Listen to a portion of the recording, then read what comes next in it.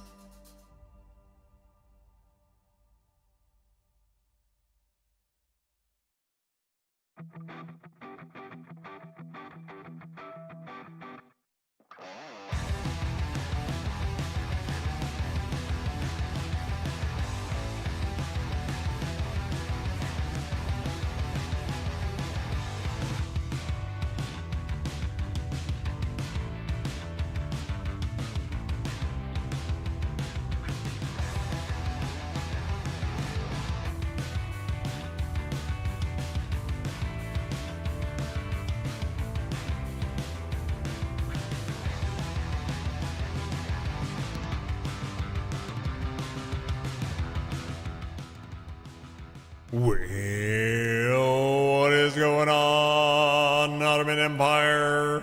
Ladies and gentlemen, are you ready for the Bog-A-Thon? That was a bad transition. I can't even talk. Let's do it! Let's see those Otter butts wiggling. Good morning, Otters. Hello, friends. Let's head on out where the sidewalk ends. We're about to have a real good time. Let the fun begin.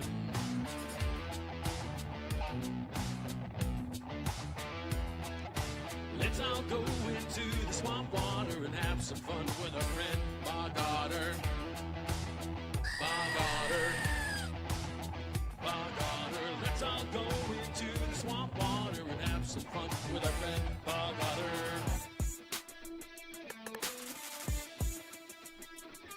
Collecting clams, it feels so fine. And don't forget to sub the Twitch Prime. It's a swamp, but without the mud. We keep it positive and fun, yeah.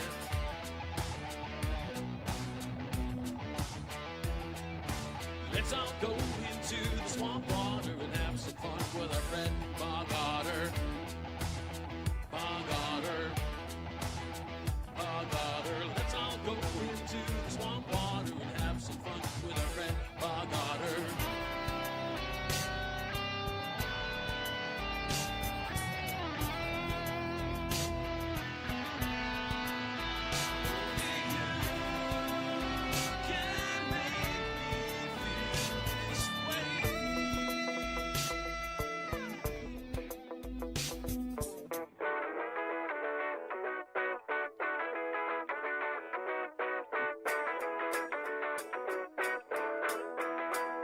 Swamp water. Let's all go into the swamp water and have some fun with our friend Bog-Otter. Bog-Otter.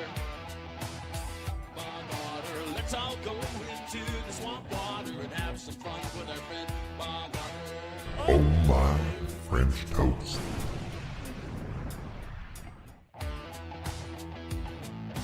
All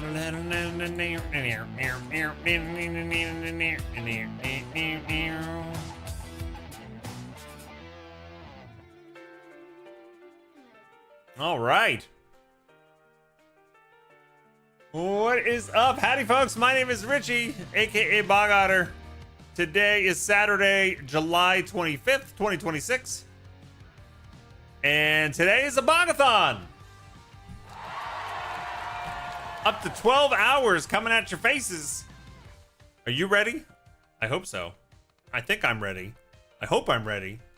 What is happening? How are you folks? Fresh off a week away from home, spending time with the family, and now back to do an extra long stream with you folks. I know we started with a full open.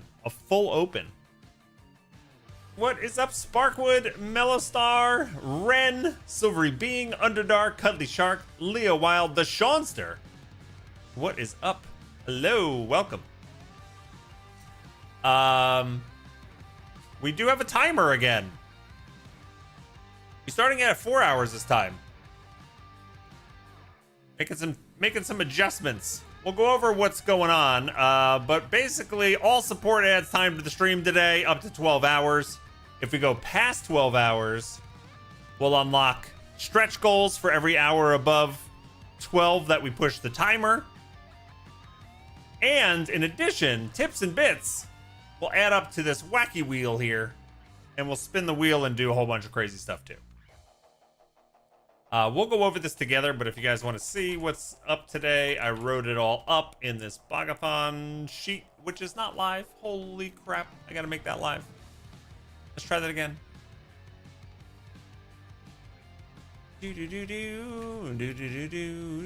Let's try that again. Let's go to the videotape. There we go. You can see what's all about it. But once folks settle in and we get some more folks in here, we'll go through it all together. But in the meantime, how are you? How have you been? How has your week been? Tell me about it. I'm going to put the Bog-A-Thon in the timers list. Let's do that. Why not? All right. I'm excited. We haven't done a stream like this, a special like event stream, since March. So it's been a hot minute. It's been I don't know, what is that? 5 months? 4 months?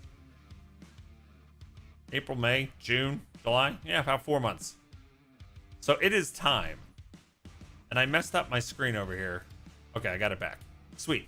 Yeah, and we're gonna play some Keeper today. We're gonna finish off Keeper. We got close. I thought we actually finished it last week, and then there was more. So we're gonna finish that up today. I've got early access to a game that doesn't come out until the end of this month called Lootbound that we'll check out for a bit. And then if we have time left over, I was thinking about trying to start Kingdom Come Deliverance over again. So I haven't played that in years. We streamed it a little bit and had fun. And I hear the second game in that series is just incredible. But I don't want to really play it without playing the first one. So we'll see. We'll see what happens today. We've got a lot of time. We'll figure it out together. What's up, Nightstream? How you doing? Yeah, so all support adds time to the stream. Resubs, tips, bits, gifted subs, new subs, and Patreon support. And if you do sign up for Patreon and it doesn't trigger an alert, please let me know. Or if you increase your tier on Patreon, please let me know so I can verify and then add the appropriate amount of time.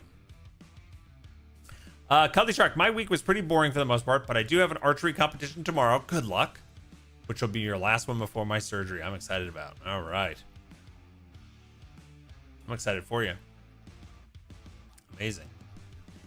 Good stuff coming up. Archery competition. and then the surgery you're waiting for. It's gonna be awesome. Do you have a nemesis at your archery competitions? I think I remember at least one of these. You posted a picture on our Discord, Cuddly, of I think you were second place. So is the person who came in first place, is that your nemesis? I could see like one of those deep dive movies. You know how they used to, for a while they were doing these funny comedy movies about these niche things or niche things, depending on how you say it, that people would get into. You know, you have what was the bowling movie? Yeah, they have the Best in Show was all about like people who go to dog shows. Is it Kingpin? I don't know. They took these very focused activities that people do and make a whole movie out of it. They should do one about archery competitions.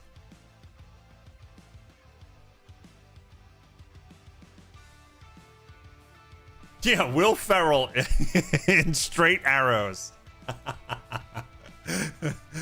Oh man. Her name is Amber, and we go back and forth on first and second. You do. So, so is this like friendly competition, or is this like truly like, God damn it, Amber? Amber's here again.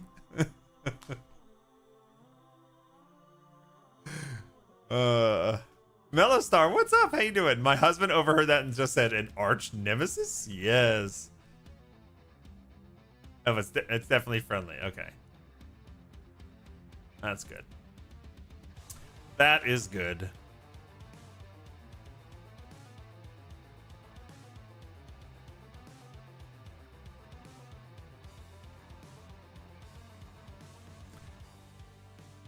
I was lost in thought there. I'm like, have I ever had an arch nemesis? I don't think so. I do have sometimes, and this hasn't happened in a long time because I don't have really much of a social life, but like... Top thinks you give pretty good advice and great tea. The key to both is proper aging. Hey, Dot, what's up? But I definitely remember maybe more in like college and maybe even in like some of the jobs I had shortly after college, but you'd be hanging out with a group of people, or I would be hanging out with a group of people where I realized there was somebody else in the group that kind of takes my spot, who's like similar to me. Like, oh, there's the guy who can like also quote the beginning to He-Man and also knows all the D&D monsters and mythology and loves the Dark Crystal. Like when there's somebody else like taking that spot and maybe they're more outgoing than you. And you're like, wait, but that's what I like. That's what I do. They're like, oh my God, look, this person knows so much about He-Man. You're like, but I know He-Man too. That's happened to me before. They become like a little nemesis in my mind. Do you ever have that happen? Like maybe like you've spent your, I don't know. It doesn't matter what it is. You could be like an avid bird watcher, right? And know all the birds, or you could be somebody who knows geology and is good with rocks, right? And then you're in a party or some social situation where someone comes up and it's just like, well, I know all the birds, and then they get quizzed and they get everything right and they can do the bird calls, and you're like, God damn it, that's me.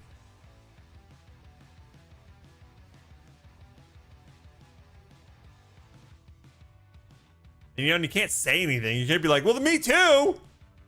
Let's go back to your drink. I know that too. I knew that. It's just nothing you can do. That's how you feel about other shark nerds you meet. It's like, you're in my spot. Get out of my space. Ugh. I always got like slightly annoyed with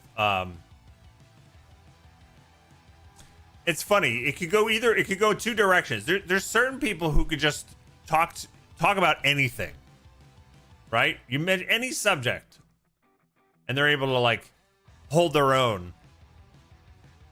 And it's either like they're full of shit know-it-alls, or like they really just read a lot and know a lot about everything.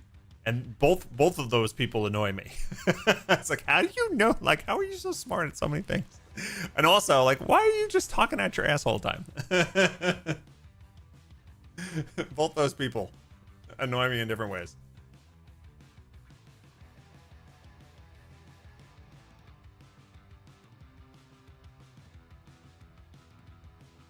Oh, man. I know birds, too. Oh, my God. Can you stop talking about birds? Hey, new guy. What bird is that? Yeah, you undoubtedly will get quizzed right after that and fail, right? They'll know they'll name the one bird that you don't know.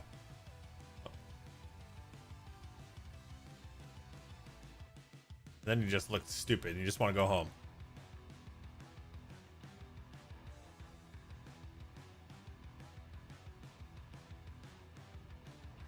I always hated guy talk at the bus stop. You know, I used to go to the bus stop with my older kids when they were going through school, and I had an amazing group of neighbors that like we literally spent every, like, I don't know, half hour in the morning and 15-20 minutes in the afternoon every day during the school year for like 7 years or something like that, when they went from like kindergarten through like 6th or 7th grade. So you got to know these people a lot, right? And I used to love to hang. They're really nice people. None of them were geeky, and I can't really talk about video games or a lot of the stuff that I was completely into. And every once in a while, like if every once in a while, two of the dads, it was a mix of moms and dads, but two of the dads in particular, if they were together, they would just immediately go into home improvement stuff. Talking about, oh, I got this saw, I got this tool, 2x4 this, you know, up to code that. And I just couldn't participate at all. I hated that. If one of them was there without the other, it was fine. You know? But the two of them together, it was like, okay, I'm sitting out of this conversation. Oh, man.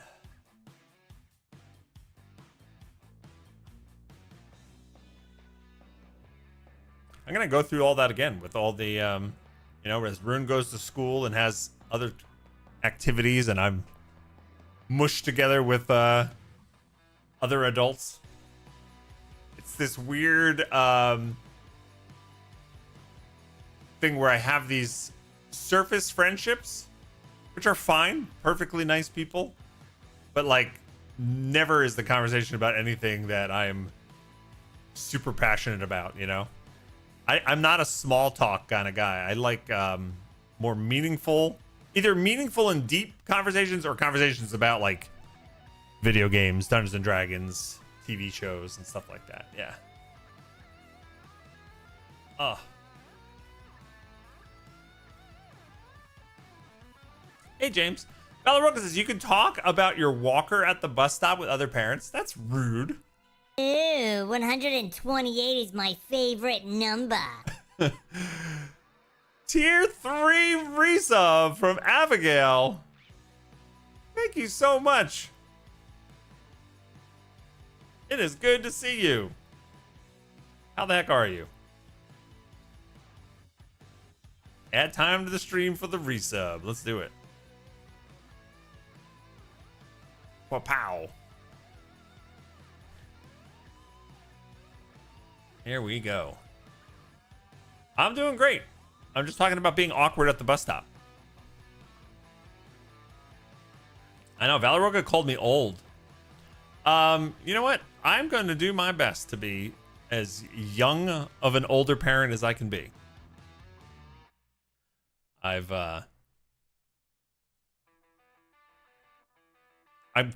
need to exercise more than I do, but I try to get up and move and do things every day. I'm looking forward to my oldest son. Now, isn't that lovely, dear? Hey, Let's have a Leo wicked Wild. cup of cocoa. Thank you so much. We'll add another 5 minutes to the clock for the resub. Throw your resubs, gang. Get your Prime Gaming subs at the stream. Help max out this clock. Yeah, I'm trying to be as young of an older parent as I can. I stopped drinking completely. I've been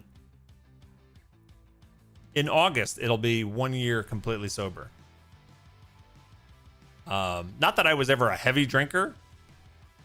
But I don't want to do anything to, I want to stay, like I said, both in physically and mentally young as possible for as long as possible, because I have a 2-year-old at 51, almost 52. So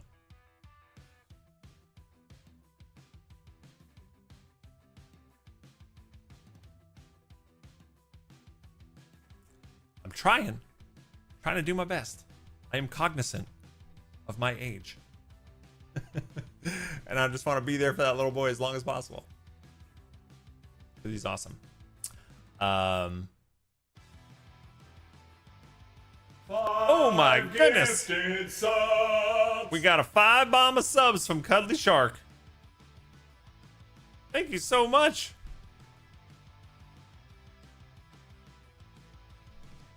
Old. Thank you for gifting those subs. Hey, look, the gifted sub thing worked. It didn't read them out all individually. Isn't that amazing? Thank you so much for that.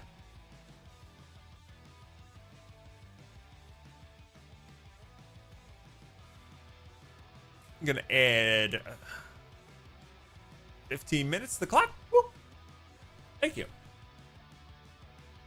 That's amazing. Keep it up. Yeah, thank you. I don't miss it. It's good. And like I don't you know, no weed, no alcohol, no nothing. So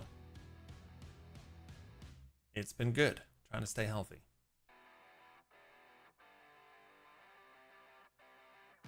Do need to exercise better. And the intermittent fasting is keeping my cholesterol down. I've lost about 10 pounds recently. So all in all, trying to do what I can. But I don't know if I finished this thought or not before the 5 bomb of subs. I'm excited for my oldest son to move down here in September, because he is very vigilant about going to the gym. And maybe I'll go to the gym with him. I've never really done the whole gym thing, but maybe I can do something like that with him. Oh, God. Oh, fat body. Congrats on health is wealth. Fat body with the barf bits. Hey, look, the Whack-A Wheel updated by itself. Love that.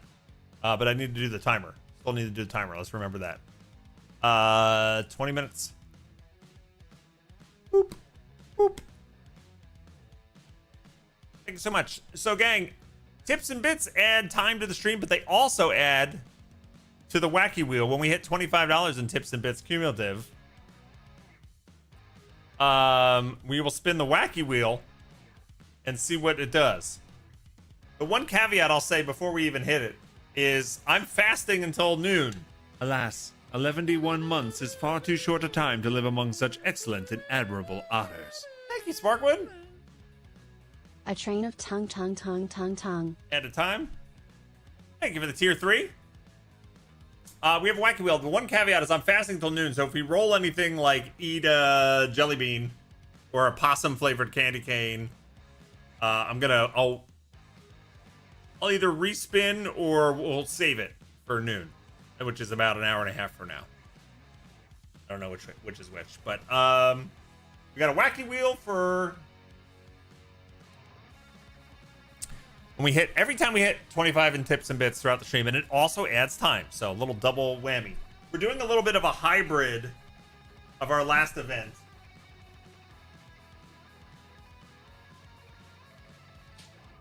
Hold on, my wire's all tangled. The last event, we took away the timer and tried to do just goal-based incentives and it was fun. There was also the worst financial Bog-A-Thon in the history of since we've been tracking it. So I tried more of a hybrid model this time. We can go over it real quick now that we have more folks here. Yeah, wake up that pallet with a possum lick first thing in the morning. I don't know if a possum lick would break the fast. It's got to be like 100 calories or something, but still. Yeah. All right, hype train level 5. 3 minutes left on the clock. Let's add time. Hey, Marauder, what's up? You're working out while watching. You have a busy day today, so I wanted to get a workout in before my day started. That's awesome.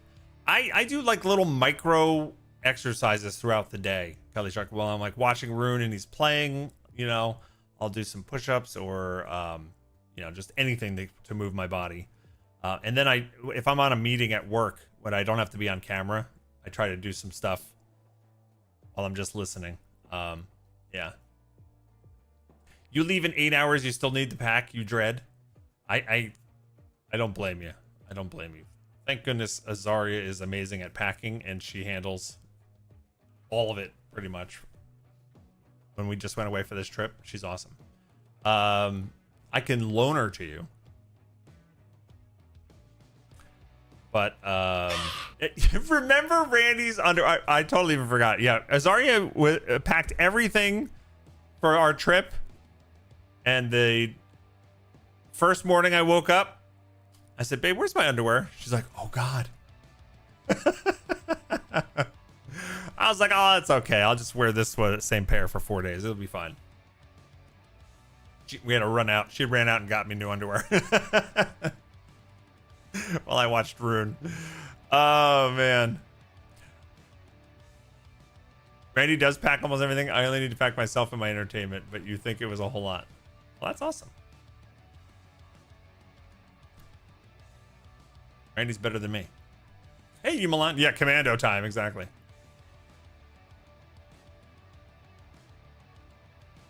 Micro workouts are great. Sometimes the goals just move. Yeah, that's what I have to remind myself. It doesn't have to be, I have to sit here for 45 minutes straight doing it. If I do 5 minutes there, 7 minutes there, all throughout the day.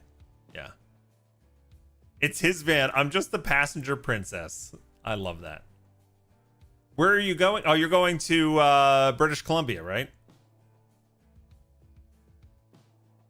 It's a long drive. I mean, insanely long for me, but still for you from Utah, it's still pretty long, right? How long will it take you? Multiple days to get there, I'm assuming?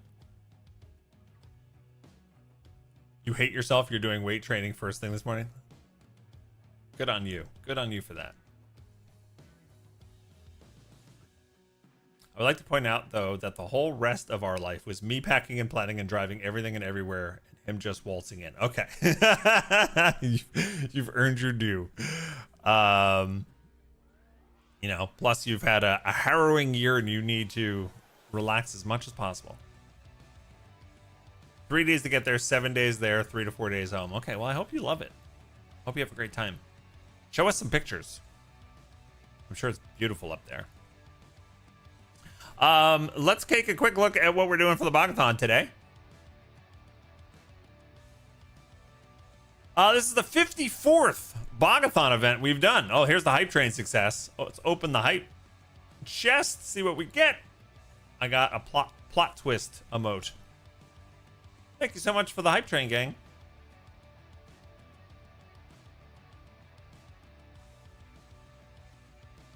It's the 54th Bog-A-Thon event. It's insane. That's been that many. Schedule, we're going up to 12 hours today, meaning we'll be streaming till 10 p.m. Eastern as the cap if we max out the time. Gonna be finishing up the game Keeper, checking out the early access, well, not early access, but we're checking an early look at Lootbound because it doesn't come out until like next week. And then if we have time left over, play some Kingdom Come Deliverance. We have a wacky wheel. Every $25 in tips and bits, we will spin the wheel. We're almost there because of Fat Body. It also adds time. Tips and bits also add time to the stream. But on the wacky wheel, we have roll a snack. We got a bunch of different snacks there. Bulldog potato chips, hot cherry locas, chili lime peach rings, tamarind jarritos drink, mochi multi-pack, preserved bean curd, which I was arguing with Azaria last night that shouldn't be on there as something you eat directly. It should be put in or on something, but she overruled me, apparently.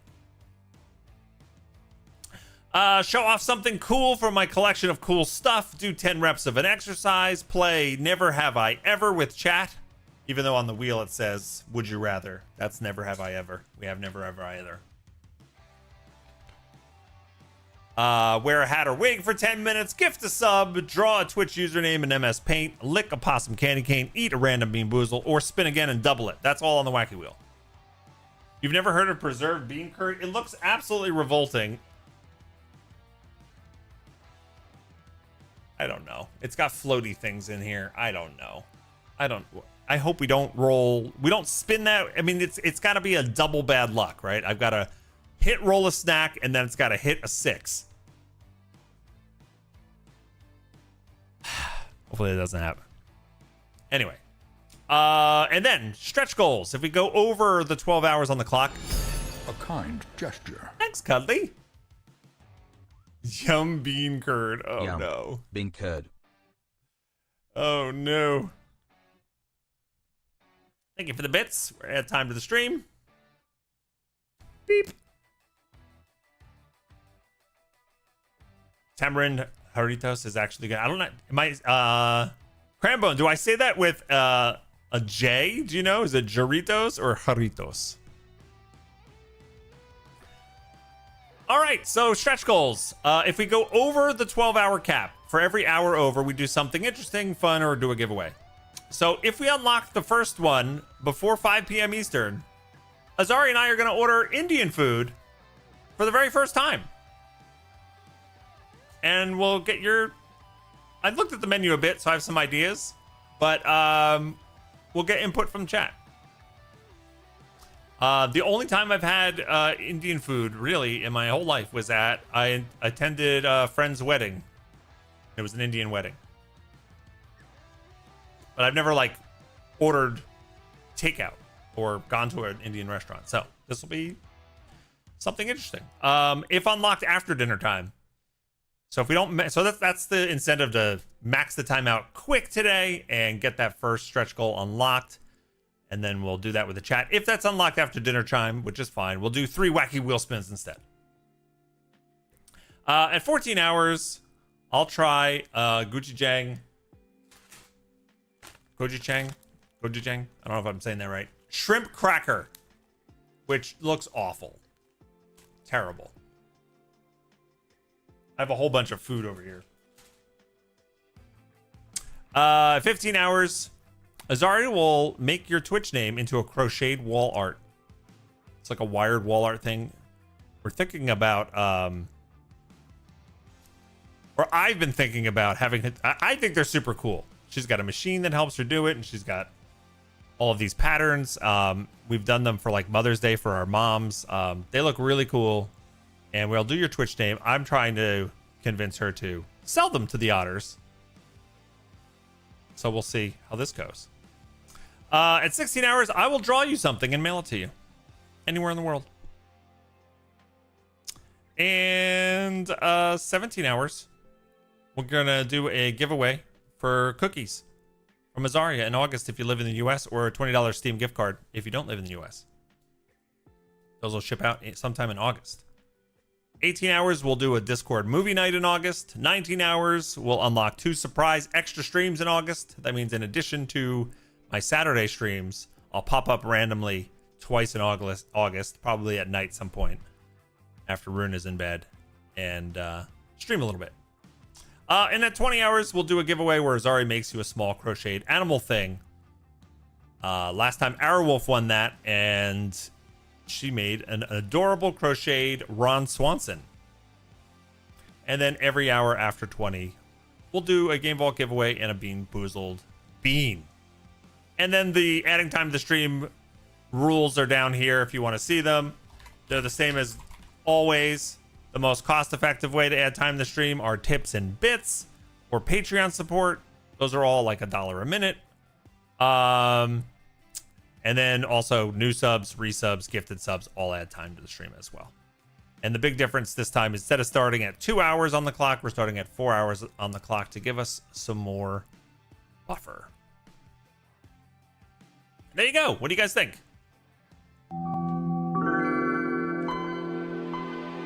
95. Love it. Thanks. My boss said I find it highly suspicious that you're only sick on weekdays. I nodded and said it must be my weekend immune system.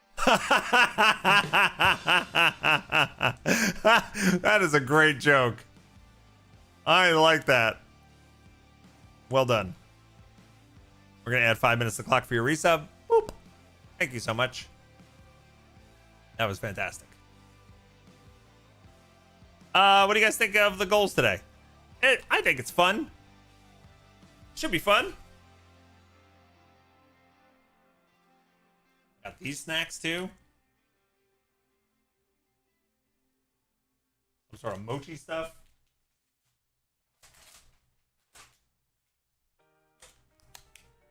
Hot cherry locas. Azari already tried these.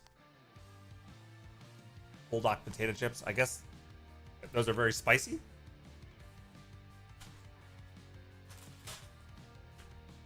Chili lime peach rings.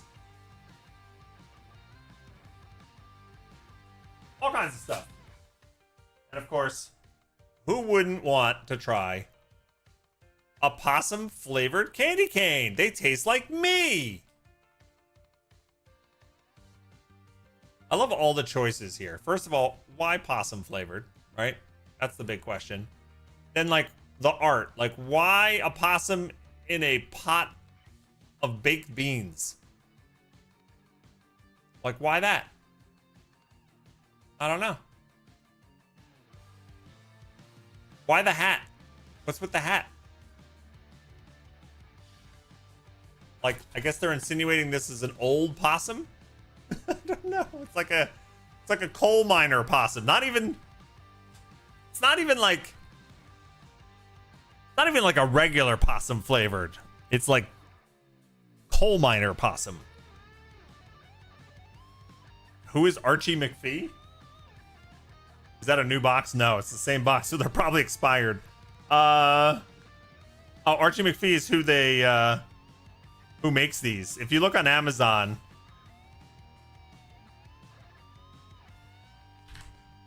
Archie McPhee has more gross stuff you can eat.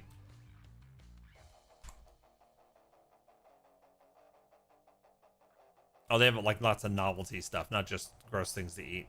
Look, here's my Amazon affiliate link for Archie McPhee stuff. Clicking that link supports the stream, gang. You don't have to sign up for anything. Just shop on Amazon.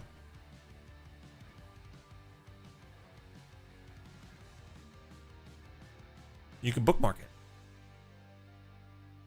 Helps us out. I know, camping frogs.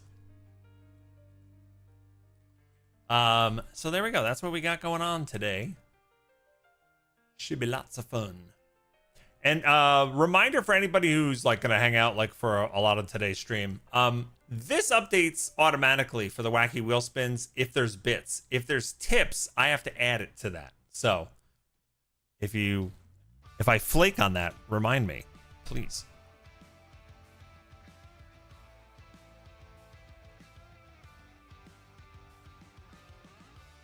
They probably have a lot less flavor now. Lucky you. They're wrapped. They're individually wrapped, Sparkwood. Ooh. I don't know how much flavor they lose. Come on. Even if it lost 20% of its flavor, it would still be the worst thing I ever put in my mouth. It is the worst thing that's ever been put in my mouth. And that's saying something.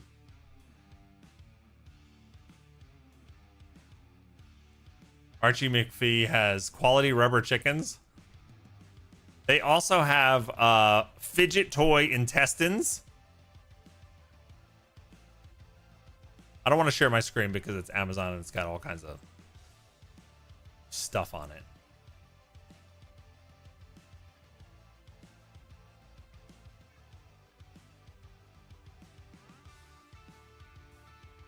Is this safe?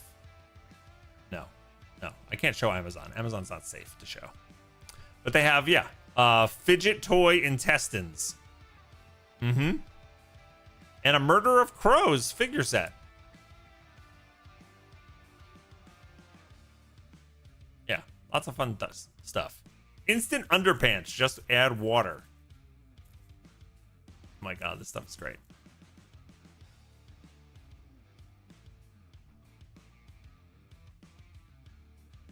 Hey, Skulldrock. On a 15 stream streak. What? Skulldrock is currently on a 15 stream streak. Skulldrock stream streak. I know I should keep that in my car in case Az forgets again. Yes. It's a good idea. How funny though is like she packed everything for me, for Rune, for herself, so that we could spend a week away. She was amazing and got like everything was covered.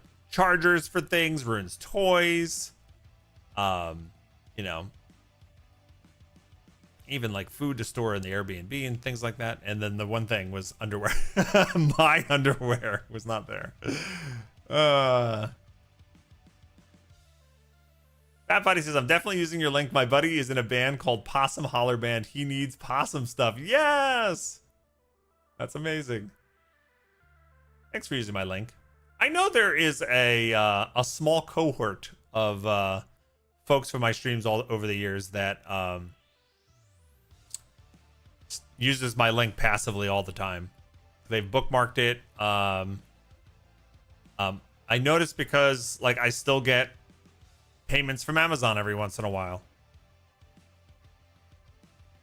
which is appreciated. Like, let me see.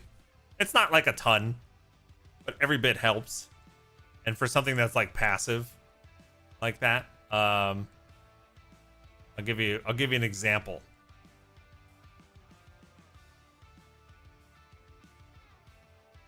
Yeah, so far this year, in January, it was $60.66.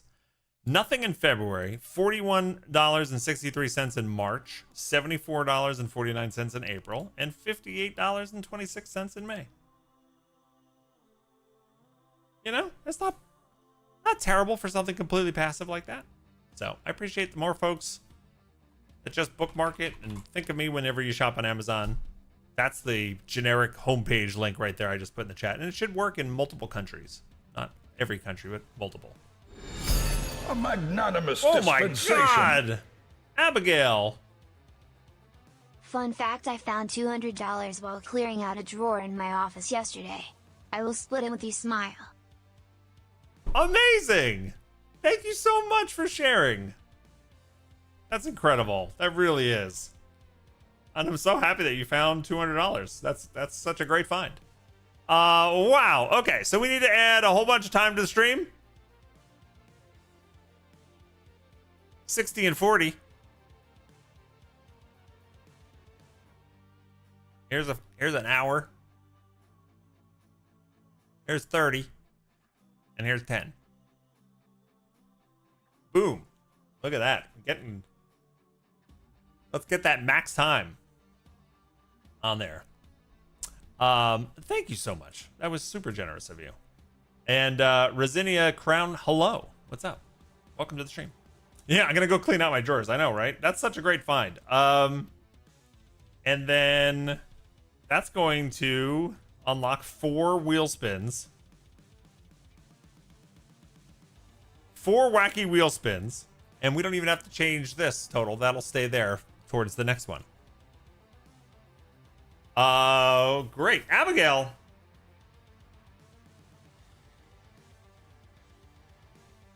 If we roll a Bean Boozled Bean, or licking the possum flavored candy cane. Would you like me to re-roll or save them for when I can break my fast at noon? I'll let you decide since these spins are for you.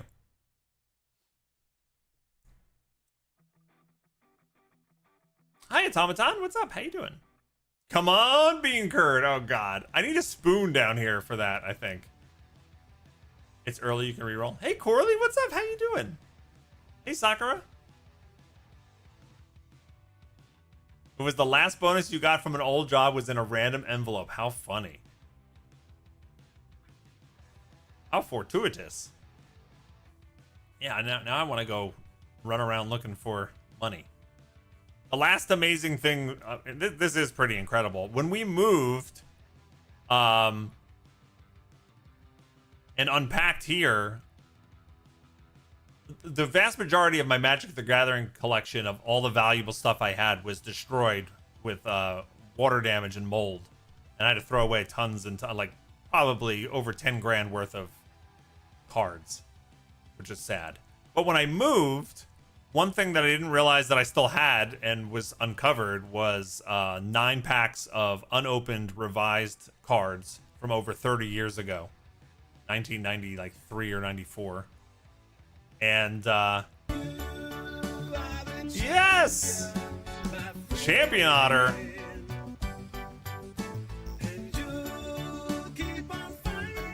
Gonna add time to the stream for that resub. It's good to see you, Corley. I hope you've been well. Adding 5 minutes to the clock. Congrats on your jackpot. Congrats on your badge upgrade. No need to be sorry. No need to be sorry. That's what we're here for. Yeah, so those 9 packs of revised edition cards, I don't know what the exact going rate is for those, but if they're in good condition, they could be like $300-400 a pack. So that was a pretty good thing to find. All right, let's spin the wheel. Four wheel spins. Got a whole bunch of stuff on here. You can type ! Bog-A-Thon if you want to see what's on the wheel more clearly. We're gonna respin food stuff. Oh yeah, actually, that's a good point. Before we even spin, there is a roll of snack D6 on here as well. There's Bean Boozled, possum flavored candy canes, and roll of snack D6. So actually, like 3 out of the 10 things are food related. Let's see what we roll, and then we'll go from there. What we roll? I mean, spin. 10 rep workout. Okay.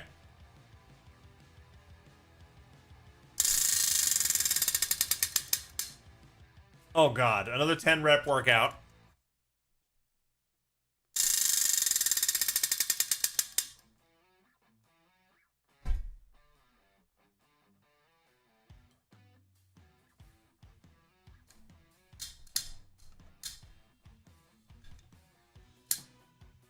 Three in a row.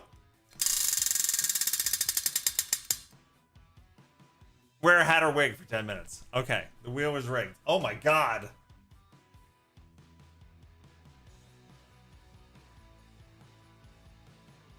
Can we get 4 for 4? You notice how I moved it slightly 2 places? So I think I was spinning the exact thing to go around like 2 or 3 times or whatever. Let me go get a hat and then we'll, I guess, do some exercises.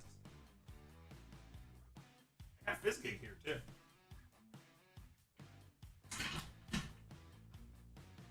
My goodness. Here he is. Hard to see him.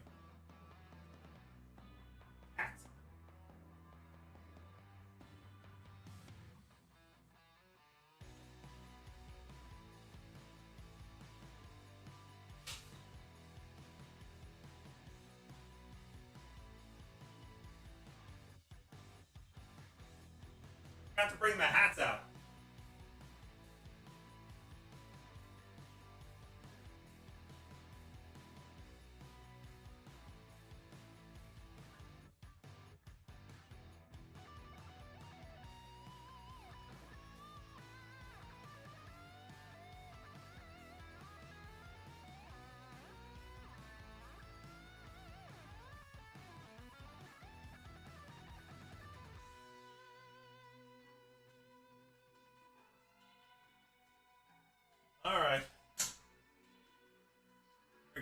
start with I guess 10 push-ups.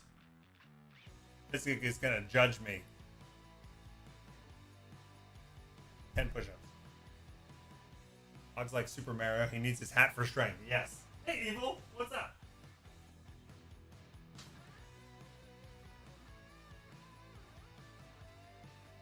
One,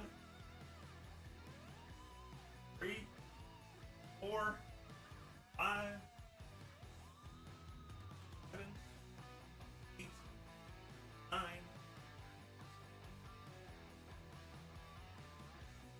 Do 10 more. Do 20. 1, 2, 3, 4,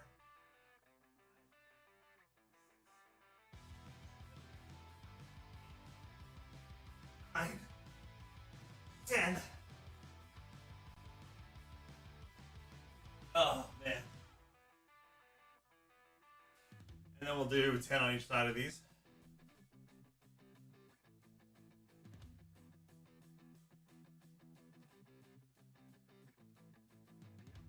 So how's your day going?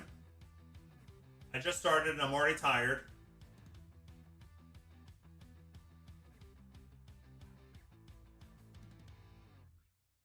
I can't read chat from this distance. My eyes suck. I lost count.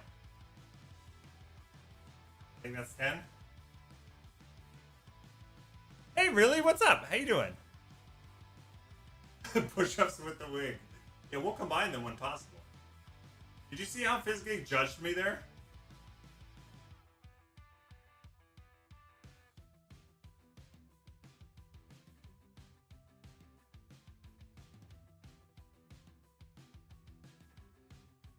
These are fake weights, by the way. No, they're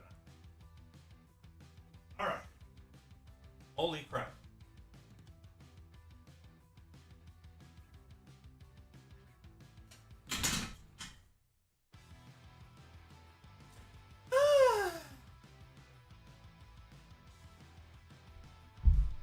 All right, I'm back.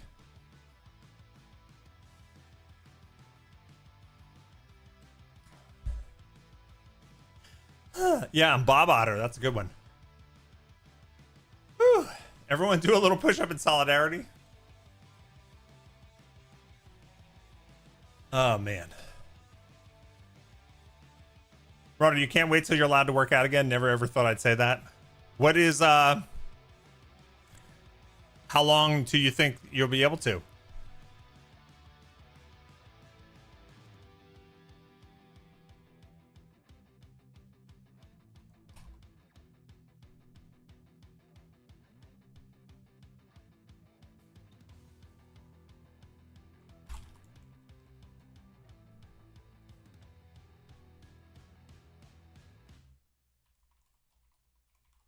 Sorry, Azaria just took Rune across the street to a birthday party at our neighbors. And I'm just checking in. Oh, man. Thanks again, Abigail. That was super generous of you.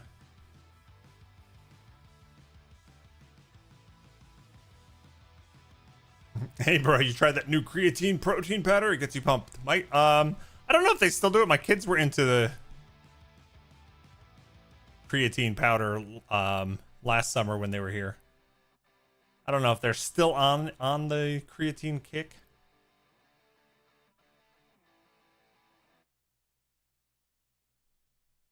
I have no idea if that stuff's good for you or not good for you.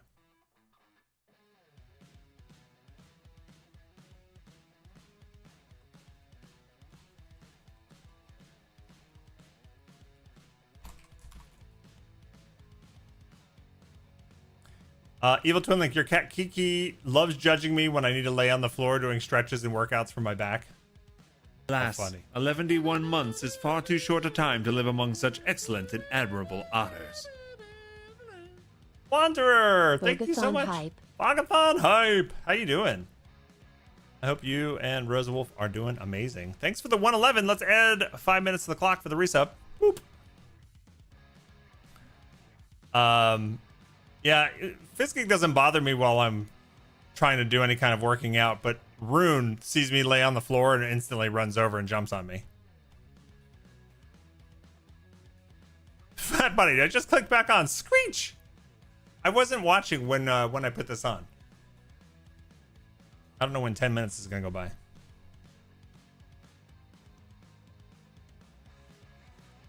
We'll say close to 11. 7 minutes or so. Marauder says, I'm on my second medication, taper, because I failed the first one. Pain came back. So once I get off that, they say you can very slowly start. Going to be at least 6 months before I can do a real workout, is my guess. All right. Some people can never really go back to it because it causes flare-ups. Only time will tell. Gotcha. Well, my heart goes out to you. I hope you keep getting better and better and stronger. And my heart is still pounding.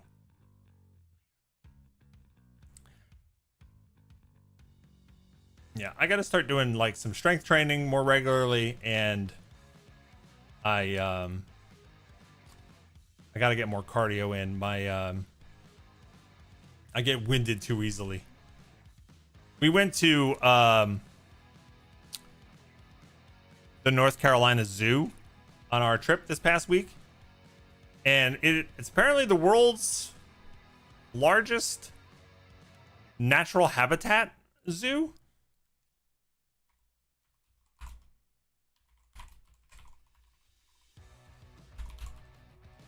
Let me see what they say. It's the largest natural habitat zoo in the world. It's 2,800 acres. Very impressed by how much room they give these animals. Less so impressed about how much walking you have to do. And it's funny, we saw some advice on like Reddit and different websites about how to tackle this zoo, because it's kind of like downhill, right? And what they recommended, something to the effect of park in this one area, start at this one section, take the tram somewhere, explore, and then like take the tram back up the hill and explore, or something like that. And like that way, almost your entire trip will be going downhill, visiting the different exhibits, right? And I think it's because we read that strategy that we messed it up.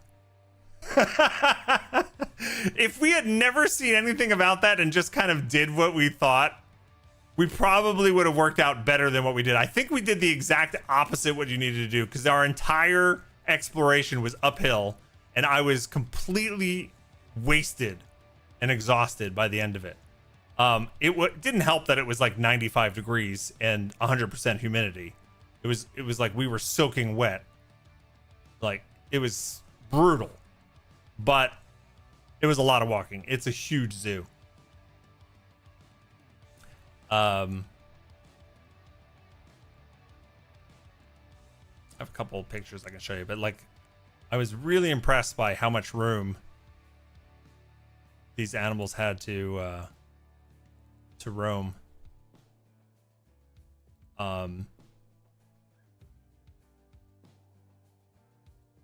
Like, for example,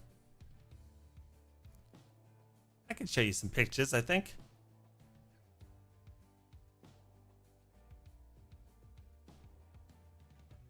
Hey, cool boy, what's up? Happy Saturday. Cooling station. They didn't have any cooling stations. They had ones that were like turned off. We had plenty of water and stuff like that, but yeah. All right, so for example, I took a picture of the rhinos, right? And giraffe. But here, this is the rhino habitat. Like, look how big it is. It can go, it stretched on this direction on the right, and it stretched out over here on the left. They just had like huge areas. Elephants had a very similar one to this too. It was like crazy big. And we saw otters.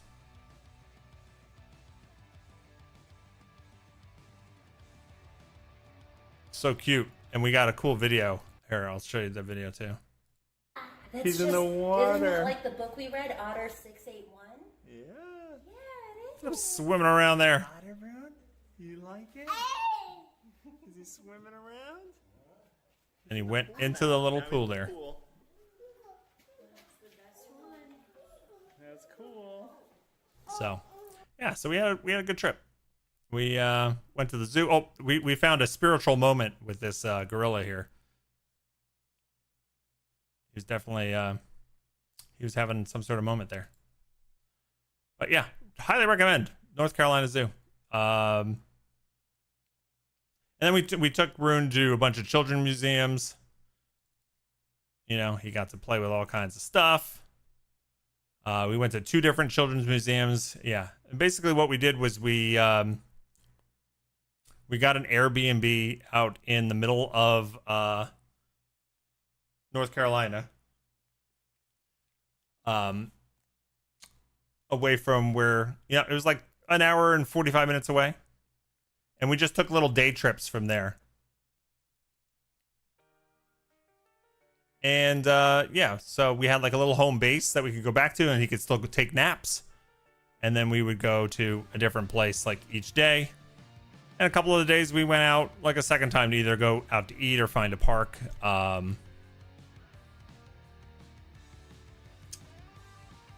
love this picture. Isn't that great? Should probably kill me for showing you. There's me. I had filet mignon that night, and I was pretty happy. Oh, man.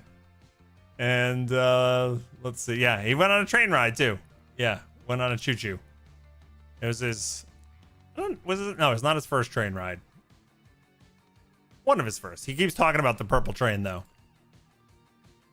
He wants to go on it more. Oh, and this is a fake train. This is at the Children's Museum.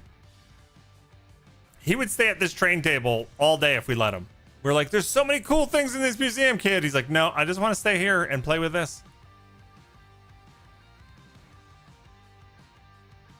There's another good picture of Rune. He's looking more and more grown up. Not a little baby anymore.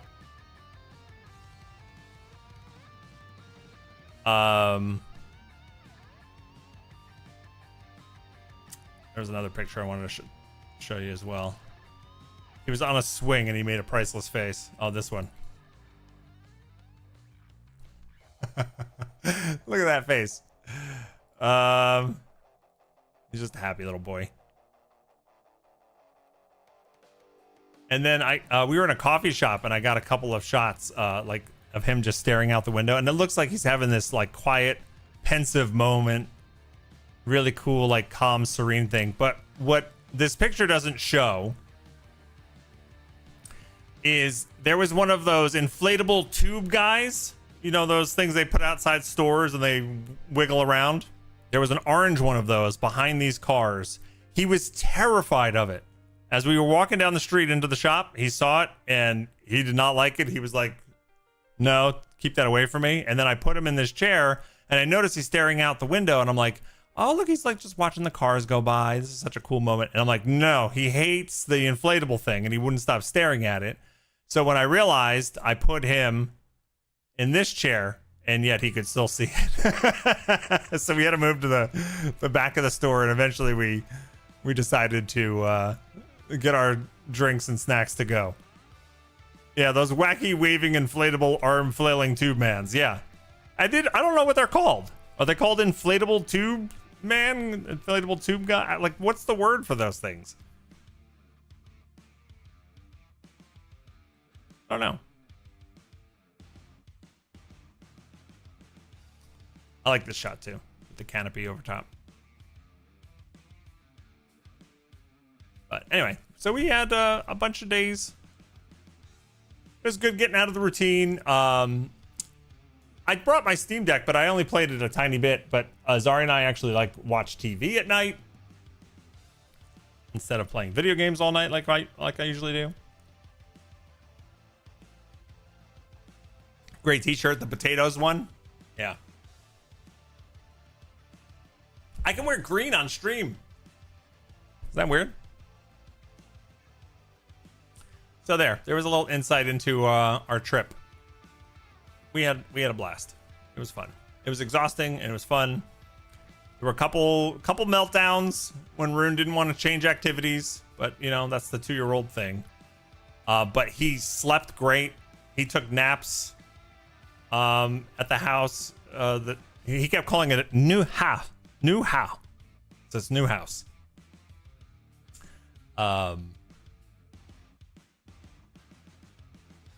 We also like that since it was Airbnb, we turned on the TV, and they have all the streaming services. And I guess past guests left all of their apps logged in, right? They didn't log in after they left, so we got access to Disney Plus, which we don't have. And we had Apple TV for the very first time. I never had that. Like we were just using other people's accounts. It was great. I watched the first episode of Mythic Quest on Apple. I've never seen that show, and first episode was pretty funny. We caught up on Critical Role Vox Machina. Finished the 3rd and 4th seasons of that, which was cool.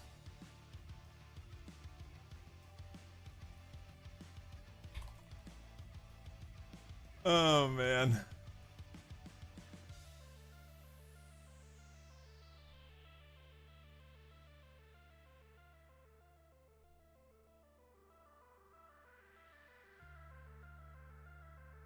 It doesn't have an official name. You think the Simpsons name is the official name at this point? What's the Simpsons name? I thought it was from Family Guy, but it might be a Simpsons did it first thing. What was, what did they call it?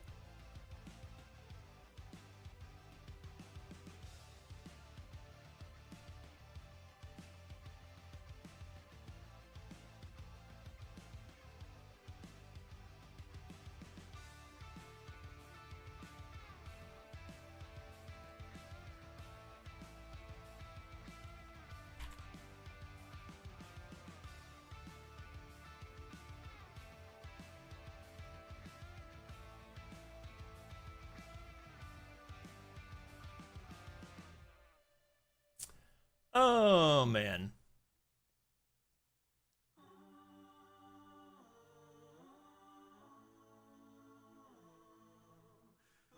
The gorilla is telling you to add planks to your workouts. My son commented on that, rather. I was just scrolling up and seeing the comments I might have missed. He said, yeah, that gorilla's planking.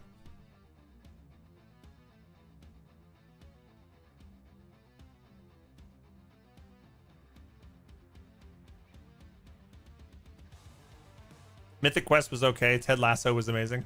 Yeah, there's a bunch of Apple TV shows. Isn't Severance on there too? I hear that's like really good. Mythic Quest, it was interesting watching the first episode of that. It's kind of like, it's exactly on brand for me, right? Here's a company creating an MMO, right? And like dealing with the different personalities around that and things like that. And I watched the first episode completely interested in the theme and everything, like what the show was about. And obviously it's only the first episode, so I can't really judge it. But like none of it made me laugh.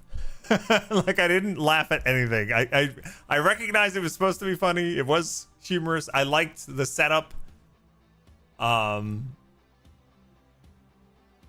Yeah, the shovel. It was all about the shovel, the first episode. Yeah, you love the concept that something was lacking. I was feeling that, yes.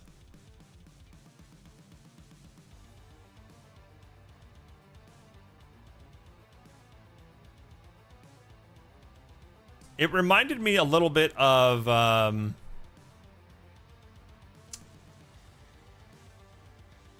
Silicon Valley. And Silicon Valley is not for everyone.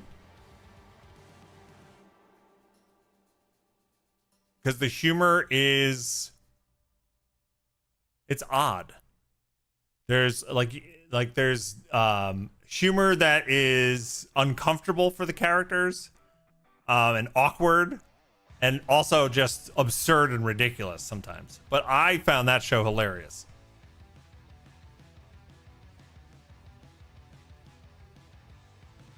Yeah.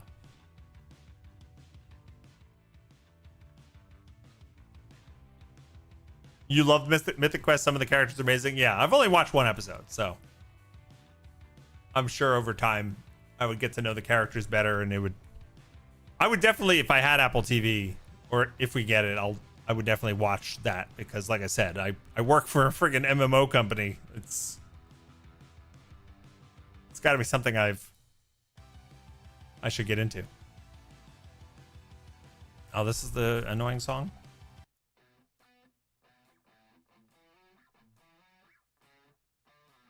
Margot has money troubles. It was pretty good too. You haven't watched Severance? It looks like didn't look like dinner watching. Yeah, I don't know anything about it. I just know there's some folks who say it's the best ever.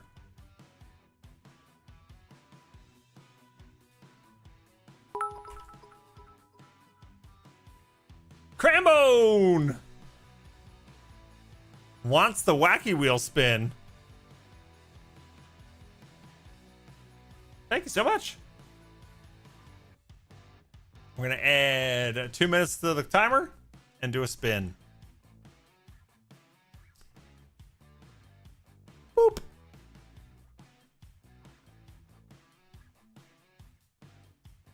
All right, let's do it.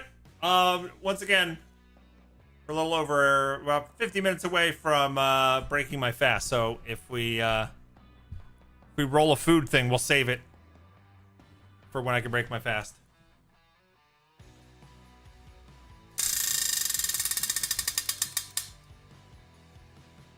Something cool? Something cool.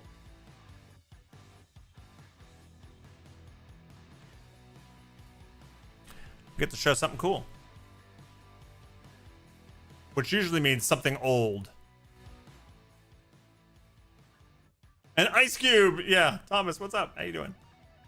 There's too many shows and games now. I can't keep up with everything. I know. I watch very little TV these days unless it's something I'm really into, like Vox Machina. I'm right there with you, Evil. Like, in the 90s, maybe when I was younger, like, I couldn't get enough of the things that I loved, right?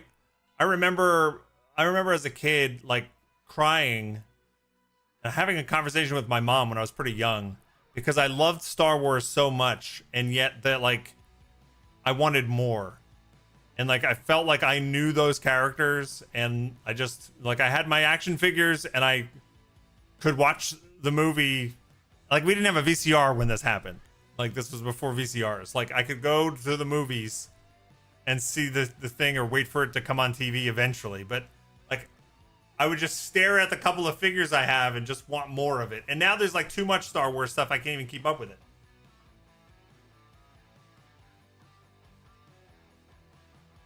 All right, let's show something old.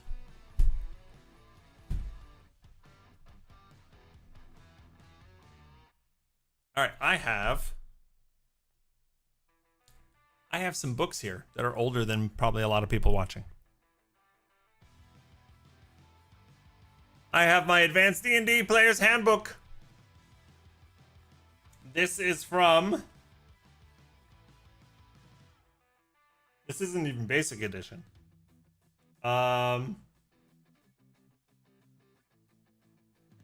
This is the 6th printing, January 1980. Got the Dungeon Master's Guide. Probably the same year. Similar. Revised edition, December 1979.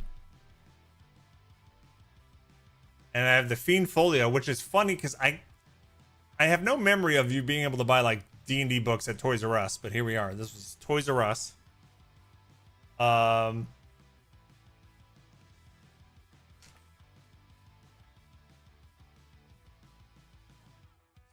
This is... I don't know. It's around the same time period, though. Why does this one not have a date? 1979. I got the Fiend Folio. This is like monsters. This is a Githyanki, by the way. Now made popular in Baldur's Gate 3. Right? All these years later. But this was like the first time Githyanki made an appearance in Dungeons and Dragons. And like this book is full of all kinds of old art. Classic stuff here. Let me find the Githyanki. Here, very cool picture of them right there. I don't know. It's like you got the Githyanki, which is scary, right? But then look at the human right next to him who like what is that face? Fun story. I've had these since my childhood. But not all of these were originally mine.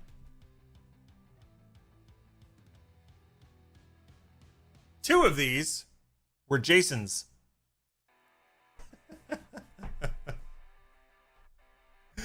Two of these are from Jason. It's my Dungeon Master's Guide, but the Fiend Folio and the Player's Handbook are Jason's. There was a good friend of mine who lived down the street when I was 9 years old. His name was Mike, but we called him Hoagie. And he had an older brother named Jason. And I remember, and Jason was a jerk. He was an older brother, football jock. Wasn't super nice to me. Played D&D with him, I think, once, but it was just like, here's some monsters to fight kind of D&D thing. And then one day, my friend Hoagie just offered me his brother's D&D books. And I graciously took them, and we played D&D at my house. I procured them from a jerk. I did. But apparently, yeah, like I actually don't remember how it happened. Like, how did the younger brother get the older brother to say okay to the book, to giving me these books? Or maybe he didn't get an okay and just gave me the books. Like, I don't remember how it happened. But I got them. He probably just didn't tell. That's probably true. But man, I made good use of them. Yeah, I started, and that really, I had already gotten the basic red box Dungeons and Dragons set. And before I did that. So my brother and I and some neighborhood kids, actually it was really just my brother and I at first, played like the red box Dungeons and Dragons. And I've told this story, I actually told this story recently, but the module, let me give you an example.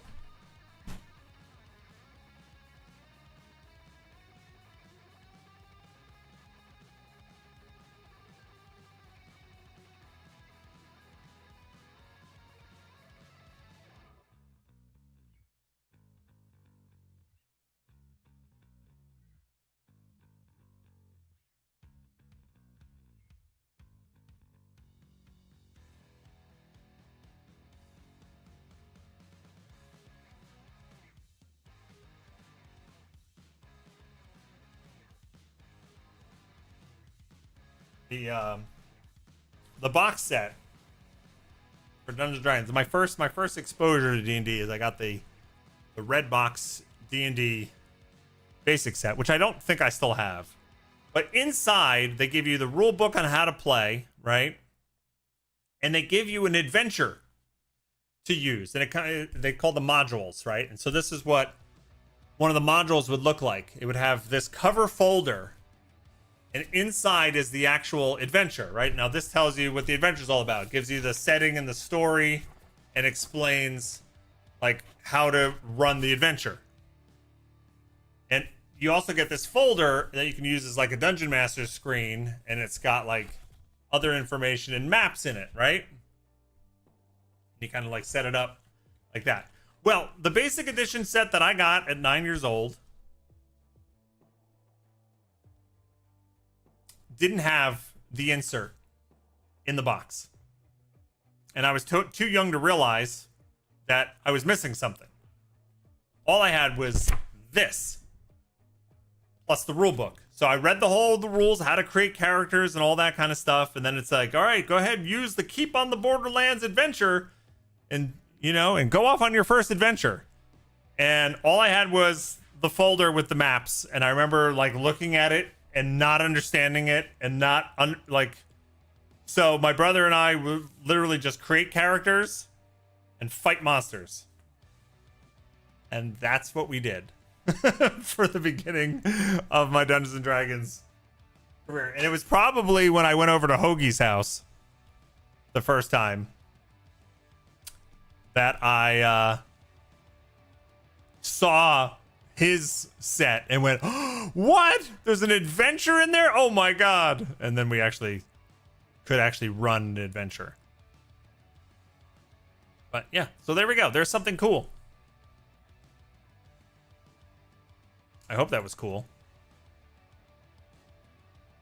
All right, I gotta reset the goal for the wacky wheel. Boop. There we go. Back to 0. And thanks again to Crambone.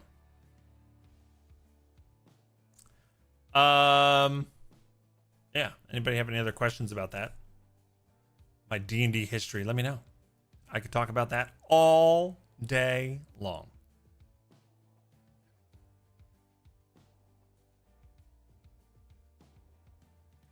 Who would have thought, as I was a nerdy teenager, that all these years later, those books would be shown as something cool. Being a geek and a nerd, like, really has had a glow up, over the last decade or two, hasn't it? It's big business, mega superstars. 112, 112, 112. Virginity. Thank you so much for the Twitch Prime 112 resub. You recently got, I don't know why it's not reading your message. I recently got into D&D and mini painting, and I remember you showing off your minis back in the day. Nice. If you care to, I would love to see your work. You can throw it on our Discord.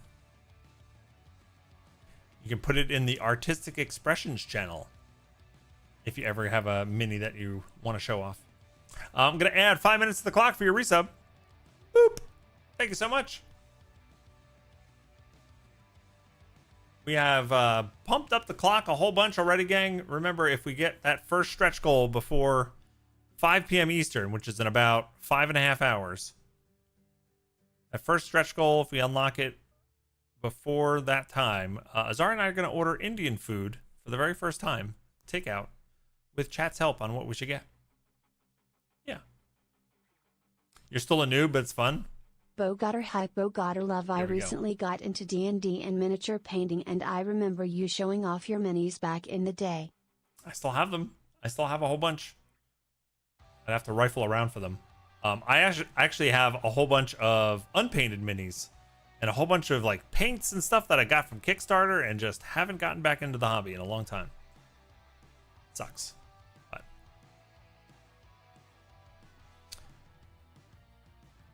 not enough time in the day.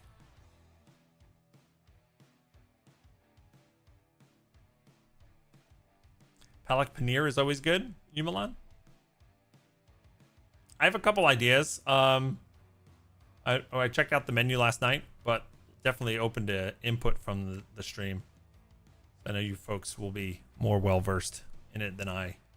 And the goal is for, like, I'm a picky eater. The goal is to find something that I like, not to make me not like it. Because sometimes, sometimes on the subathons or the Bog-A-Thons, we do have goals where I'm not going to like the possum flavored candy cane. And the goal is to make me kind of want nothing to do with it. But the Indian food incentive is to actually find something we like. This looks disgusting. I fought with Azaria over this incentive. I'm like, can we just take that one off? This is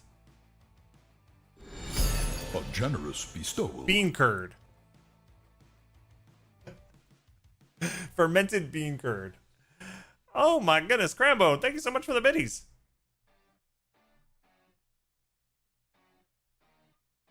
Gonna add 13 minutes to the clock.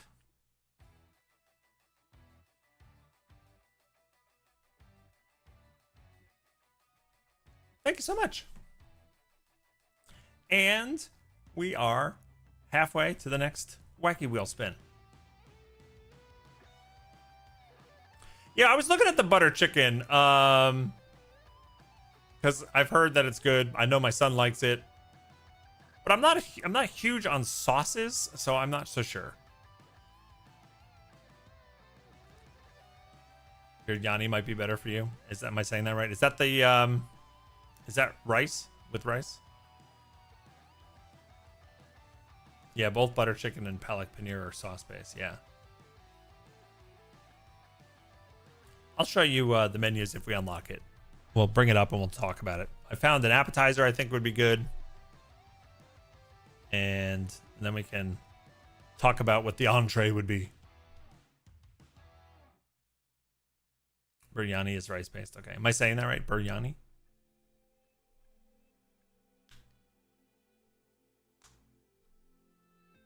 Yeah, it's like, if it gets unlocked, just give me the parameters and I'll tell you what to get.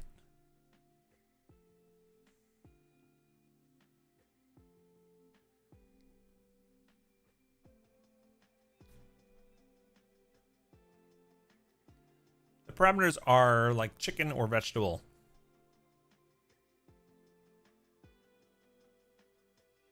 And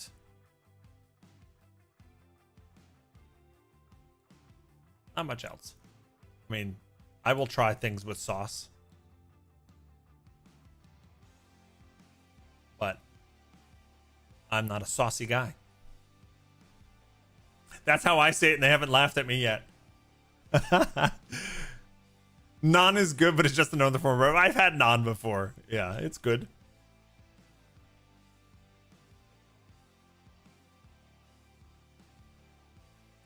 Edot, I think it's so weird how my brain works. There was something you said earlier today when I mentioned that I went to an Indian wedding. And that's when I had Indian food. You said something about catering, and I remember like catching it briefly and said, I'll go back to that. And then I never went back to it. What did you say about Indian catering? Zari can always get the sauce-based one, and you can try a little. Yeah, we'll try each other's dishes. Catered Indian weddings are very hit or miss. I remember being okay with the food. I don't remember what I had. I don't remember what I had. I do remember something very different from the white people weddings that I've been to versus the Indian wedding that I went to. Most of the white people weddings I've been to, you have a scattering of people that hit the dance floor. And it's hard to get people to go to the dance floor. Maybe later in the night after the drinks have starting to hit, you get more people. But I do remember my ex-wife, my wife at the time, and I sitting down, and then some song or music came on, and the entire room cleared. We're talking 200 people. It's a huge wedding. Kids, middle-aged, old, everybody ran to the middle. And they all jumped up and down in this big mob, dancing, having a blast. And my wife and I were sitting there like, what the hell just happened?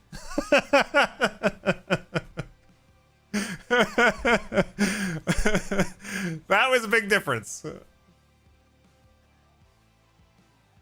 Most Indians are basically born dancing. It was great. It was awesome.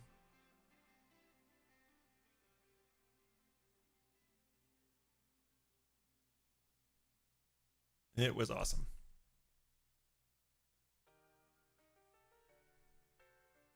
Rather big within the culture. Yeah, that's what we gathered. It was just funny. We weren't expecting it. It wasn't something we had thought about at all. It just happened. You could also get tandoori. A lot of that is sauceless. Sweet.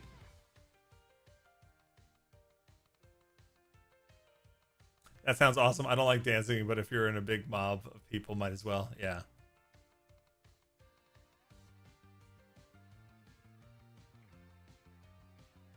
Yeah, I'm not huge into dancing. And usually when I had fun dancing, it was like powered by alcohol. And now that I don't drink, I think I would not be so interested. Because that self-conscious part just stays. Unless you've got moves, you know? There's people that like it a lot because they actually can dance. I cannot dance. So therefore, I will always be self-conscious.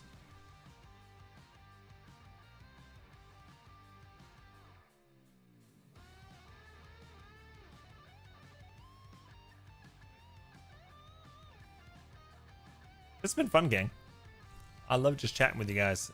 It's reminded me of the old times. Very happy to be doing a Bog-A-Thon today. You're a give me all the sauces gal, so it's hard to make suggestions. Yeah, there's two things about it. Number one is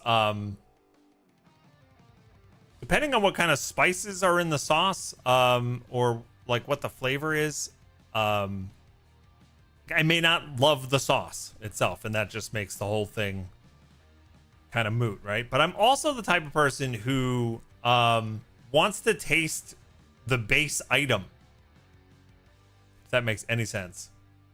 So like, I mean, if I like ketchup or some sauce on my fries sometimes, right? But I want to be able to have half or more of the fries without any sauce because I want to taste the fry. So I would never just like, some people take like their tray of fries and they put ketchup all over the top and every bite is just loaded with, like, I don't do that. Sometimes when I even get I'll be disowned by Italians, but by my family. But like even when I'm having any kind of pasta, like I like having sauce like in a corner of the bowl. So I have a dipping station for some of the noodles, but I don't want like all the noodles smothered in the sauce.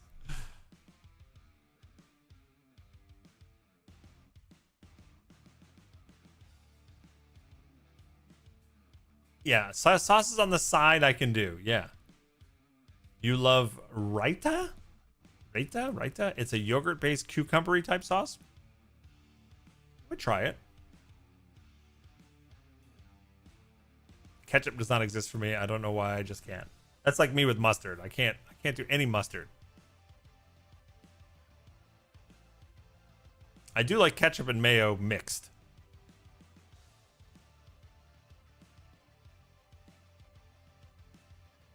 In a lot of Indian dishes, the sauce is like 50% of the dish. Yeah, it's the thing that actually needs preparation and cooking. Yeah, and that's probably why I've never ordered out Indian, you know? Raita also has onions, so potentially an issue. Onions are I don't. If something is super oniony, that's out. If it's got actual onions in it, no. But things cooked with onions, like if you make like a marinara sauce and it's made and has got onions to flavor it, you're like that's okay. Oh, it'll be raw onions too? Oh, no, no, no. You can avoid the big chunks of onions. Yeah, that's probably okay. There are certain foods, like mushrooms, I feel like taint everything they touch. So even if you have a dish and you pick off the mushrooms, it's still terrible to me. I can still taste the mushrooms. Onions, I don't have that issue with. If I can pick around the onions, it's usually okay.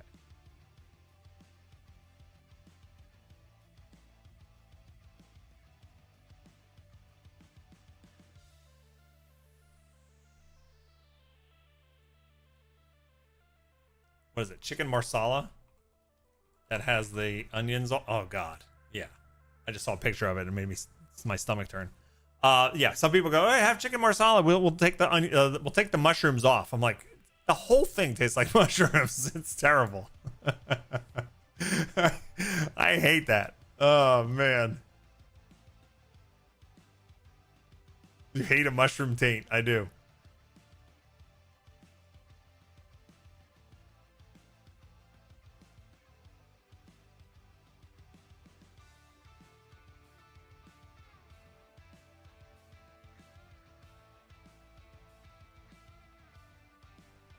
Yeah, my one of my worst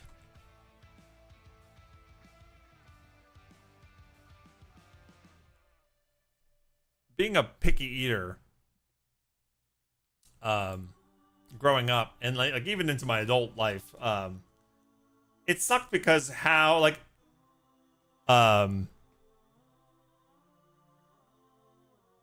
other people's reactions can be very bad to it, right? And this was the case with my ex-wife's family. My ex-wife's brother and his wife, they're nice people, but they were very well off. Very well off. And we used to, like, the first couple times I met them before like my ex-wife and I were even married, talking a long time ago, we would go to their like really expensive, really nice house and like they'd make dinner for us. And the first time we sat down, first time I'm ever meeting them, it was all seafood. And I don't need any seafood. I don't need anything. So I was like, all right. And I'm not strong enough to do what my dad would have done and just like choke down some food and just deal with it. Like I didn't want to actually like gag or get sick or like, you know. So I literally just took whatever I could. There was like a vegetable, a side, a piece of bread.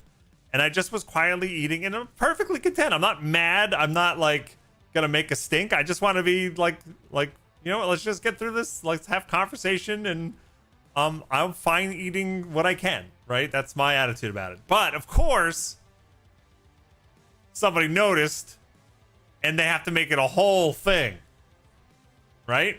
Oh, wait, you're not eating like this? Like, you don't want to try this? No, that's okay. Like, oh, you don't like that? No. Actually, oh, what about some of this? No, I don't really. I don't need any seafood. Oh, you don't need any seafood? Really? You don't need seafood? Like it becomes like the whole topic of conversation, right? Which is exactly what a picky eater doesn't want. He doesn't want like the whole table. This is my soon-to-be mother-in-law, my soon-to-be brother-in-law, and my soon-to-be sister-in-law, like and a couple of their uncles. Like just a whole table of people I'm meeting for the first time. And now everybody's like, I'm just the guest. I'm the boyfriend, right? Now everybody's focused on me. Oh, you don't like seafood. I'm like, oh, you don't like this or this and that. Like it's just awkward, right? Hated the whole experience. It's here we are, like, what was it? Almost 30 years later, and like I still have vivid memory of this, right? So, what do you like? So I'm like, oh, I like chicken, I like steak, I like burgers, and like American food, and just, you know, plain things and pasta and all. Like, so I list out a whole bunch of stuff. Okay. Fast forward to a couple of months later, they have us back over for dinner. They made dinner specifically for me, and they made chicken marsala.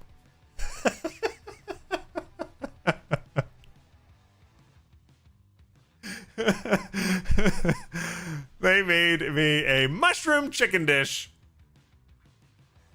And here I saw it. I'm like, oh my God. And they literally made a big deal about, we made you chicken tonight because we know you like chicken. Like, you know, no seafood. We're like, we thought of you. Like, which is super nice and everything. And great. But again, they're like making it about me and putting the spotlight on me. Like, I would have rather them just done the seafood dinner again. I eat vegetables and bread and just nobody mentions it at all. But of course, they made a big deal. As soon as we walked in, we made chicken for you. It's gonna be great. We sit down to eat dinner. I see the chicken marsala, and first thing I have to do is scrape all the mushrooms and as much of the sauce off the plate as possible. And then I ate the chicken. I stomached as much of it as I could. And of course, instead of just moving on, they mentioned it again. Wait, you don't like mushrooms? You don't like chicken marsala? I'm like, they're like, you're Italian. Like, we made this because we thought you liked, like, because you're Italian and you said you like chicken. I'm like, I don't like mushrooms. So again, it had to all be about talking about my picky eating. So that was my first two experiences with my in-laws on that marriage. And needless to say, we never had a great relationship. Never did.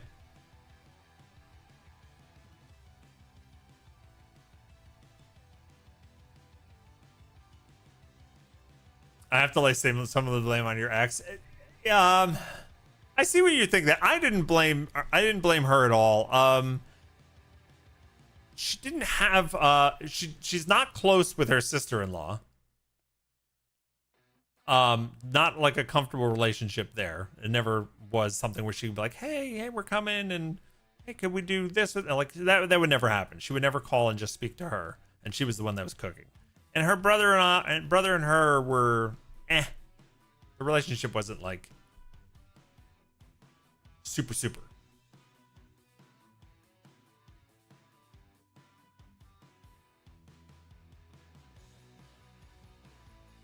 Yeah, so I didn't blame my ex for that.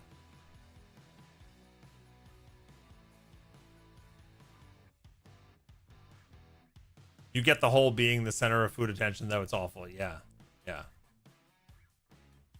This is something that you've had to get used to, like, more recently, though. Not when you were young.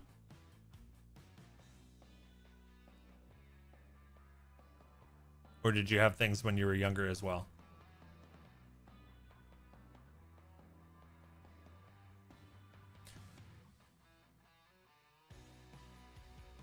Yeah, I just really will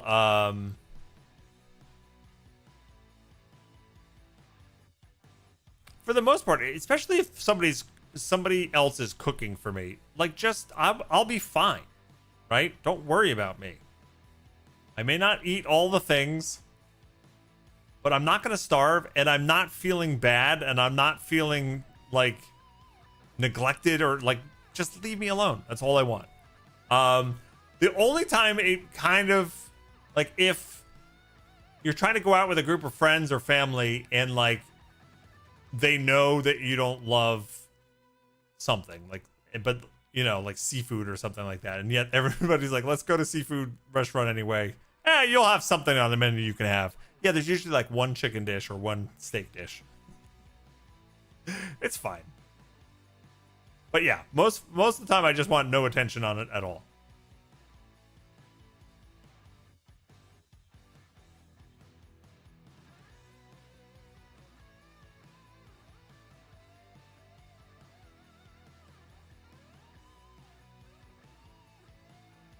Yeah, Evil, you've had to deal with the center of food attention. Not because it's food I don't like, but yeah, you have to restrict your diet with Crohn's. Yeah, for sure.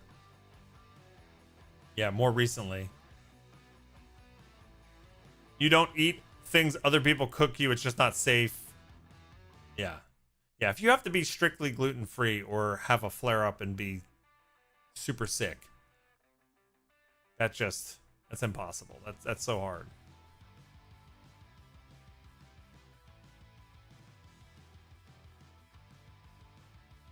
But fish and chips are so good.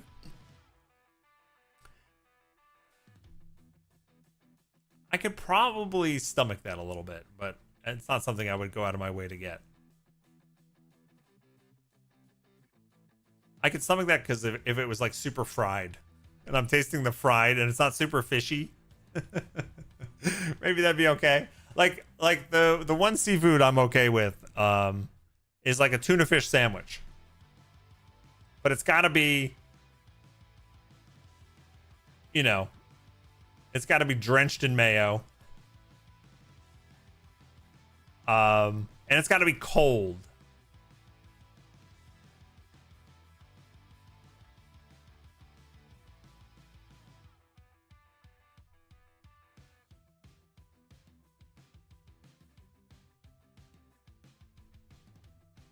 If it's fishy, they messed it up for sure. Yeah, I'd be all right-ish with that. My wife Azaria, she doesn't like most seafood either, but she, even on this trip, every once in a while she gets a hankering for like fried shrimp. And there's this yeah, so she got this like firecracker shrimp dish while we were just away on vacation. She loved it. And it's funny, for someone who doesn't like seafood, there is one dish that her mom makes that she's just had since she was a kid, that she absolutely craves and loves. It's some sort of whitefish with onions and black-eyed peas. And I've watched her eat this, and it is the exact wrong thing for me. And like her I love my wife, but her breath after she eats this dish, her childhood dish that she loves, is just rancid.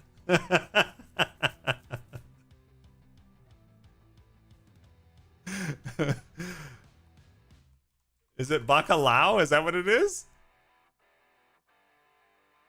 Dried salted cod? It's not dried. It's I'll have to ask my wife. I mean, because her family is Portuguese.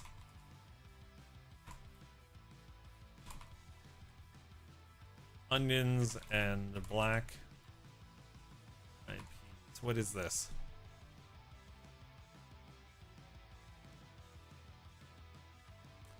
It's a salada de, I don't know how to pronounce this at all. Feijão frade com atum. It's a black eye pea, and it's not tuna salad. No, that's not it. It's cod with black eye beans. I think that's what it is. Yeah.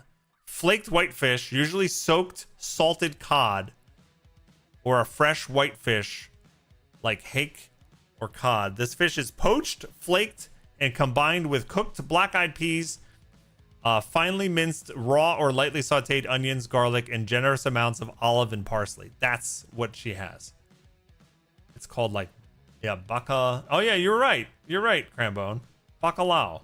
I spelled it wrong. It's spelled differently. It's Bacalhaw. Yeah, you're right.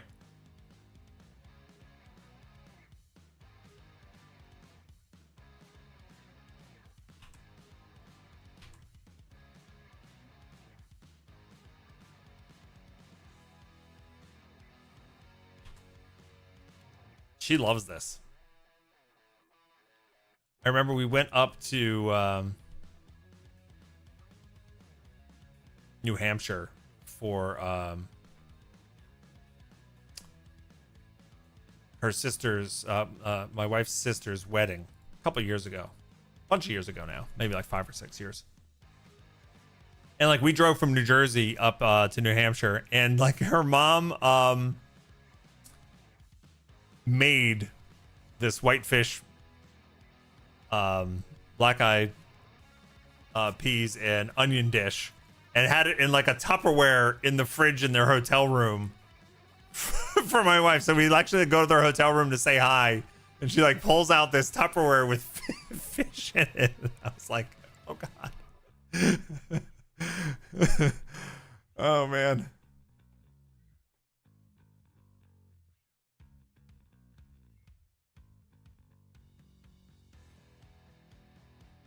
Really, your parents love canned sardines? Oh my god. Guys, you get sick every time you eat shrimp, so you can't.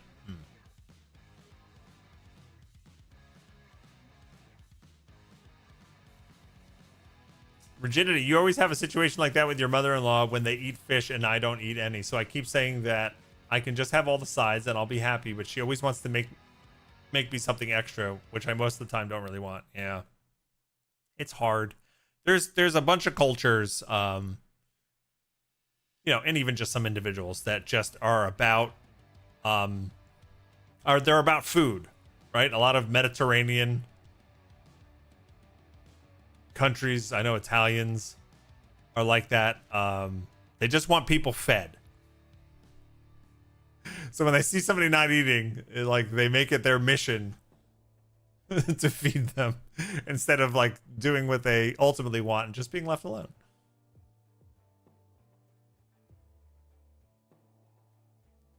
Polish people also. Yeah.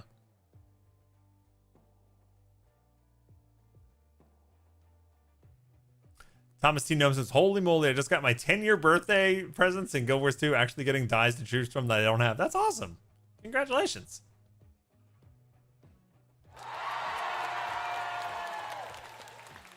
Years. Yeah, Guild Wars 2 is going to be 14 years old next month. It's crazy.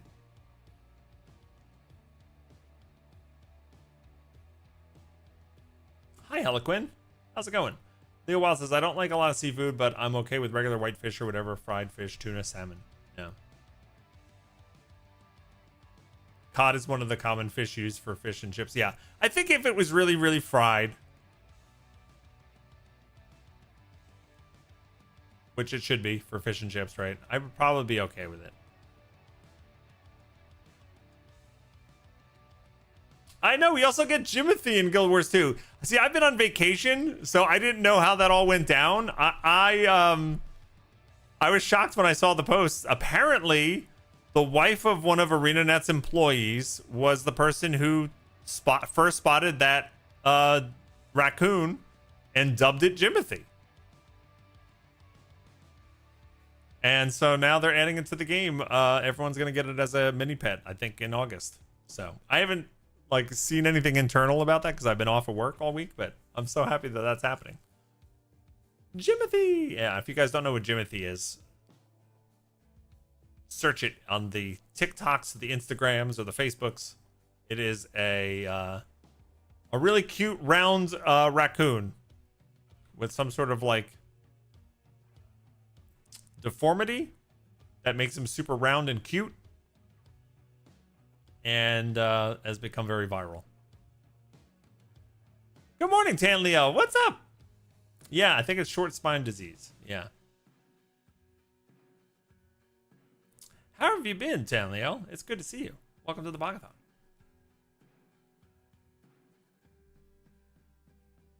Do you want a roller beetle Jimothy mount skin? Oh, that would be amazing.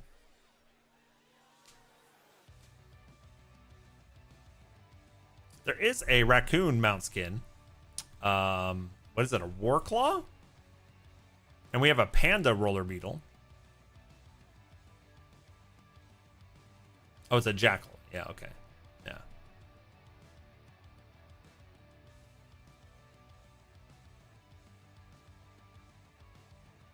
Anything new in your world, Tanlil? Are you still doing Iron Man challenges and mud runs and things?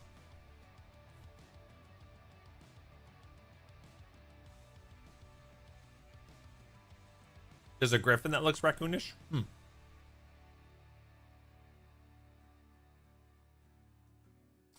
A random man just showed up at my door with a handle of vodka at 10 a.m. Apparently, I'm not Jeremy, so no vodka for me. What? Did you open the door? That's kind of scary. Oh, wait a minute. You're not Jeremy. You know where Jeremy is? I did. He didn't look dangerous. Okay. Looks can be deceiving.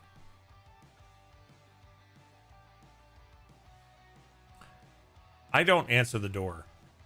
I go straight to my phone and get on the doorbell camera. And I'm like, I actually don't even talk through it. I look at it and I'm like, I don't know who this is. I'm not answering that.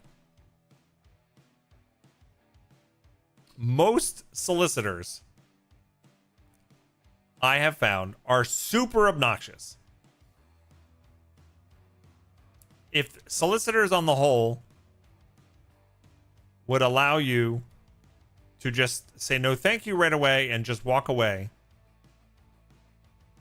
without you having to get snotty. Like, I don't like that I have to get snotty in order to end the conversation.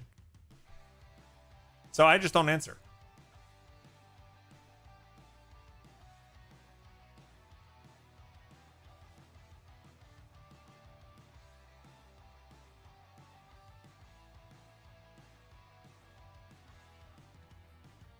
Jeremy's not here, man.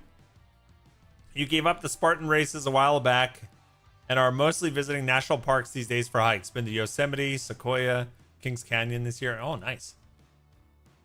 All this year? Like, I just took a road trip for 4 or 5 days, a half hour away from my house. And that's like my whole trip for the whole year. Like my one trip for the whole year. Oh, man. Welcome back, Cuddly. He tried to yell through the door that he was sorry to bother me, but Eddie was barking so loud I couldn't hear. Oh, okay. If they look remotely like they're selling something, you don't answer. Okay, got it.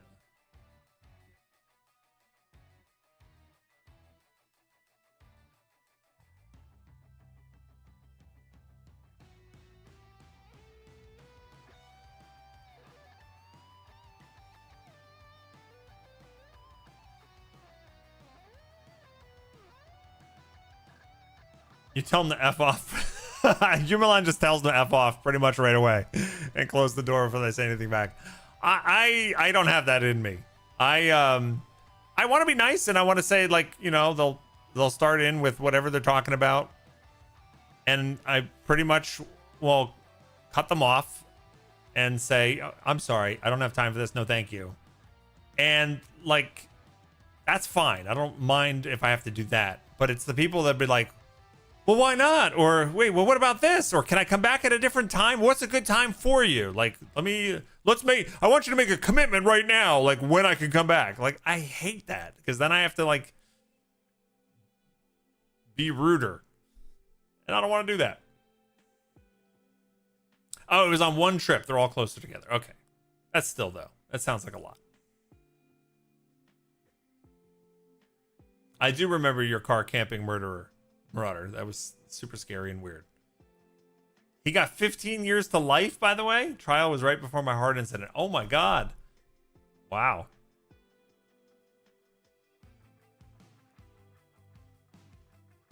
Even like, you used to get Jehovah's Witnesses here until once when Wheezy's dad was here, he told them we were satanic worshipers. Oh my God. They have not returned once. There you go. They sent a memo out to all their factions.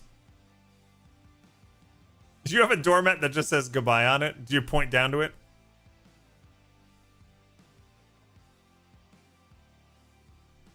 Hey, Airwolf. One time you told a solicitor at the door, I'm sorry I don't speak English, and then I closed it. I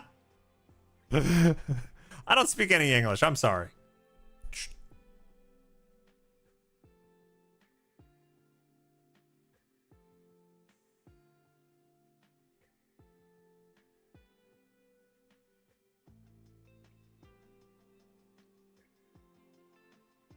Socrates, this happened. My best friend and I were on the porch. My friend said she was goth. No, thank you. I'm goth. But that gets them to go away just because you're goth? You don't usually open the door, but you do have a door camera. When people come up, I just ring it and I say, "Look down." How funny! Look down. Goodbye. I like that when we first moved here. You know, I have Azar and I both have a lot of fantasy shirts, dragons, and you know, I have Mind Flayer shirt and all kinds of geeky shirts and stuff. And one of our neighbors just gathered by the shirts they would see us wear on walks or whatever. They came over on Halloween, our first Halloween here, and they had some goodies for us. And they said, by the way, we see you wear like these kind of shirts all the time. Like, you know, do you guys play Magic? And I was like, yes, I do. They play Magic. So we're actually going to their house tomorrow. We actually had 2 birthday parties for neighbors' kids, this weekend. We got invited to. Azaria's at one of them now with Rune. And tomorrow we have another one. Oh, Bog made friends. We are friendly with these 2 neighbors. We haven't like transitioned to what I would say friends yet. I would like to. They seem like nice people. Neighbor friends is a good thing. I know from my 20 years in my other house in New Jersey that it comes in super handy to have neighbors right by you that you trust. For a variety of things. So I hope that we get to that point. But yeah, it was funny because we knew we were. I knew I was doing the Bog-A-Thon because I announced it a week ago. Whenever I announced it to you guys. After that, Azaria was like, "Hey, we just got invited to a birthday party when we're back from our vacation." I'm like, "Yeah, when?" She's like, "On Saturday." I'm like, "I'm doing a Bog-A-Thon." She's like, "You suck." She's like, "You're making me go by myself?"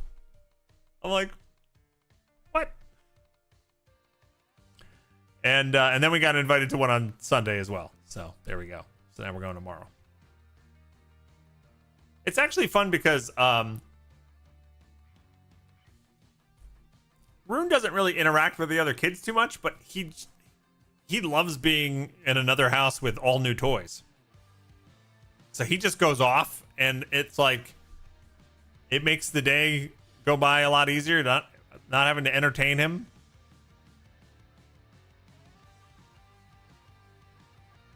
Have some food, you know?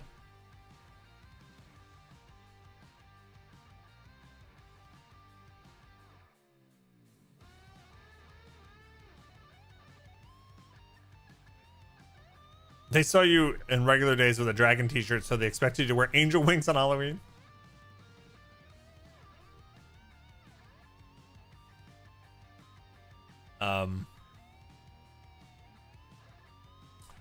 Rune loves books, and that's a great thing, and I wouldn't change it for a world. I think he enjoys looking and reading books with us more than Richie or Logan ever did. At least I can remember. But Azaria is always taking him to the library to pick out books. This is my 2-year-old I'm talking about, Rune. It's to the point where like the minute we get up in the morning, I get him his milk. He's got his cup of milk, and he immediately brings over book.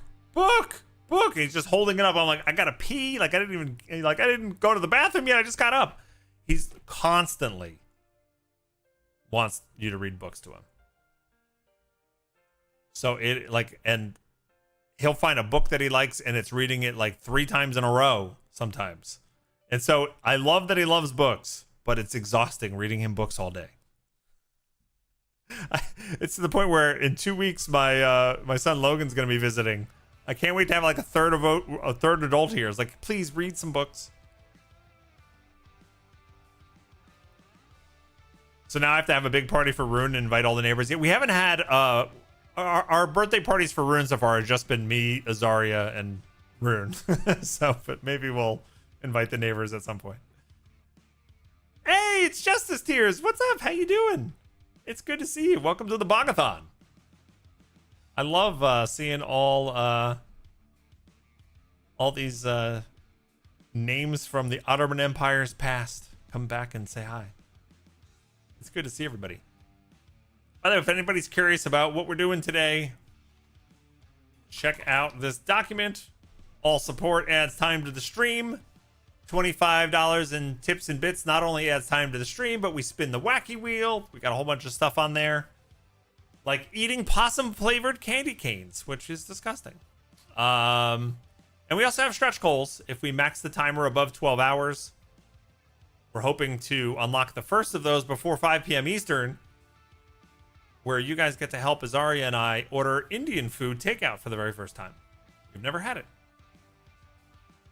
So if we unlock that stretch goal before dinner time, we'll get your advice and order some stuff up.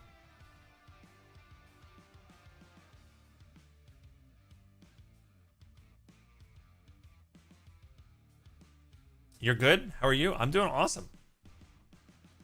I've been off of work for like 10 days. I'm streaming all day today, so I won't worry about going back to work. Tomorrow, I'm probably going to worry about going back to work all day. So tomorrow might not be as fun, but today I'm good. Today I'm good. One day he will read books for himself and then you'll miss it. Probably. Maybe you're raising a librarian. Sassy was always like that. Possible.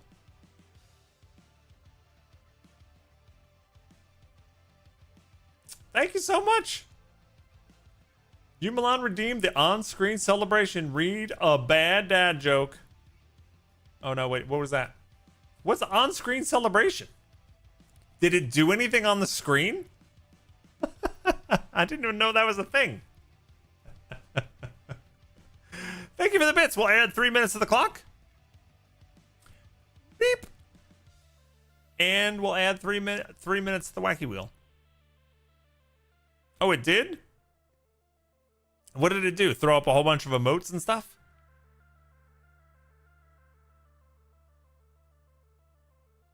Nice. That's pretty cool. Like confetti, but upward.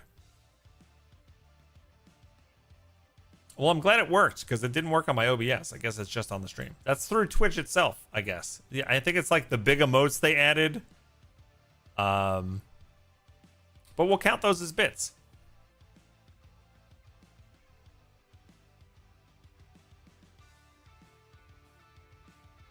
You have 3.5 million? Let's celebrate 26 months of subbing. I think Martinis it's all bits. around. Shaken, not stirred. It's bits, not channel points. Thanks, Justice. Thank you so much for the resub. We're going to add 5 minutes to the stream for the resub. Thank you. Boop. It's like confetti, but upward. I want to try to find it on my my stream.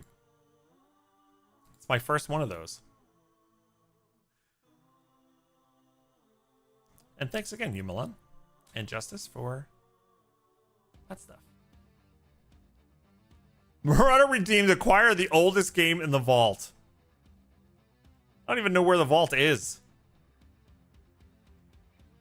All right, well, I'll take a look. I'm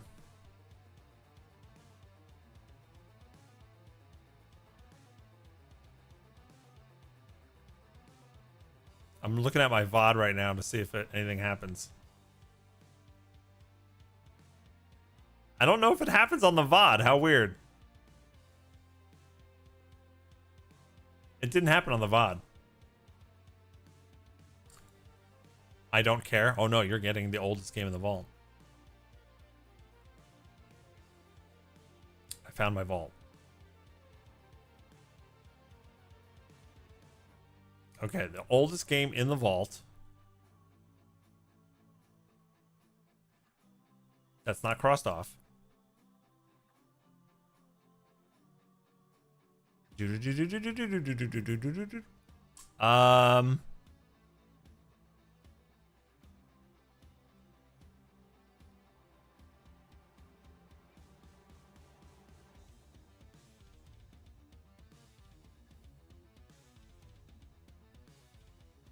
It's hard for me to see.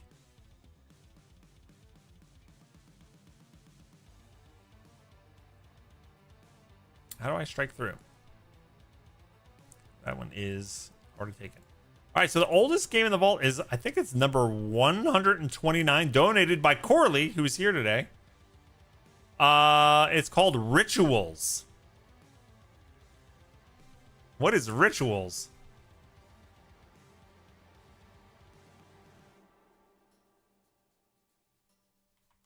Rituals?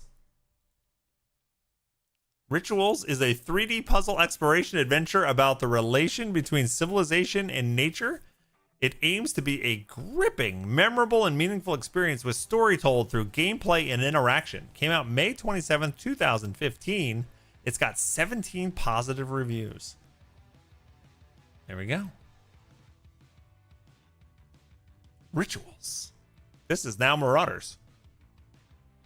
I wonder if it's Steam Deck compatible. It's playable. Well, there you go.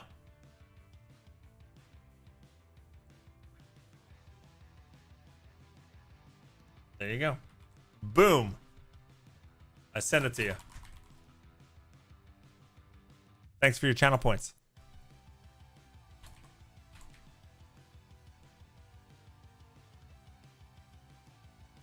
Format.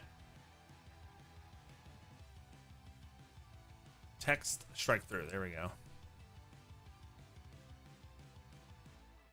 Let me know if that's already been redeemed. And we'll get you the next one.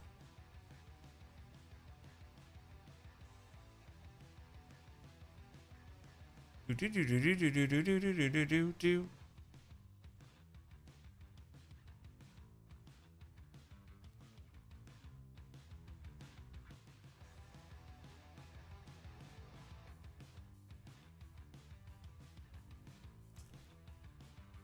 17 reviews. 2015, so last year. Yeah, it was before I started streaming full time, so that was last year. You have one friend that owned that game, now it's two? How funny. Did it say, let me see, did it say I have any friends that own the game? I have 3 friends that own this game. 8-Bit Noise, Delanta, and Jojo the Dogface Boy own that game. There you go. Hey, Dyspheria, what's up? How you doing? I didn't add the 300 bits to the wacky wheel, did I? So currently we're at $15.99, so we're gonna make that $18.99.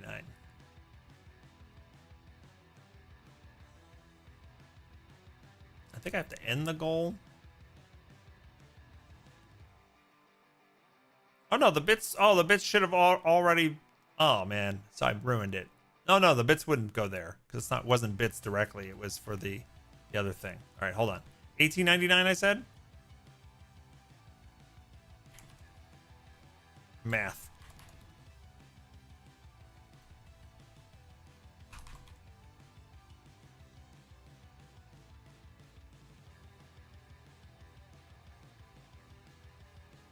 Boom. Okay. Oh, man. Are we not friends? WTF? Yes, we are. Are we friends? We should be. Let me reload the page. I don't know if you must keep your stuff private. I don't think you show up for a lot of things. For me.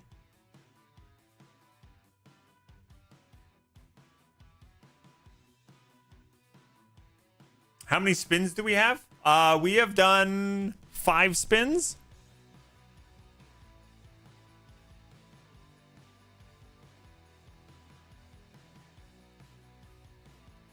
We've done 5 spins.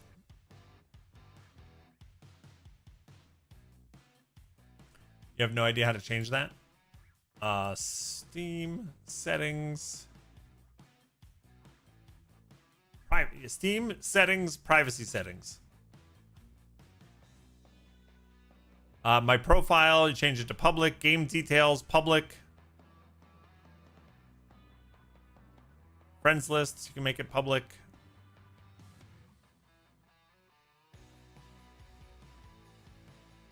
Yeah, but it's probably under the game details being not public. So that way, People can't see the games on your Steam account, games you've wishlisted, your achievements, and your playtime.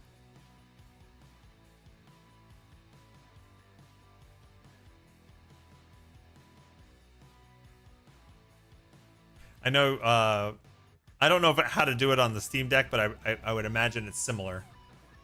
But I went to Steam, settings, and then here, privacy settings. And that brought me here. My profile public. Yeah. You think you fixed it? Let me see. Yeah, now you're showing up. 4 friends own the game.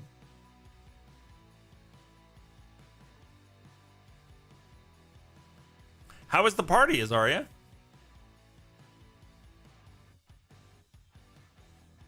Party, party, party.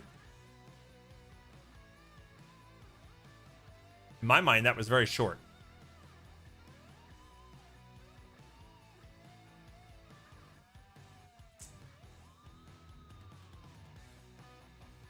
Evil says, did you see the Steam post about updates to wishlists and gifting games? No. No, I remember being very sad when they changed the rules on that a long time ago. It made us have to do the game vault the way we do. In the past, people would send me games directly on Steam, and I could choose to store them in my inventory. And then when somebody won a giveaway, all I had to do was friend them on Steam, and then I could push the stuff from my inventory to them. And then at some point, they stopped that. And I could no longer redeem a code and put it in my inventory rather than in my library.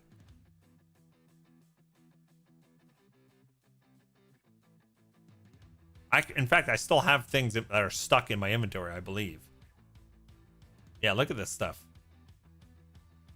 I still can send I still have some things I can send. I guess they're grandfathered in. I don't know. This is weird.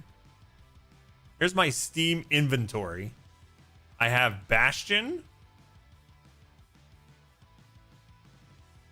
I have Dark Souls 2. Dead Island Epidemic beta. That's beta. Depth, which is a shark game. Feldy Shark, do you want a shark game? You ever played Depth? Dropsy. I remember giving that to Peachy and making her play that. Lara Croft and the Guardian of Light.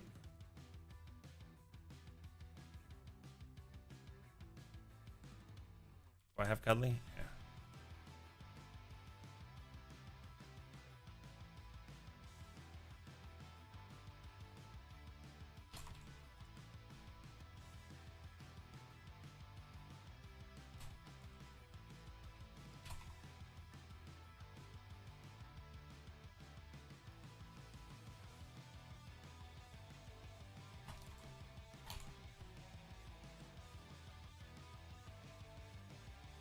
There you go. Shark game.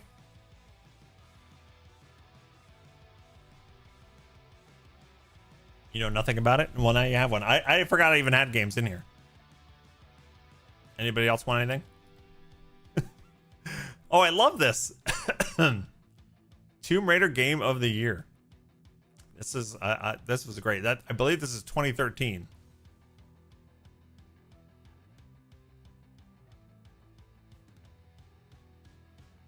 Thank you. I'll check it out and let you know how it is. I believe I've played it. Let me see. Did I play I think I've played this game. Depth? Maybe I haven't. I don't know. Oh my god! Spreading some chia. Oh my goodness. Dublinari. That was a good one. Thank you so much.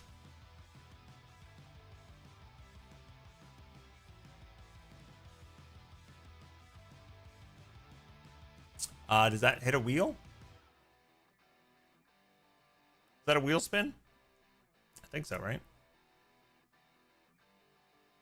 And I'll add 7 minutes to the clock. Thank you so much.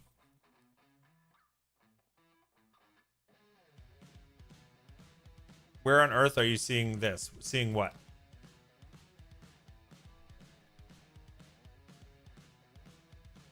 Yeah, I did play Depth.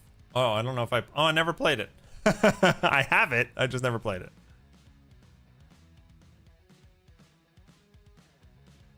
Play as a shark or a diver in a dark aquatic world and overcome your enemies by employing cunning, teamwork, and stealth. See, it's not a cuddly shark kind of game. It's like Scary Shark. I think I've seen my kids play this, because I definitely have some memory of this.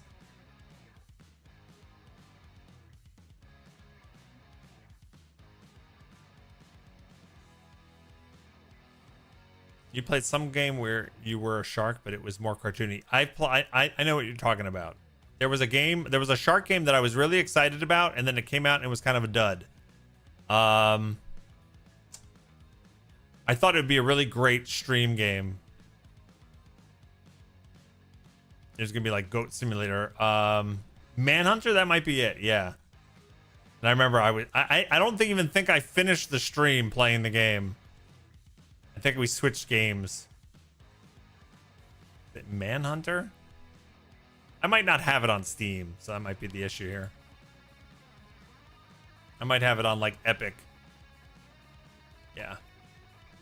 Yeah, a Man-Eater. Man-Eater, yeah. I have it on Epic. That was it, Man-Eater.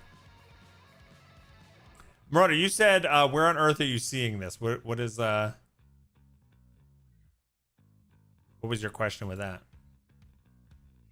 All right, we have to do a wheel spin, and I have to reset the wacky wheel. Oh, the gift section? It's under my name, Bog-Otter here, and then inventory. And like I said, this was long time ago. This was the way we did game giveaways. People would send me games, and oh wait, I have all this stuff. Oh, these are trading cards. Okay. And I would have the option to store it in my inventory rather than redeeming it. And then I could do a giveaway for it and then send it to somebody on Steam. And at some point they stopped allowing this, or they changed the rules or something. And then we had to do the list of the game vault where I kept all the codes and sent them. Yeah. Those are card packs. Okay. Oh yeah, 3 trading cards. Don't people sell these things? Do I have like a lot of money here? Don't people sell these on like a marketplace? Has anybody had any like success on that? I know nothing about that. Oh yeah, wait, market. Define lot. Recently sold. Popular items. What's like the highest price thing? Counter-Strike 2. That makes sense. Team Fortress. Why do people buy this stuff though? Like I know like some of the stuff are actual in-game items, but why would people want the card packs?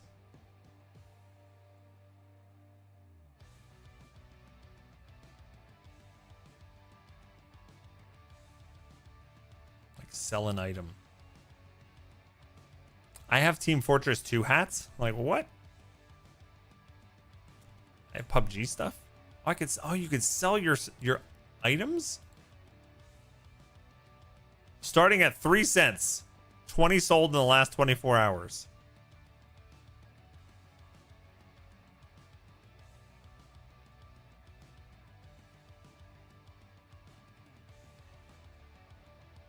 Not tradable. This is weird. Anyway. You get badges for your profile, which also levels your account. You've done it for a few games you love. You sell the card things. I've gotten enough money over time to buy games before from those cards. Really? Huh. All right. Well, I have this Steam account. I don't even know how long I've had it.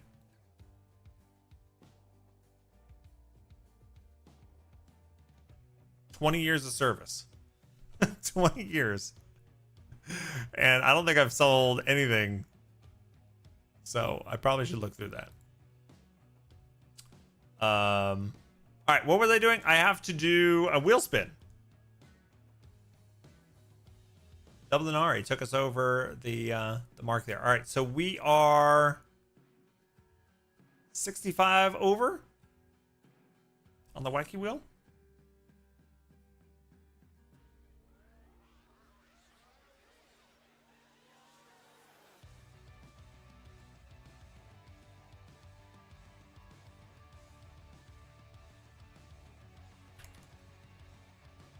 So let's reset that. Tips and bits add time to the clock, and they also unlock wheel spins, where we'll do whatever it says on there. Boom. And all kinds of gifted subs, resubs, new subs, they all add time to the clock as well. And if we push that timer up over the 12-hour maximum, we'll start unlocking stretch goals. The first stretch goal is my wife and I ordering Indian food for the first time, takeout with chat's input. If we unlock that goal before dinner time, boom. There's what we're doing in the chat. Let's do a wheel spin. And it's afternoon. I'm going to be breaking my fast soon, so the food stuff is all on the table now. Let's not roll any of it, though.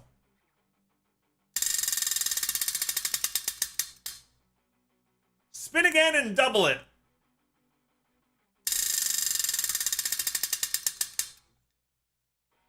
Oh my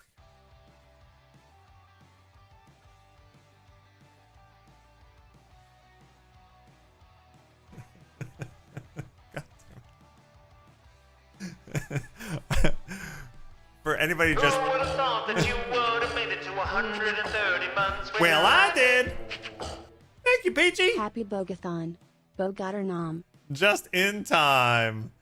Thank you so much. We're going to add 5 minutes to the clock for the resub. Thank you. All this fasting worked out. You're going to be ripped by tomorrow. I know, right? For anyone who's just tuning in, we have spun the wheel 6 times, I think. And we got exercise 4 times now, and one of them's doubled. And we got well, that's really the point, was how much we got exercise.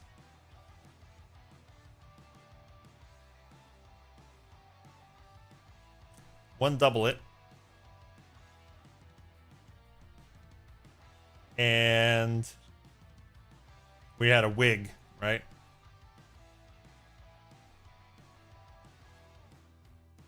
And a cool thing. Ah.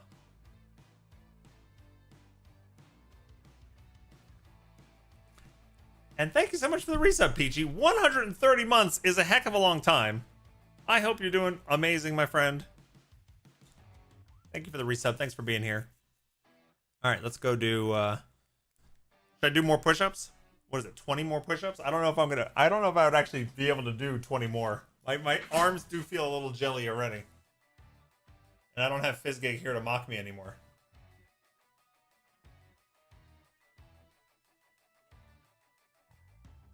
Alright, we'll see how many we can do.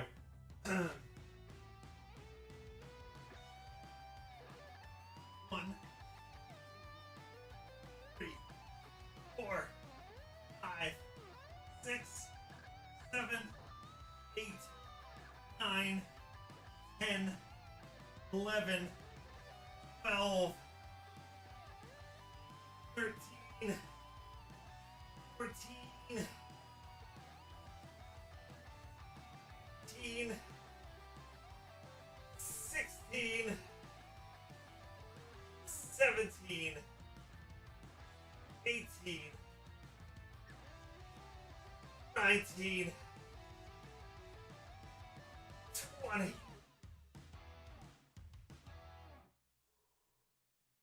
Oh, man. Wow. Okay. I don't know when the last time I've done 20 push-ups in a row was. Needless to say, with an 20 done earlier today as well. Holy crap. Woo! Muscle quivers at the last rep. That was my nickname in college. Muscle quivers.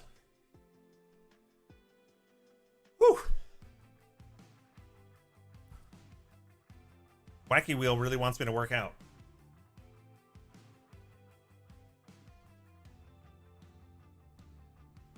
We can mock you if it helps. I'd rather not. I could, yeah, maybe we switch to squats. Or sit-ups. Next time, if we roll more. How much can we try another wheel workout? How much?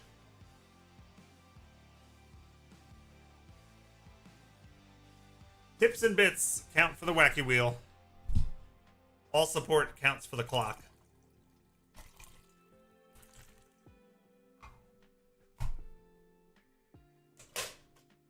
I was smart. I brought my pitcher down this time.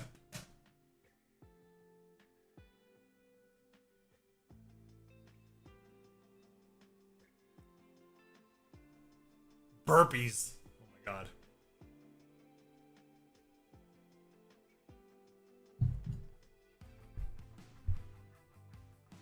I did burpees Thanksgiving. I was visiting my brother and my sister-in-law. It was like there's this early morning workout on Thanksgiving at my gym. You guys want to go? And like my sons were going, my niece and my nephew were going, and it's like 6 a.m. So I was like, sure. I got up. Oh, I got food. And that kicked my ass. Thank you, babe. You're welcome. How's the baby? Did you see me do push-ups? I didn't know. I've had to do 40 push-ups. Really? And I just did 20 in a row, and Wow. my arms are jelly. My arms feel like jelly right now. Yeah. That would, yep. That would happen to me. Are you sure these aren't expired? They're probably expired. Yeah. I feel like these are definitely expired. Possum-flavored candy canes. Definitely expired. But I don't think it matters. They're ass. Even when fresh, they're ass.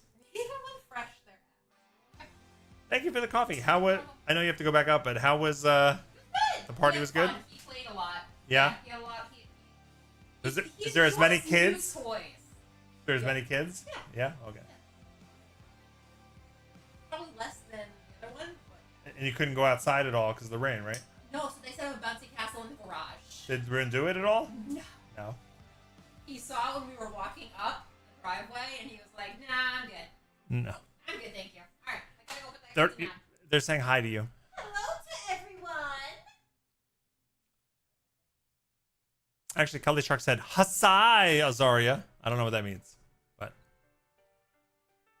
now I have coffee and eggs and an English muffin. Break fast time. Breakfast.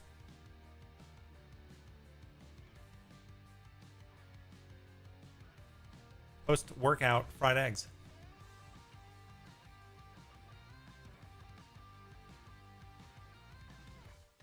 Cuz eggs.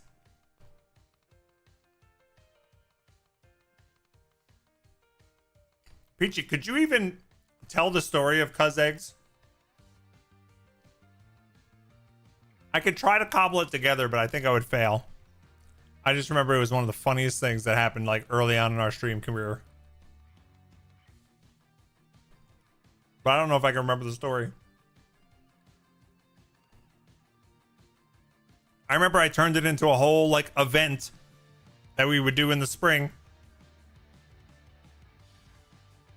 where we would open up eggs. Actually, I think it turned into clams, right? Well, that would be a clampocalypse, right? That was a clampocalypse. But I had eggs with prizes in them. There's a clip somewhere. All the clips got like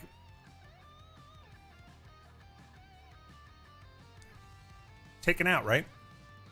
Or I had to delete all my clips. I shouldn't have done that. Bog, have you seen an extremely hard game? Extremely hard game? I've seen it. I didn't really look into it too much, but I saw it listed on Steam.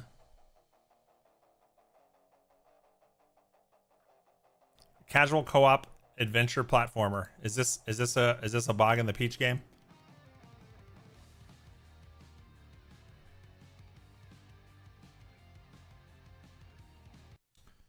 see what this is about. How loud is this? Oh, it comes out the wrong place. Hold on. Hold on.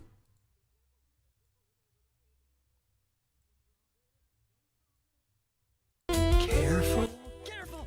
To left. Left. Why is that so loud? Okay, okay, Hunky. Ready to be a parent? Oh God. Sure. Don't worry. This is a piece of cake. Be careful. Be careful with our little baby.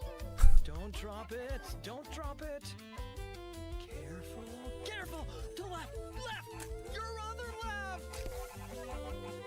Okay, new plan. This is a good one. Are you listening to me? Yes. What is this? That makes the game right there. Hats and costumes. Watch out with our baby! Yay! Just focus, please. If we work together, Ooh. I know we can do it. We would end up hating each other. This is extremely hard. Oh gosh, that looks really hard. Maybe if we look for some more people, it would be easier.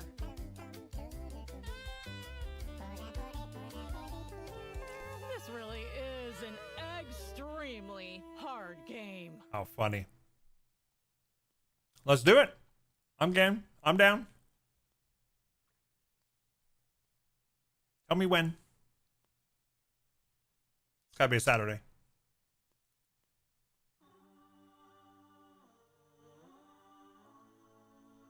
Oh, that looks funny.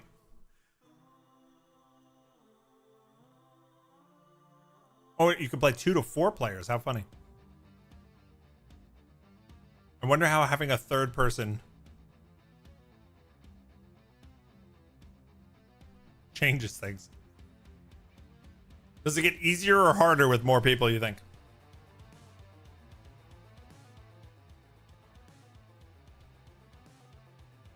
Must be a European game. It said 24/7, 26. Yeah. Yep, I noticed that as well.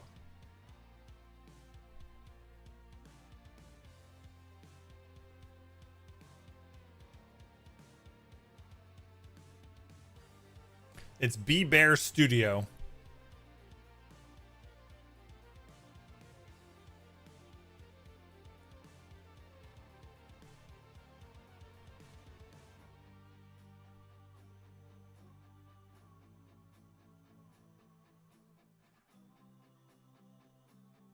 You might have to heal for a few more weeks before you can laugh that hard. Totally understand. Are you feeling better and better?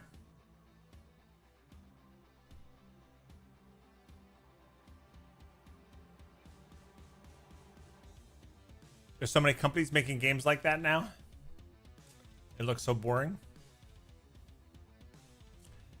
Well, there's a whole category. What do they call them? Friend slop games? Which I don't know if I love that term, but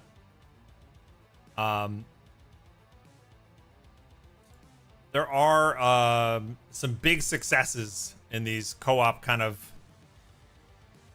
games that just have some sort of silly game loop.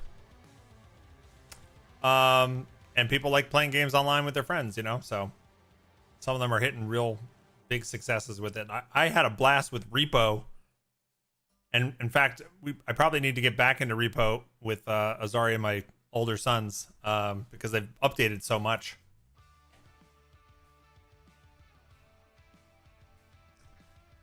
You never heard that term? Yeah, I mean, it's only over the last couple of months that I've heard it, but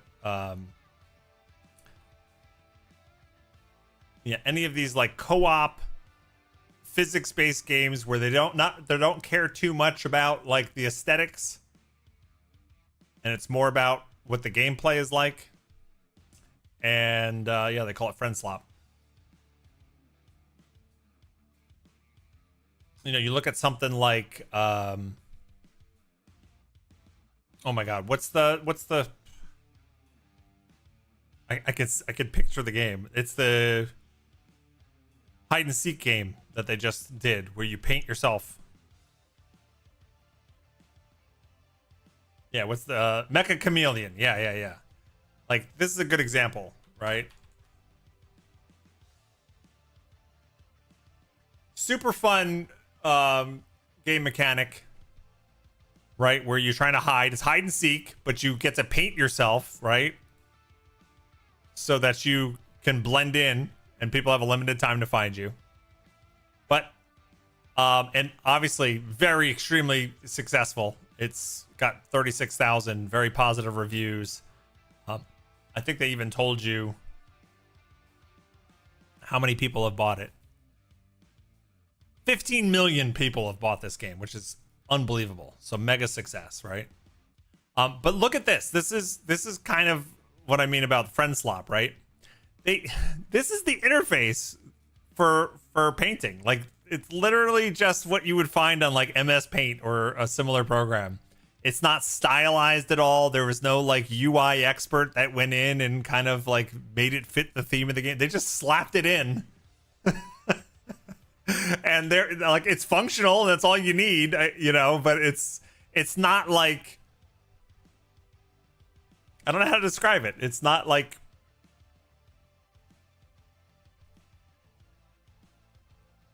done. But it's a perfect example of you know, of this kind of, you know, you make it fun, that's all that really matters. Yeah, so friend slop. That's a friend slop game. In fact, I wouldn't be surprised if Steam eventually adds that as a category. But like Repo is one of them. You know, Peak. Right? Peak. And then there's the RV one. RV There Yet. There's lots of just fun games to play with a group of people.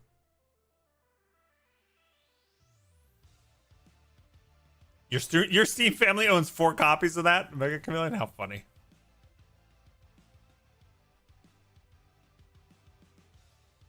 Better every day. I'm glad to hear that, PG.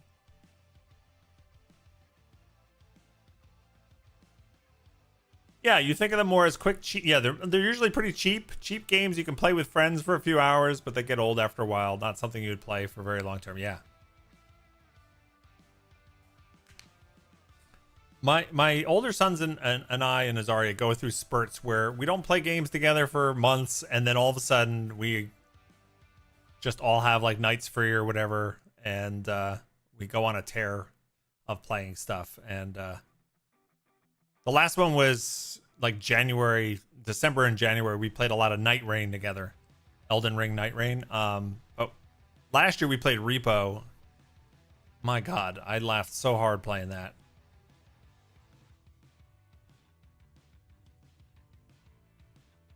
And I know they've added a lot, so I'd be interested in checking it out again. To me, it's most fun when before you understand everything that's going on. Right? It's that discovery as a group together of like, oh God, like what does that because some of the monsters, like if you make any sound, they're gonna find you. And then there's other monsters that are attracted to movement, and like they all have different like things. And if somebody, it's so much fun before everybody knows the strategy for them. You know, that's when it's the best. Yeah, I've heard they have a cosmetic system now. You can extract with coins to spend on random cosmetic vending machine. That's awesome. They didn't have that when I was playing, and everybody kind of just looked the same except for the color. So I like that they have that. By the way, Evil, you started a conversation and we went on a wild tangent. What was the update to the gifting, Steam gifting thing? What changed?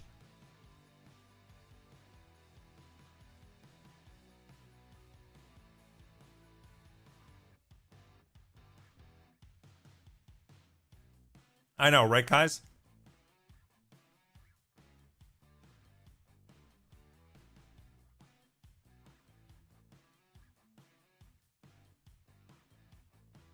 Repo has 135,000 reviews. Holy crap. Mega success.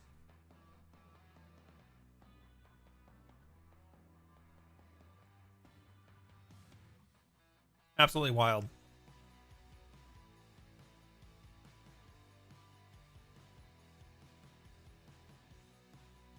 Did you guys hear Pillars of Eternity, like the original one? has been doing patches, and they patched in turn-based combat. Like this is back in April, but they've been doing patches since then. It's kind of wild. I have 60 hours in that game and I never finished it. And like the combat, I don't like real time with pause combat. So I wonder if I should give it another try. When did this come out? Pillars of Eternity was 2015. Yeah. They made it easier to gift internationally. I'd have to find the post. The more interesting bit to me was the wish list categories where you can make different categories to organize your wish list in. Oh, okay. Oh, you've tried it, Danleo? Wish list, turn-based is a little different, but it's still good. Can you describe like how it's different?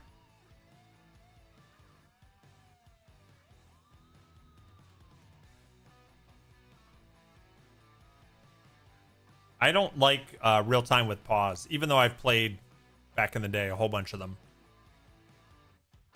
I hate the constant like clicking your guy. All right, you do this spell, you do this spell, you do this spell, you do this spell. Like hit the space bar. Like, oh, they're starting to veer off. You have to constantly.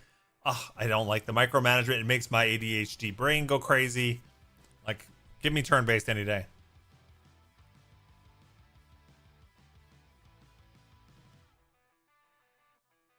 Hey, Arya Zone, what's up?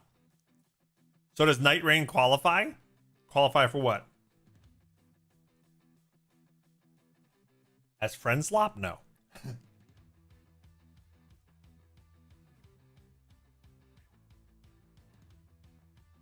No.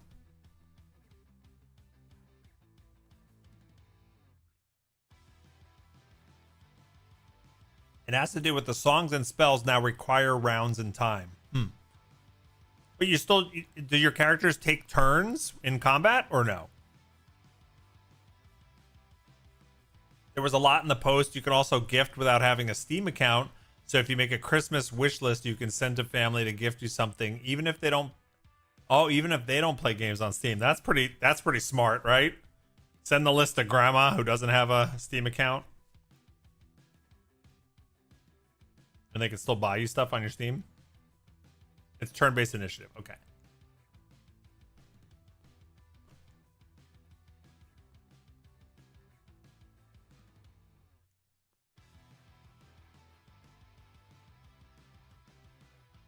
Like Pillar of Eternity 2's turn-based. I haven't played Pillar of Eternity 2.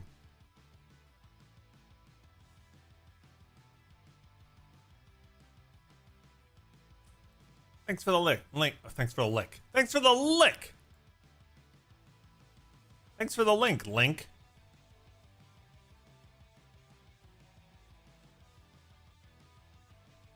I don't mind taking a look at this while I eat. Gifting made easier. Steam gifts are a popular way, blah, blah, blah. In 2024, we added guest checkout, which lets family member or friend make a purchase without needing to create a Steam account. This feature was limited to digital gift cards and hardware purchases at the time. Now guest checkout can be used to buy any game on Steam. Nice. Gift to an email. Don't know your nephew's Steam account? No problem. Both digital cards and games can now be sent directly to email recipients. Oh, that's pretty cool. Cross-region gifting, direct from wish list. Sending a family or friend a link to your wish list is a great way to help them choose a great gift for your birthday or holiday. My problem is my wish list is mostly games that aren't out yet. I use wish list as like, keep your eye on this game. I would imagine most of the games on my wish list are not games that you could buy. And I don't even know what some of these older ones are. Maybe that's not completely true.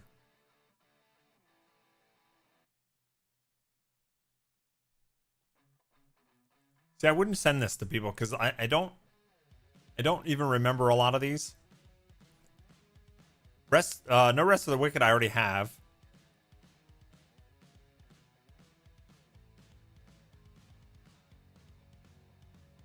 I have Dragon Age Veilguard.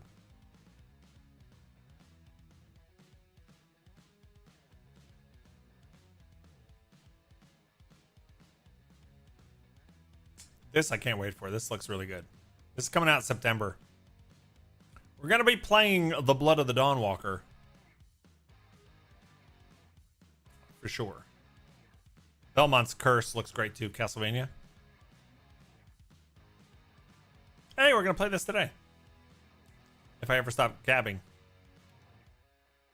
My Otter friends! Mistfall Hunter comes out next week. I was sad that it wasn't out for today's stream because I probably would have played that a bit. That looks fun. This looks great too. This is also September. Terrible timing. Amnesia, Way of the Sword, the exact same like day pretty much as Blood of the Dawnwalker. 2 days apart. Bad timing there.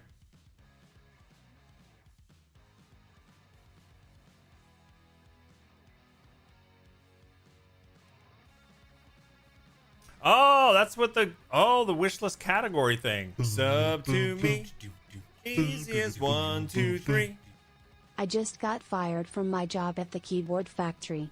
At first, I wasn't putting in enough shifts, then I couldn't keep the space clean, and finally I just lost control. Love it. Thank you so much for the 123 months, Thorny Subject. I hope you're doing great. We're going to add 5 minutes to the stream because of your resub. Gang, how are we doing on the timer? We are at 9 hours and 18 minutes, something like that. If we push it to the 13th hour, in the next 4 hours, we'll hit our first stretch goal. And you guys can help Azari and I order Indian takeout for the first time for dinner. We've never had it. Outside of our comfort zone. Okay, so this is Steam Wishlists now support categories. Okay, you can add a custom one too. Oh, okay. So it could be ones like, so I can keep a wish list for games I just want to continue supporting by being on the wish list. And then a category for upcoming games.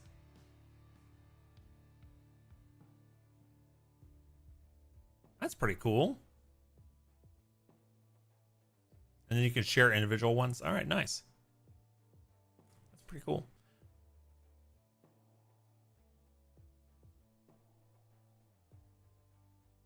So how does that even work? Is this out yet?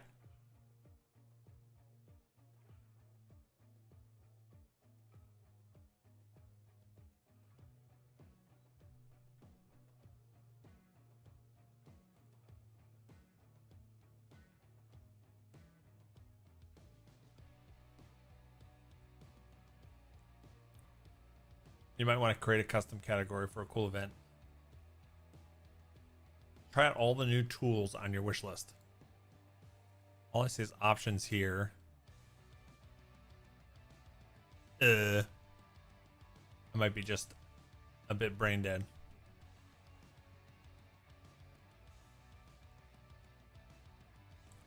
It's the plus sign next to the games. Oh. Manage categories for never return. Search by name or add a new. Okay.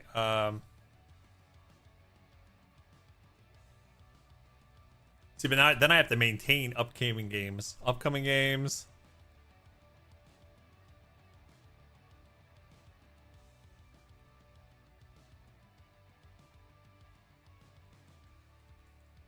Forever wish list to support.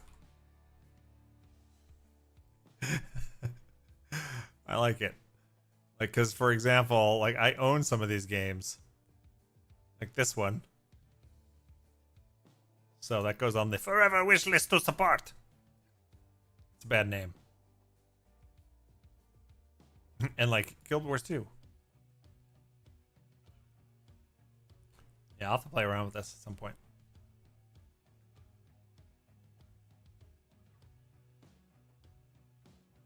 Did they add the Steam Machine verified yet? I don't know. Steam Deck. I don't know. Did anybody here get the The steam machine? Anybody else mortgage their house to get one?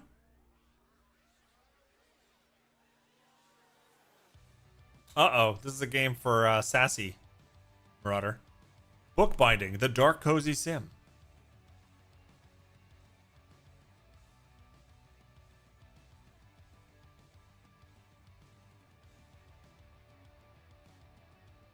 The Boba Cafe Simulator. Some of you may die. Your largest category will be wait for a sale. That's a good one.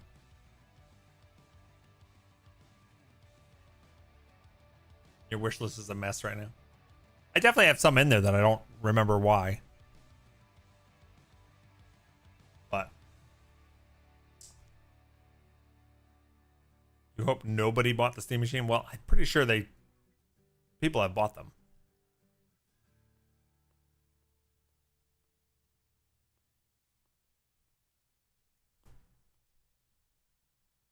Did they sell out or is it still available?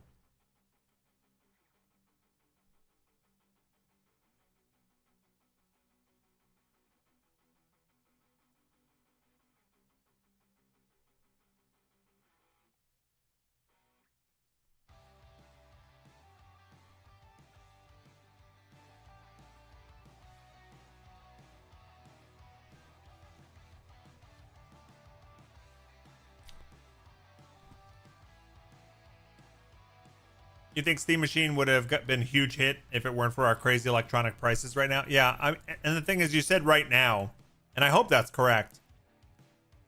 But I don't see how the electronic shortages goes away ever. Maybe that's pessimistic, but is there a light at the end of this tunnel? Not that I foresee.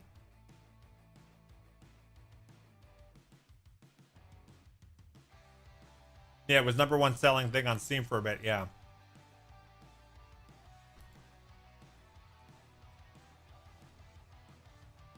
It does look like it's still available.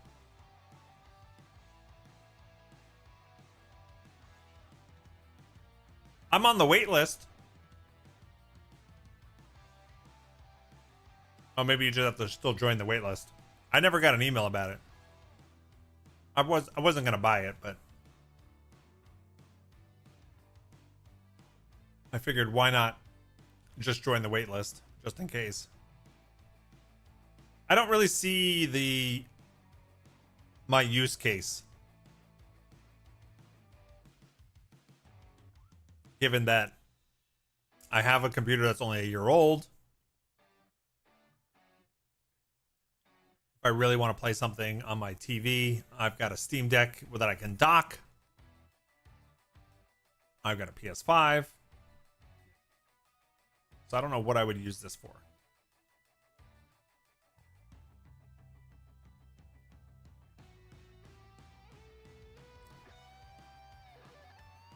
You're waiting for the Steam frame. The Steam frame seems interesting to me because at least it's like something I don't really have right now. You know, I could lay in bed. Who would have thought that you would have made it to 130 months? Well, I did. So many. I'm here to unsub and chew bubble gum. And, fluff it, I'm just here to unsub Bog-A-Thon charge. Oh, I love it. Thanks so much, Fog, for the resub. You're amazing. I hope you're doing great. We're going to add 5 minutes to the stream for your resub. Boop. Thank you so much. Babe, we're about 4 hours added to the clock away to being able to order Indian food. Oh, that's going to be interesting. A new subscriber arrives. Hold on one sec. It fills you with determination. We got gifted a sub by Thorny. Thank you so much, Sakura. Congrats on the gifted sub. Thank you, Thorny. 231 gifted subs in the channel for Thorny Subject now. I'm going to add 3 minutes to the clock for the gifted sub. Thank you. Beep. What were you saying, babe? They get to choose what you eat, but I get to choose what I eat, right? We're going to get advice from them and still get to choose what we want. And I told them that the goal is not to get us something we don't like. There's plenty of things in the incentives today that could get me to gag on something I don't like shrimp crackers. I don't love that. It'd be terrible. The goal of the Indian food is to get us to try something and expand our palates and maybe have us try something new that we enjoy. So.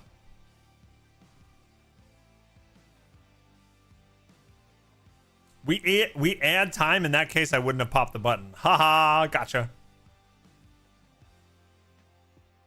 Some pundits say that we're going to overbuild data centers, so at that point prices would come down, but that'll be years though. Ugh. I keep seeing these commercials. I don't know if you guys are getting them everywhere, but they're driving me crazy. Like the data center what is it? Campaign where they're like, we're doing data centers in your state smart. We are bringing down energy costs for everybody by working with your governments. Data centers will be great for everyone because everybody will have reduced energy prices thanks to us. Have you guys heard these like bullshit commercials? I kept seeing them all week and they were driving me crazy.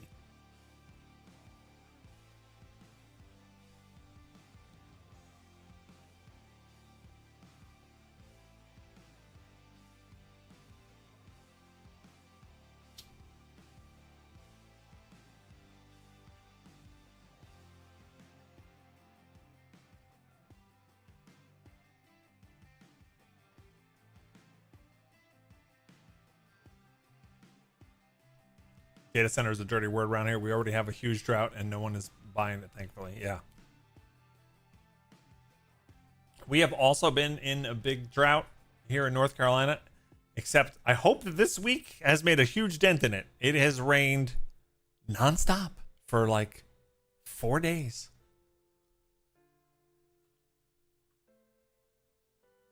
I hope that's helped at least.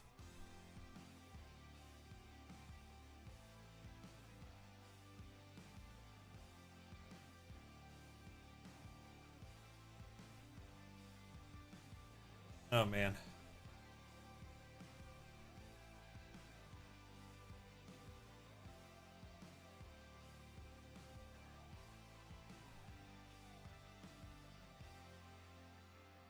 Indiana's governor sold out your state. Spark was over on YouTube now, keeping YouTube alive. Well, thanks for watching over on YouTube's. Do you switch to YouTube to watch on the TV? Does that make it easier?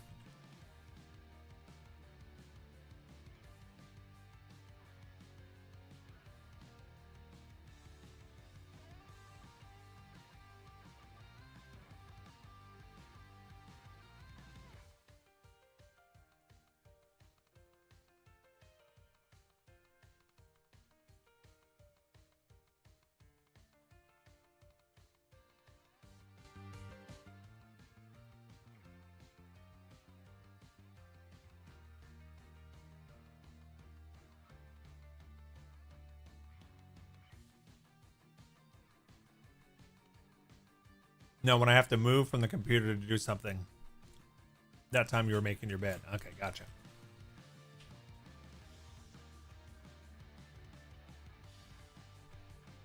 You like having your bed made, Sparkwood?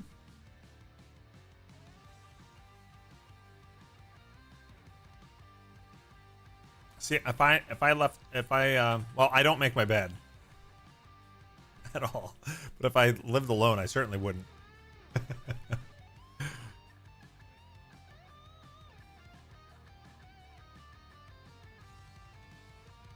You've always made your bed. Interesting.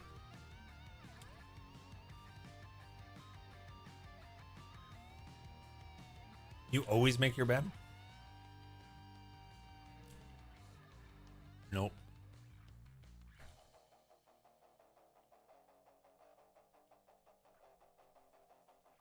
I cannot be bothered. Plus, that would just mean I'd have to, like, untuck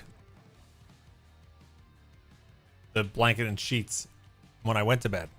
because I can't be tucked. I can't have. Do you guys like having your sheets tucked at the end of the bed? Oh, can't stand it.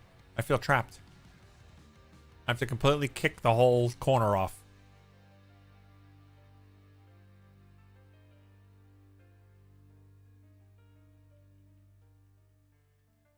And Azari likes it. She likes being like trapped in there. So her side of the bed is tucked in. My side is all kicked out.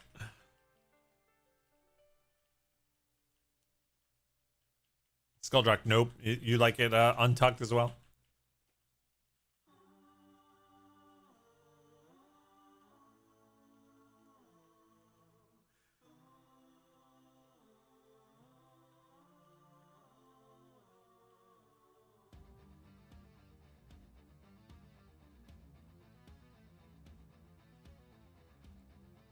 You can see your bed from the main living area, though? Okay.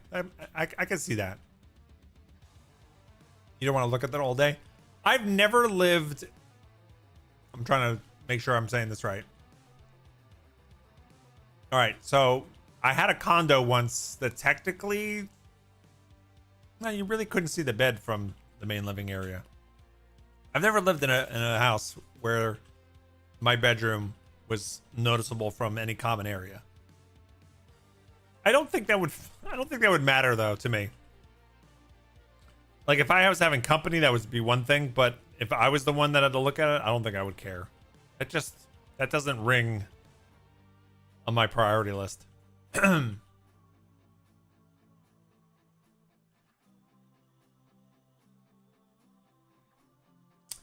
you like yours tucked and your husband's side is untucked. How interesting. Yeah, it's the same for us. You don't tuck anything, Marauder? Evil, you need to go start your weekend chores, going to prepare the bedroom so Wheezy's comfy post-surgery recovery next week. Oh, much love to you folks. Keep us in the loop on how that all goes. And maybe we'll see you back in a little bit.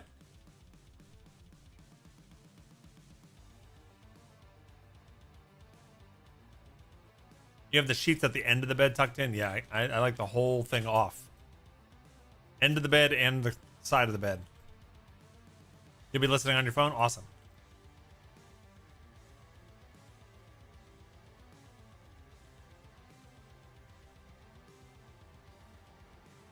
You have a pretty weird and elaborate bed for a home and it benefits from being made? Okay.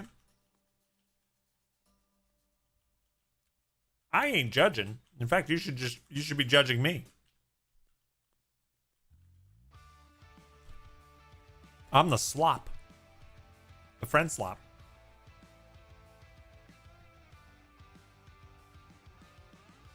You're switching to only ears as well. Got to get this stuff packed in the van. Okay. Yeah, enjoy your chores while you listen in. You're insanely curious about Sparkwood's bed now? Well, we know he's got like a Toto toilet. Is that right, Toto? Is it round? Is it suede? Yeah, show us your beds. That's it. Everybody post your bed on Discord. We saw a furniture store while we were on our trip. Marauder, you just reminded me. They had really weird beds that you could buy. And I don't know if they were suede. Were those... Babe? Yeah? Were those beds we saw on vacation with the... Well, I'm going to tell them about the other part in a second. Were they suede? What? The bed frames we saw in that weird store. We saw these weird beds and they were crushed velvet. crushed velvet bed frames. And at the end of the bed, there was like a compartment that you could load up, lift up a TV. And the TV would retract into the bed and then come up. It was hilarious.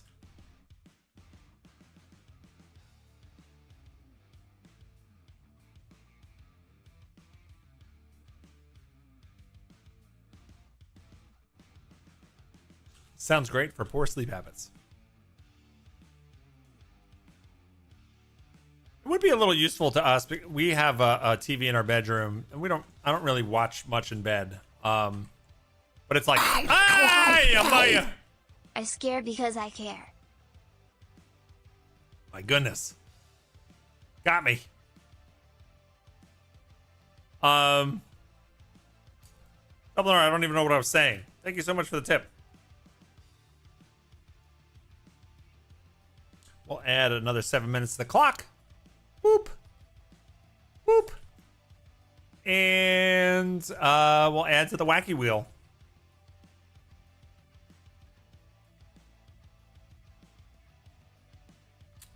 I just gotta do some quick math.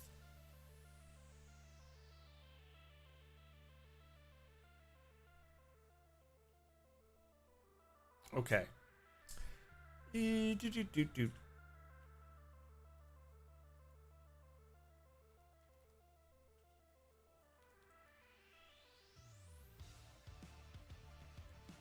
What was I saying? Oh, the TV in my room.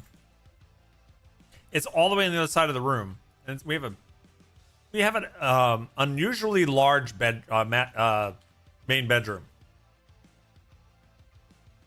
Like we say all the time that we would love to shave off like half of our bedroom and put it somewhere else in the house because it's just dumb. It's above our garage. We have a 2-car garage. It's above our 2-car garage, and it's the same size as the garage, which is just weird. But anyway, I like watching TV across the room. Like I can't even see the TV. So if I had it come out of the foot of the bed, I might be more inclined.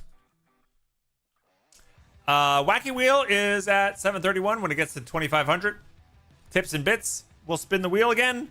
All support adds time to our stream today. You can see how much time we have left on the clock. We're doing a max time of 12 hours today. But if the clock is pushed higher than 12, we're going to unlock stretch goals and fun things to do, giveaways, and that kind of stuff. And you can check out all about what we're doing today by clicking that link I just put in the chat. Sparkwood has a forced air bariatric hospital bed. It's adjustable, and the entire forced air system makes me sleep like a baby with zero back pain. It's expensive, but so worth it to sleep 8 hours every night without waking up or even moving.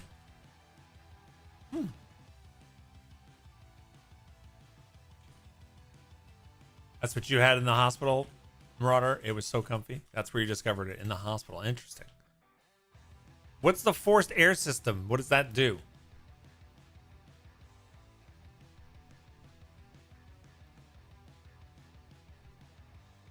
Hey, McMerlin, what's up? I just saw you.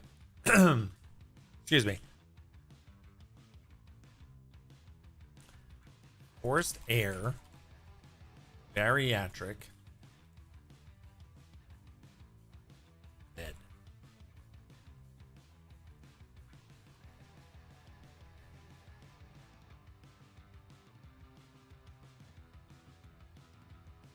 The system constantly blows pressurized air through tiny laser holes in the mattress, managing moisture, regulating temperature, and providing pressure relief to prevent severe skin breakdown. Oh, okay.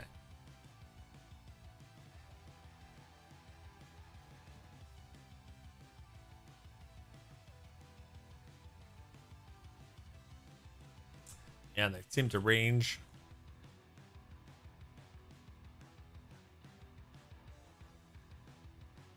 From like 4,000 to 15,000? Damn.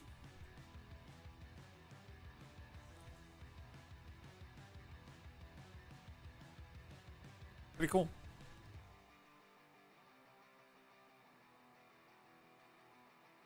Cool, but you have a treadmill in your bedroom for that exact reason. I didn't know what to do with the space. Also can't see the TV where I'm lying in bed. Yeah.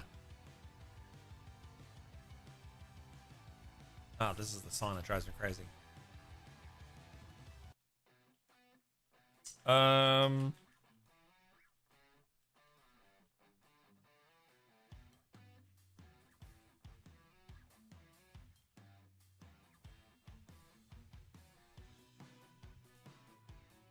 Yeah, it's like, and like our bedroom is like Azaria spends a good deal of time in there. And like, you know, packing for a trip, all the extra space is great. You can lay everything out, like wrapping presents, Christmas or birthday. It's great. Playing with Rune.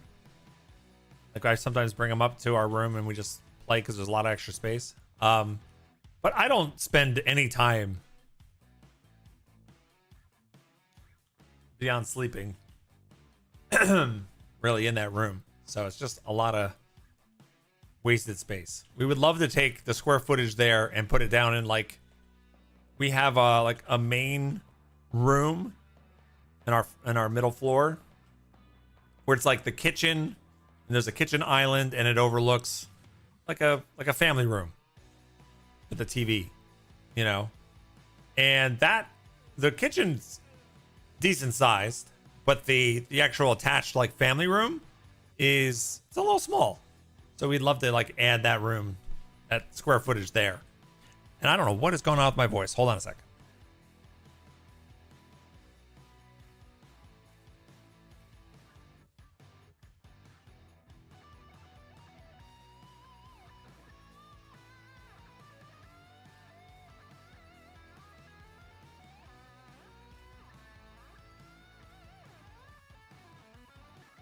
I don't know. Sound a little better? What? The second puberty. Second puberty. Yeah, I don't know.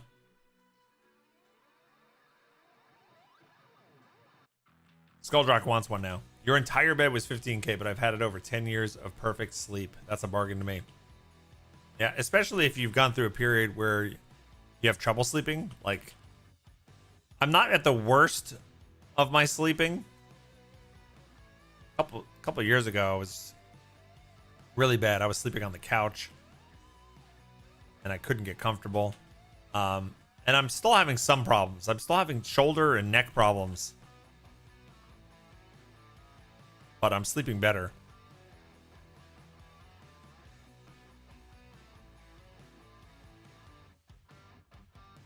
Sunroom, hot beverage. Yes, you're better now. Are you in a sunroom having a hot beverage?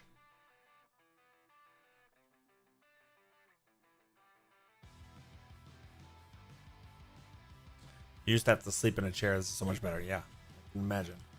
I don't know what's going on with my voice. That's not great for an extra long stream.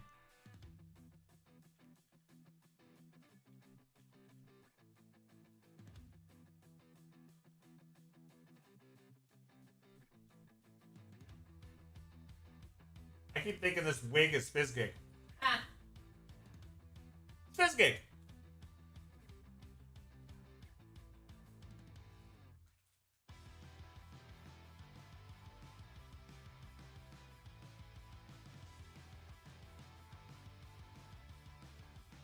What is your hot beverage? Nice to see Esky on your shelves. I know, right?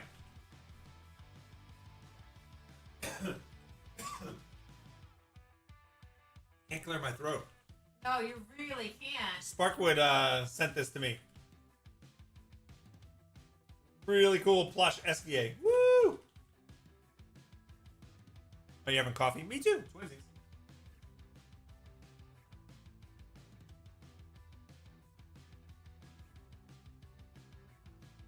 All right, I'm going to take a real quick break, gang, and try to fix my voice and use the restroom. First break of the day. It's been great chatting with you guys for 3.5 hours so far. I hope you guys are having fun. Maybe we'll play some games at some point, too. Don't go nowhere. Lots of Bog-A-Thon to go. Up to 12 hours today. Give me about 3 minutes. I'll be right back.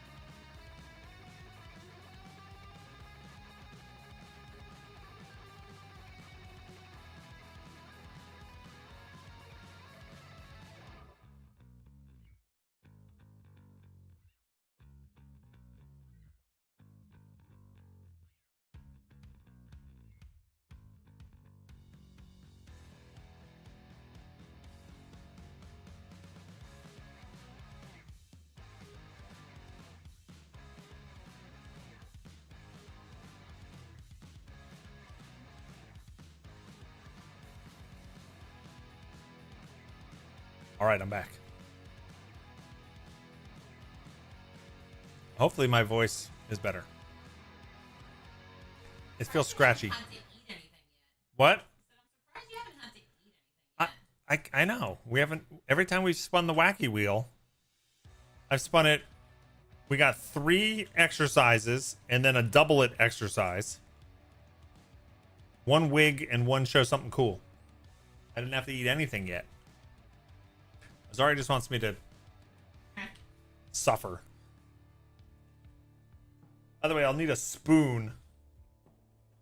Yeah, for your bean. If we ever get, what is this? Fermented bean? Yeah. What is it? Curd. Fermented bean curd. This is what she really wants me to try. I don't want to try that. You'll like it. I don't think I would like that. Oh, man. I have to keep SGA up high there. Fizz would love to tear him up. Yeah, thankfully Fizz kind of knows what's his. He's really good like that.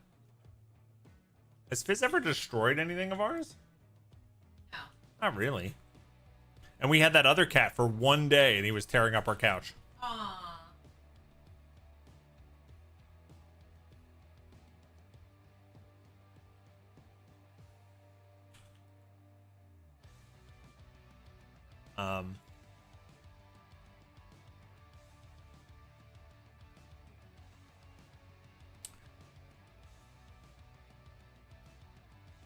I did have some gaming in mind today.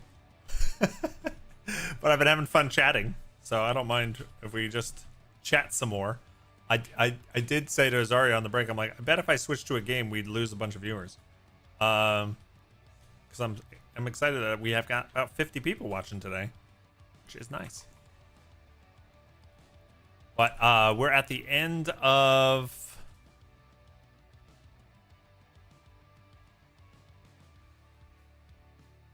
the Gamekeeper.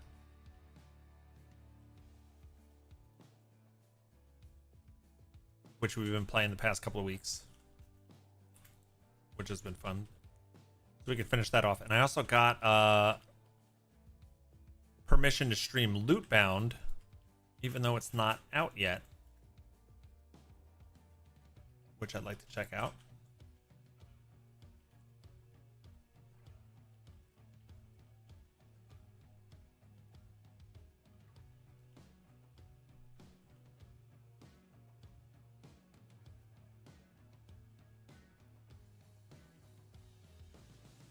Sassy has that new puppy. They came over yesterday, and her husband, what? She came over yesterday, and her husband are both covered in scratches and wounds. Oh no, that sucks. That sucks. I remember house sitting for 2 dogs, our neighbor's dogs, a bunch of years ago. And like they were such sweet dogs, and I love them. But one of them was like medium sized. Was that Lola? And like the sweetest dog. But you'd sit on the ground and you'd pet her or whatever. She'd get so excited, and she would just lunge and bump into your face, like literally just headbutt her snout into your face, and they're like, oh, like you have to always watch for the headbutt. I'm just like, what is that? Like, you would be such an amazing dog, except for the lunge to the face.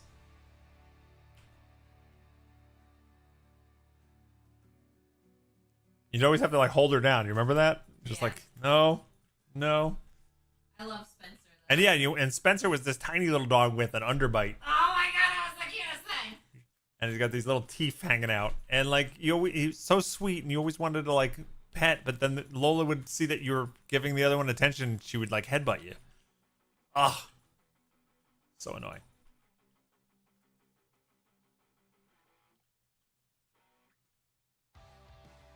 Spark was watching on YouTube again, and I have 3 viewers and 3 likes while I've been over here. Well, there you go. Yeah, no, I don't stream on YouTube for any kind of for money or for viewership. I do it literally so we have our streams archived somewhere. Now that Twitch doesn't allow us to have unlimited space. And it doesn't take any kind of intervention by anybody to get them over on YouTube. So if you ever miss a stream and want to catch up, just go to my main YouTube channel and click the live tab. One of those viewers is in my living room TV as I've been doing stuff around the house. I love it. I love being able to keep folks company while they're going about their day.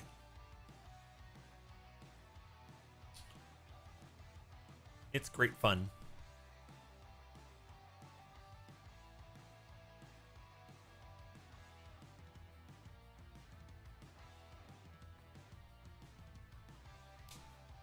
One is in my back pocket.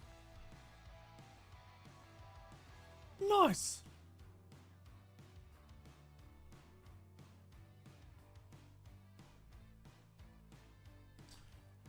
Nice. So go back to work on Monday, and it's gonna be.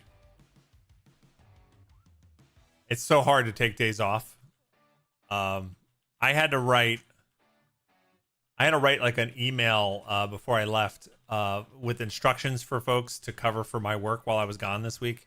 The email itself was close to 800 words of just instructions. So I have no doubt that Monday is going to be like a mind-blowing experience of catching up on hundreds of emails and messages and what the hell happened this past week. Not looking forward to it.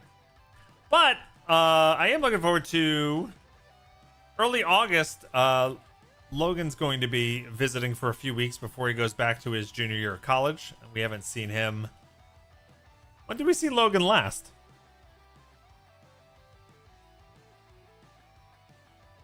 May? End of May? Yeah. So it's been like all summer so far. So that's my 20-year-old. So he'll be here for a few weeks. And then what I'm looking forward to after that, the end of August, my brother and his family are coming to visit for a weekend, which should be awesome. Haven't seen them since Thanksgiving. And then my oldest son, Richie, is going to be moving back here in early September for good. Done with school, done with his lab work, and hopefully his big research paper that he has to finish up before he returns here. So some things to look forward to.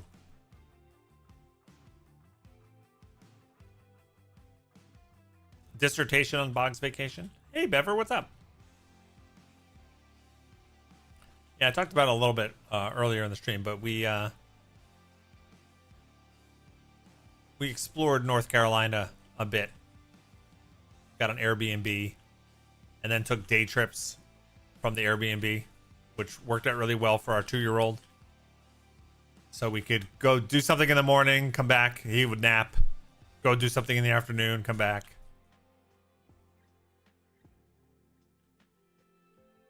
We went to a zoo and a couple children's museums and some restaurants and a park and just explored a few towns. It was good.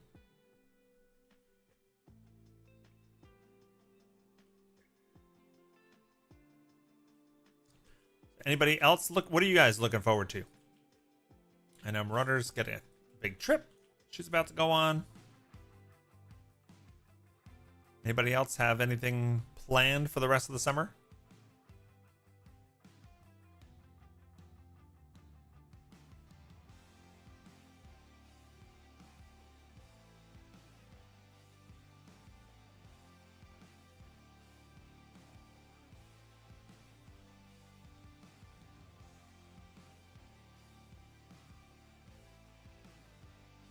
Didn't they I just saw news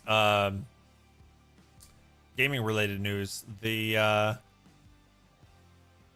so God of War Lofty is the next game for Santa Monica Studios, which I'm super excited about. I even stopped watching the trailer because I didn't want to spoil anything for myself. I'm just like, I'm playing that. I don't need to see this trailer.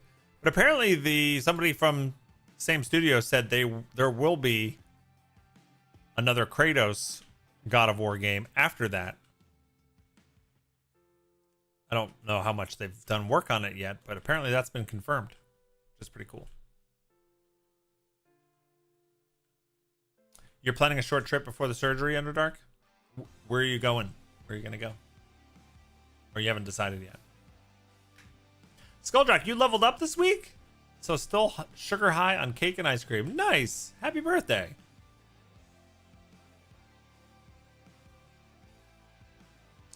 Happy birthday. Good thing God of War Lofty is not this year. Why? Because there's so much coming up.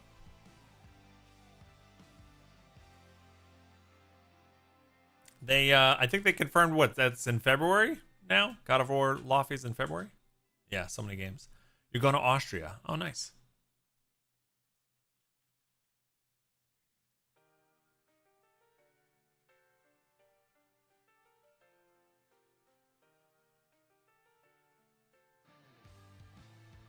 Another Kratos game?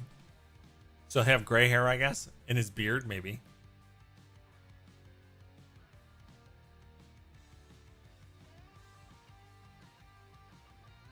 You've been enjoying spending time with your kids this summer, Melissar, but I'm looking forward to school starting up again in a couple weeks. I know that feeling very, very well. It's like a break from the homework and some of the sports and things like that is nice. But all day long of, what do I do? I'm bored.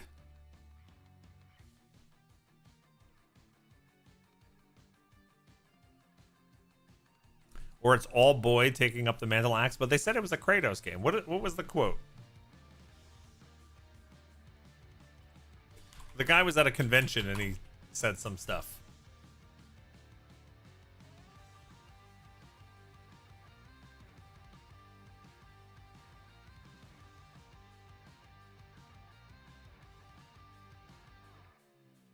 Let me see what the quote is.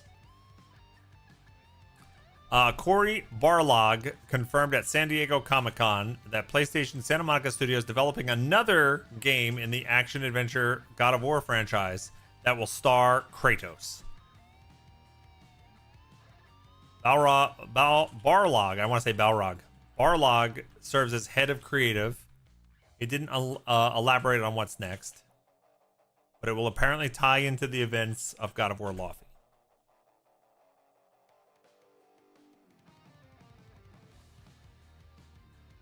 That's all we know.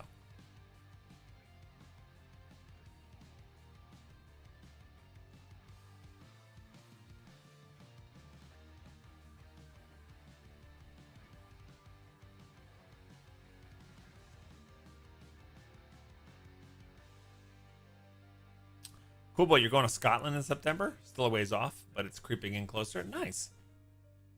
Scotland.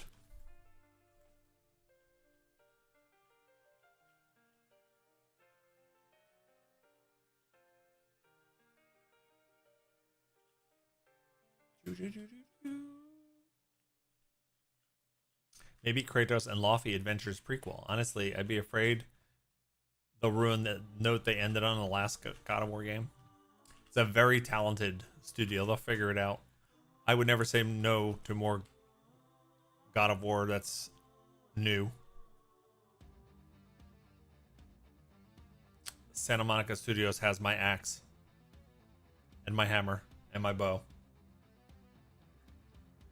Seriously, both the recent God of War games rank very, very highly in my favorite games of all time.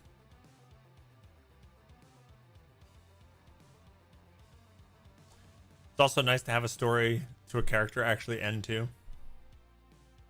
I mean, I don't want it to be like a baseball player who is amazing and then plays way past his prime and like tarnishes his legacy. I'm not looking for that. But if it's actually good, they find a way for it to make it work. He is a god.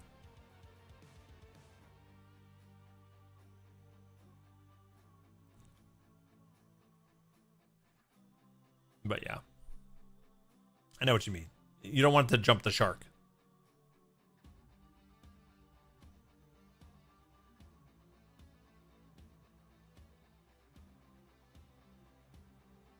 Clothes are packed. Chicken salad made. This chatting has been very productive for me. Awesome. I'm glad to make it hopefully less boring.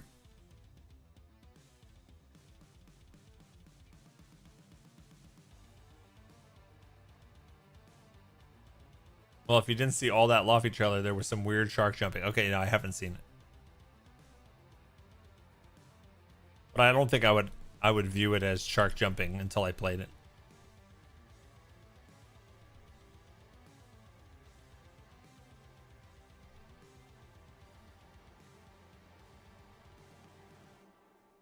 Yeah, I don't know. I'm pretty tolerant to that kind of stuff.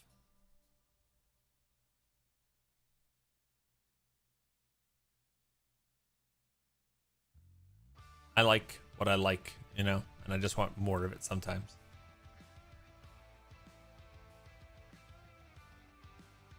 I would be curious to see what that studio can do with like another IP, you know, if they were just set free. I would imagine the devs absolutely love working on the God of War games, but after, I don't know, 10 years, 12 years of working on the same franchise, they would probably have other ideas and want to explore other things. Much love to you, Skuldrock. That is really hard.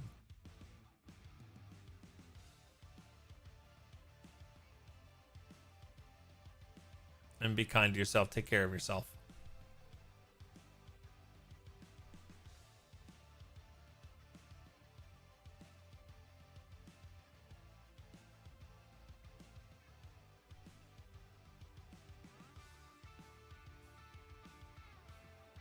My sister bears the brunt of that with my mother back in New Jersey, and it's not easy.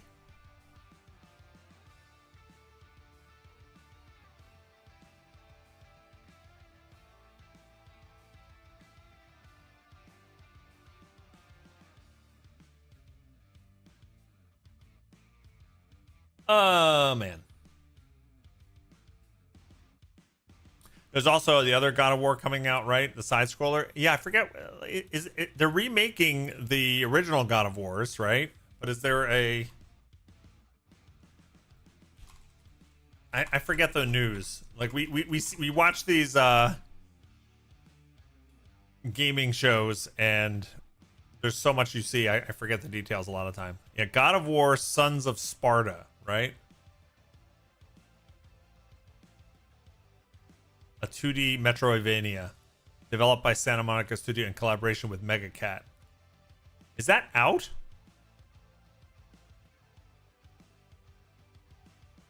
That's already out, right? On PlayStation?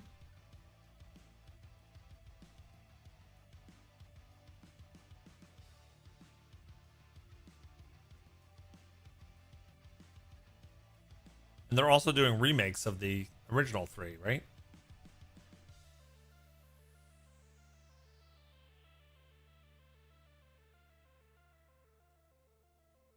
Let's see. This one.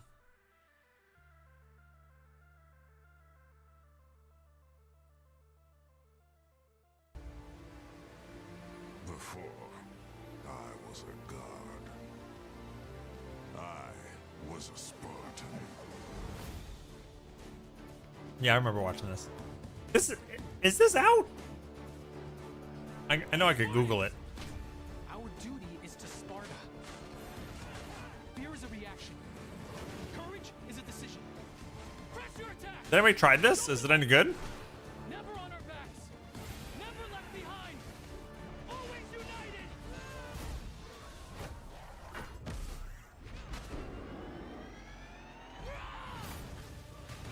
The legendary saga of gods and monsters, of tragedies and triumphs, of Thinks that I think it's PlayStation only, but redemption begins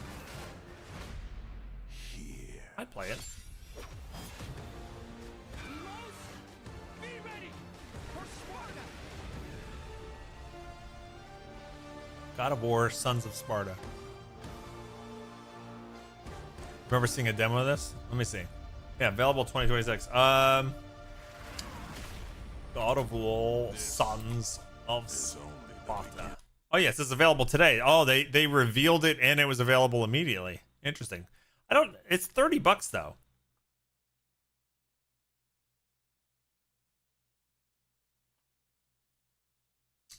What do people think of that?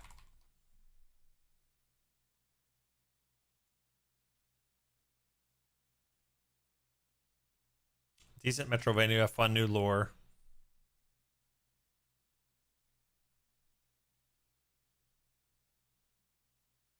I don't know. I enjoy some games like that though. Like I liked Mandragora a lot. I don't know if it's quite like that. And then what's the side scroller Prince of Persia? That one was really good. I would have to probably start over if I played, because I never finished it. But Prince of Persia: The Lost Crown. It's 50% off right now. It was very, very good. We streamed this a little bit too. You going to nap? Enjoy. $30 seems to be everything right now.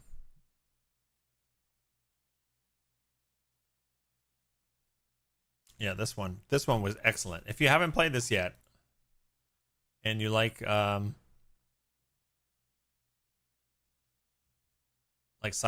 Metrovania type games, I recommend giving this a shot. This is only $15 right now.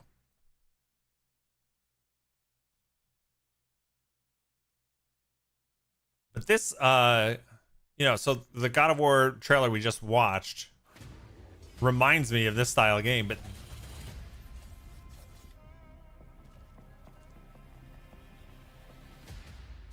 this one seems like it's more. It has more to it.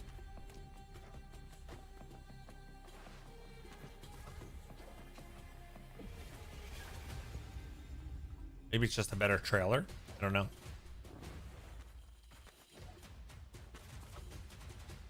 But already this seems more interesting, doesn't it not?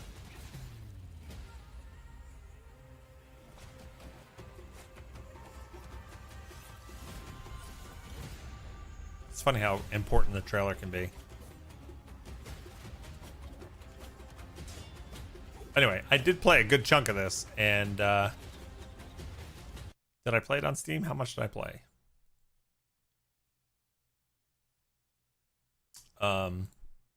Thoroughly enjoyed that.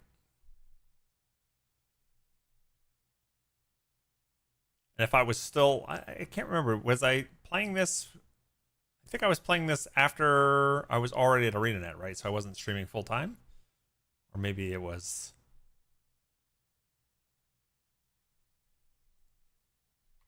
Right at the tail end of that.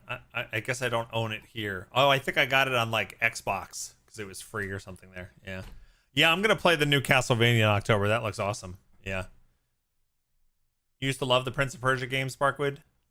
Prince of Persia 3D was a favorite. Then the franchise battle got too hard for you. After Elden Ring, I could probably play them now, like Sands of Time. Yeah. I think you could. For sure. I'm looking forward to Fable, too. Fable, the new Fable coming out, what, February? 5 gifted subs. Alaska Flippin' Winter with the 5 Bomba subs. How you doing? Thank you so much for adding time to the stream. Welcome to the Bog-A-Thon. You are awesome. Alaska, did you notice something? The gifted subs only went through like they should. Can you believe it? I don't think I did anything to change it. It just works now. Just weird. All right, let's add 15 minutes to the stream for your gifted subs. Thank you so much. Working on closing out max time. Made good progress, but our first stretch goal at the 13-hour mark has to happen in the next like 3 hours or so, which is ordering Indian food for takeout for the first time. Azari and I will have dinner that you guys can help us order. We've never had Indian food takeout before, and we're gonna try it with chat's help if we unlock that stretch goal before dinner time. But you can check out everything we're doing if you're just joining us. Putting a link in the chat, you can see all our stretch goals. Tips and bits count towards our wacky wheel, which we have tons of stuff on. Every $25 in tips and bits, we spin the wheel, and it adds time to the stream. So it's double, incentivizing the most cost-effective way to add time to the stream. There's things on there like eating shrimp crackers, and actually now it's a stretch goal. Possum-flavored candy canes and all kinds of fun. Anyway, welcome, Alaska. Thanks so much for the 5-bomb. And congrats to anybody that just got gifted a sub. You get no more ads while watching the stream.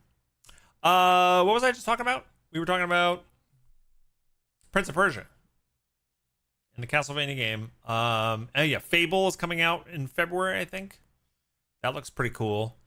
And then there was one other thing I was about to talk about. Oh, I wanted to talk about Mugenics for a second, gang. You guys know I've been super hooked on this game. I'm up to 183 hours. Last night, I took out the final boss. Finally. After all this time. Only 3.3% of people. Which is pretty cool. But of course they have a separate achievement for beating the final boss. A gleaming endowment. Thank you so much. Thank you, Alaska. Just woke up?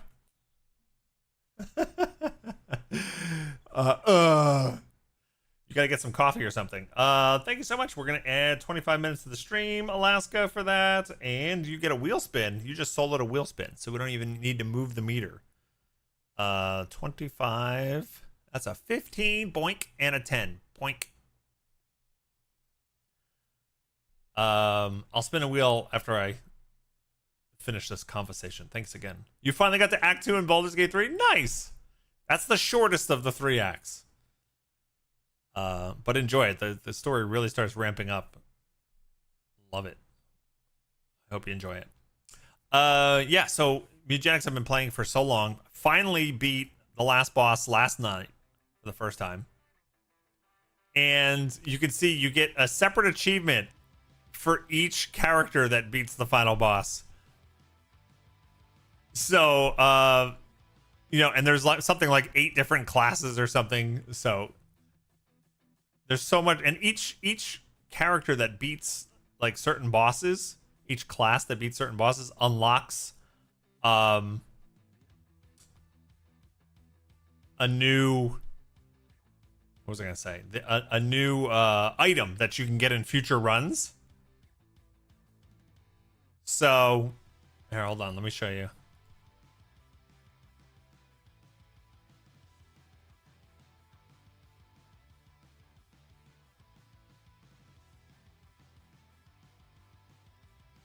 So not only is it for achievements, but you actually like unlock items that can then show up in new runs.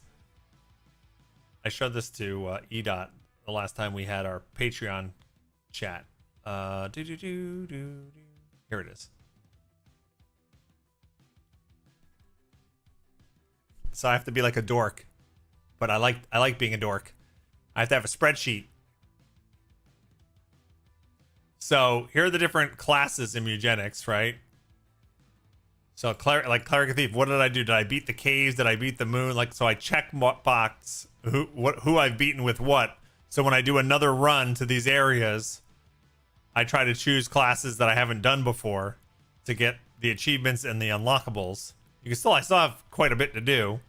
And then there's this row here, which is collarless. And collarless means you don't have a class. And it's not that they can't become good, but most of the collarless abilities on your cats are pretty basic, and it's harder. And I've only done a couple of the achievements for the collarless cats. But even though I've played this game for tons and tons of hours, there's still a lot more to unlock. And yeah, the game has over 200 achievements, and I have 152 achievements out of 281. I'm only like halfway done. There's so much in this game. Now I'm curious to see now that I've beaten the final boss, if I am still addicted to this game or not. Is that wear off now? Or am I still excited about it? I'll show you this real quick too. I could talk about Mugenics forever. By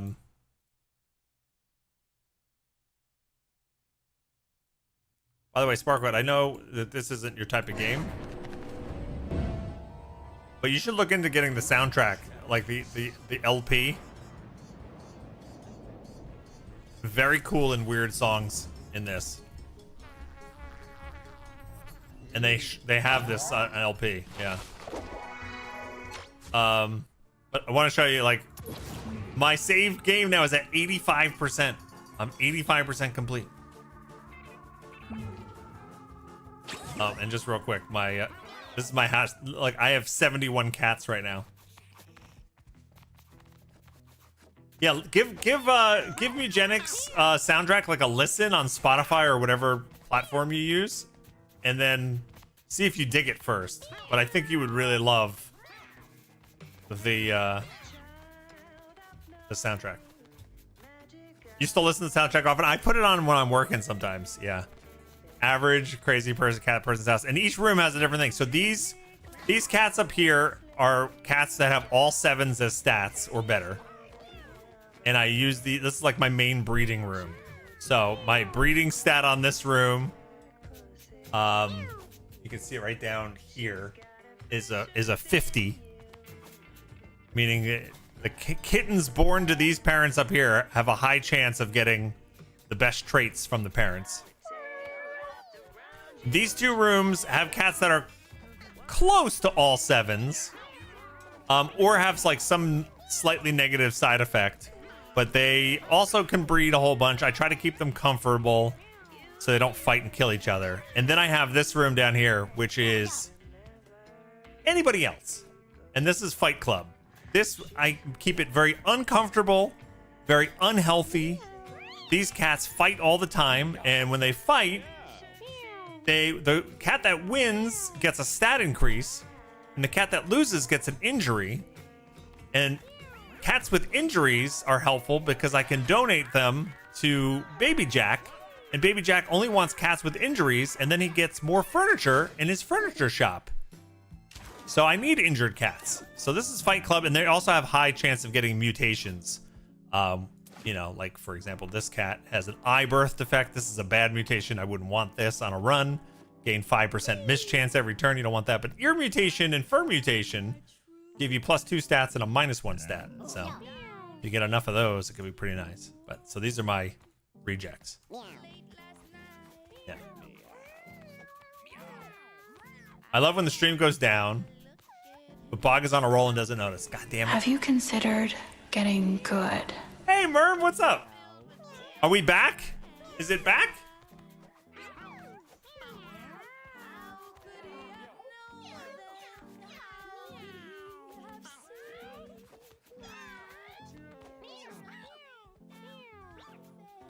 It looks like we're back. Sorry about that. Oh, man. I was on a roll. You're right. I could talk about this forever. 91, long time. Yes, thank you. Merm! How? How could it be 91? You're almost at triple digits.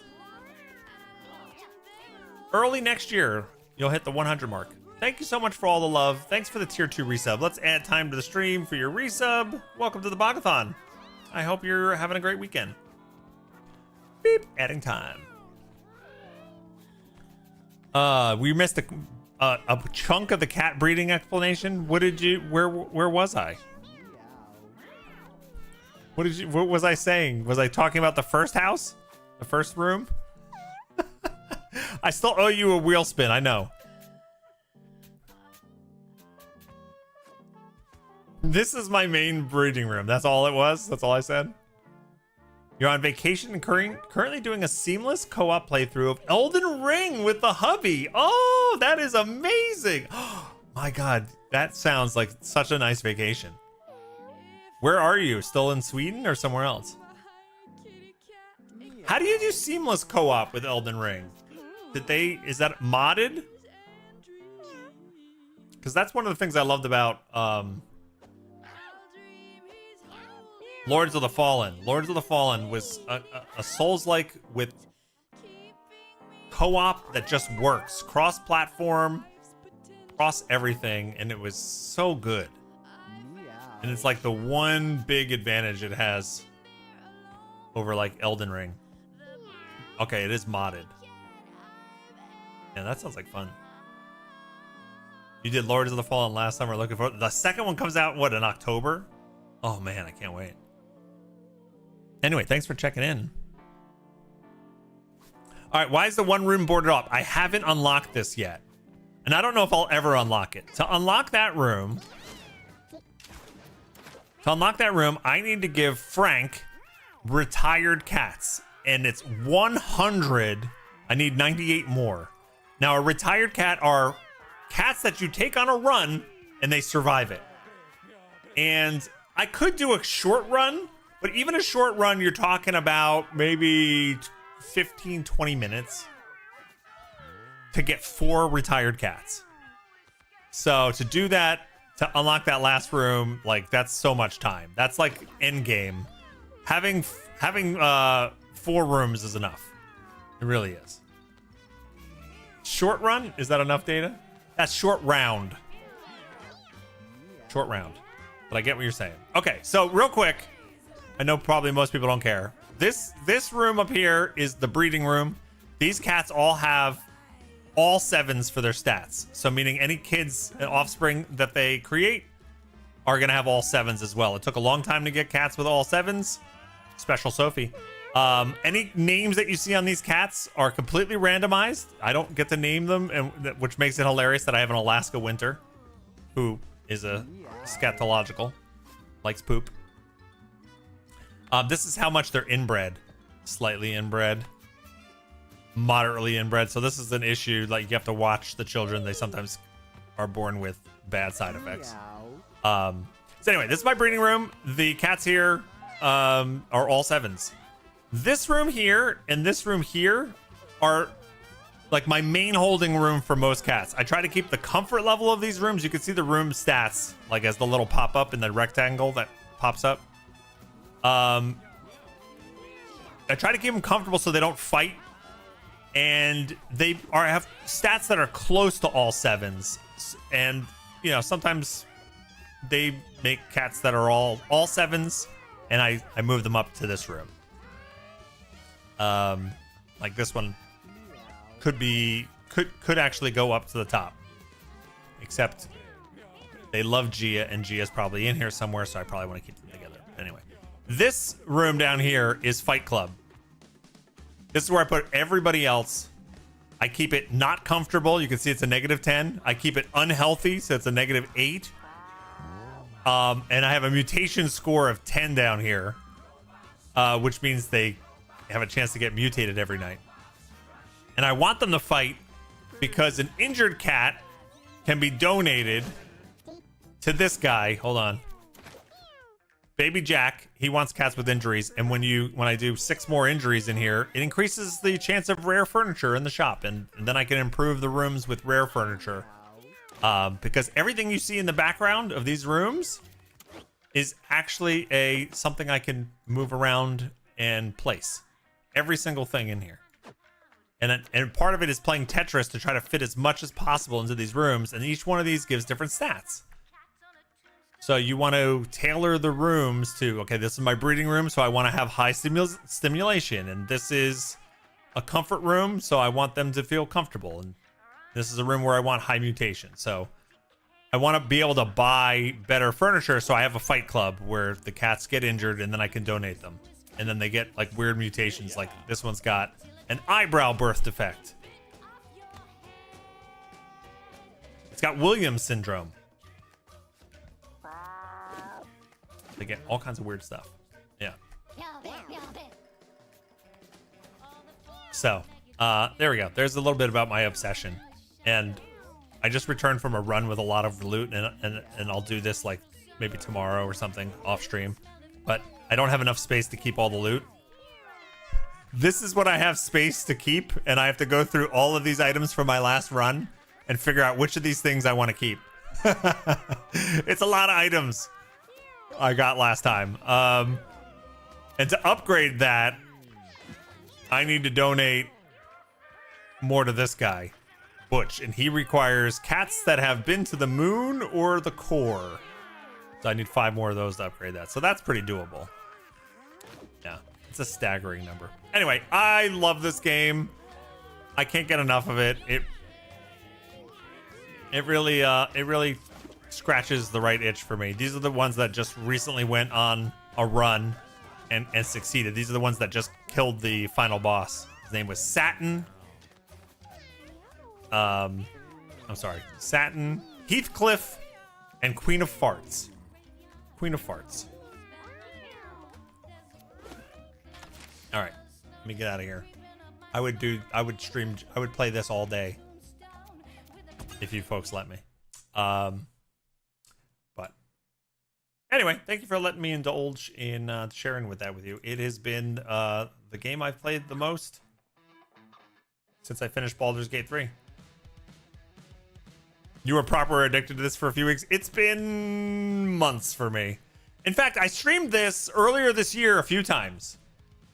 I started in fact, I've gone back to my old streams of this from a couple months ago just to see what my first impressions of the game were, because now that I know the game inside and out, it was interesting watching me see things for the first time. But 1 little, 2 little, 3 little gift subs, 4 little, 5 little, 6 little gift subs, 7 little, 8 little, 9 little gift subs, 10. Oh my God! Where are you? Okay, ready? Thank you so much, Merv, for the 10 bomb of subs. You're amazing. Let me just double check how much that adds. 30 minutes. Boop. Thank you so much. And congrats to Zach for getting a sub. I appreciate the support, Merm. You were amazing.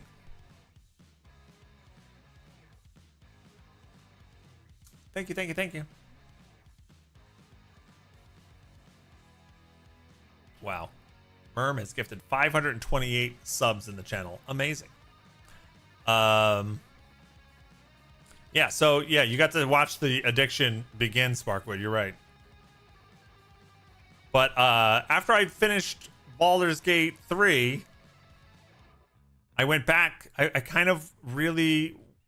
I didn't want to start any other big playthrough, right? Baldur's Gate 3, it took me like 240 hours to beat. Something insane like that. And I was like, I don't want to start like a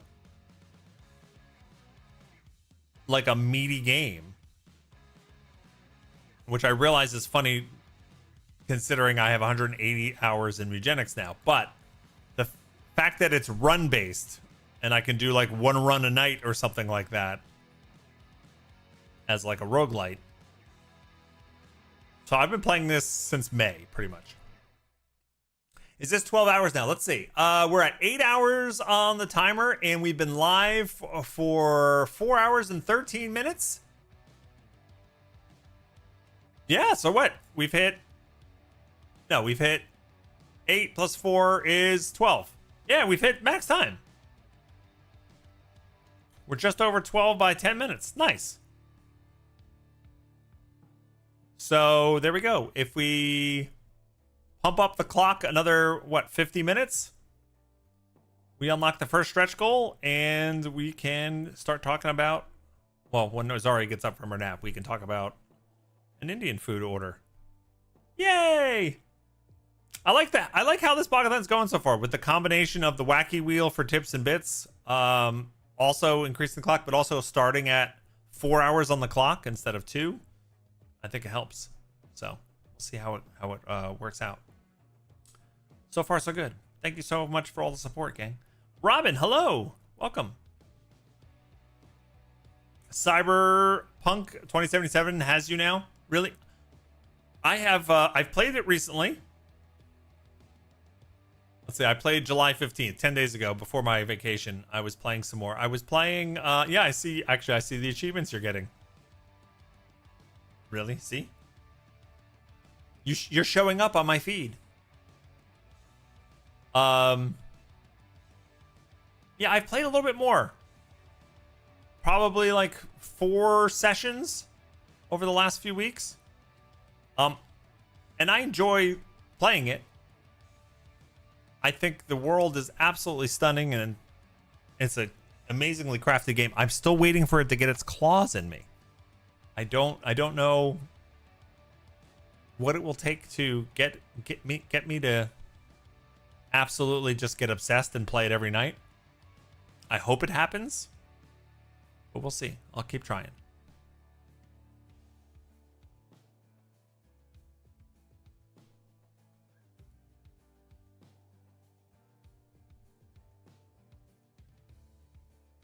The world is just big. Yeah, it's really big. And the thing is, like, I'm trying to be cognizant that I can't do everything in Cyberpunk. Like, I don't have to do like every little side mission. But I hear a lot of, you know, there's side missions like, you know, stop all the cyber psychos. Like, I don't need to do that. But a lot of the side missions, it's just like Witcher. The stories in them are really great. So I kind of like don't want to miss any of those, which means it's still a huge chunk of content. You just saw a game called EverQuest Legends. What is EverQuest Legends? It's a newly reimagined version of classic EverQuest from its release. Oh God, no.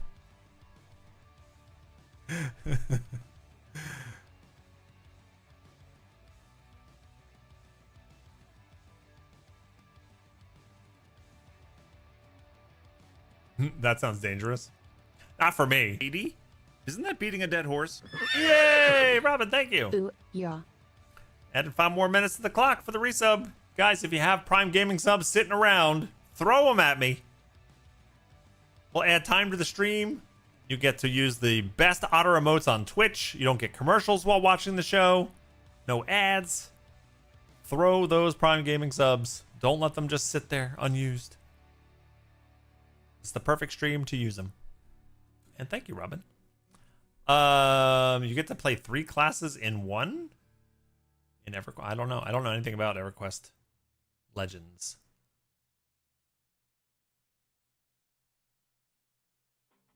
Oh my God. A magnanimous dispensation. Easy peasy. EDOT. Dinner on me with the food of my people. Now send me the menu.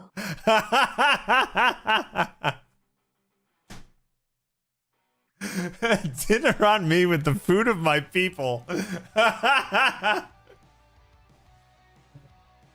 Love it. Thank you so much. That's so generous. I think I owe still 1 wheel spins and now I owe 5 wheel spins. Oh my God. Gotta write that down. All right, 5 wheel spins. EDOT is like, I pick. I was sitting here thinking, how do I make a joke out of this? That was you did it perfectly. All right, let me make sure I add the time. Adding an hour and 40 minutes. Here comes the hour. Beep. And 40. Beep.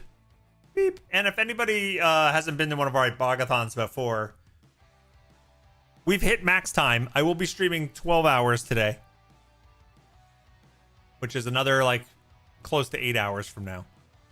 But we keep adding time to the timer because when we add this to how long I've been streamed, that will start to unlock stretch goals. And you can see what our stretch goals are by checking out this document that Marauder just put in the chat because she beat me.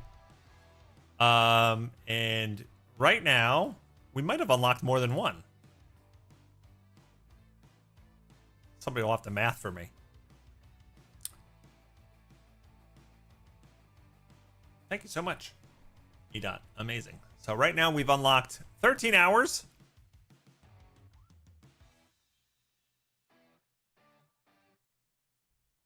We're going to order Indian food for the first time with chat's help. It's very close to 14. Okay, cool. Oh no, not cool. I don't want to try. All right, let me finish my coffee before you guys unlock shrimp cracker. Oh no. Oh no. But yeah, we'll do I'll eat one of these gross shrimp crackers soon. Most likely. I don't like any seafood, so I'm sure this is gonna be terrible. At 15 hours, Azaria, we're going to do a giveaway where Azaria makes your Twitch name into a crocheted wall art and ships it to you. At 16 hours, I will draw something and mail it to you. I'm not the best artist, but I'm not the worst artist either, so. It'll give me an excuse to actually sit down and draw. 17 hours, we'll ship out cookies to somebody in August.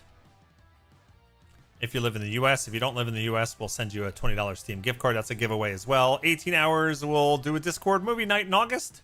19 hours, we'll unlock 2 surprise extra streams in August. And 20 hours, Azaria will make a small crocheted animal or thing and ship it to you. So there's our stretch goals.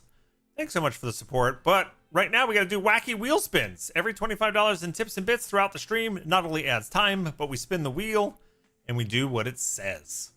I owe you guys 5 wheel spins.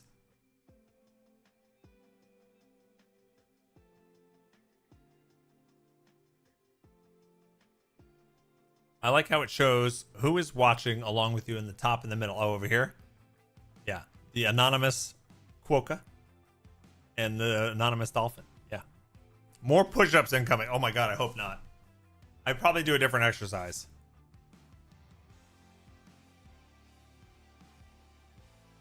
Squats? Goblet squats, maybe? All right, here we go. Let's spin.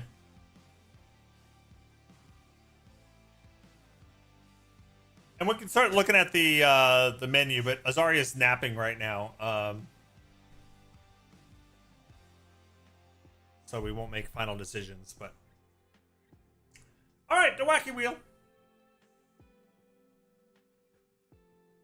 Here we go. We got 5 of these. You guys help me keep track of this. Spin again and double it?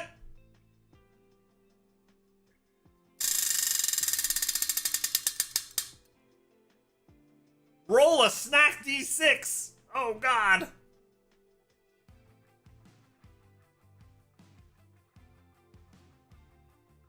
Oh, God.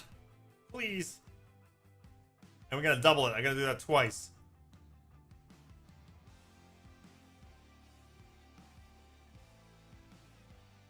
Oh, that's a very nice wheel. Yeah, we invested in a wheel a bunch of years ago for the stream. Tax write-off. But yeah, it's a very functional wheel with a nice clicky sound. All right, that was number 1.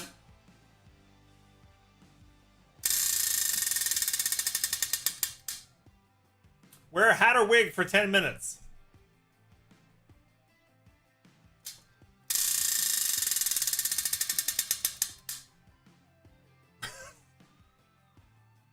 I'll spin again. It's another wig. 20 minutes of wearing wigs. Ooh, we can play, we're gonna play Never Have I Ever. I was lazy, I didn't update. Well, I decided this morning to change it to another game. So we'll play that. I could wear 2 wigs, that's true. Oh, and paint a username in MS Paint.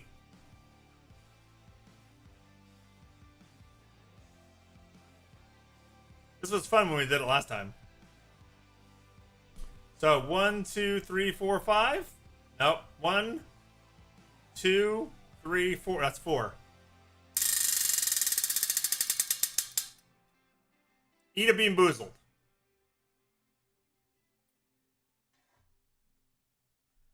Runner's like, Bean! I didn't finish my coffee, though. All right, I didn't get exercise, right? No, I have to roll a snack. Can you roll?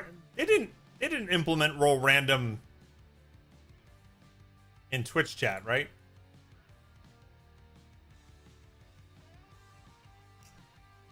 Let me get a D6.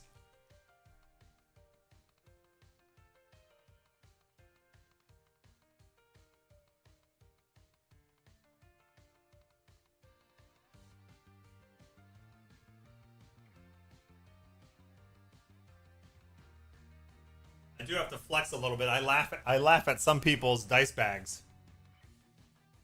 This is mine.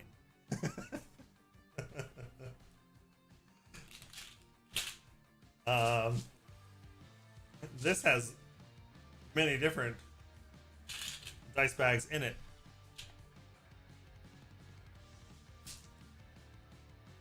Including, I think, one no Cuddly Shark made me. Did you make me a dice bag, Cuddly Shark? I found a good one.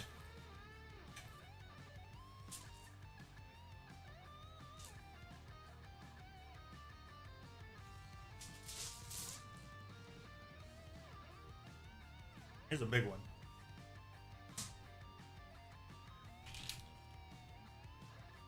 All right, we have to roll this twice. 2 different snacks. Please, please, not fermented bean curd. Or preserved bean curd, whatever it is. All right, so number 1 is Bulldog potato chips. Number 2 is hot cherry locas. Number 3 is chili lime peach rings. Number 4 is tamarind jarritos. It's a drink. Number 5 is try something from the mochi multi-pack. And number 6 is preserved bean curd. Please, no 6s. Just gonna roll it on this, I guess. I don't have like an overhead cam.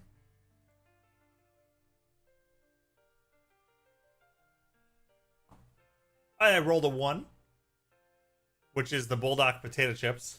What's that? What is Bulldog? Is that a spicy something or other? And then what else?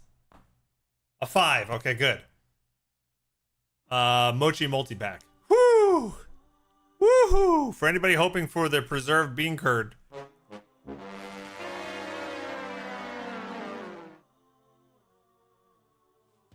All right, I owe you guys lots of food here. Oh, I should be wearing a wig for this, or a hat.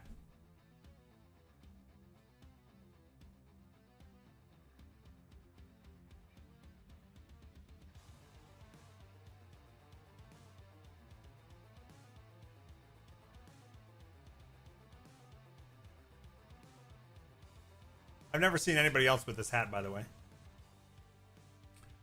A clam hat. All right, let's do a Bean Boozled.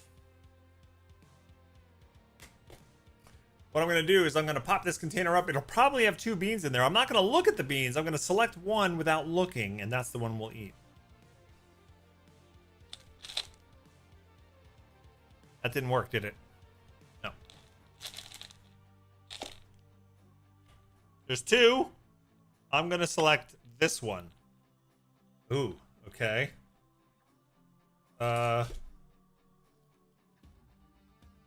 This is, oh no. This is going to be wet dog or top banana. Wet dog or top banana.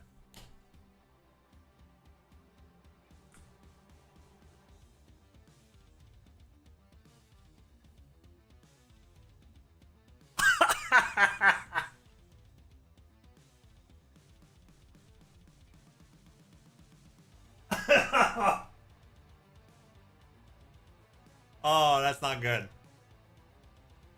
Oh, it's sweet ass. That is not banana. Whatever that is, that's not banana. Woof. Oh, so bad. I think my coffee's gonna be ruined now. All right, so that is the bean. Let's eat the Bulldog potato chips. Azari opened these last night. She was like, I want to try those. So what is this? Hot chicken flavor? Bull equals fire. Dalk equals chicken. Ooh, there's an extra red one here.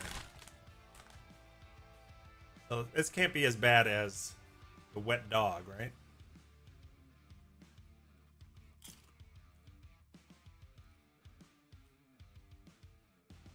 Ooh, that's got a kick to it. That's not bad. That's spicy. Where'd she get these from? There is a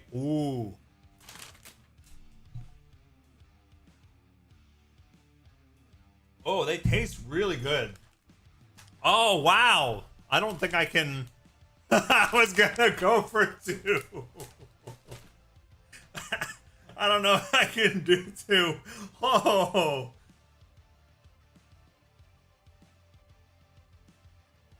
Wow, I really my favorite spice, by the way, I don't tolerate spicy food very much.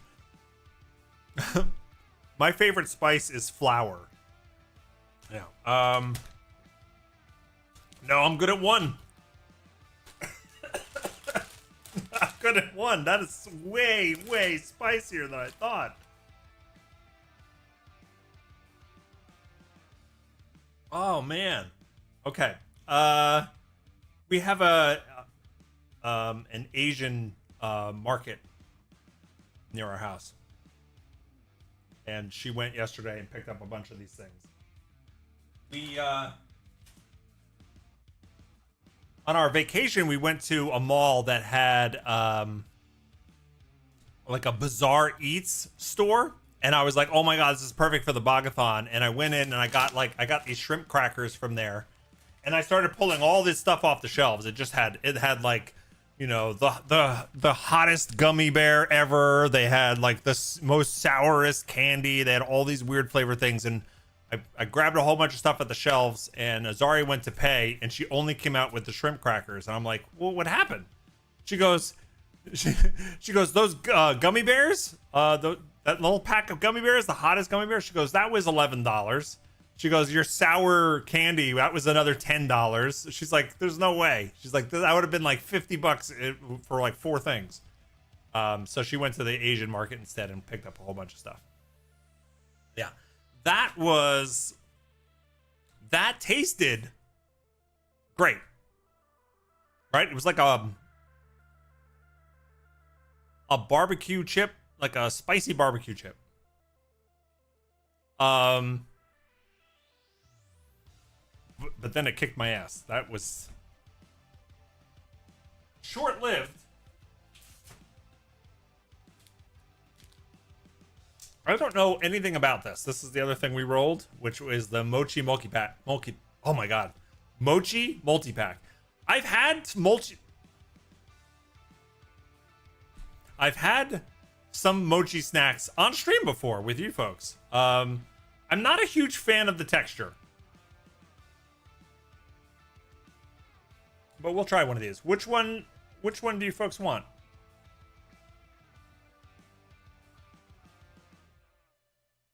I'll let EDOT choose.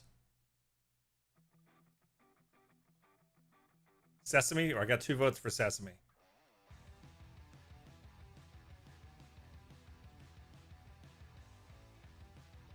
Three votes for sesame. Unless EDOT goes, no, I'll do the sesame. Red is my favorite color, that's true. Let's do sesame. I like sesame things a lot.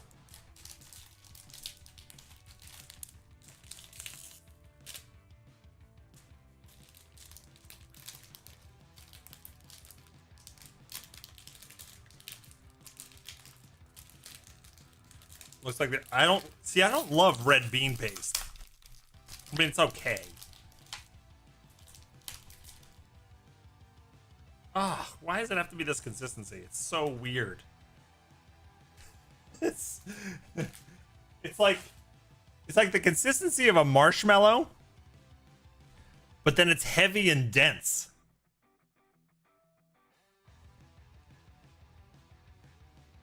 I do like sesame stuff, but my arms are shaking because they're still like sore from all the push-ups today.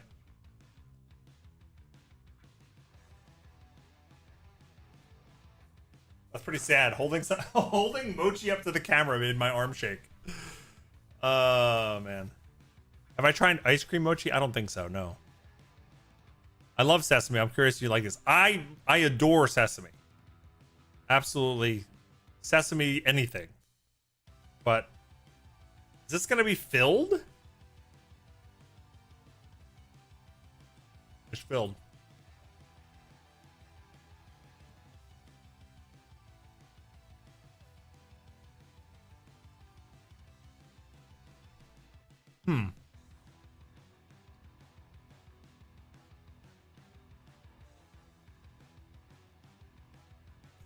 I don't like that consistency.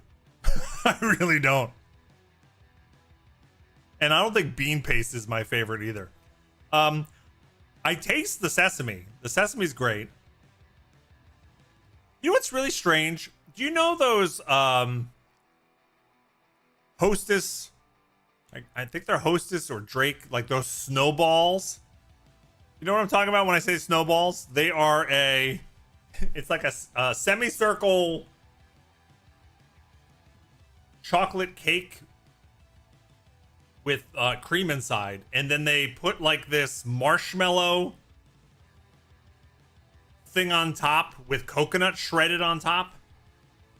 Right? Snowballs. I love those. Even though that has a kind of similar texture to this, but there's something about this that's slightly off. Maybe because it's all the marshmallow consistency and no like cake. I can eat this, but I can also see myself gagging on this. I don't like the consistency. Yeah. And bean paste just tastes like nothing to me. Just like mush. Yeah, I'm not gonna finish that. Yeah, it is chewy. Marshmallows aren't chewy, yeah.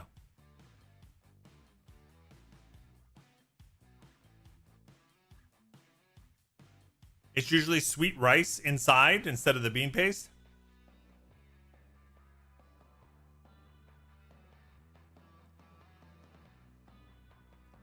You're reminding me of Zombieland when Woody Harrelson's character ranted about snowballs consistency. Really? I've never seen that movie. That's amazing. That makes me want to see it more. I haven't had probably a snowball probably since I've started streaming. It's called fingers. Arrowwolf, thank you so much. Any soft food with some sort of spherical globular innards reminds me of a cyst or some kind. Oh man. That's nasty. Oh man. Thank you for the bits though. Thank you for the biddies. Moves us closer to the next wheel spin. Yeah, and if anybody doesn't know what we're talking about with the snowballs, it's these things. And I know probably not everywhere has these.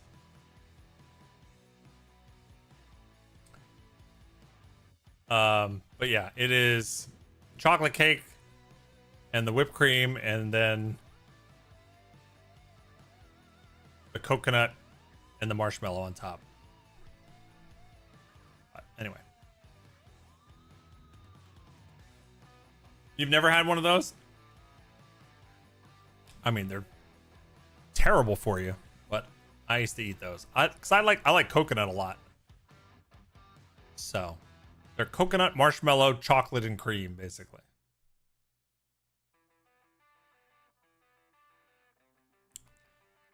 Yeah, I'm not gonna finish this mochi, especially after Airwolf's comment. 800 bits. We're gonna add 8 minutes to the clock. Boop. We've already unlocked the first stretch goal. I think I'm okay on the hat, right?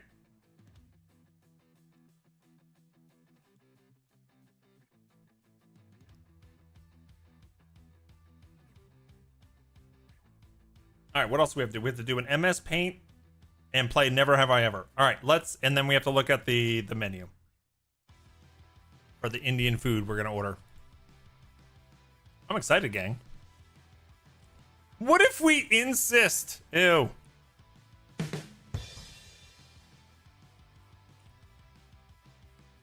You used to love the Little Debbie Star Crunch.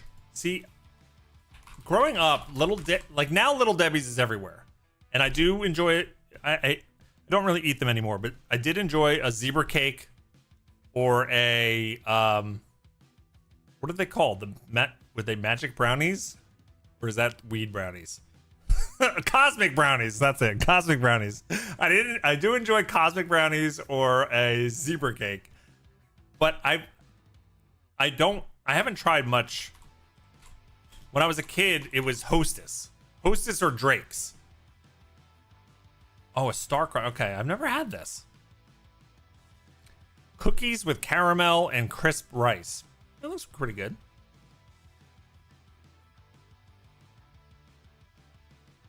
Oatmeal cream pie. I do like that too.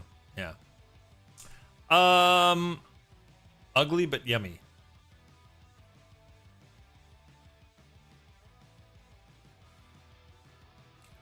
Okay, while we play Never Have I Ever, we're gonna run a giveaway to see whose username I draw on stream. So whoever wins this giveaway, I will try to draw your Twitch username, whatever comes to my mind about your Twitch username. And I'll try to draw it. Yeah, cosmic brownies are good, yeah. Azaria loves those. All right. I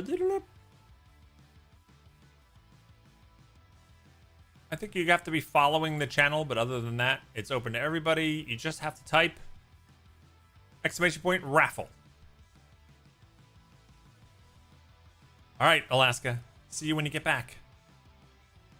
Thanks for all the support.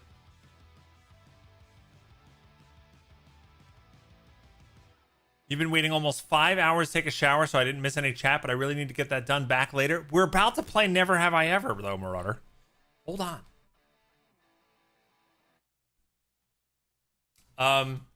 I'll answer whatever I pull out of here, like, truthfully, and then, like, I want you folks to answer, too.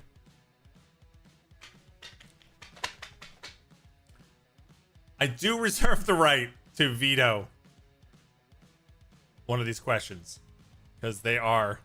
Like, the first one I pulled out this morning to see if I wanted to do this on stream was, never have I ever measured my penis size with other guys. And I was like, oh boy. Oh boy. All right. You guys know how to play, right? It's basically you just tell us if you did the thing or not. Here we go. Never have I ever done more than 3 different drugs in one night.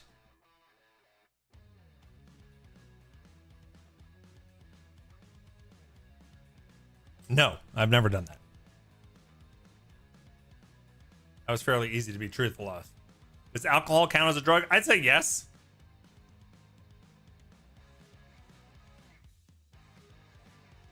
Oh, if we're talking medications. Okay, medications, yes.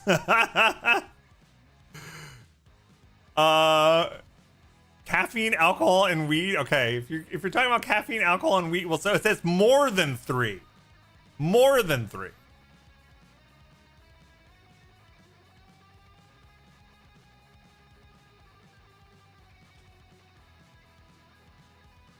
Still yes, Marauder, with more than 3? You have Biochi? Don't think even with medication.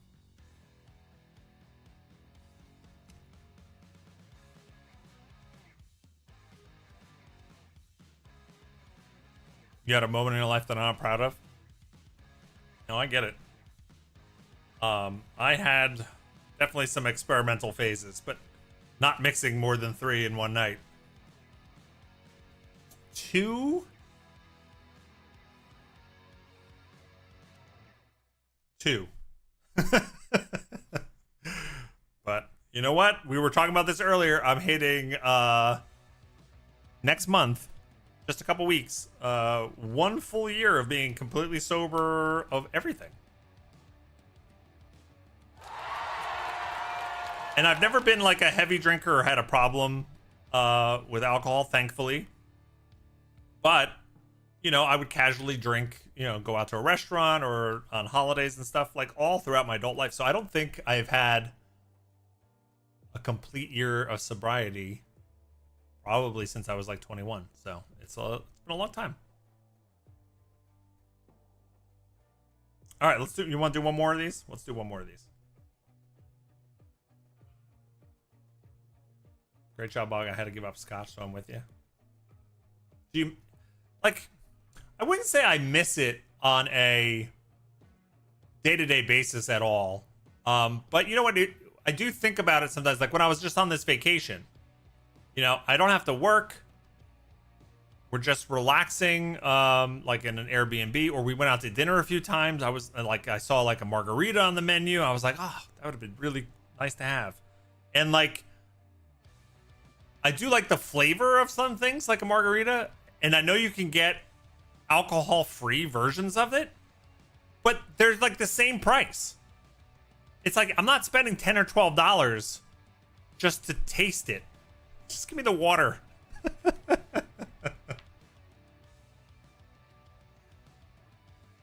Oh, man.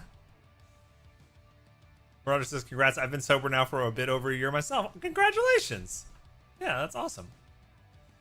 No cigarettes under... I've never had a cigarette in my life. All right, what's next? Never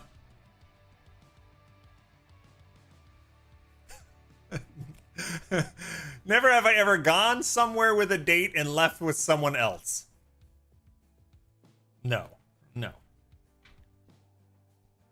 Never ever. First of all, I haven't been on many dates. But second of all, I would never do that. Oh, man. What about you folks?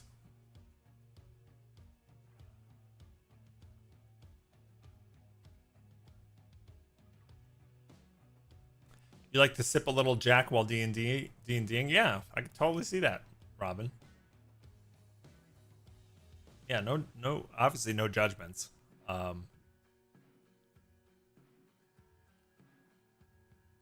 I'm trying to, just trying to be as healthy as possible. You had that happen to you, Airwolf? No, really? That's terrible. Repeat the question. I've never have I ever gone somewhere with a date and left with someone else. I mean, does a dance count as a date? I guess. I don't know.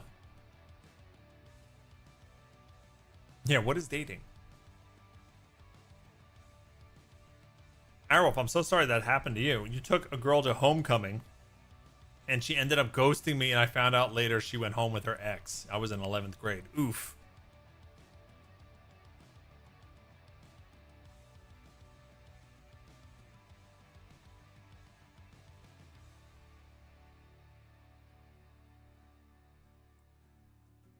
You will never play this game with your kids, Marauder? Yeah, it's probably not the best with kids. Though I am at with Richie and Logan being 22 and 20. I'm at the point where, you know, we're having like really interesting. I can't wait to see them again. I miss them so much.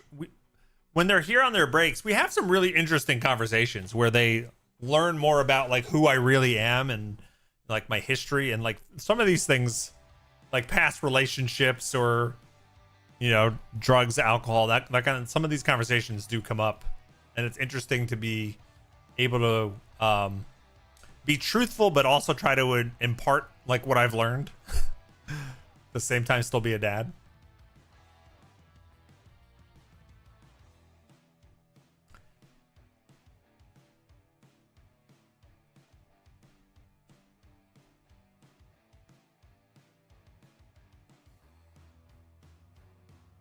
Oh, you wait. Did I miss it, Marauder? Oh, you. Oh, okay. You said does a dance count as a date? So you did the similar thing at a dance? See, but you were just a kid.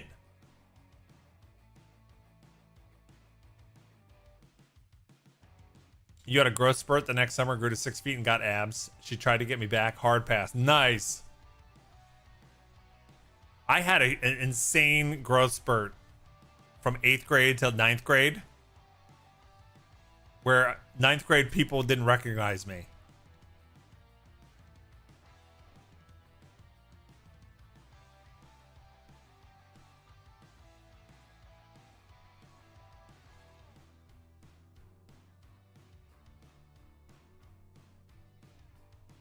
There's a lot of things you didn't know about your dad until the last 2 years. It's interesting, right? Like think about like this is an extreme case, right? But I'm 51 and Rune is 2. I had 49 years of experiences before he was ever born.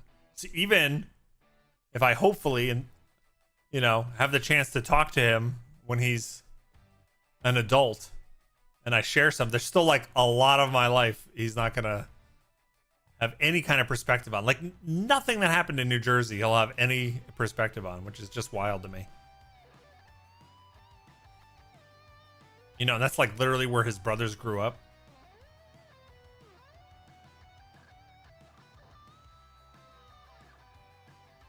She was just a kid, but Arrowwolf State wasn't double standard. I don't think that's a double standard. I think you could simultaneously forgive somebody for doing that to somebody in high school because you're a dumb, teenager who makes poor decisions, and simultaneously feel bad for the person that it happened to. Right? You can have sympathy for the person that it happens to, and also understand and forgive the other person. I think those are both true. We were much older when we were kids than our kids were. Yes. I know what you mean by that. Like when I was 9 years old, I was allowed to leave my house in the morning and not come back till dinner time.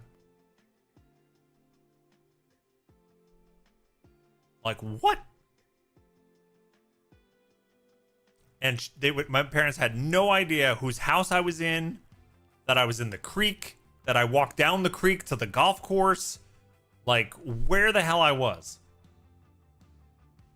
And with Richie and Logan, like never did that. We're even close to that. It was always, we knew which parent was watching the kids, where they were. They had to ask permission for, like, well into their teenage years before any kind of freedom like that happened.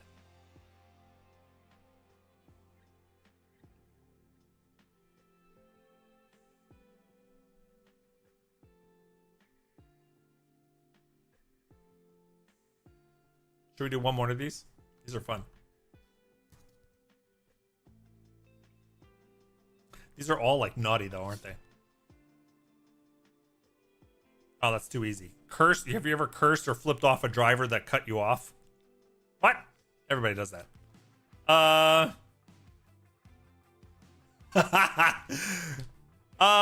don't have a specific example of mine that this happened to me, but I'm sure I probably did it the other way. But never have I ever had someone complain about my breath after kissing them. I know I had an ex-girlfriend who smoked, and I definitely hated that. Like, it's awful. As a non-smoker? Oh, no.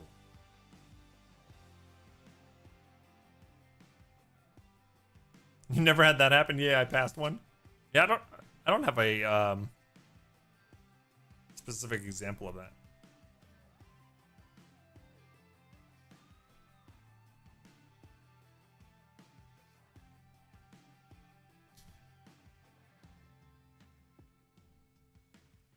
are ridiculous. Some of these are awful too. Have you ever told somebody that they looked bad in the outfit they were wearing when they actually looked good? What?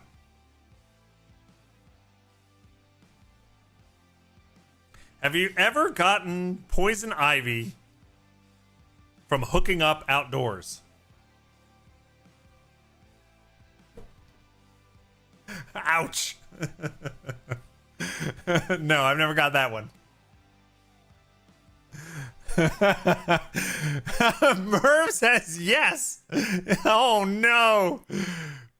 Where did you get the poison ivy?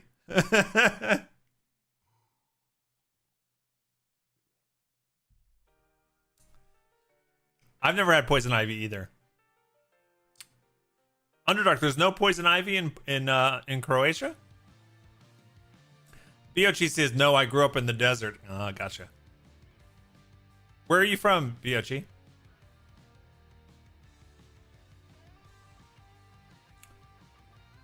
No, she can do what she likes. Oh, you mean the plant. No, we're talking about the DC supervillain.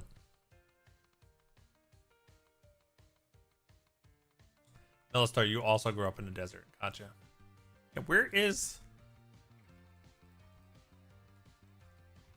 I've always had to watch for poison ivy, but I've lived on the east coast of the U.S. my whole life, so...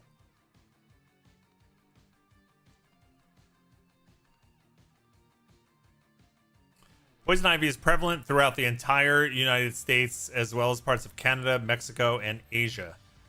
It is entirely absent only in Alaska and Hawaii.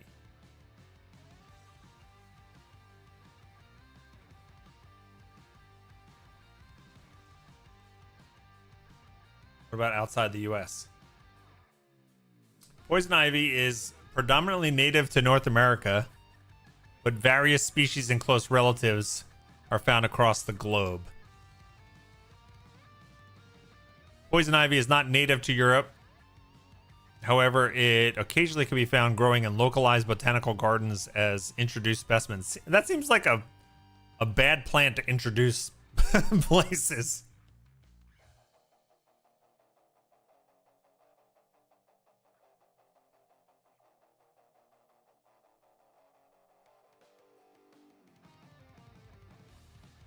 There are some Asian varieties as well. Interesting.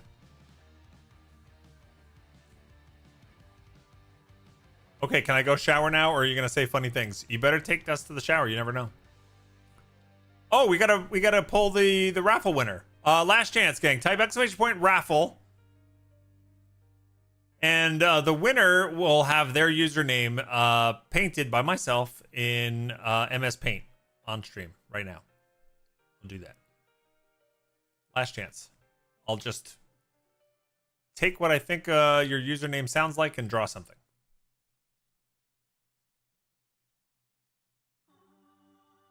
And I will say this in advance. I have to draw with my mouse, which I use with my right hand, even though I draw and write with my left hand. So, let's see how this goes. Papa Spooky is immune to poison ivy. Nice. So how does that work? Are you... do you have to be allergic to poison ivy to have a reaction? Or is it not even a...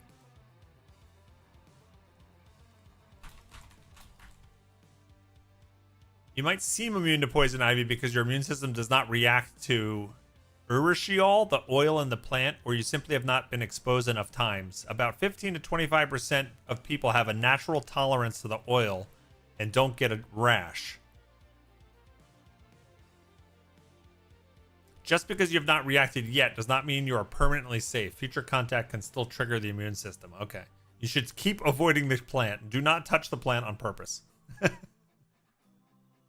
Okay, well, there you go. Don't be all brave about it. Oh, you live in Idaho, Biochi. Okay, high desert.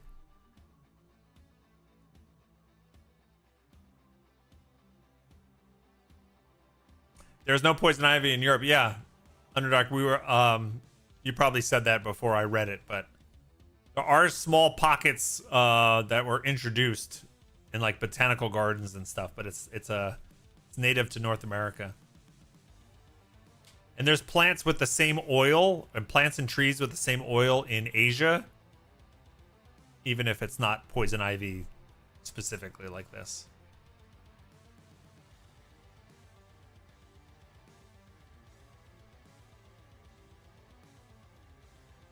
Arrow said, I wanted to say, wrong bush, but that's too spicy for this channel. Moving on, going to confession, and I'm not Catholic. By the way, where did we find out about myrrh? Where did you get the poison ivy?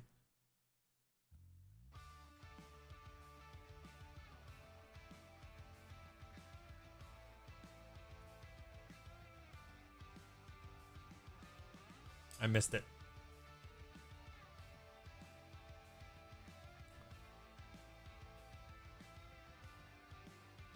It grows in the... Oh, so you have poison ivy up in Sweden, huh? Oh, you're fighting an Erd tree. Oh, no worries. Don't have to respond. I'm just catching up on chat. I was behind. It's interesting that you have poison ivy up in Sweden. It must have been introduced somehow at some point.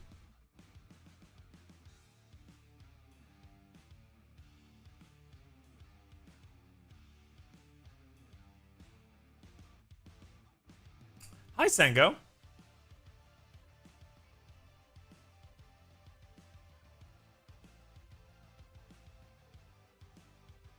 Papa Spooky says, I was an instructor in the Marine Corps, and students would come out covered in it. I walked the same places that they did and never got affected. Interesting. Ugh. I've never had it, but it sounds miserable. All right, let's see whose username we're gonna draw. I can't believe we've been live 5 hours. I haven't played any games yet. But it's been a lot of fun.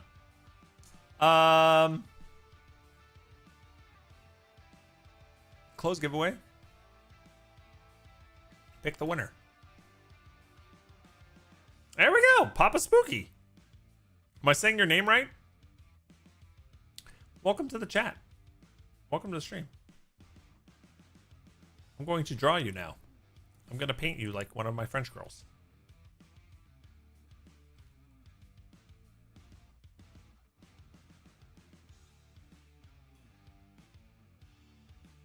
That'll be a fun name to draw. I hope so. I hope it's fun. And we've been playing the same playlist forever. There's other songs we can... Wish I could just play anything. Stupid rules.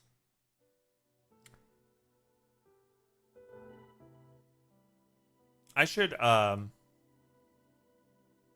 just learn to be brave and separate my audio channel so that it doesn't save it on the VOD, and then just be free. And I wonder, does that work on YouTube as well, though?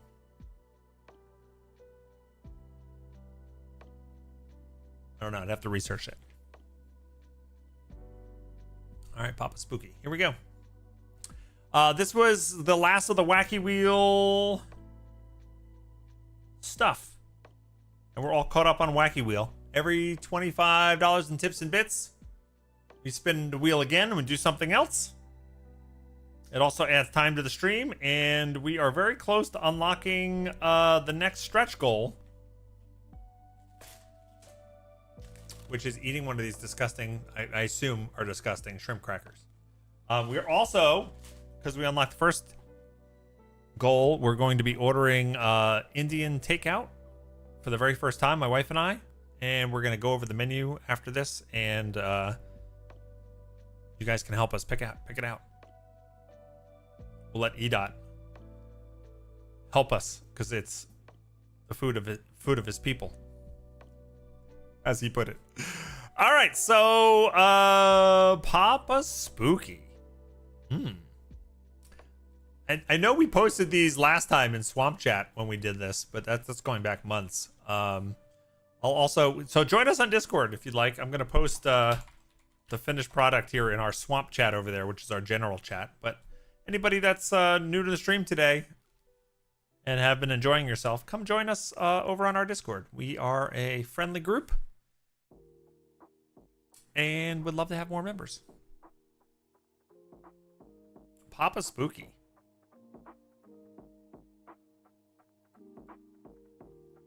Oh, I can use a calligraphy brush. Where's the brush thickness, right? Is that this? Yeah.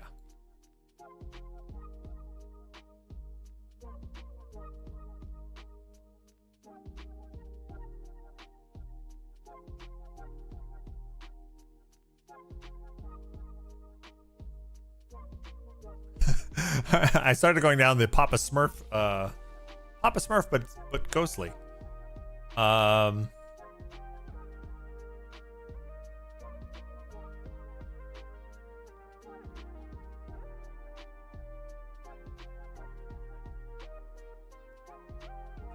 Let me give me some circles here.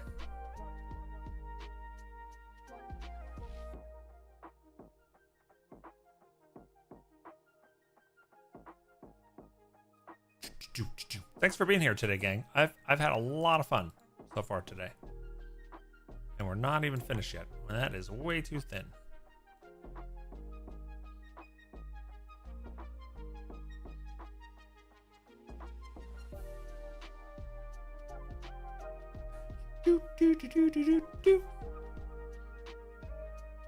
I don't know why I'm leaving so much space over here.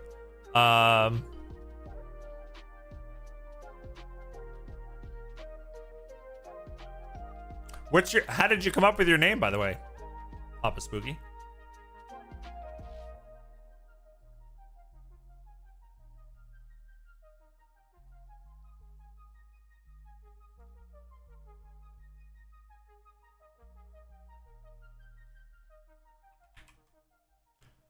I want to do the nose first. That's not Papa Spooky's nose.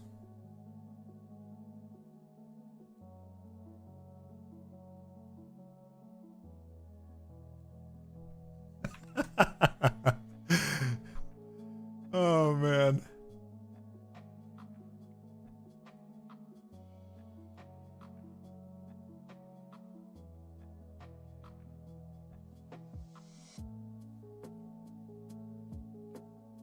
Your daughter streams? Is your daughter named Spooky? So you're Papa Spooky? That's awesome. That's amazing.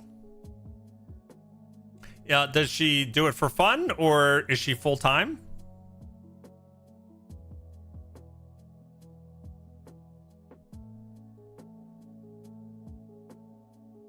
For fun? Nice.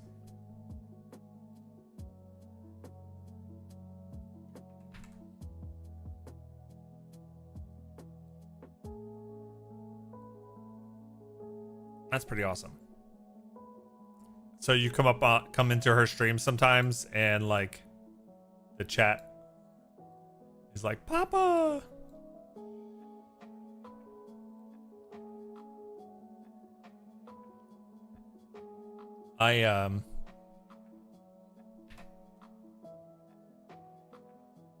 My dad, when he was still alive, used to come into the stream sometimes, and it was always hilarious.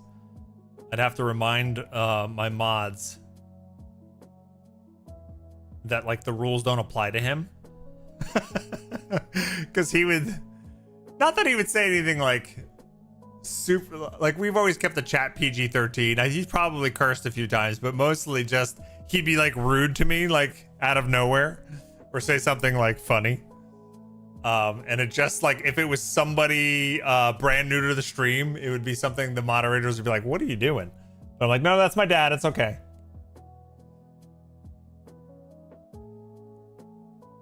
No, you weren't mean to Pops. No. The mods were never mean to Pops. It's just he would say things that we'd have to remind them. Like, "Nope, that's my dad. We're not going to time him out." Did you shower already, by the way? was a quick shower. Yeah, Bog-A-Thon 2. Just finished. You've been timed out from time to time. What always reminds me of my dad is I'll show you. I'll just show you because it's here. If I go, is it on my profile? I go to my Steam profile, right? And I come down here and there's 7 comments from my dad. You there? You there? You there? Yo, yo, yo. he's always trying to catch me on the Steam Messenger before Discord was the thing.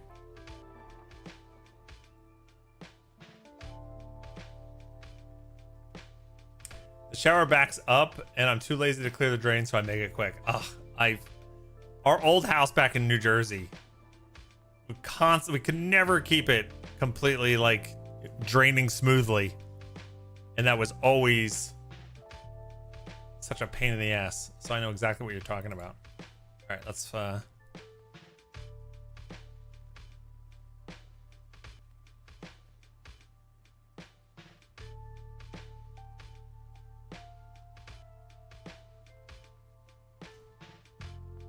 if this was pen and paper, this would be easier.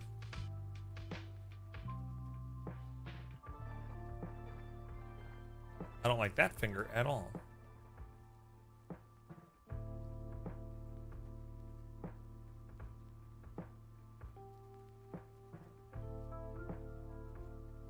What I'm trying to do here. What a terrible hand. Oh my god.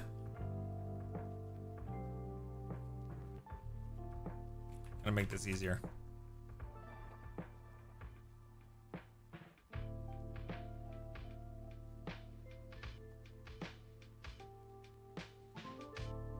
I don't know what that is. That is terrible.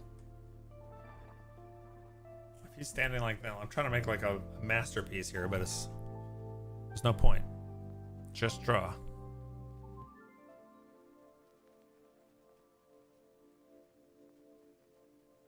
right.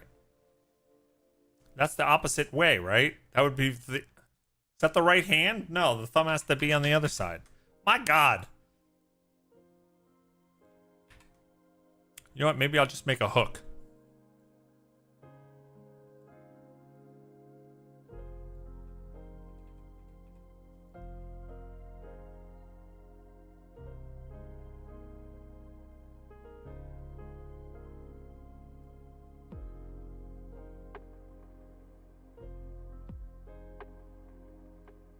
There, that's good. Fine. Fine. Finally got there.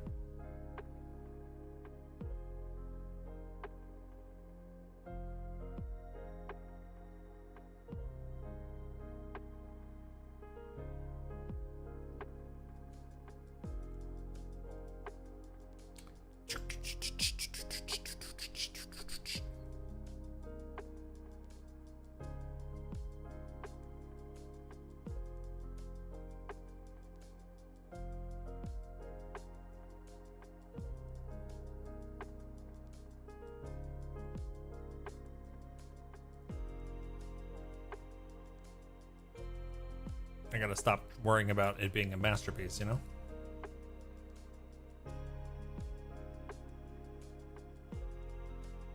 It is what it is. It's an MS Paint drawing, for Pete's sake.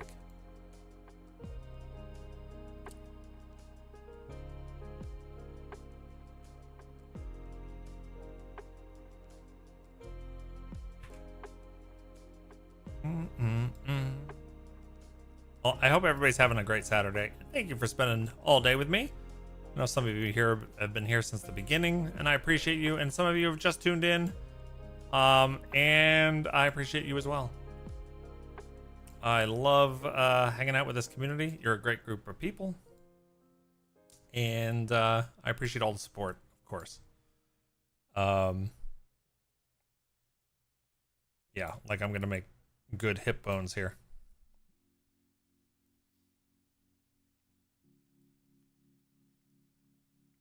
I like how precise I had to be with the hand, and now I'm just like, you know what? I can't draw bones well in MS Paint. We'll just finish this up a little quicker.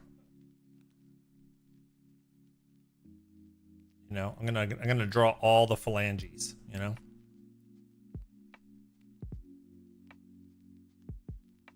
I like how I spent so much time over here, and I'm just like, all right, screw it.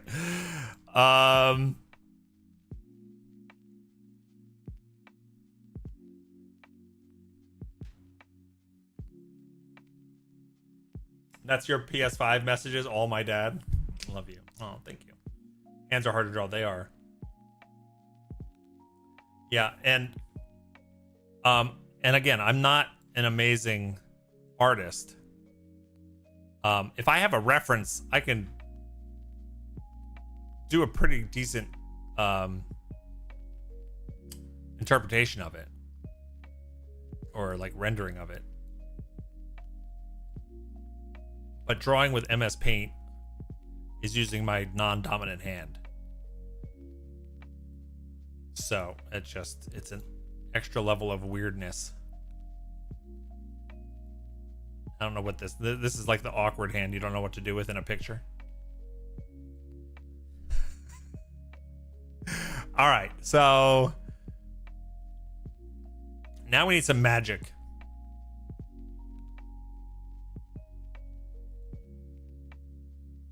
What are these other brushes? Anything here gonna help? Like an oil? What is this gonna look like? Oil brush? Maybe. Crayon? Ooh. Crayon. I don't like crayon.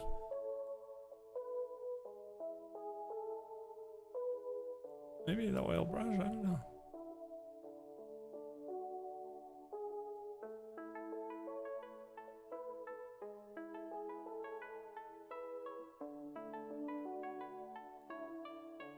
It's very necromantic.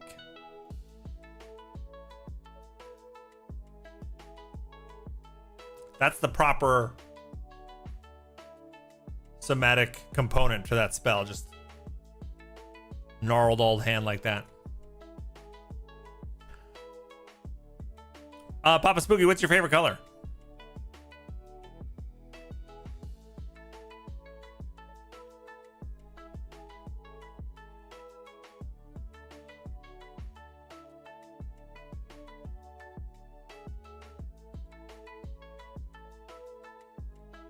Ooh.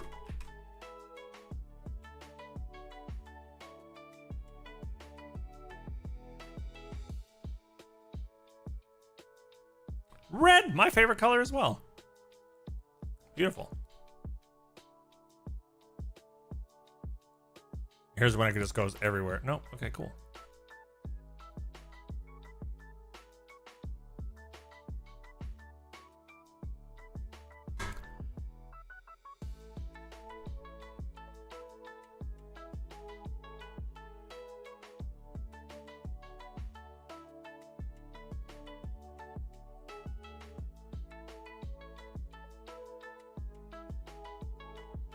Gouty Stout is the name of this font.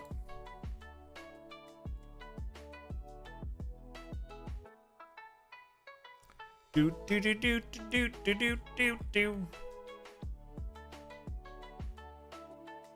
Gouty Stout.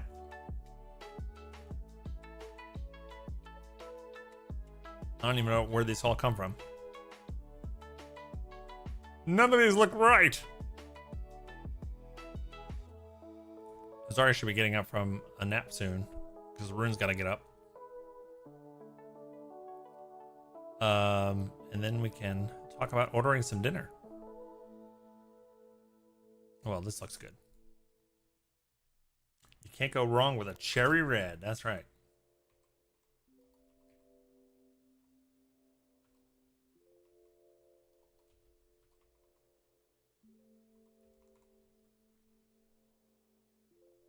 Oh, it doesn't change the size when I do that. What? Hold on. That's gonna be too big. How about 72?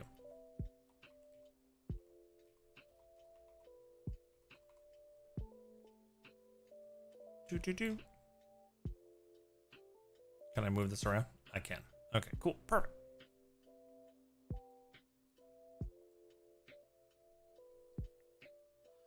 Awesome. Well, there we go. I'm going to save this. And I'm going to throw this on our Discord. But feel free to screenshot it if you want to grab it now. But I'll put this on our Discord and Swamp Chat. This is Papa Spooky.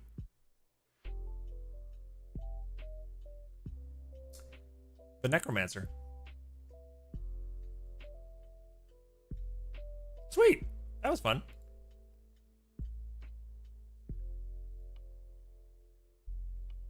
Where do I put that? Here. Stream moments. That's a good folder, right? Stream moments. Oh no, here we go. Oh, here's some of the ones I've made before. Papa.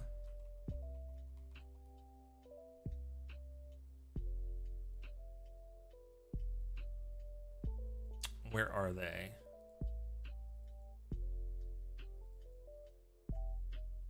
Do.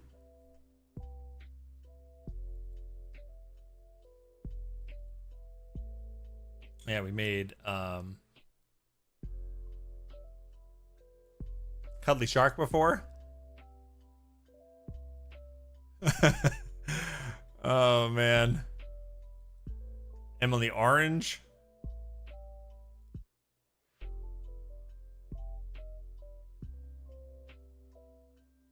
Got a few. Man, we have so many old like pictures from back in the day. You guys remember this GIF I used to put up for my birthday? Back when I played Overwatch a lot.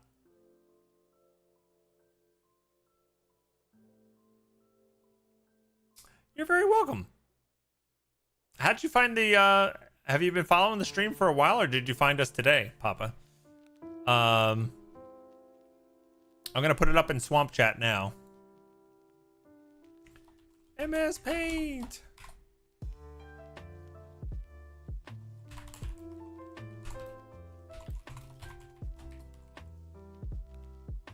Bog-A-Thon. Man, look at this. Bog-A-Thon or Subathon Friday, March 24th with Mass Effect Andromeda. What? That's so long ago. So many years. Oh, look at Snapples.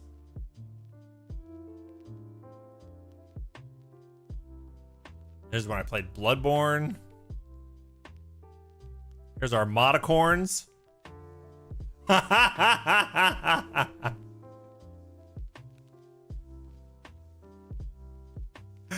forgot about this. That's so funny. Oh man, not all of those are mods anymore. Just a random stop in? Well, that's awesome. It's good to see you.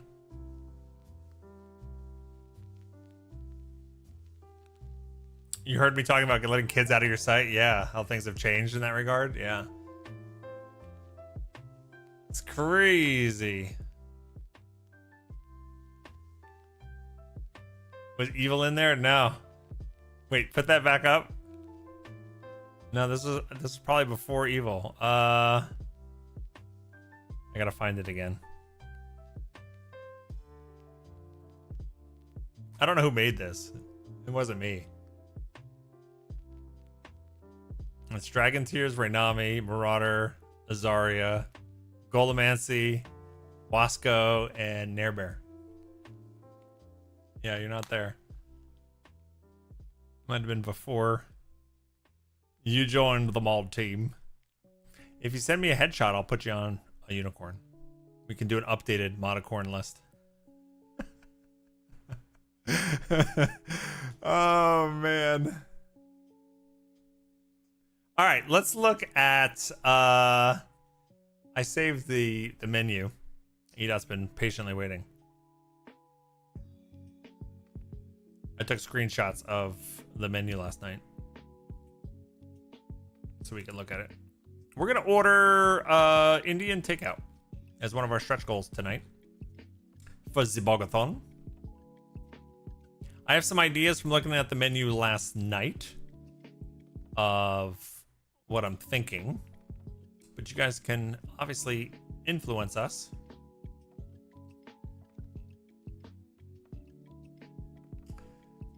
But yeah, so Azari and I, my wife and I, have never ordered Indian takeout before, so we're excited to try something new, and we're gonna do that tonight.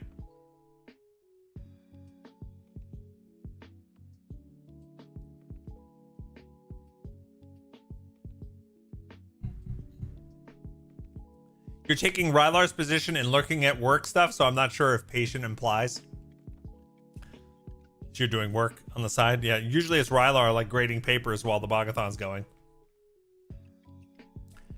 You chatted with Wasco a little recently. He saw me playing Space Marine 2 and chatted about it for a bit. Oh, nice.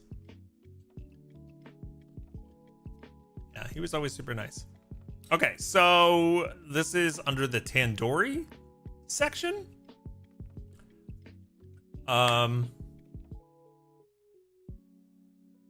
So is this like a full meal? Like, what is tandoori? I skipped the soup section because I am not a fan of soup, like, overall. So I'm not gonna order soup. Okay, so tandoor is a clay oven. It's what they cook this stuff in. Okay. But are these like entrees? Like, it's weird to me that this is like above appetizers. Just one dish. Okay. So we've got these as options.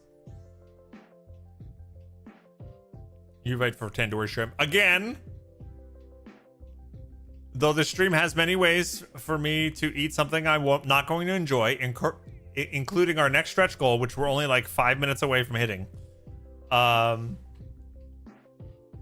eating shrimp crackers. The goal here is to get us something that we would like, and I have the palate of a 5-year-old, so let's keep that in mind.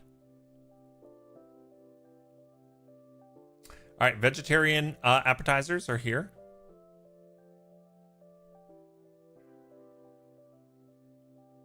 For you guys to orient.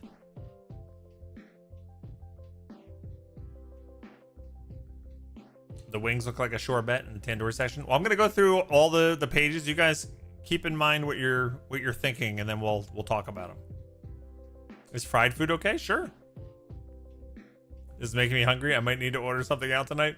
This happens every Bog-A-Thon. If we're talking about pizza right now, everybody like, I want to order pizza. The chili catches your interest? Oh, here. The cauliflower baby corn paneer stir fried with green chilies, offering a spicy, tangy, and slightly crunchy finish.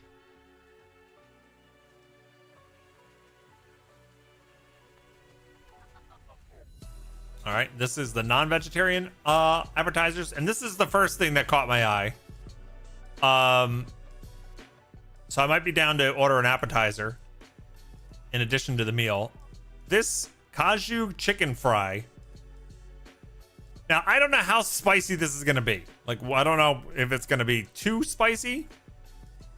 But I am a sucker for things with cashews in them. I love cashews. So I was thinking of snagging that as an appetizer.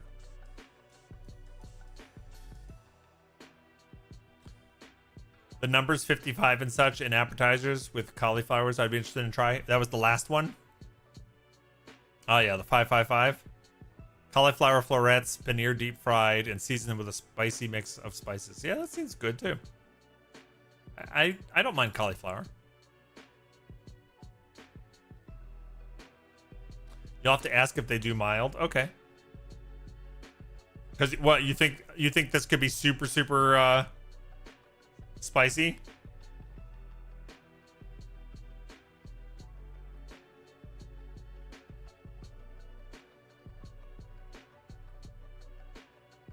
It's an appetizer, so less risk. That's true. I could just taste it, have some, and then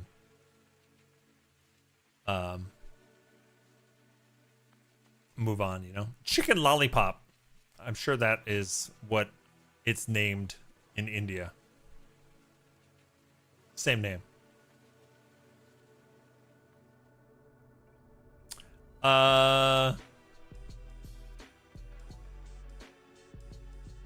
Let's do the next. So these are vegetarian entrees.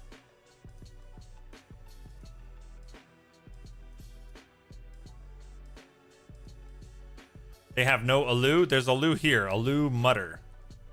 Potatoes and peas cooked in mildly spiced, tangy tomato-based gravy.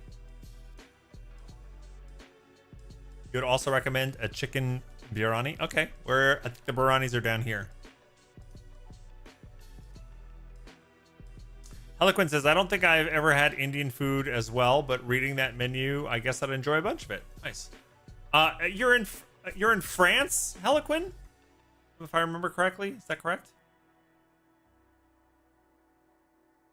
Yeah. Do they have like a lot of Indian restaurant? I guess it depends on where you live, right? If you live in a major city, they probably have a whole bunch of different restaurants. You're surprised by a few things not in the vegetarian section. Oh, in this section here? It's possible there's more down below. Let me see. Do I have another screenshot? No, this is the non-vegetarian. Was there something in particular you're looking for? I can bring up the menu. I'm trying not to bring up the actual website. You know what I mean?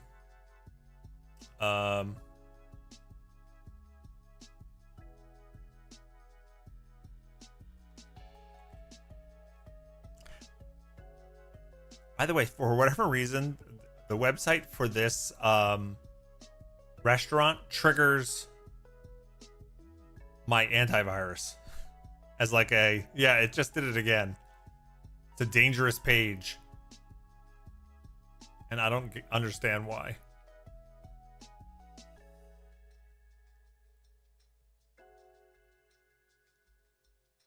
So like I can't get there easily. Let me see if I can get on my phone. It's dangerous because it makes you hungry. It's probably like it's like a non-maintained website, so like they let their security stuff go out of date, something like that, you know.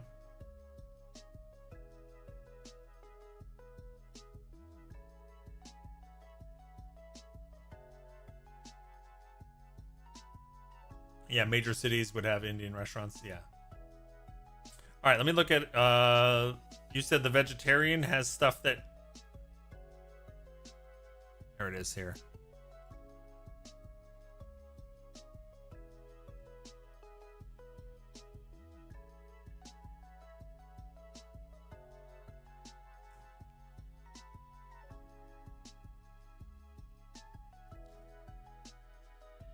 Yeah, I think it has more stuff than I captured, maybe? No, let's see.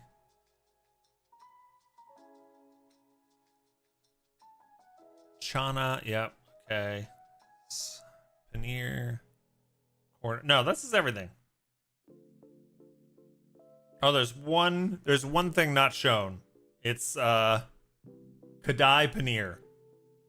Paneer cooked with bell peppers and onions in a flavorful, spicy tomato-based gravy. Yeah.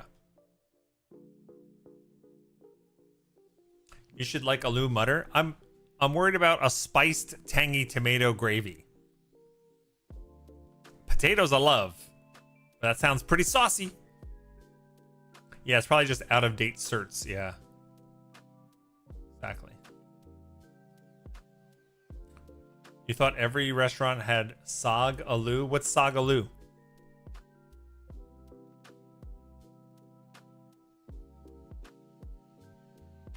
All right, let's see what else. This was the non-vegetarian. There's sag right there. Chicken, goat, lamb cooked in special creamy spinach sauce.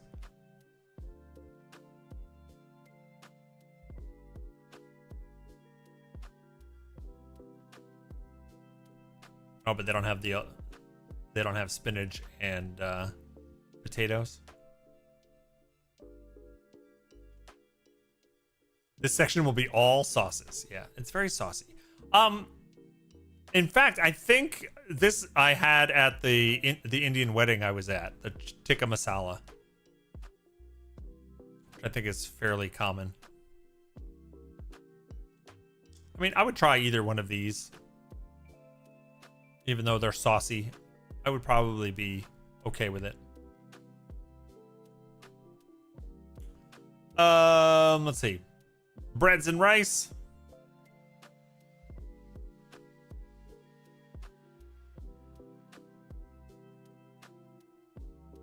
So what is paneer? What is spiced paneer? Did you guys already say what that was? I forgot. Paneer is cheese. Okay, soft cheese. Is it pungent?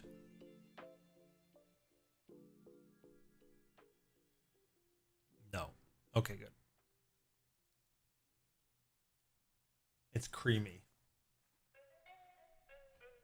I'm pretty boring when it comes to cheese. You know, I'm like a cheddar cheese, Colby Jack, mozzarella, and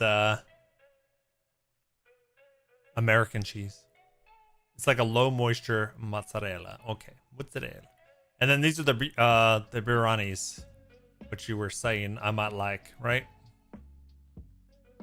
There's some cut off here too.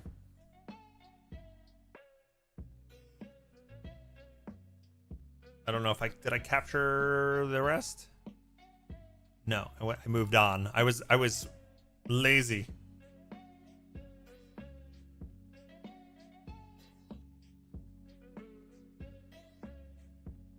Let's see where it says avocado shrimp. Yeah, there was gongoro, that's a shrimp. Yeah, there's 2 more shrimps underneath there, I think. And then there's some sort of boneless chicken.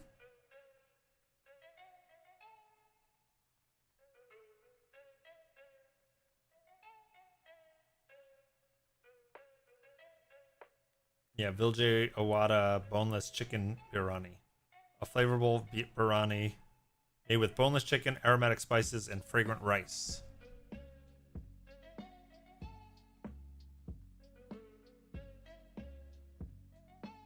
They actually have a few chicken biryanis. Which one would you recommend?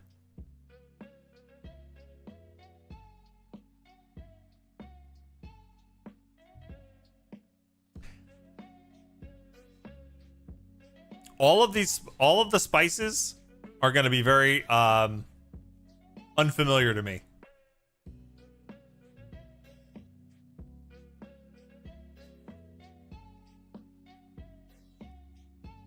Anything you order mild will not be too spicy. Okay. The avocado with the mango pickle sounds good. A spicy and tangy biryani made with chicken and the distinct flavor of avocado mango pickle. Okay. Mango pickle. I can't like reconcile those 2 words together. Mango pickle. Everything looks good. Heliquin is going to explore for an Indian restaurant. I can feel it. Indian mango pickle is very different.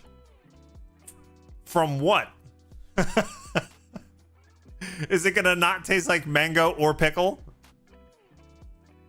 You think I would like the Hyderabadi better? Where's that one? Okay. Traditional Hyderabadi biryani, where chicken is cooked in a sealed pot with fragrant basmati rice and rich spices, slowly cooked with deep flavors.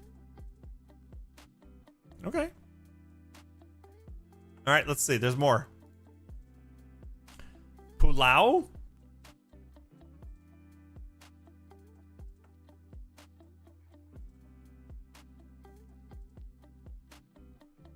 It's hard. The pictures are so small. I don't know what a pulao is. This doesn't. I'm not sensing this is where I'm going though. It's a type of rice. Okay.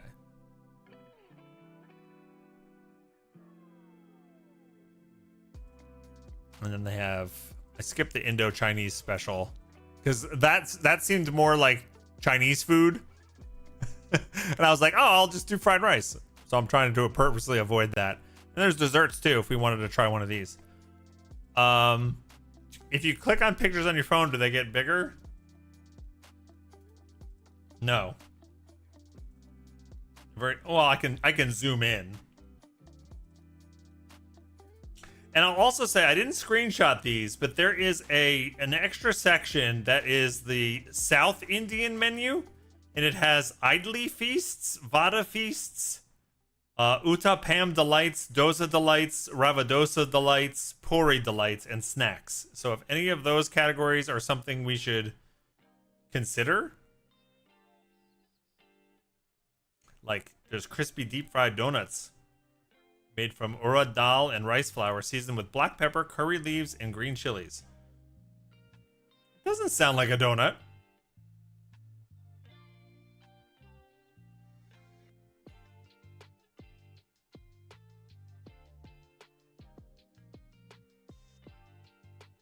Stick to this stuff.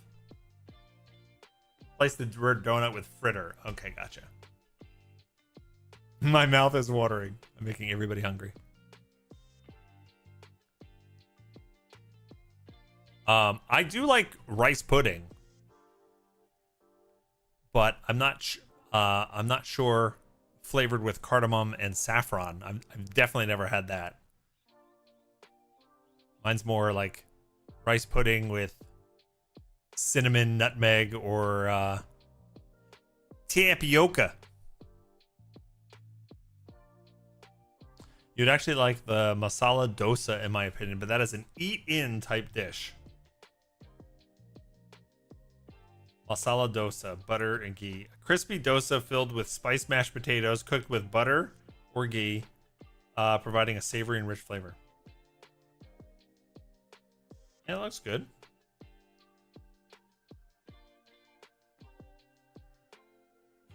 They have a chocolate dosa. Do you not ever get a dosa to go? What happens? It gets all like mushy or something? Kai says, I've been hungry and looking at food for like 2 hours, but I don't know what I want. You can figure it out. Give us some choices. We'll help you. You haven't been able to touch rice pudding since I was 12. You had a bad experience?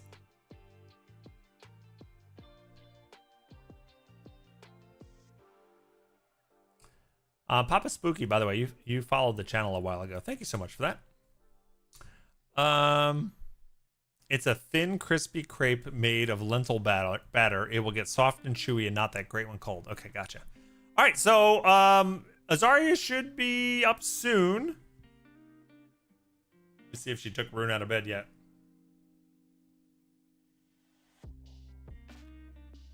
Nope, he's still sleeping.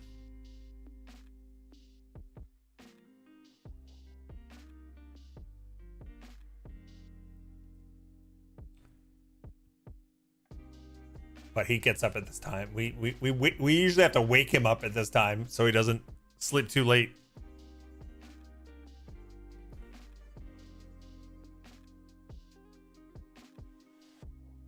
By the way, I love this new game you playing.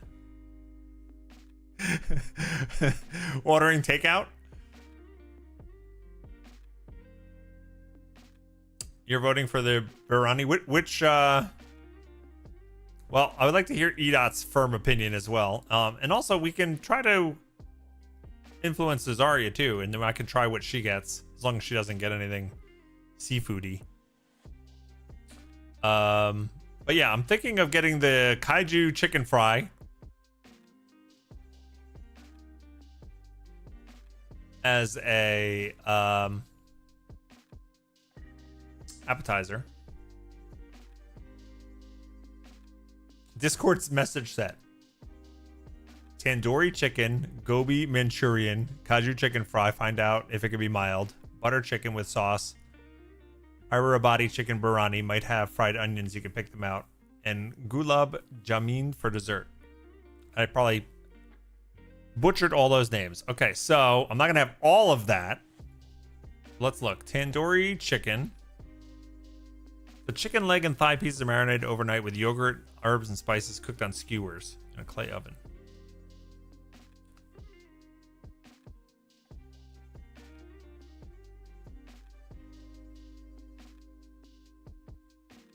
Yeah, probably. I don't want chicken on the bone. It's probably not that. But the chicken tikka kebab looks good. Boneless chicken marinated in yogurt and spices grilled in the tandoori. That'd probably be good too. For appetizers, he's recommending the gobi Manchurian. Where's that? Oh, this one? Cauliflower, baby corn, paneer, deep fried and seasoned with savory, slightly sweet mix of spices.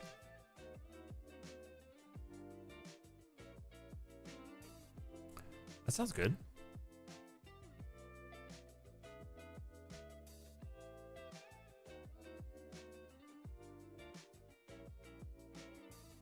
And then either the butter chicken, which I think is just that's like the to-go-to person starting out trying Indian food for the first time. Like that's like the default, right? But I think I might try the biryani instead.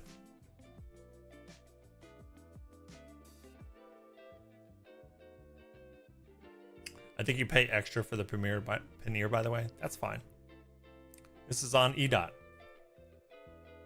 It's the dish I make for people when I invite them to my house for the first time. Okay. Butter chicken, that is.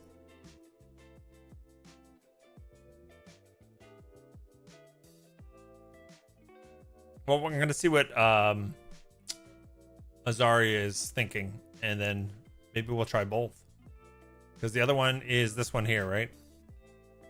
Hyderabadi chicken dum biryani. Might have fried onions, but we can pick them out. That's fine. Chicken is cooked in a sealed pot with fragrant basmati rice and rich spices, slowly cooked with deep flavors. And that will come with like rice and stuff, right? Yeah. It's not just cooked in a pot with rice. That actually comes with the rice. And then what's this dessert?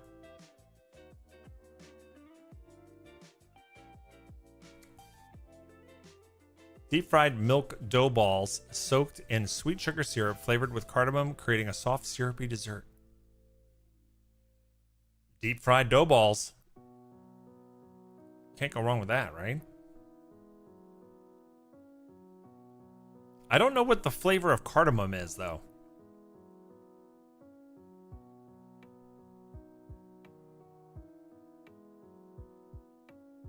Outside of the spices, the ingredients and butter chicken you can find at any grocery store. Got it.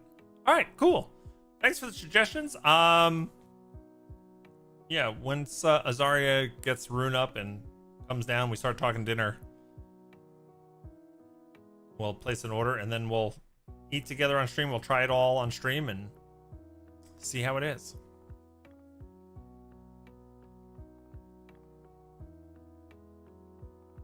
I can't wait to Azaria to have to order all this on the phone and say some of these words, which she has no experience saying. It's gonna be great. Yeah, but I'm thinking the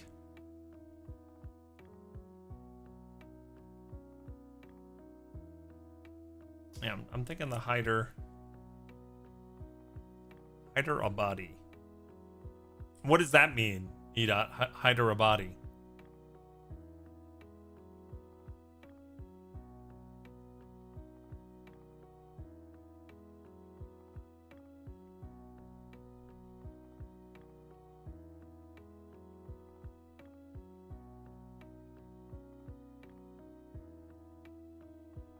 All right, cool. I'm excited. Hyderabad is an area within India, so it's the regional version. Okay. Got it. Sweet. That is awesome. Thank you so much for unlocking the stretch goals so early so we could partake. Hopefully Azaria wants to get something that's different. And then we can try each other's dishes too. Hope you find a new favorite. I do too. I hope we like it. Like I feel like it's gonna be the kind of thing where it's like a cool experience, and I'll enjoy it. But the real success would be if I go, you know what, this is so good. Like this is now in the rotation of things we get when we want to eat out. You know what I mean? That'd be cool. That would be ideal. So thank you, folks, for encouraging the breaking out of the box.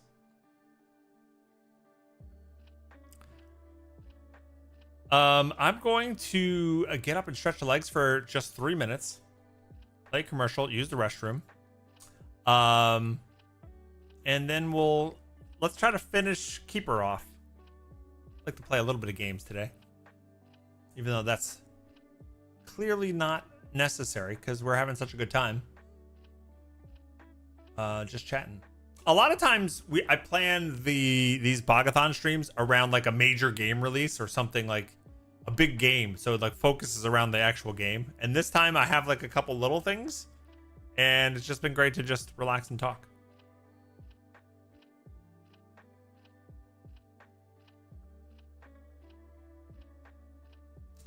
You would like an Indian dessert, but you don't find it at what is it?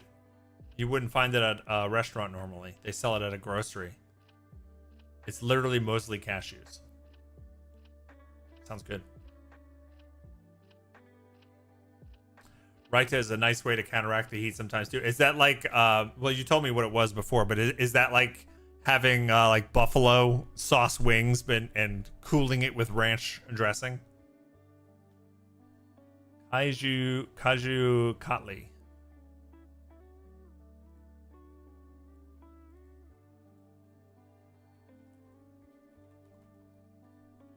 Ooh. They're diamond shape. Kaju means cashew. Okay.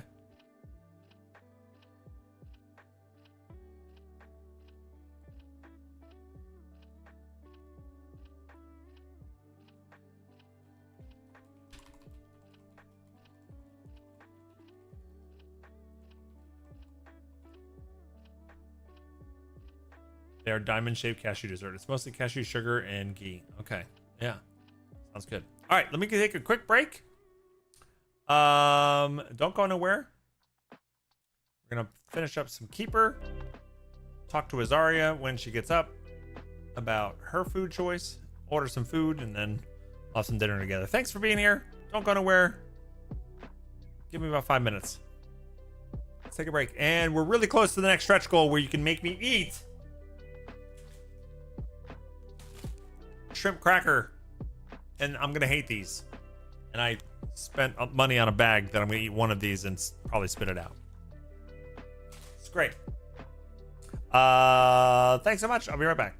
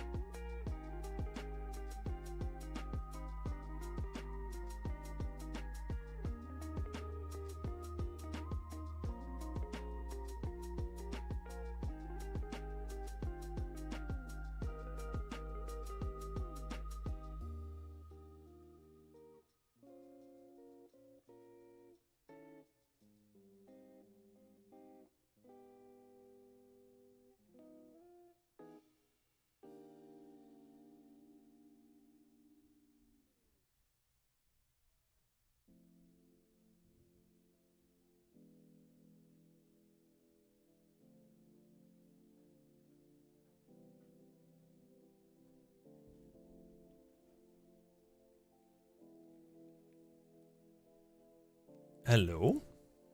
Hello, Moto. By the way, I noticed got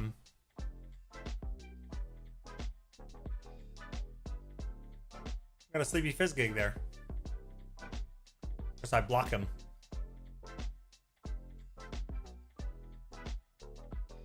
Could be under the chat then. Yeah, there's no really good place for him, huh? A magnanimous Whoa! dispensation. Shrimps headed to your tongue. Oh no. Thank you so much, Sparkwood. Hold on a sec.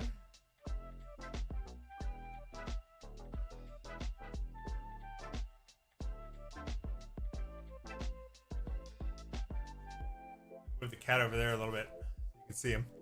Ah, I'll still be blocking him. Wow, thank you so much, Sparkwood. Holy crap.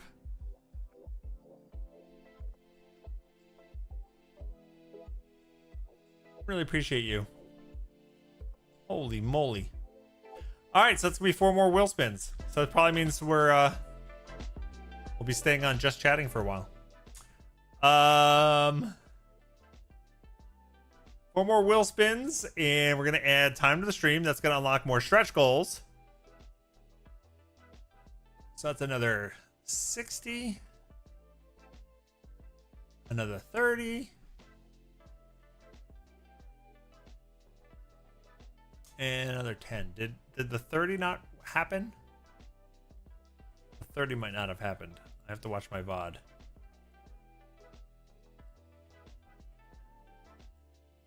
I pushed it maybe too soon after the other button. Let's see. It's a good thing it's all recorded, right?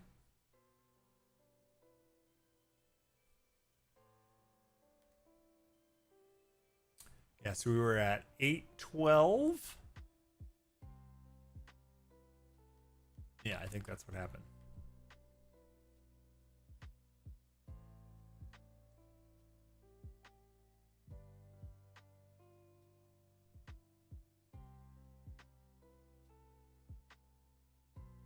Yeah. Okay, so we gotta do the 30. Dude. There we go. All right, you got folks figure out. I think that unlocks 2 stretch goals. I might be wrong. So we're live 9 hours and 50 minutes plus 6 hours. So that should be 14 and 15, right?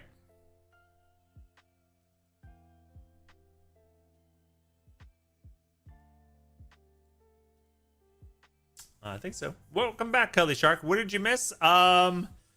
We went through the we're gonna order Indian takeout. We're unlocking stretch goals already. We're just unlocked 14 and 15. And almost 16. Okay, nice. We went through the menu. I've got stuff I'm gonna order. I told Azaria, and actually I need to message her with what I want to order.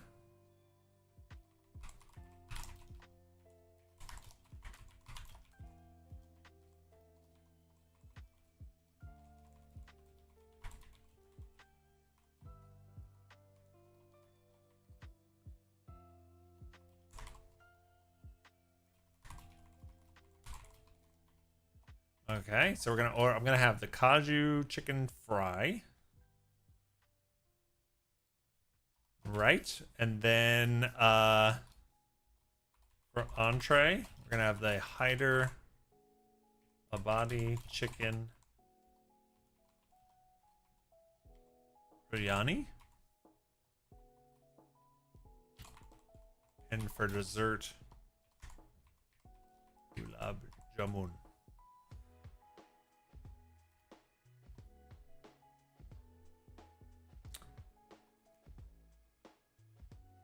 Yeah, the Kaju chicken and ask if it can do it less spicy. Yes.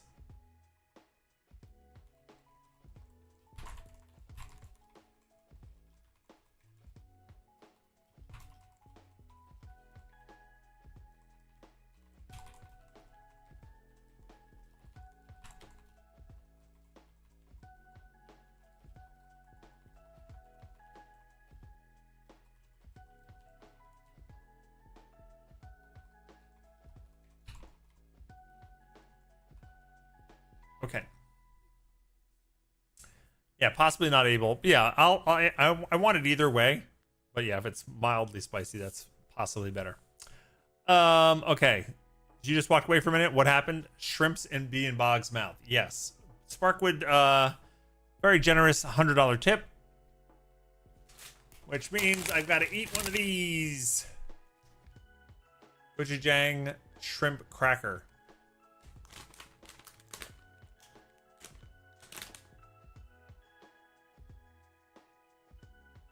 Shrimp extract. Contains wheat, shrimp, sesame, anchovy, soy, and milk.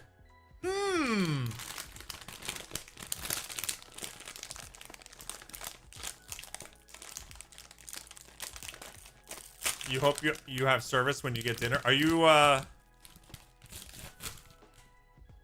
you're leaving tonight?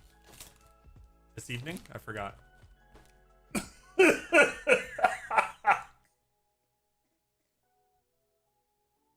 It smells like fisk. It smells like fisking treats. Oh God. I know. I totally forgot what I was sniffing. I was just distracted. I was so distracted. I took a big old whiff. Oh, it's so bad. I feel like this is. See how these look? Like corrugated French fries? I don't know. That seems like different. It doesn't seem the same. Yeah, it's just one. I don't think I'm going to eat a whole one. All right, I'll throw a whole one in my mouth. Okay, whatever. It's going to get all stuck in my teeth.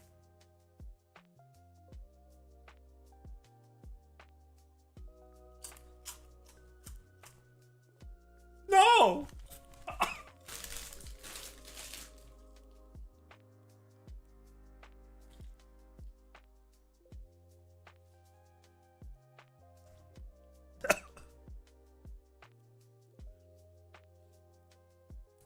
Oh man. The aftertaste is the worst part. Oh, terrible.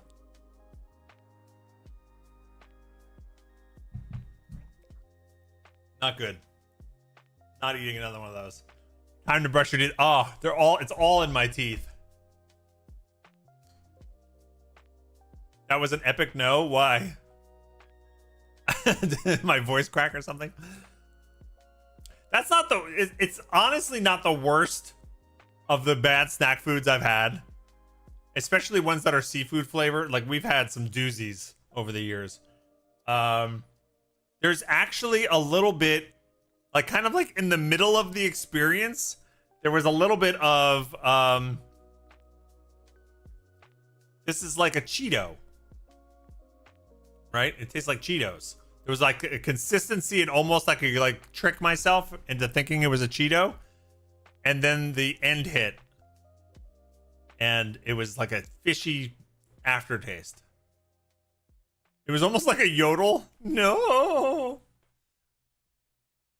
Thank you, Sparkwood, for funding that experience. It's my own fault. I bought them. I'll make Azaria try one later. Okay, so the next we're gonna do a giveaway of this really cool crocheted wall art that Azaria has started to do. If folks like it, and we're gonna use this giveaway as an experiment, how long it takes to make, to see if it's something she'd be willing to take orders on with the with our community, in case anybody else wants them. We have to figure out if it'd be worth the time, materials, and shipping costs to sell it. So this will be a good test for that. I'm trying to find an example because I know I took pictures of it.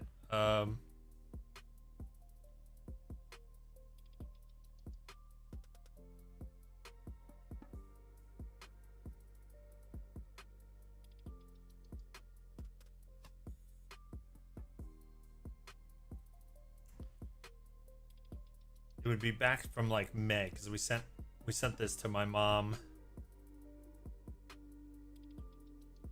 and her mom for Mother's Day.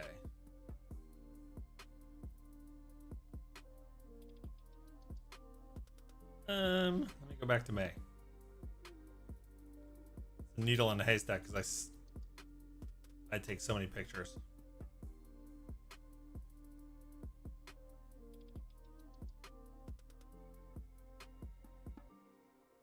One second, gang. I know this is really fun, right? All right, here we go. So she makes these. And they are, they hold their shape because there's wire inside the crochet. And she can do it in a variety of colors. So what we'll do is we're going to run a raffle. If you win, we'll do your Twitch name, or if you really prefer to have a different name, we can do that too. We can do your real name, you know, in case you don't want to hang up your Twitch name. And she'll make you one and ship it out to you. But just don't tell me your name is supercalifragilisticexpialidocious, because I'll know you're lying. Wait, show it again. You would want a Ron Swanson. That's the other giveaway at 20 hours. That's not this giveaway. That's different. But if you want to buy a Ron Swanson, I'm sure she would do that. Just message her. You already have the best Ron Swanson plushie? Yes. Okay, cool. So let's do the giveaway. So click it.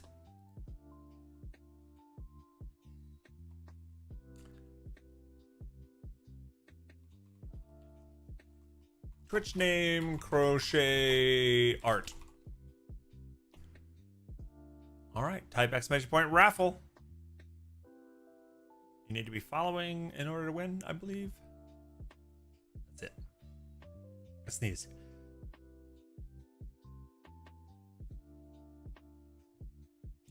Sparkwood in 21 would be a long tube of crochet.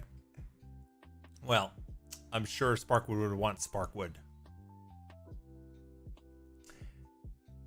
Thanks for following, Ganleo. Again, we can do your Twitch name, but if you'd rather have like your first name or something like that, we can work out the details. You'll have to be comfortable. 5 gifted subs. Holy shit. Another 5 Bomba subs from Cuddly Shark. Thank you. Obviously, if you win this, you have to be comfortable sending us your full name and address so we can send it.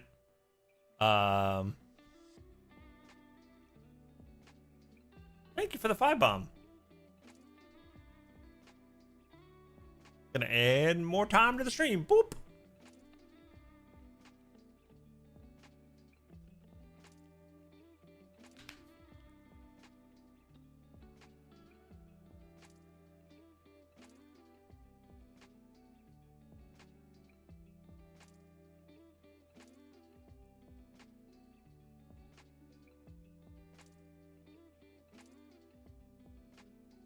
I just texted Azaria that we're doing her raffle. And we have to do 4 wheel spins, I believe.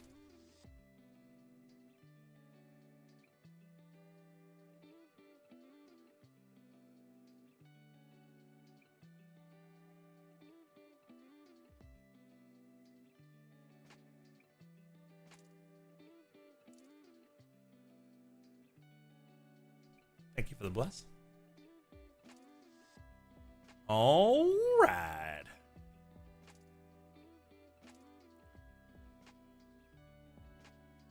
I wonder who our longest name Twitch name person is. Alaska Winter is pretty big.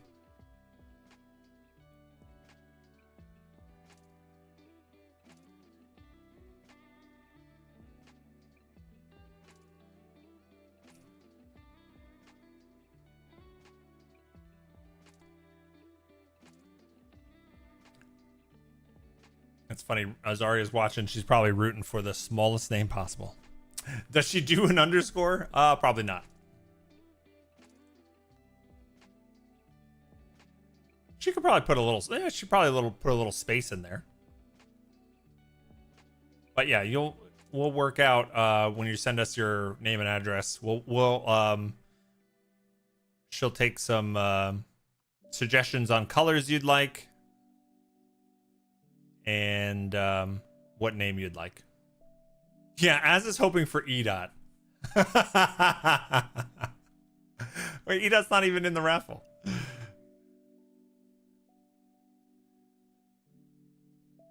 Yeah, out of the folks that have joined, I think 6 is the least amount of letters. 6.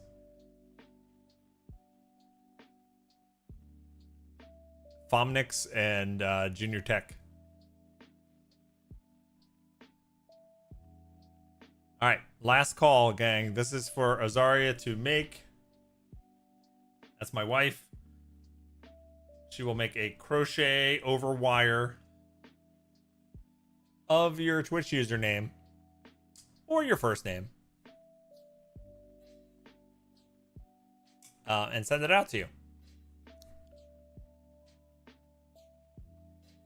Azaria's happy with anyone that wins, except for Christopher. We don't want a Christopher.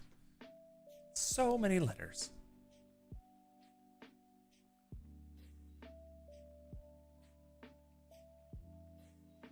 You'd probably go with your first name, which is 5.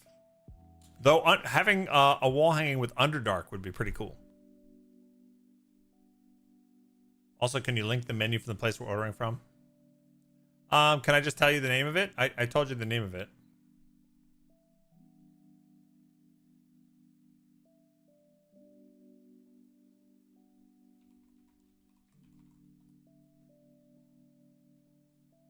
Here, I got you.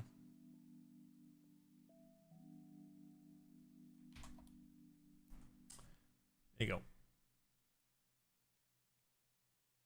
My first name is only 4, but I would want Cuddly Shark. I think so too. That'd be good. That would work. You could order both and just pay. Well, let's do this giveaway. We're going to time how long it takes her, see what it costs to ship, see what the materials cost, and then figure out if there's a price that's, figure out what that would take and if it's worth doing. And my hope, I don't know if this is Azaria's hope, but my hope is that we're able to sell these to folks in the Discord community, in the stream community who might want them. And then we can just take some orders and ship them out and see what happens. You're afraid of the shipping price for EU? Well, if you win, this one's on us. This one is on us. All right, I'm going to close the raffle. Here we go. Doot, doot, doot.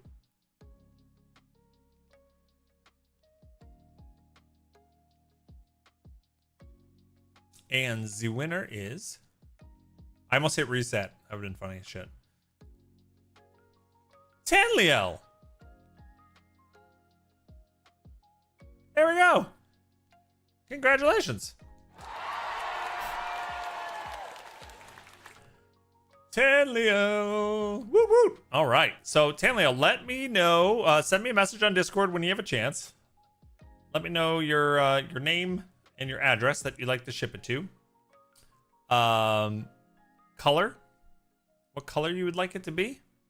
And if you're okay with us using your Twitch name, or if you would prefer your first name or someone in your family's first name, if you're going to give it as a gift, like whatever you want it to say, let us know. And she'll make it and ship it out to you. It'll probably be a few weeks, but we'll get it to you at some point. Yeah, name, color, address, t-shirt size. Yeah, exactly. Congrats, Stanleo. Arrowwolf says, darn, I was going to use my full gamer name here. Arrowwolf Jacob Jingleheimer Schmidt. Derolo the Third. All right, so now, correct me if I'm wrong, Sparkle, we have to do your 4 wheel spins, right?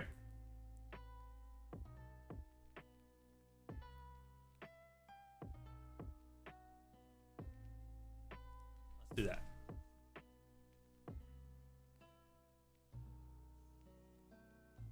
Wacky Wheel, every $25 tips and bits. Adds time to the clock, helps unlock stretch goals. Also, we spin the wheel for every 25.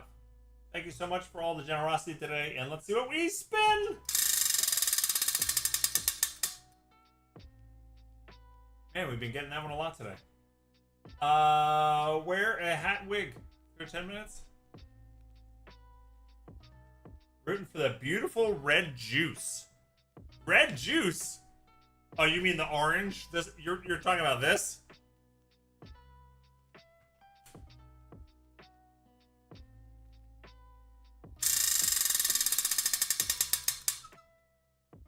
All right, we're gonna spin again.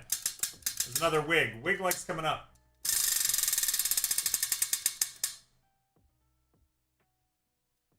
I'm just gonna ignore that one.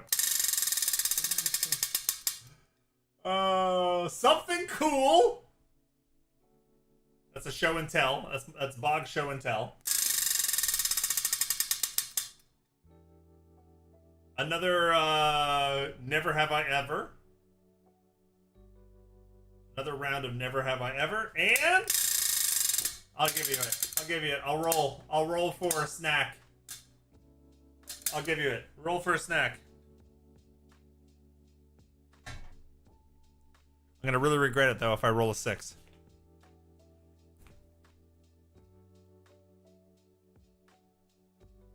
All right, let me get a wig or a hat. You want a hat or a wig?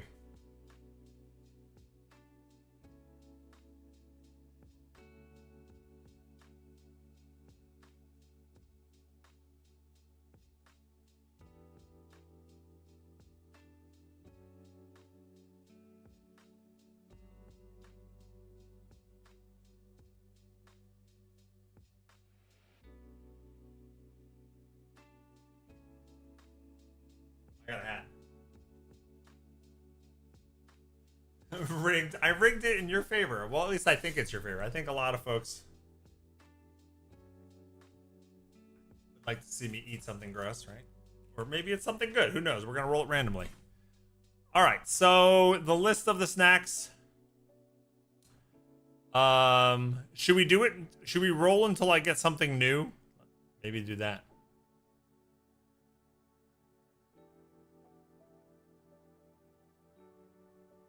That wheel likes working out in wigs. It does, or hats. Yeah, we'll roll until I get something new. So we're gonna number one will be a reroll. Number two would be hot cherry locas. Number three will be chili lime peach rings. Number four will be tamarind jarritos, which is a drink. I'll keep five because it's a mochi multi-pack and there are other mochi we haven't tried yet. And then number six, preserved bean curd. All right, so a number one will re-roll. Oh boy. And you know what? I'm not really hungry right now. At all.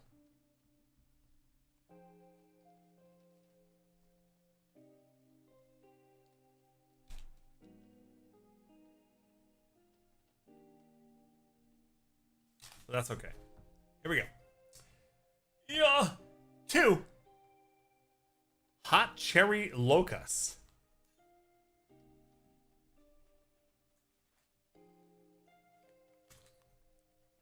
I don't know what this is gonna taste like.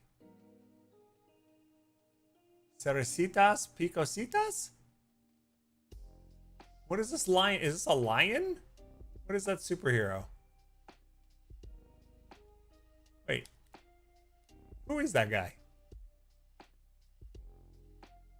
El Super Leon.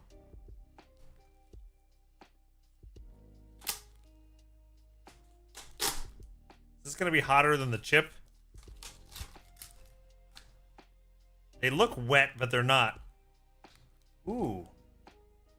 Wow. There is... Okay, so if I'm smelling them from out here, it smells very cherry. It smells good.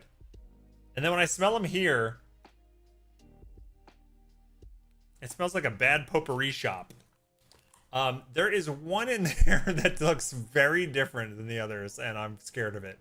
So I'm not going to eat that one. These are like sticky.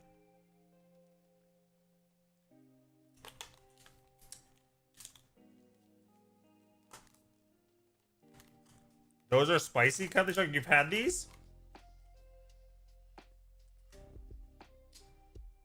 Why does this have a warning for reproductive harm on it? What am I eating? Oh, it's got red 40. Cancer.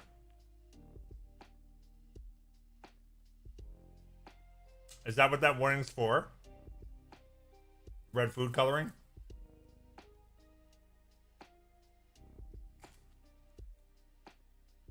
Oh, okay. It's not a hard candy. I thought it was a hard candy. I was sucking on it. It is like a gummy?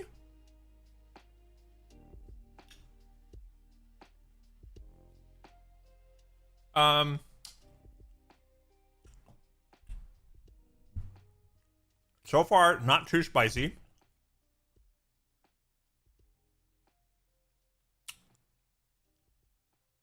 Like that fake. It actually does definitely tastes like cough syrup. It's like cherry cough syrup. Not the best. I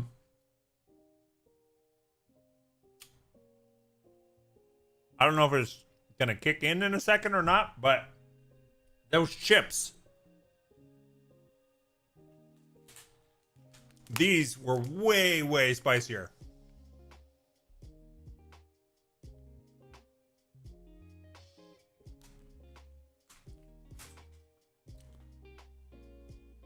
Like a cinnamon red hot spicy or what? It's very cherry flavored.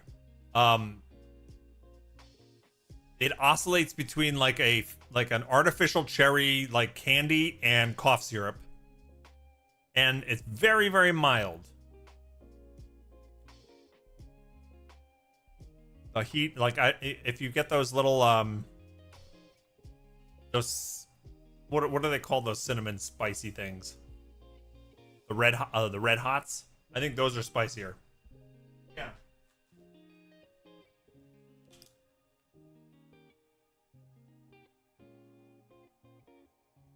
These are expired.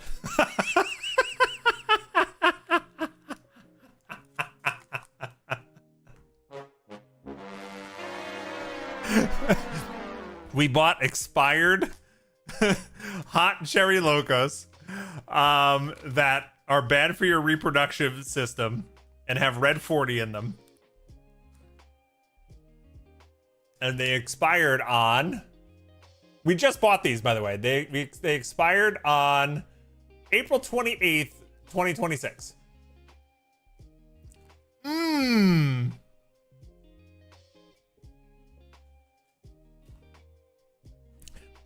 Expired carcinogen. Well, okay. That was great. Okay, so what else? Got the hat on. We did the D6 snack. Let's play. Never have I ever. Those things will probably never expire. All right, so I'm going to read a card. I'll answer the question, and then I want chat to answer as well. Have you done this thing that we're about to mention?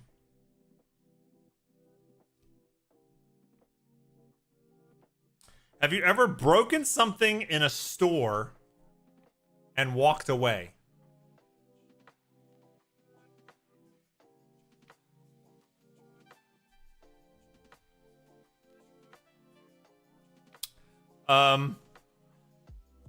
First of all, I'm sure I have. I don't remember one specifically. However, I do have a similar type story. That I think about because I still feel a little bit guilty about. I love that both of my children. This is a weird sentence to start that way. Both of my adult kids have hit parked cars. And I love that both of them stopped, called me,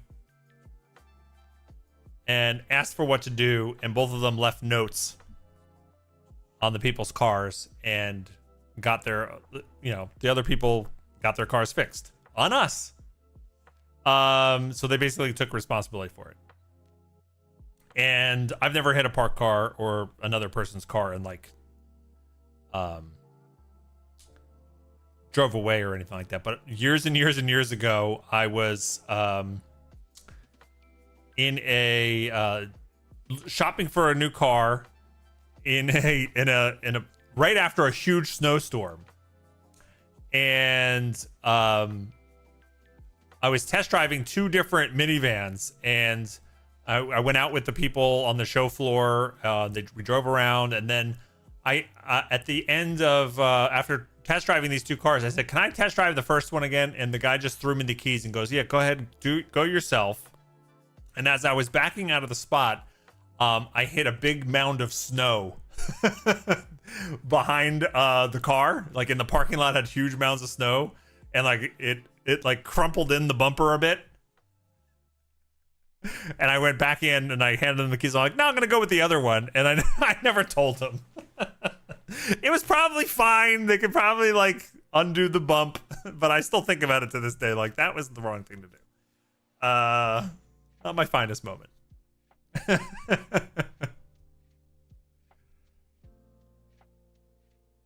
So Cuddly and Marauder said, yes. Do you remember what you broke? You paid for it, but I didn't clean it up. Okay.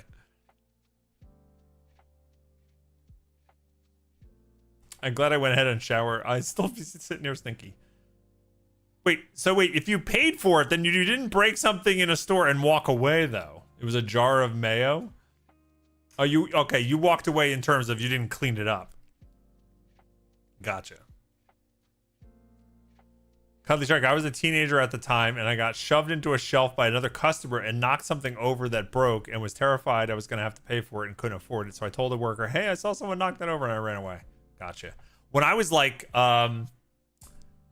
this was so stupid. This is something that only stupid kid would do. I don't know. Maybe I was like 11 or 12. I walked in to the I rode my bike to a convenience store to buy candy or drink or whatever.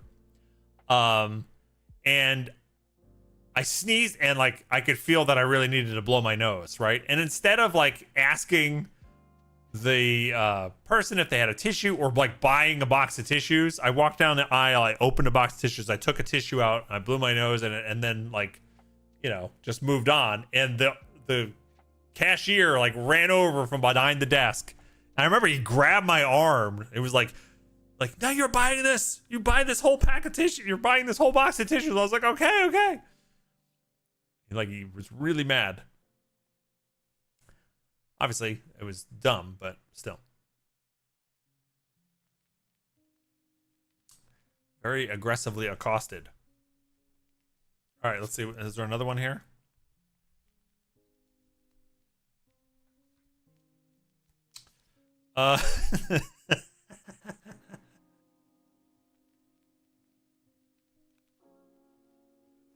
Have you ever sharded? Oh, yes. Oh, yes. Has that happened? Definitely. Oh, man. You've never sharded in your whole life? Really? Okay. I definitely have. Embarrassing, but yes. I mean, I don't think I've ever done it while... I don't think I've done it while I've been out. And like it became like a big deal. Hey, Rylar, no? Never? You know, those... You gotta be careful with those post-colonoscopy farts. I'm a celiac. That's all the answer you need. Oh. On the Central Michigan University football field at halftime at a big game, I was a trumpet player. Oh, no! Oh, no! Wow! Wow! That's a bad time for a shart. Thank God we were outdoors. That's terrible. You did in the bus on the way to school. I missed school that day. Oh, it's awful.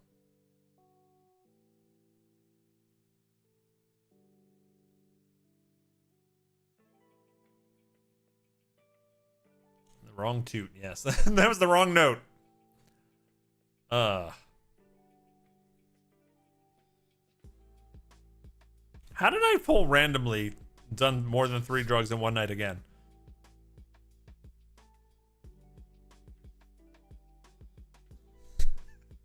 I'm not gonna. This one's not worth spending a lot of time on, but this is a similar vein. What?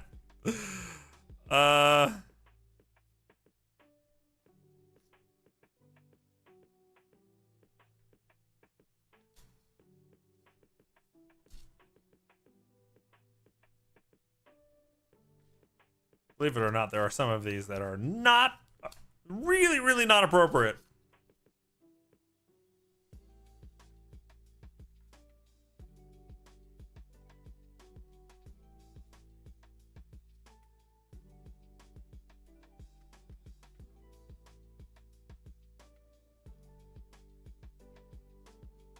Wow, I'm on a string of ones that I don't even want to read. I'm in a large string. Oh, man.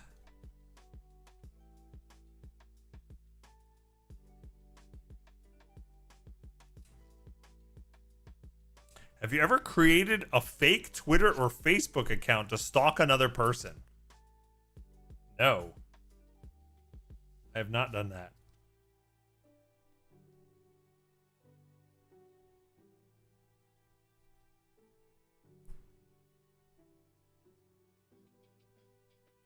You stalk legally?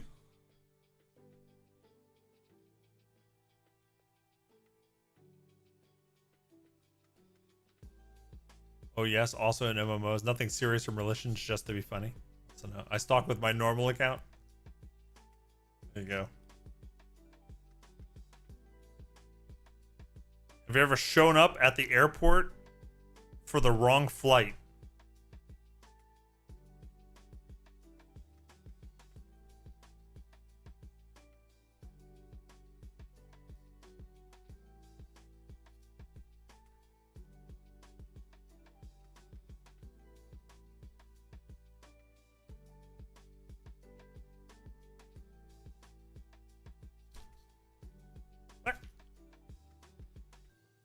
Oh man, these are crazy. Anyway, if you want to see all of them, go get Never Have I Ever game. So you don't have to censor yourself. Flying is a whole thing. I don't know how I would do that on accident. No, I mean like you show up at the wrong day.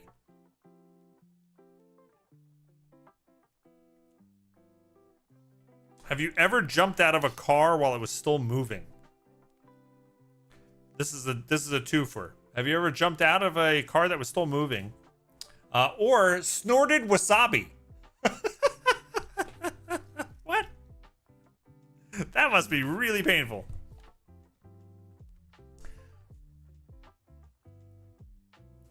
Wasabi is one of those things that I truly don't understand the flavor of.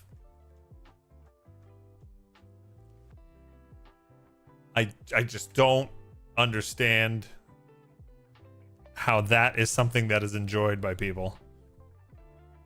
It tastes so weird and foreign to me. You ever have those, like some people love those wasabi peas, that snack? The wasabi peas? Man, I've had some of those. Oh, they're so bad.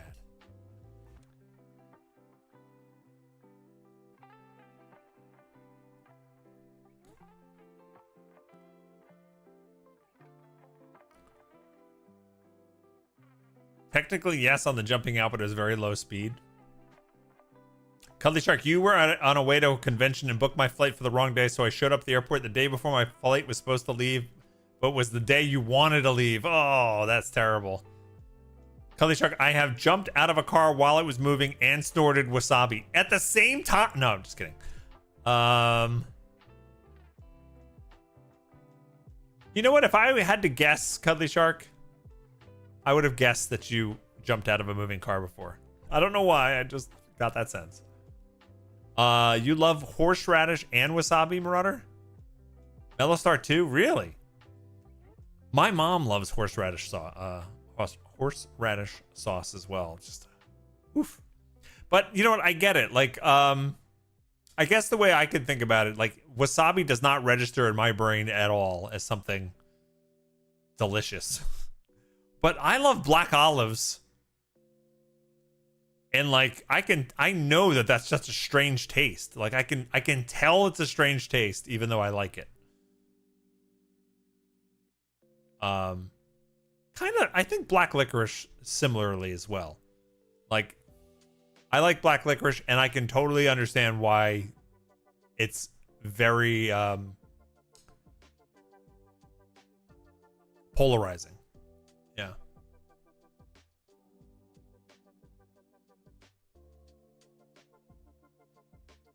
Not at the same time, but on the same day? What? How do you... Wait. How do you know that you've snorted wasabi? Okay, you were really, like, drunk this day.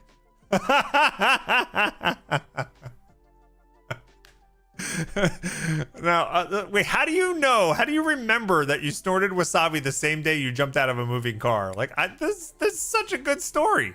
Like, what? How do you... I can see remembering, oh yeah, I remember that time I snorted wasabi, and I can see remembering, oh yeah, that was that time that I jumped / fell out of a moving car. But why are they on the same day? It was the day her nemesis won. Oh my god.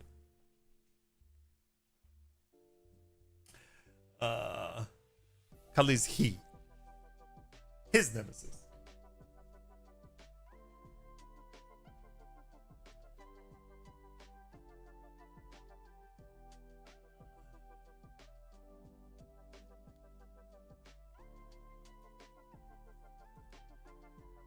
Olives are a food I hate. There's not many. I'm not like, I don't love all olives. I do like the Spanish green olives with the pimento, and I like black olives from a can. And then there's some like,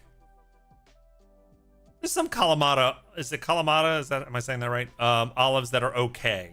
But well, like if you go to like a wedding and they have like an olive bar, there's a whole bunch of fancy ones, and some of them have pits, and you know, like I don't look at that and go, ooh.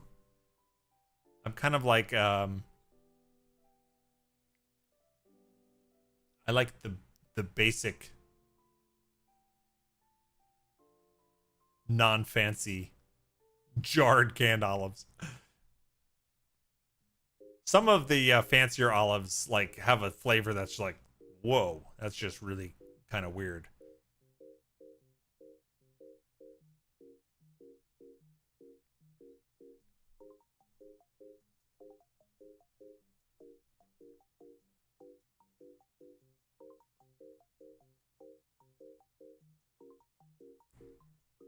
It was Dare Day at college, and I happened to pull those 2 dares during the challenge. Really? What? What is the odds that I would then pair those 2 things back to back in the same question? What? That is unbelievable. You did the car jumping before the wasabi. That is crazy. That's a quinky dink and a half.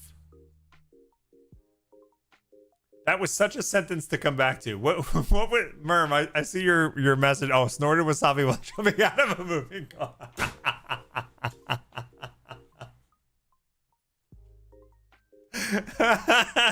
Yeah, I didn't think when I woke up today that we'd be I'd be saying those combination of words. Oh, that's so good. That is so good. Sparkwood, you love almost all olives, but my favorite are black olives infused with basil. I've never had that. It doesn't sound bad to me. I don't know if I would enjoy it more than just black olives, but I can eat black olives, just a bowl of black olives fresh from the can. I like them in salad. I love them on pizza. Yeah, I'm just a fan of olives.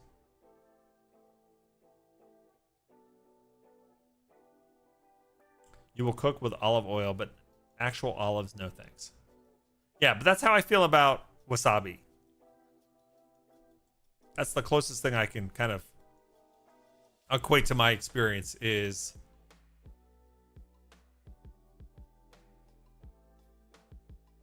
like black olives is when you really just when I'm eating them and enjoying them, I think about that it's a wild taste. I can't even describe it. It's like a salty wrongness to it, but I love it. But like wasabi, like my taste buds and my brain cannot wrap my head around why that's good. The taste you're thinking of is gross.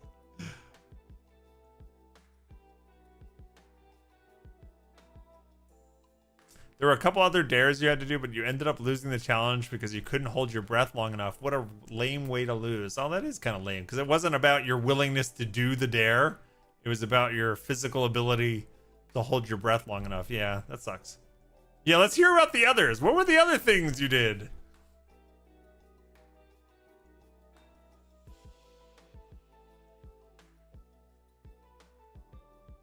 I remember this never happened. I never got this to work, but I remember in college, I think it was my freshman year, I was trying to get, like, we would play all kinds of games with the folks that were on the same dorm floor that I lived on. Like all kinds of like party games. I don't know if you guys have heard of some of these. We used to play Psychiatrist, Zoom Schwartz Bafigliano. There were a whole bunch of just games you could play with, like sitting around with a group of people, and obviously Truth or Dare. And I wanted to have a Truth or Dare game where we all like we're like poor college kids, right? But like we all had to put in like $20, and you got like one skip. So if you got dared to do something, or you got asked something and you wanted to skip, you get one skip. And then after that, like, you can just drop out, and it, like, whoever stayed in at the end got all the money. I remember like wanting to do like a high risk truth or dare game, but I never got it going. Okay, so you had to jump out of moving vehicles, snort wasabi, hold breath underwater in the riverway for 2 minutes. 2 minutes? I would never be able to do 2 minutes. Holy crap. Jump off the boathouse roof onto a trampoline into the water? Oh, this is like emergency room stuff. Climb a palm tree and grab a coconut. And I think there was one where I had to chase down a golf cart and jump into one of the seats. What? Oh, and you had to do 3 laps around the dorm in my boxers. Oh my god. I was thinking what a gold cart was. You know, the miners, dwarves have them in the mine shaft. Escape in the minecart indie. Yeah, those are some major dares. 2 minutes though.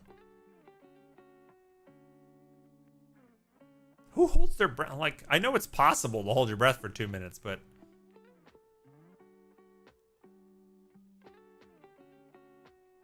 that's really hard. The palm tree was the easiest one because I used to do that a lot as a kid living in Guam. Oh, interesting. I keep learning more and more about you. You've had a fascinating life. You think you got a little over 60 seconds and how to surf it? That's still impressive. There's no way I can hold my breath. Like, obviously, if it was a forced holding your breath because I'm literally too far under the water, I could hold it a little longer. But if it was just like testing myself, I think I can only go like 30 seconds. Maximum.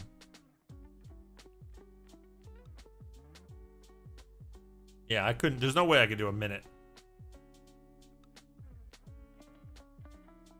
I still have to show you guys something cool, right? Yeah.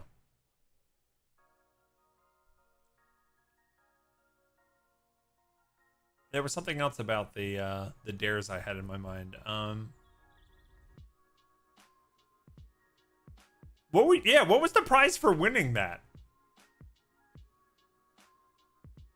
You didn't think anyone could do the full 2 minutes, but a couple of other people did? Really? Free lunch at the cafeteria for a semester. Oh, wow. And a trophy. That's a lot of free lunch. Wow. You never played any truth or dare games? You were too insecure and didn't want my secret thoughts to get out. I mean, it's not a great game to play.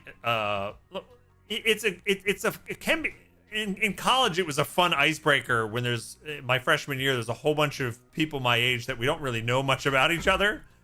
It's a good icebreaker, but really, it's good when you're with a group of friends who you really trust. You know. You might learn something about them that they've kept secret, but they know that you're not going to hold it against them or judge them for it. You know that the dares aren't going to be like ridiculous.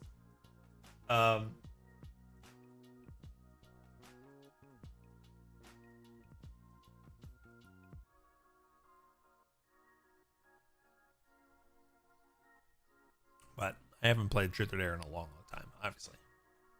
You've not met my friends. I said friends you trust. Show you something cool.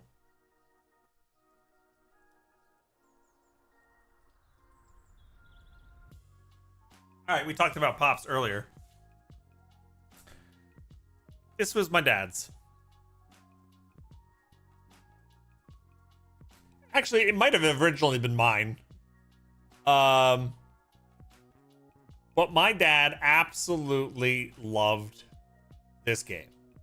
Wizardry Bane of the Cosmic Forge. He probably has over 1,000 hours on this on Steam, and like this is the non-Steam version. He probably has even more hours on this. Let me see what's over here. What does it say? IBM Tandy and 100% compatible. Contains both 5 1/4 and 3.5 discs. Minimum requirements 640K RAM, Must be installed on a hard drive. Works with VGA, EGA, CGA, and Hercules. Fully digitized sound and 16 color graphics.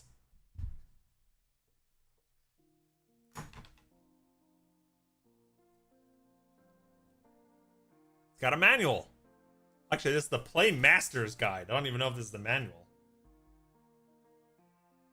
Looks like a manual. It's got some art in it.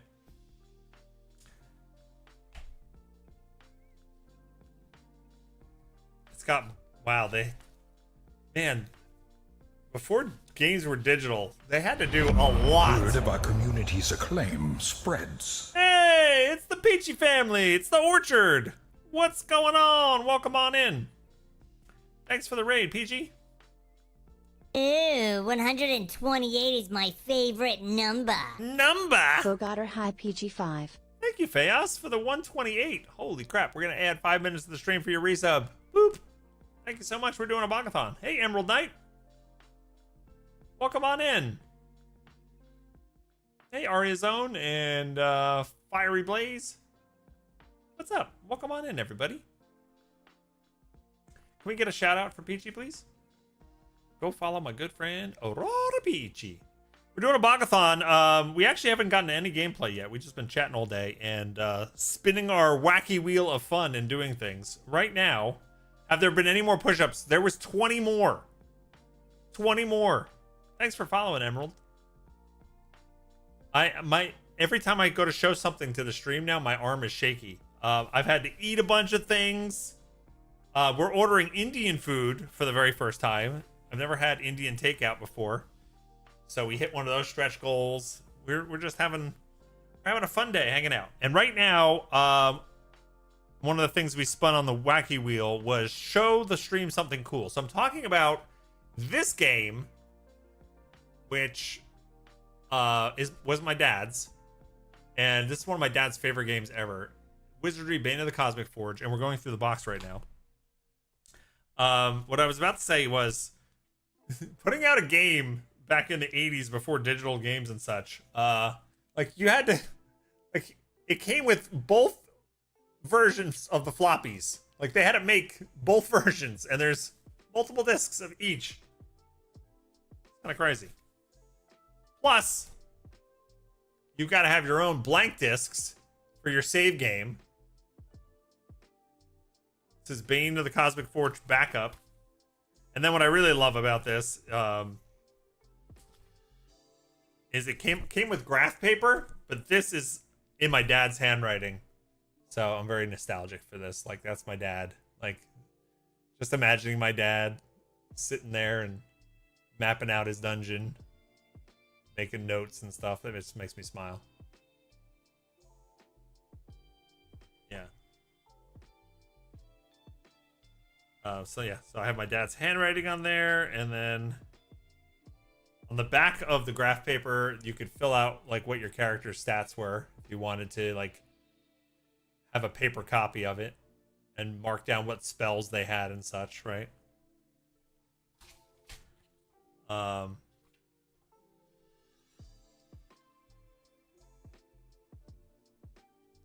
then it had this magic word icon list. It's hard to see because it's dark. But it had all kinds of symbols and what the spells were.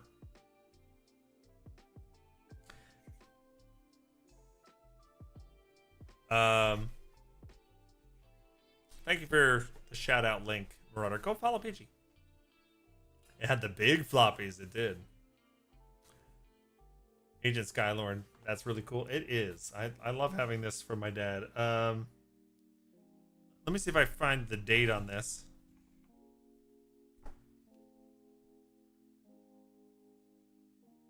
It says copyright 1990. Which is the year. So this was literally the year Zarya was born. This came out.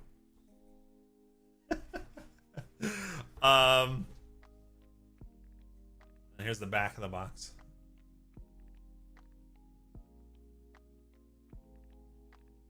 It's never gonna focus, is it? No. Why focus? There we go. So this is one of those games where you can, and we were talking about this a couple weeks ago. I love the kind of games where you have your party, like a full party of people along the sides, and you do a dungeon crawl. That's why I'm really excited about the Secrets of Gloom. Is it Secrets of Gloom? What was it? What's that game? Secret of Weepstone. Weepstone. Which is coming out because it's got that old school style. But last thing I'll mention about this, my dad's got thousands of hours playing this game. He beat it like over 10 times. I don't know how many times he beat it exactly, but it's definitely over 10 times. He knew this game and the game that came after this. This is Bane of the Cosmic Forge, and then there's Crusaders of the Dark Savant. He played both of those like so many times. He would know them inside and out. He would know, and the things he knew about these games was just uncanny. First of all, it was a game where you can, there are certain chests that you can open up, and the loot was randomized to the point where there are certain chests where he would know the loot table was able to get some special stuff on it, and he would take out a floppy when he got to that part or those parts, and he would save the game on a floppy, save it again on a different floppy,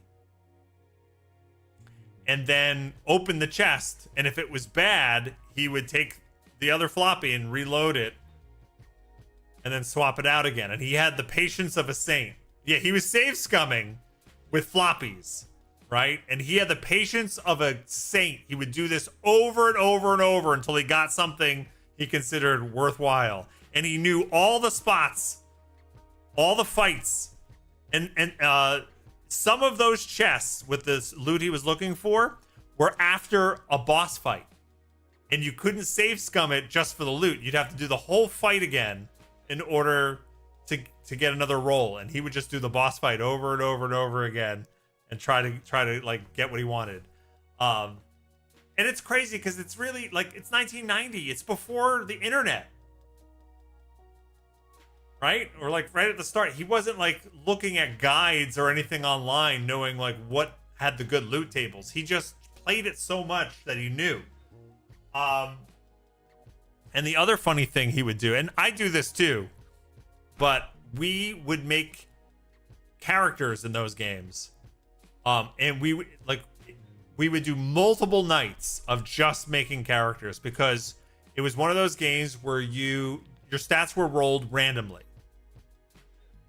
And if you rolled enough times, like you could get insane like starting stats. So, but the thing is, it wasn't one of those roll like this. You couldn't just reroll. Like you'd have to reload like the characters in your party. Like, and I remember there was disc swapping involved and having to like try again. And we would just spend nights just making the characters for a new run. Anyway, that's my something cool for that. My dad absolutely loved those games. And yeah, I miss them. I wonder if I can... He then, years later, when Steam became a thing, he got those games again on Steam. Obviously, he didn't have to do the disc swap anymore. Let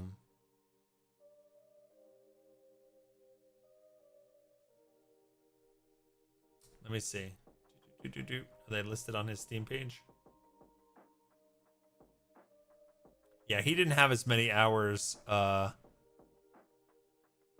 Bane of the Cosmic Forge. He only played 27 hours on Steam, and then Crusader of the Dark Savant. He had 130 hours, but then he went on to Wizardry 8 on Steam. And on Wizardry 8, he had 992 hours on this game, which is more hours than I have in any of my games on Steam. Probably I only have 3 games ever that I've played more than that. That would be World of Warcraft, Guild Wars 2, and Fortnite. Are the 3 games I've played most in terms of hours. And then Monster Train was literally what he was playing a ton of when he passed away. But he has 1,032. He also impressed the crap out of me in this game because this game is very, very strategic. Highly recommended if you like roguelites and deck builder games. If you've never played Monster Train, it's very good. There's a Monster Train 2 that's out. I haven't tried that one. But I played through this whole game, beat the whole game, but then there's these challenges that are like super tough. Like you have to put yourself at a big disadvantage and try to like accomplish a run. And I got to a certain level. I forget what they call it. Oh, here it is. Covenant rank, this thing, right? I probably got to like Covenant rank 5 or something before I kind of pieced out. He got to 20 something and I was just amazed. How the hell does he do this? He's patience of a saint. That's how. So anyway, there's something cool.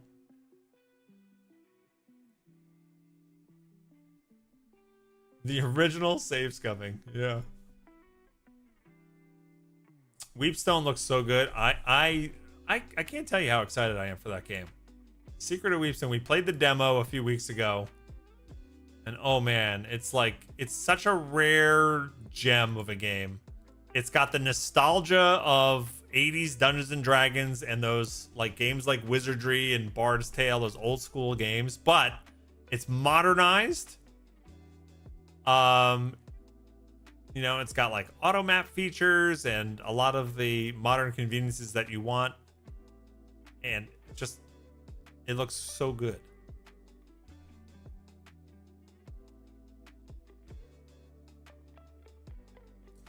Yeah, I don't think it says available 2027. So we still don't have a date on that yet. Scott Smith, you have done that on some games? What, the creating characters forever?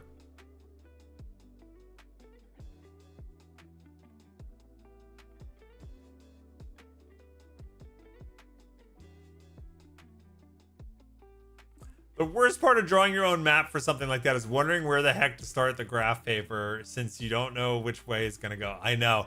There were some games, I think Bard's Tale did this, where they would tell you the size of the map, and there was a spell you could cast, like a compass spell, that would tell you, like if you were in B3, and it would tell you exactly where you were on the map. You know, if you drew the grid to the size they said, and then you cast that spell in game, and you could pinpoint your exact location on the map, and so you knew exactly where to start. I think that was Bard's Tale, but that was great. That was really handy. Jace. I know we added time for Cuddly Shark and Peachy and Faos's resubs. Did that put us at another stretch goal? We're at 9.5 plus 7. What's 9.5 plus 7 hours? 16.5? So did that unlock a new, yeah, that unlocks a new giveaway. So let's do that, and then maybe we'll finally play some Keeper. Try to finish that game. This day has flown by, even though all we've done is chat. Well, and eat things and doodle and share stories. But okay, so I'm gonna do a giveaway. Oftentimes, like we did earlier, it's Azaria that has to make something and ship it out to people. This time we're going to have, I'm gonna draw something. It'll be an excuse to actually spend some time doing some art.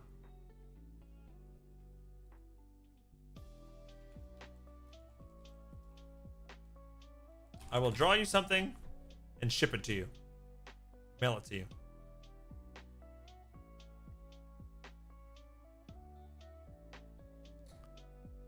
I don't know. I'm trying to decide if I should be just something I'm inspired to draw, or if you can make requests. Maybe we'll leave it open-ended. I don't know. Discord real quick. This is what I have. Okay. So Kaju chicken stir fry.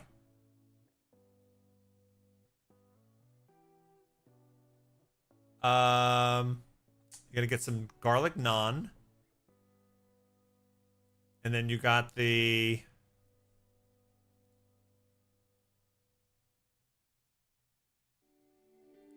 is that the abbreviation for what I wanted? The Hyderabadi chicken biryani.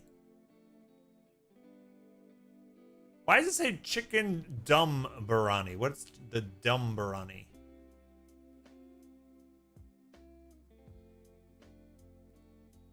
Is that what we want, gang? It looks like it's boned chicken, though. Is that what we want?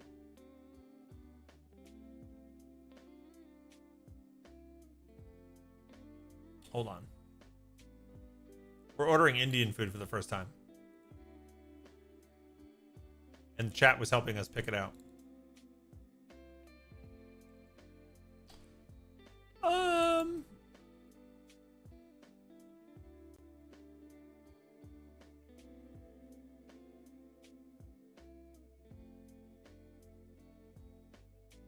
It's a kaju chicken, not kaiju.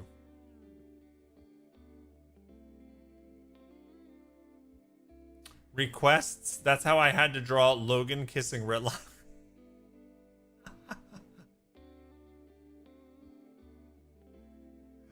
Oh, that's hilarious. Yeah, biryani is like Indian fried rice. Yeah, but I don't know if we went through the whole menu on stream and people were giving me advice on what to order. But I didn't realize that the chicken dish was like boned chicken. Oh yeah, it is that one. Okay, I guess I'll try it. I thought it would not be boned.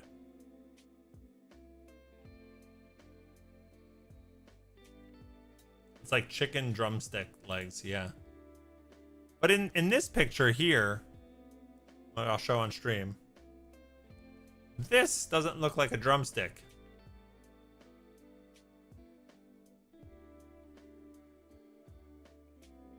But what you're showing me on that, maybe just the app, or you're ordering it on Toast Tab, maybe that is.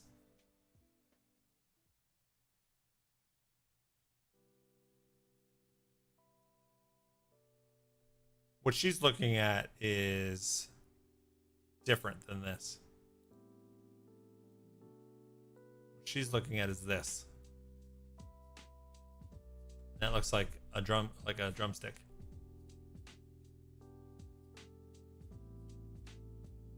Yeah, it's the same thing.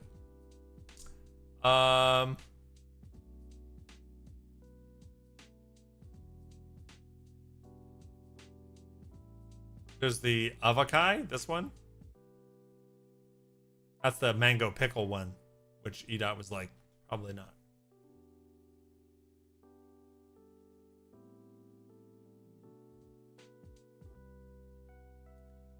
Bill's something bonus is not on this page.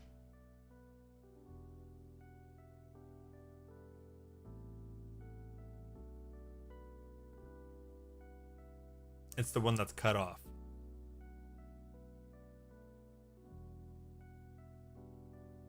You read it out loud. Okay, let me see.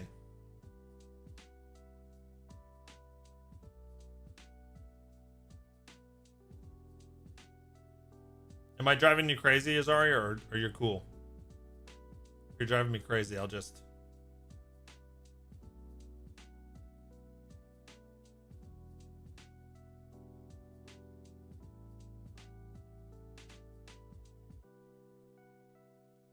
So what is this one down here? It is... Oh, it's under Birani's. Okay. Your cool beans?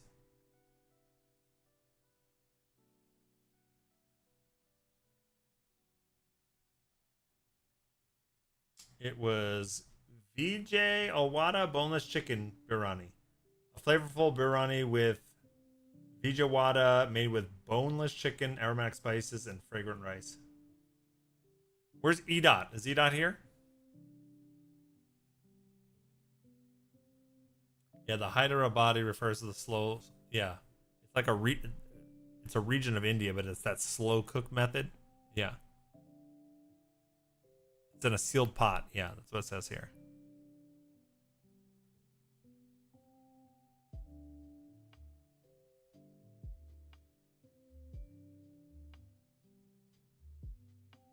And then Azaria is going to get the tikka masala, which I'll try as well. You're here now. So when Azaria is pulling up to order this Hyderabadi, it's showing it like a drumstick on the app that she's trying to order from. It's showing this.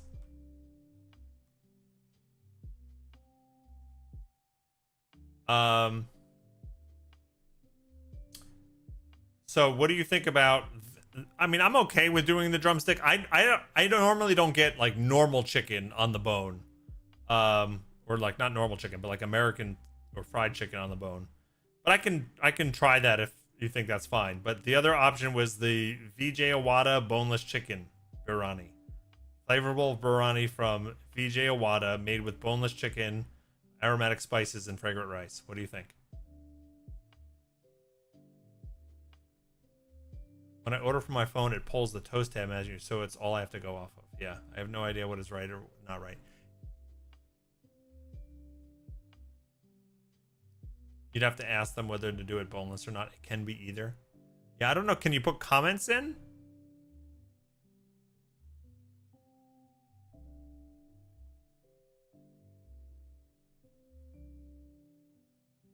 You can always call and ask. Yeah, but I think Azaria's like me. She doesn't want to call.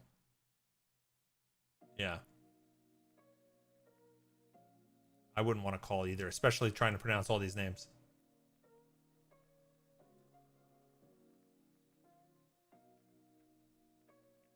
I don't want pixel cleaning. Want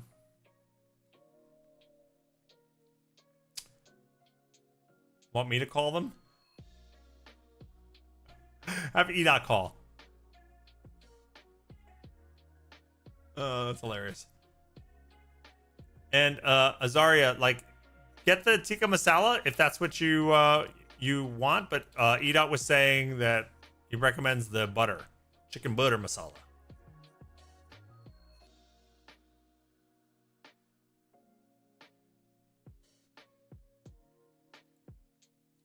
But other than that, it looks good to me, babe. You changed the butter already? Oh, nice. All right, so last call from EDOT. EDOT, what did you think about this other one that's cut off on the bottom of the screen? It's the Vijayawada boneless chicken biryani. You think I'd like that one? Or should I just stick with the Hyderabadi and hope for the best? The Hyderabadi. Not hyper. Hyder.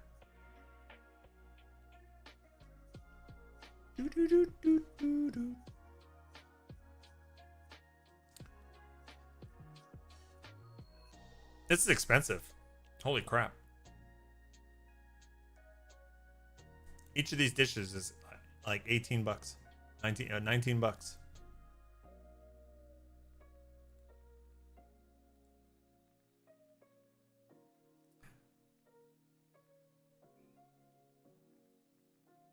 Yeah, I think I'll try I think I'll stick with the Hyderabadi V. Let's stick with the other one.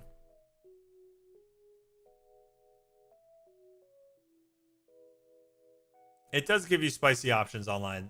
She set it to mild on the kaju.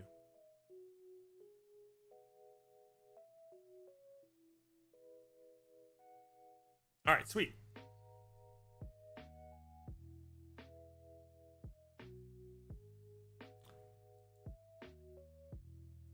Did you get that? As Hyder. Do the Hyder one. The one with the drumstick is fine.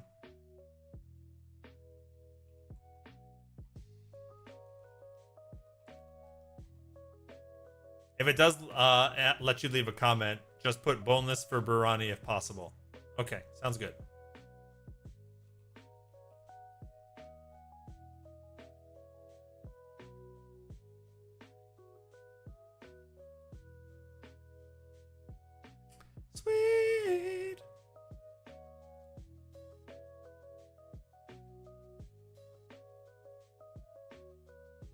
What are the odds of ANET coming out with a TTRPG? I think there's a fan one at least that you can Google up. I think I remember hearing something about that.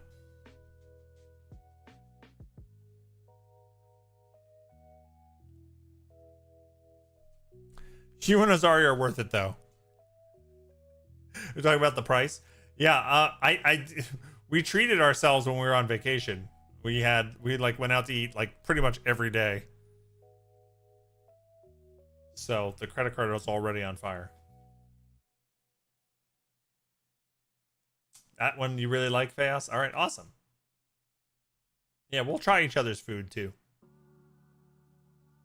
I'm excited to give it a shot.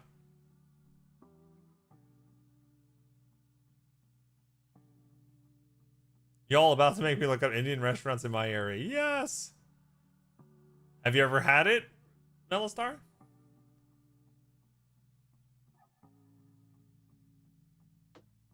You want Indian food now and we're getting on the road soon. I'm sorry.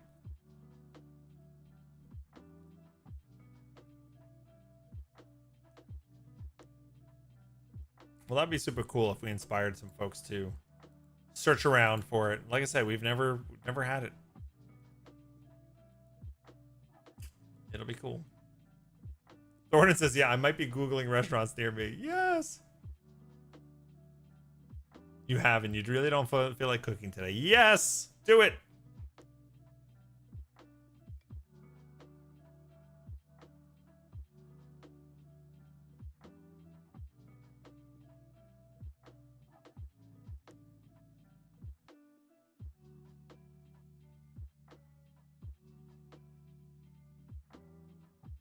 Yes, your local Indian place often puts butter chicken and tikka and their biryanis on BOGOs. You mean buy one, get one?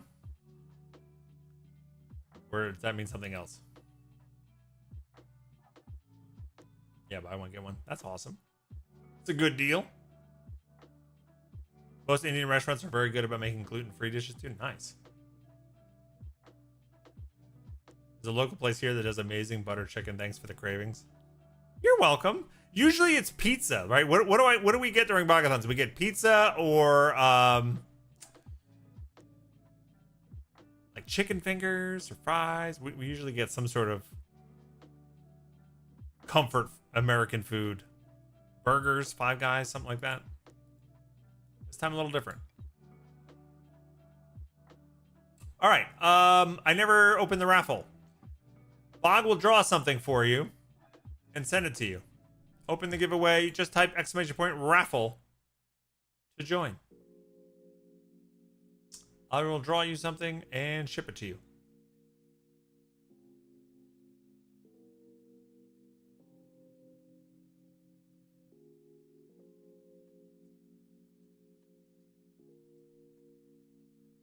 I have no idea what to draw. But it's probably be fantasy related.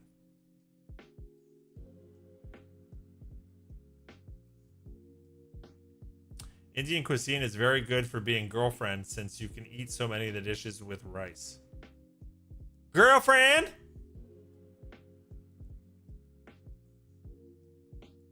Oh, you meant gluten-free.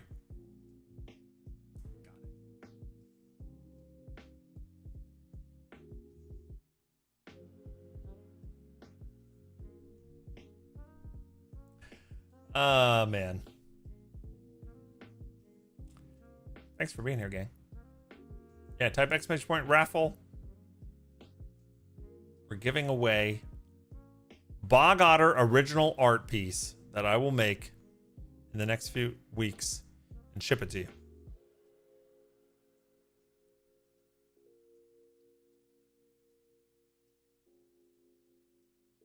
And I hope it's good. I hope you enjoy it. Thanks for being here, everybody. We are going to be live. Let's see, we've been live 7.5 hours. We're going 12 hours. Like another 4.5 hours away or so to go. And we'll have dinner on stream when it gets here. We'll try our different dishes. All right, but I'm going to swap over and play 48 hour stream. Woo! Let's do it. Now, the most I ever did was 24 hours, and I did that exactly one time. And it made my brain mush and did not feel good. And it was before, long before, I had a 2-year-old who's going to get up early tomorrow and want me to read books to him.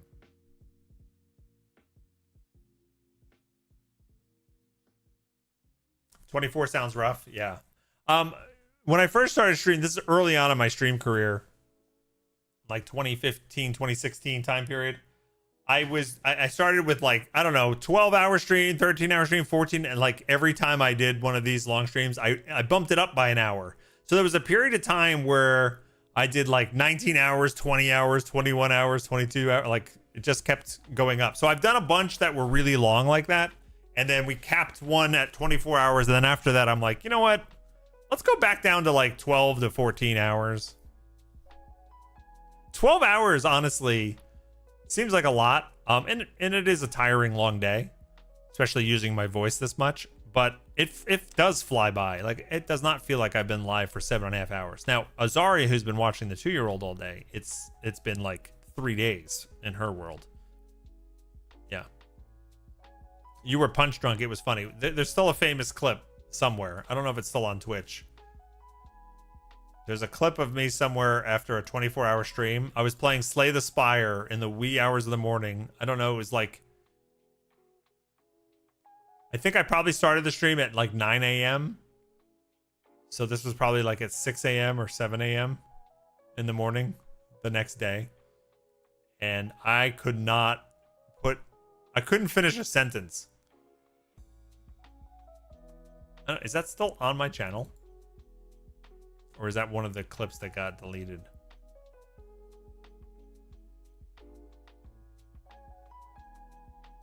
By the way, I have, when we had to delete all of our clips for like the copyright issues, I downloaded everything off my channel. I have like drives full of just unedited, unfiltered clips.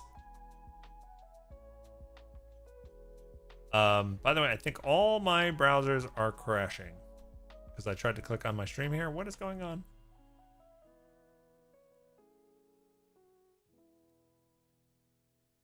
There we go.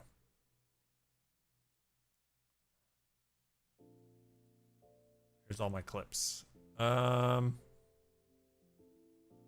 don't think I have the Slay the Spire one.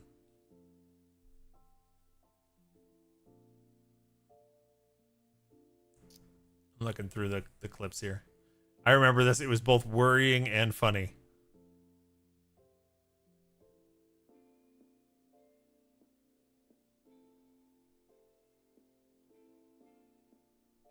This one cracks me up.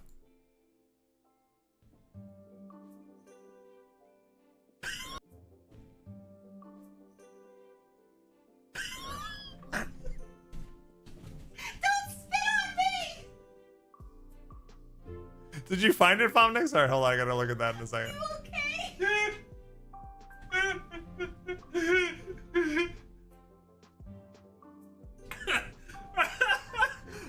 Oh my God. Did you see what happened at the very beginning of the clip?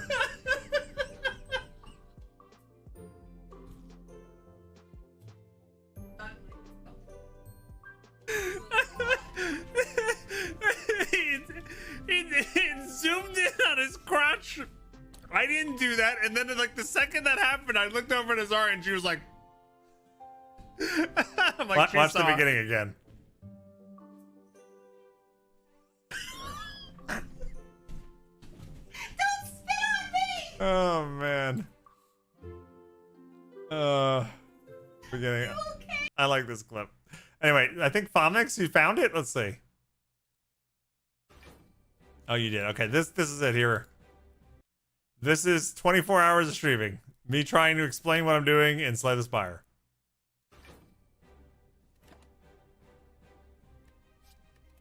I don't know. It's not worth. Oh, hold on. It's like, where's the volume? Volume. Maybe it's over here. No, that's full. Where's the volume? Am I missing where the volume is going? Oh, it's over here. Okay, sorry.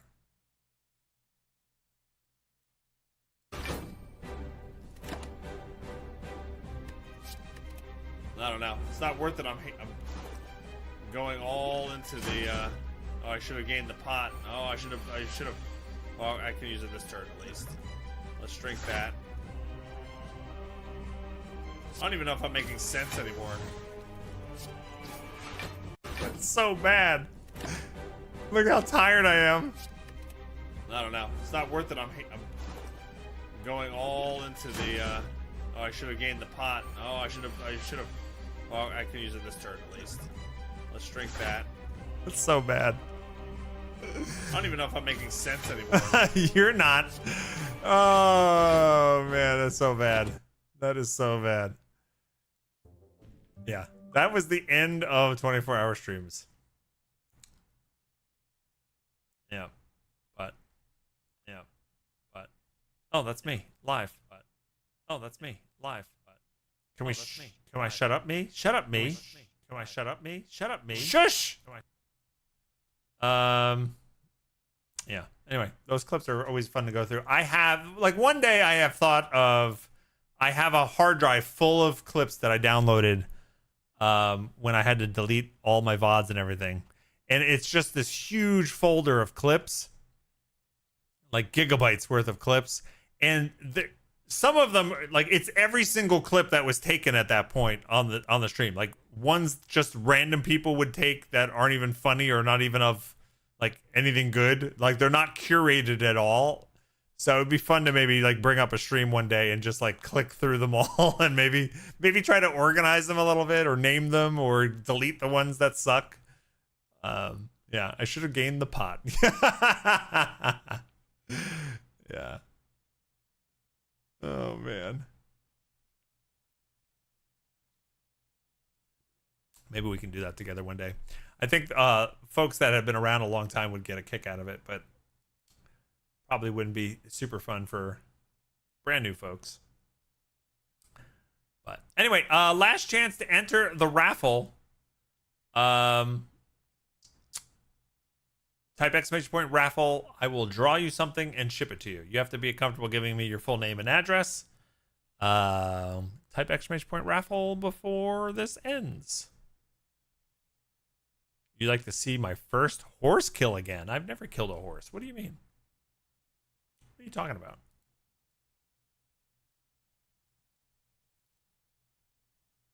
You should start adding them as Bog-A-Thon rewards. That's not bad. We watched 20 old clips. I love that idea. I don't know how, I don't know if everybody, that seems like, I love that idea. I would love to do that. I just don't know how much of an incentive that is.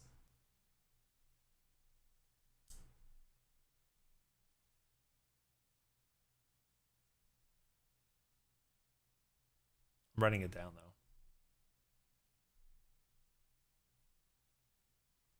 Could be an early incentive. True. All right. Like instead of the dad jokes, you do a number of clips. It's true. We can do that. All right, here we go. Closing the giveaway and picking the winner, and the winner is Scott Smith.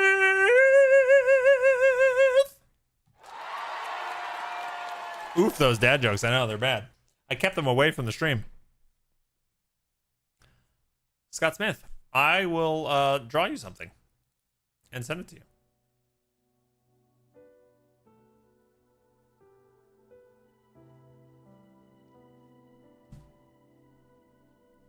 This is what I need you to do. Are you on Discord, I'm assuming? Could you send me a DM?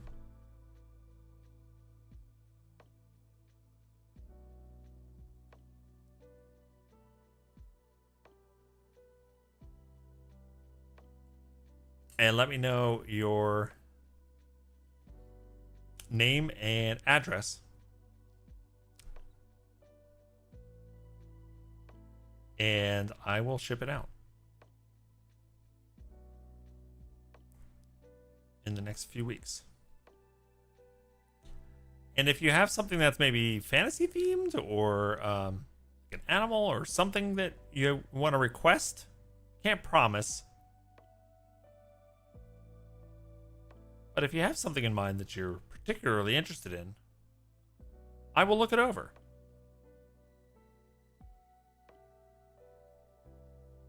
Sweet. All right. What else would I need to do? Anything else? I think I'm all caught up on everything. All right, before dinner gets here, let's play a little bit of Keeper.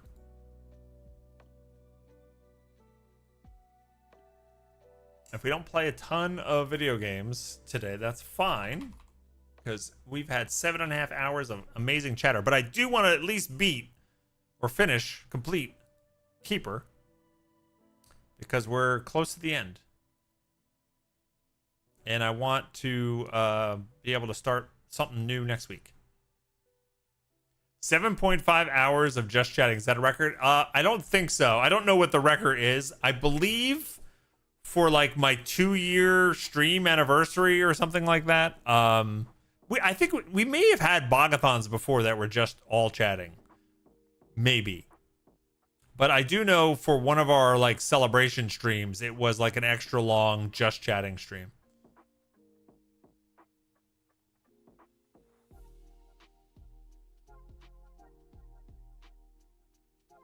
In fact, I know that like, I know folks enjoy sometimes the gaming portion, and I obviously enjoy being able to stream and play games and knock things off my video game backlog by streaming. But I think a lot of folks just want to hang out and talk. Thanks, Scott. I will take a look after the stream, and like I said, give me a couple weeks to get it drawn and sent out to you. And I appreciate you being here.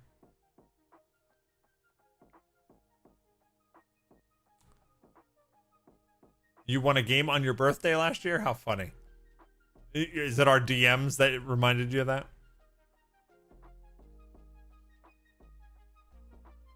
It takes a special kind of streamer to talk for 7.5 hours and still have fun. Oh, thank you. It's honestly, it's mind-blowing that it's a testament to how fun the community is and how I've gotten to know like a lot of you folks over the years, because it's effortless, you know? It's not like I have to sit here like at all going, oh, what should I talk about next? Well, I don't know what to say. Like I've got none of that. It just flows from one thing to the next, you know?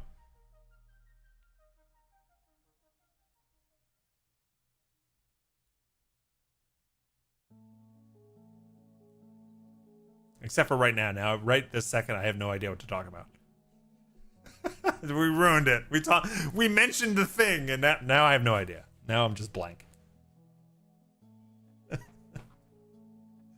Oh my god. It's too funny. Alright, let's throw up some Keeper. Alright, this is a game by Double Fine Studios, in case you've never heard of it. It came out last October. I don't think it's gotten a lot of attention, judging by the number of Steam reviews. We've been playing it the last couple of weeks. It's not like super long. You play as a lighthouse, and the lighthouse is in a world that has been overtaken by corruption, and you shine a light on things to make it brighter. And you have a bird companion we've protected throughout this playthrough, and it's just been such a magical, artistic, surreal world that we've been exploring. Minor puzzles, and what really surprised me last stream is through the story, our form has changed a couple times from lighthouse into other things, and it changed up the gameplay quite a bit. And where I thought I was about to finish the game last week, we once again transformed again and started a whole new chapter.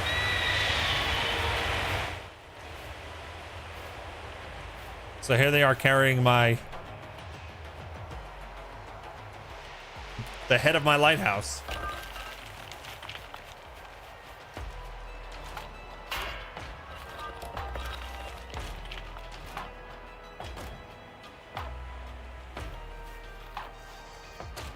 And all these little creatures have come help me.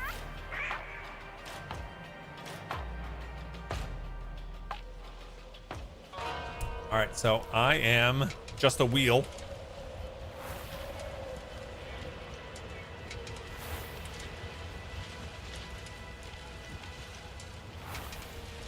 But not for long.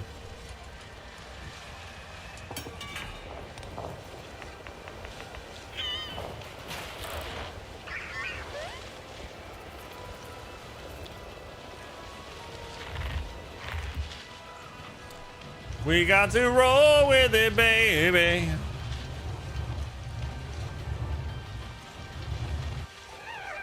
Set out the spike trap. Oh no. I remember that from last week.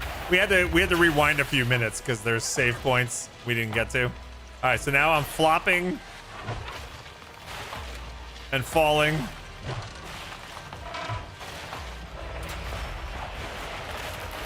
Well, damn. Now we got branches on us.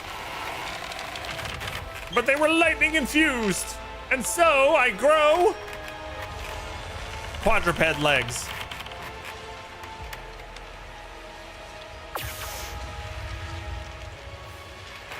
Yes. Now I'm a lighthouse griffin.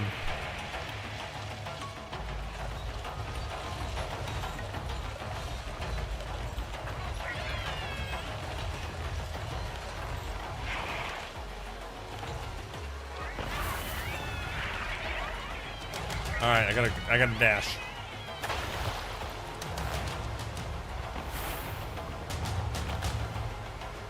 I can move my, trying to get used to my new form here.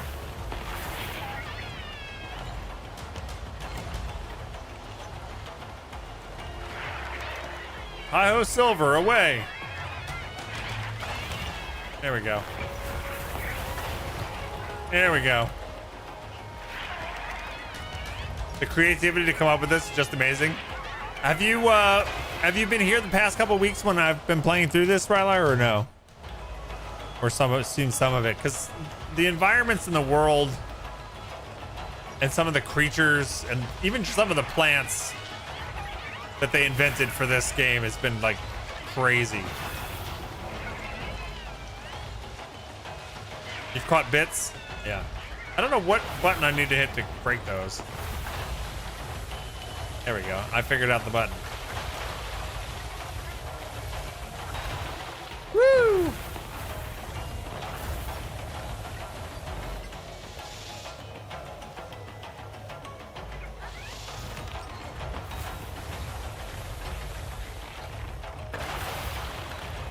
Oh, I can break on through to the other side over there. Is there something over here?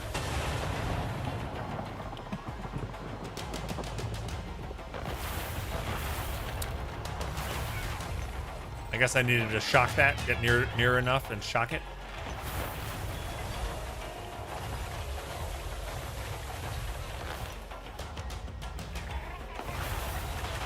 I think this is the furthest we've been, right?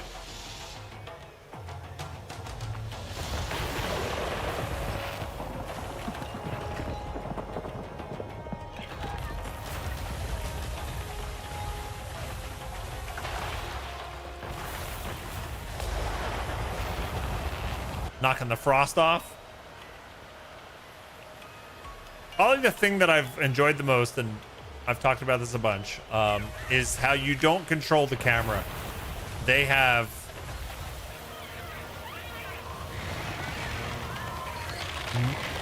handcrafted in every scene where the camera angle is going to be for that particular moment. It's awesome. All right, wait. So I've got this anchor now. I'm dragging an anchor. That's not ideal.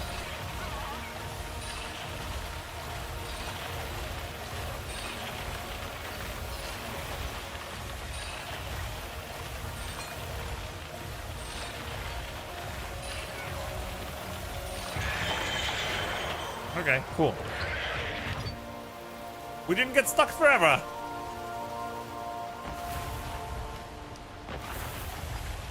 I think our goal is to get on top of the mountain.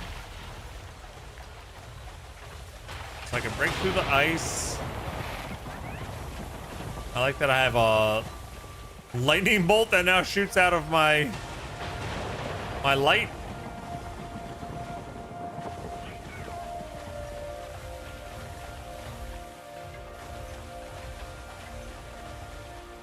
See what I mean about the camera angles? Like they decided for this shot, for this scene, you're gonna have this overhead view of the area.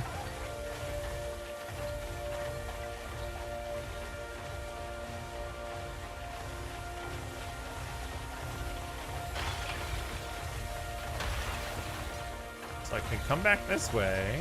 Is there anything over here?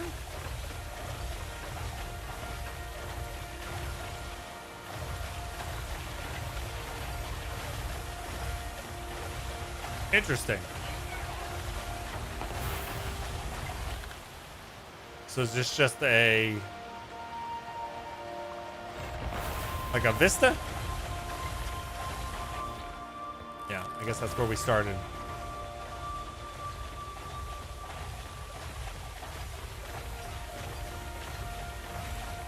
You sure there's no other way to go? No, it's just the way back.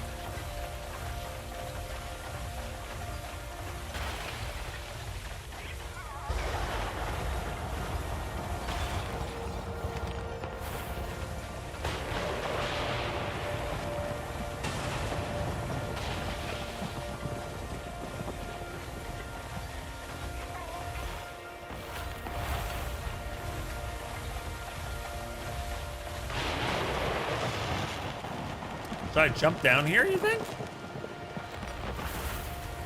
Oh, I can't.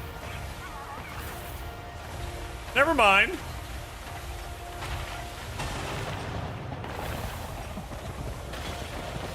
Oh, I didn't want to go up there yet. No, I want to go back.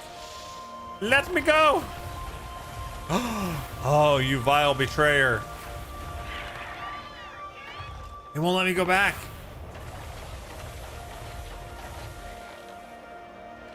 You don't have to debone it, it's fine. Or whatever you want to do, Azaria. Thank you. I can't go to the left there. Oh well. But thanks for ordering.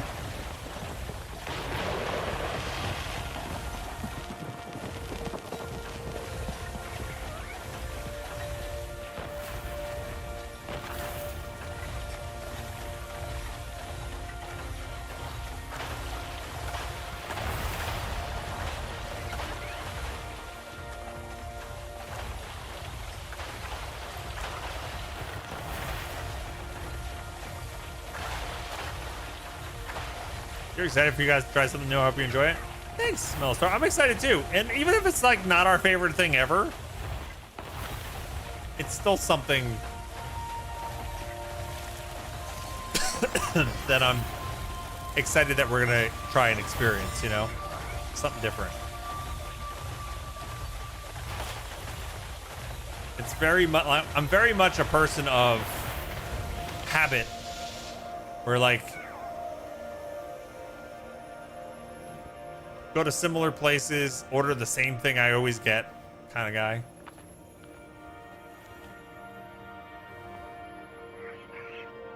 Like I typically have, with every, you know, time we eat out and every restaurant we go to, I have the thing I get, you know, and I like rarely deviate.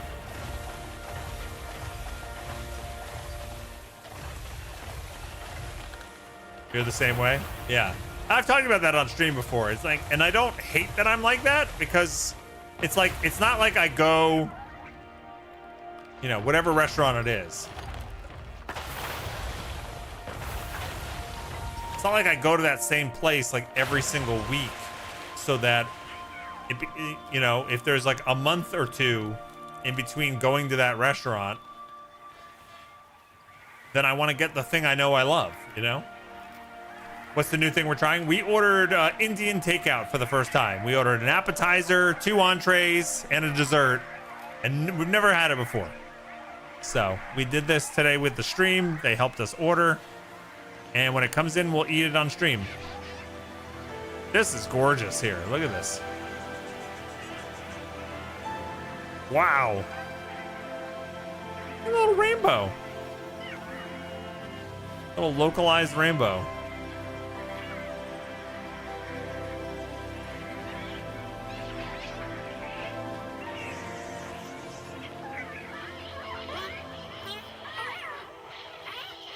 We found Twig's people.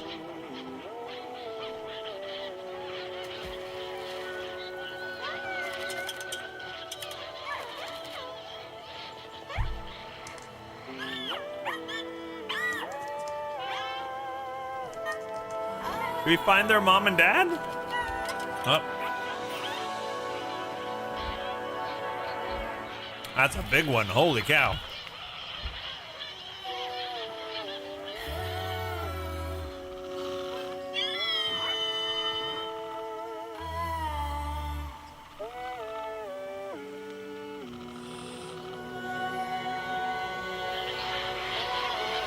This is right out of Dark Crystal.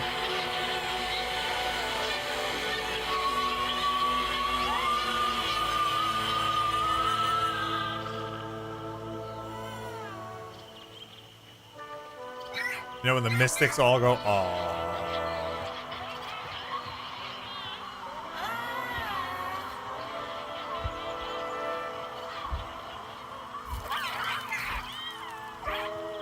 Are they gonna go with them? Go! Go ahead, be with your family. Aw, poor Lighthouse though. Yeah, go ahead, go. Aww.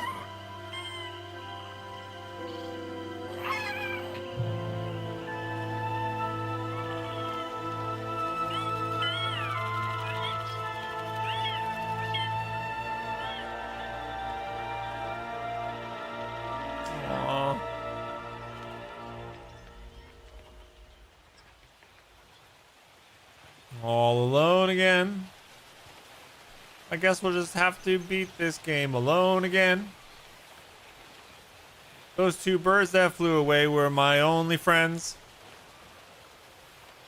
Now I just sit here playing alone again.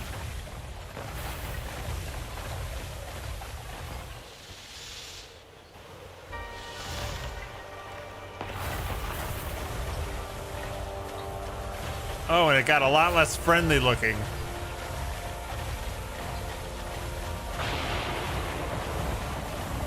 Here we go. Climbing the mountain.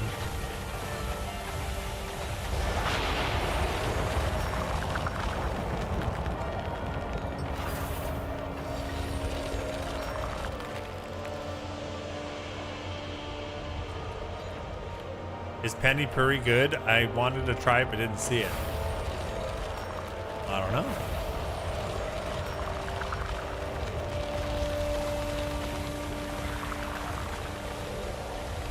What do the otters think?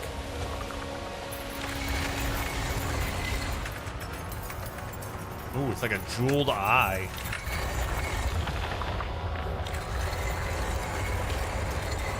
Why are you going in there? Don't go in there.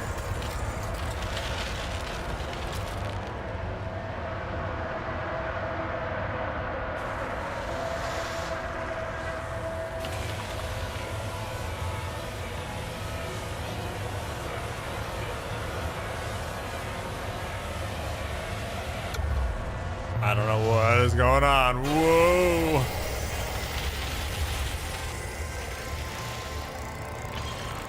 All right. Bring more crystals in.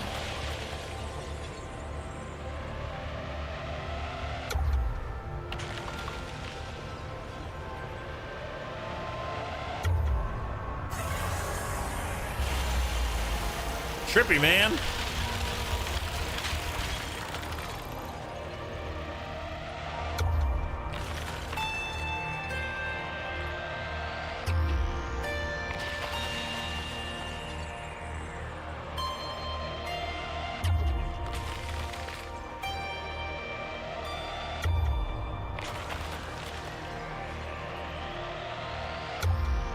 Don't cross the streams.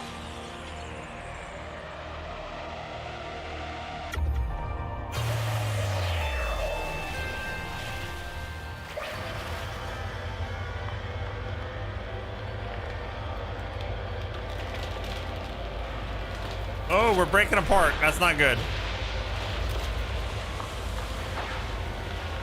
Okay.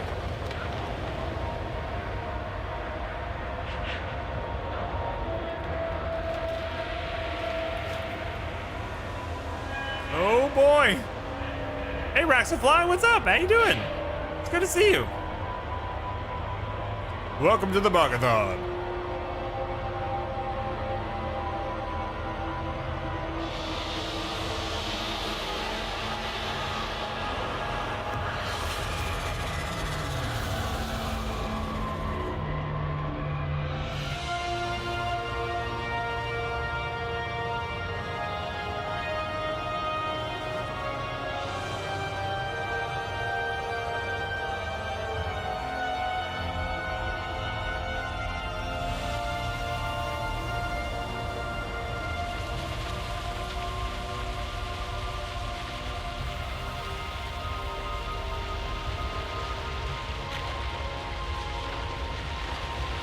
How's life been treating you, Raxafly? So are we freeing this corruption from this mountain? Is it crumbling? What is happening?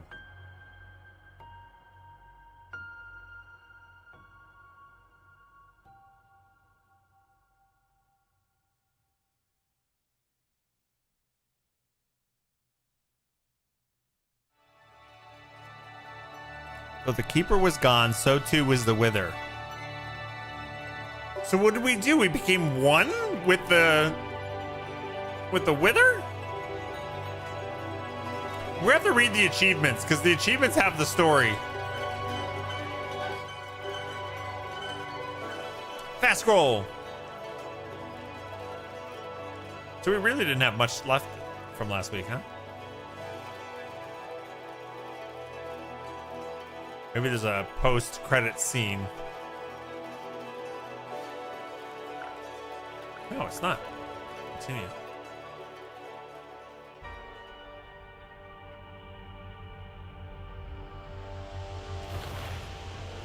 Okay, so it just brings you back to this point. All right, hold on a second. Let's so I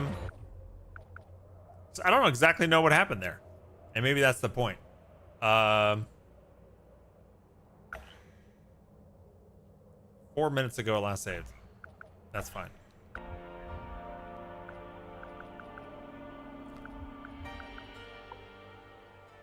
I love the birds having to fly off, right? And I was feeling things there, but then the actual ending was a little weird. So there's 2 achievements I don't have. Probably one is finding all those secret like cave shrines. I don't know what the other one would be, but maybe if we read these, it helps paint the picture here. So, in the wake of the wither I guess is what they call the corruption. In the wake of the wither, where geometric structures once soared, only brim husks remain. The last of the Time Elders was not exempt from the wither's grasp, and time was destabilized. Notice required the help of a mobile agent to stabilize time and repel the wither's advance. The elders manipulated time to slow the wither's tireless advance, and it worked for a while. The mountain's eyes beheld the wither's approach and whispered for aid from another. Massive, emplaced hybrid organisms cast light on the wither's vulnerability and powerful beams. The guardians saved those in their radius, but immobility let the wither grow in the shadows. Okay, so the guardians couldn't move, so there were places where their light couldn't shine.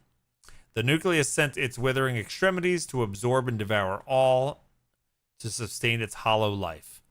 And the mountain's eyes sensed a kindred being within the essence to rekindle its fading light.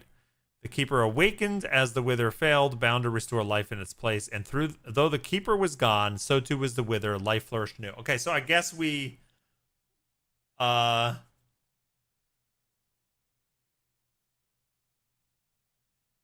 yeah, the mountain's eyes sensed the kindred being with the essence to rekindle its fading light. So we rekindled the mountain, which got rid of the wither, but now we're not like a separate being anymore. The keeper is no more.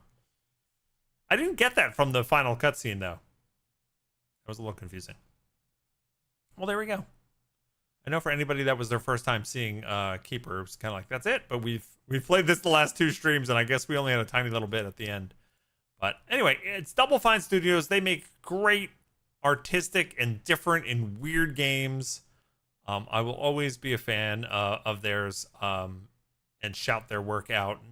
They've recently parted ways with Xbox and Microsoft. They're an independent studio again. So please support their work if their type of game interests you. I highly recommend. My favorite thing that they've done is actually not even a video game, even though I loved Psychonauts 2 and played through that a couple of years ago. It was great. The Psycho Odyssey documentary on their YouTube channel, it's like 20-something episodes of behind the scene. Like, they literally had a camera crew filming at their game studio every day, filming their meetings, their design decisions, their interpersonal issues at the studio, and they put it all in a documentary for you to see. And it's an amazing example of like what goes on in a studio that makes these type of games. And I was enthralled by the entire thing. That's my favorite thing that they've done. But they're also responsible for a whole bunch of other games that you probably heard of. So anyway, just wanted to shout them out. They recently came out with Kiln, which is, I love that this game exists. Unfortunately, it doesn't look like it's done very well with only 147 reviews. But it's an online multiplayer pottery party brawler. You grab your friends to assemble a team of colorful spirits, then sculpt ceramic battle armor on a pottery wheel. The size and shape of your pots determine their playstyle and abilities, and work together to douse the enemy's kiln.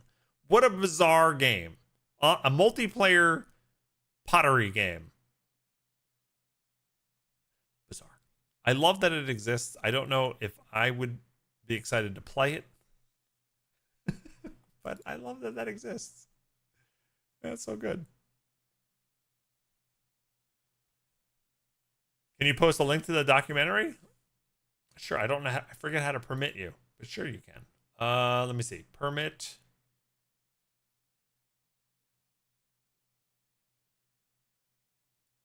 I forget how to permit you.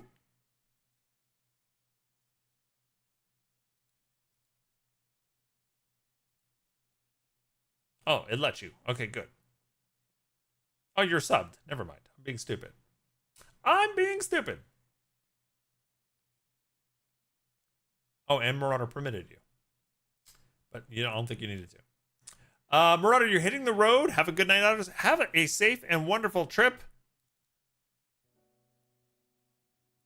Post pictures throughout the trip if you feel like it. No pressure. But I hope it's relaxing. I hope the puppy's good. I hope you make some amazing memories. Have a great time. Thanks for being here today. I thought you weren't going to make the stream today at all, and I was a little sad. I'm glad that not only were you here for it, you were here for a lot of it. So it's always good catching up with you. I don't know when the dinner is going to get here, but let's check out a little bit of Lootbound while we wait.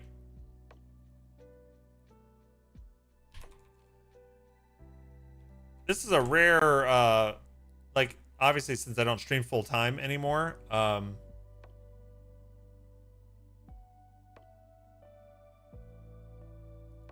don't get too many opportunities with game publishers and studios, but they're releasing this game, which I've had on my wish list, in August 14th, I think. Yeah, August 14th. So a couple weeks. You know, I'm gonna double check, but I believe the email I was talking to somebody who sent me the code, and they said I could stream it now. And I was like, really? That's really early. So let me just double check that I'm not stupid and breaking any kind of embargo. Because we don't want to do that.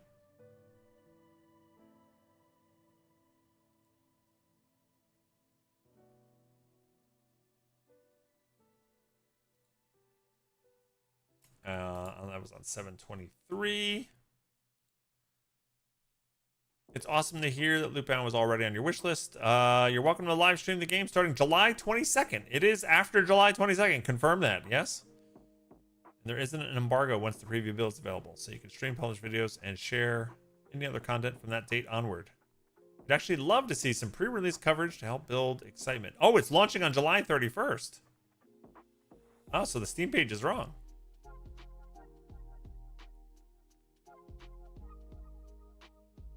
Okay, so this is literally launching next Friday. Let's take a look. Fizzgig, go see your mommy. I'm gonna tell Azaria the Fizzgig is whining. Stop whining.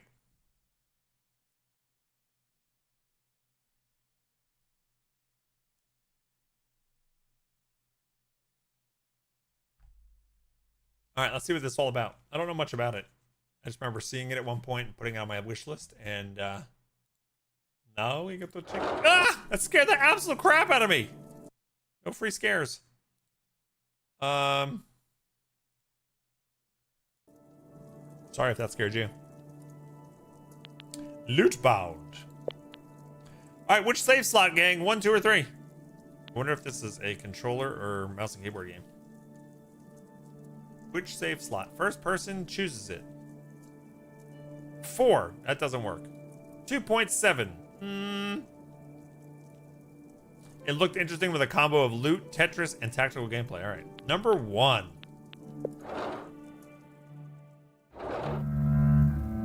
Ooh. Is that a cello? Within it lies salvation. All right.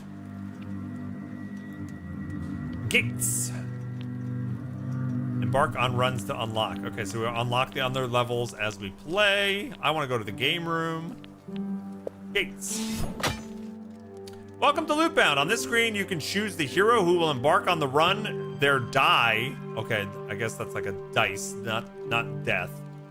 And the run difficulty. New heroes, dice, and run difficulties will unlock as you progress through the game. When you're ready, press the start button to begin your run. Warriors are our only choice right now. Cool. I'll unlock more. Warrior. Basic attack is Shred. Second Wind restores 5 mana to self. Furious Defense restores armor. And applies Fury to the target. Order bonus is double. I have no idea what that means. And I don't have the other difficulties unlocked yet. Reward on victory is 100%. Reward on defeat is 85%. And then we have a base die. Facets 1, 3, 5, 8, and 10. Let's do it.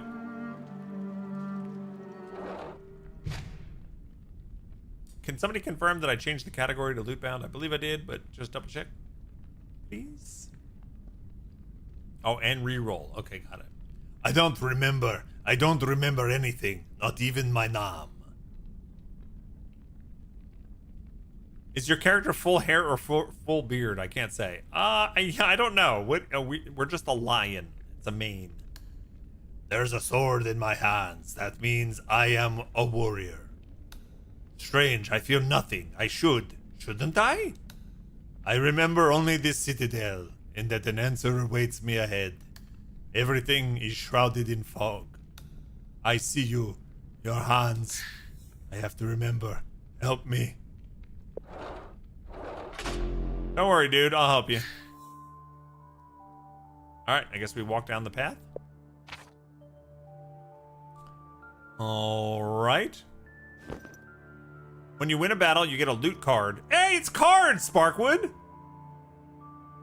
I didn't even know. That's just a bonus. The card gives you a few items to choose from. You can only move one item from every loot card to your inventory. Oh, okay. So the card will have multiple things, but you have to fit it into your inventory like Tetris. So maybe it's not so much cards. Rotate items to use inventory space more efficiently. Okay, so we can rotate. To free up space in your inventory, you can discard unwanted items. I wonder if I want to use mouse and keyboard, maybe. All right.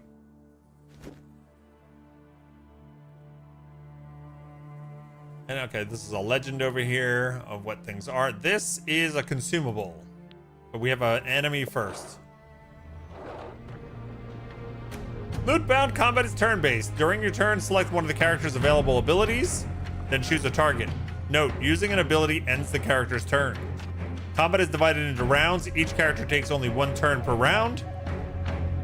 Turn order is determined by initiative. The higher it is, the earlier the character's turn comes. At the end of combat, all characters in the party restore armor and mana. Armor is always fully restored. Only a percentage of the total mana is restored. Armor is always fully restored in a percentage of mana. Cleave Master! Attack power 30, Fury stack. It attacks the character with the highest defense power. Applies Fury to self. Well, I only have me.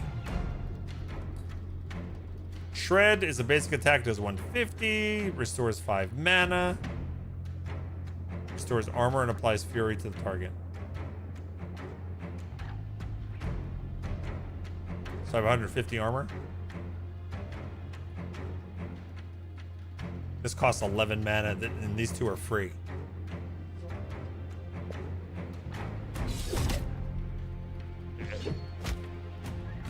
Okay, so at the end of the battle, I get all my armor back, right? So that's just fine. Okay, cool. This food smells bomb? Oh, nice. I don't think it's actually cards, Sparkwood. Similar, though. So the food's here, I assume, because you're smelling it. How do you want to work this? Tell me what you need from me. Do you want me to take a break and come up?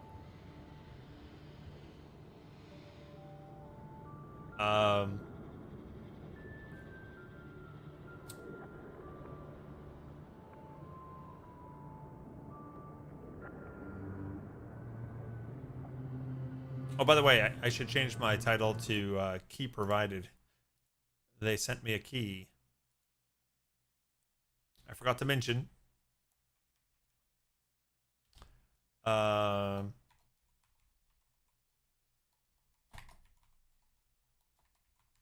They did supply the key, which I should disclose, and I'm also going to link to their Steam page.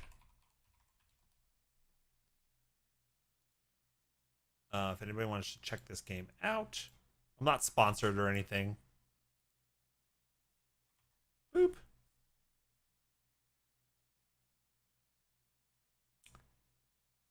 They really could have just called it equipment instead of a card, yeah. But like, you get one or the other, though. I'm going to put that in the hashtag game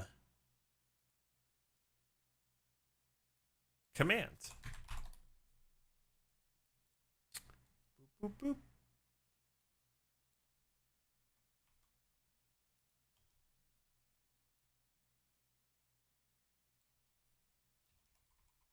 Lootbound. Okay, cool. 20 minutes? Oh, you need to drive home. 20 minutes. Oh, okay. You went to pick it up. My silly. I thought it got delivered. I was like, that is quick. 20 minutes. All right, got it. I'm glad it smells great. Sledgehammer of the Peasant. Plus 20 crush damage. Oh, hold for a hint. Crush damage adds crush damage to character attacks Deals double damage to armor. Oh, okay. So it hurts armor. Crush hurts armor. Fortitude absorbs a portion of each type of incoming damage. Okay. That's cool. Crunch of the Hungry Prospector. Oh, Crutch, not Crunch. Acid attacks damage to character. Adds acid. Okay. Ignores armor and deals damage directly to health. Those are both pretty interesting mechanics. Crush dealing double damage to armor. And this one ignoring armor completely and going right for the health. I like that. Vampirism restores health when dealing damage to the target. Which is like lifesteal. Yeah. Alright, so can I choose both or only one?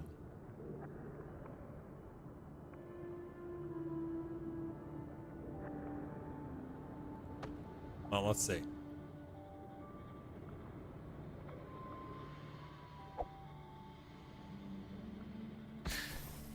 Oh, you can only choose one. Son of a biscuit. Okay, I'm not sure I chose correctly, but you know what? Acid and vampirism can't go too wrong. Now we get a consumable. Choose a potion. You can only take one. Healing potion of the dungeon restores 300 health.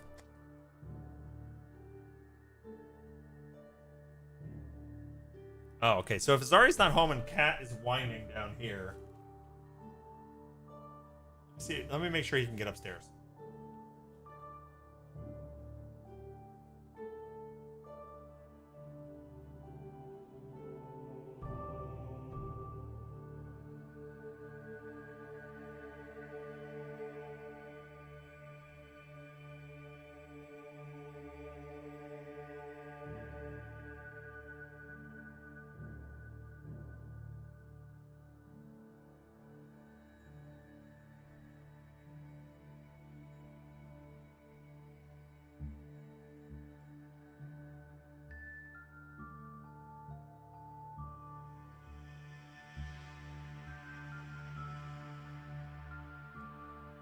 He needed to go upstairs. But I'm just realizing it's interesting. Like sometimes like a really powerful item might be actually really large for your inventory. And there's like, you have to weigh not only the power level, but the size that it takes up, which is kind of cool.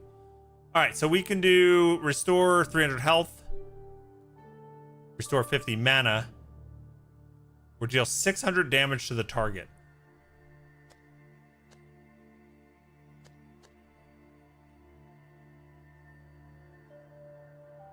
I'm going to take the bomb. Consumables are items with unique effects that only can be used once. To be able to use them in combat, you must equip consumables in a dedicated slot in the inventory. Use a consumable, select it during your turn, then choose a target. Only your character can equip and use consumables. Important, unlike abilities, consumables don't end the turn. Okay, nice. Bomb. That takes up 4 spots on the consumable section. Sweet. There are 4 types of damage. Base damage has no special properties. Slash deals double damage to health. Crush deals double damage to armor. And acid ignores armor and deals direct. Okay. Wow, the music is cool and intense and too loud.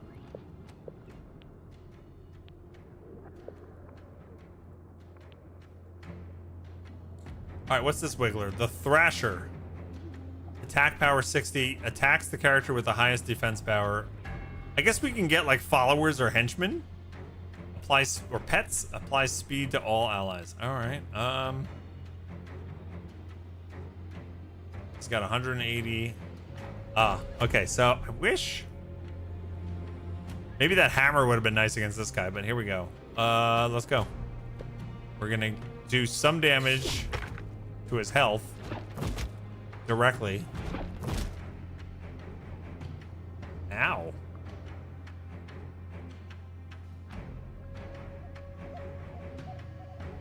I'm gonna restore my armor.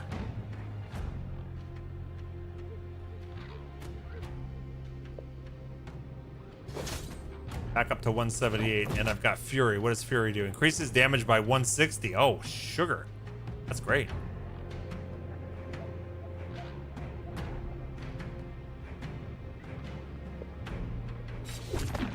Oh, damn, I crit. And he just went, bye. All right, we got to choose a pike flute. 9 more vampirism, plus 5 order. What is order? Increases the effectiveness of blessings, healing, and armor. Or I can get plus 40 more armor and plus 10 thorns. So I deal reflected damage when I'm taking damage. The only issue I have with all of the vampirism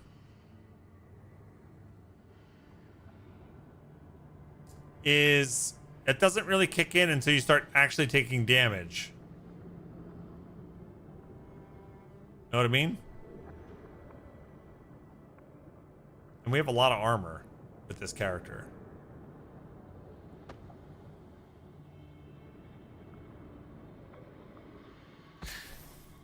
So I think I'm going to go with that. And for now, we don't have to play too much Tetris. Now, what is this? This is an ability. Some abilities can apply buffs and debuffs, allowing to strengthen or weaken the target. The effectiveness of buffs directly depends on the character's order points. Of course, we just gave up an item that had order. The effectiveness of debuffs depends on your chaos points.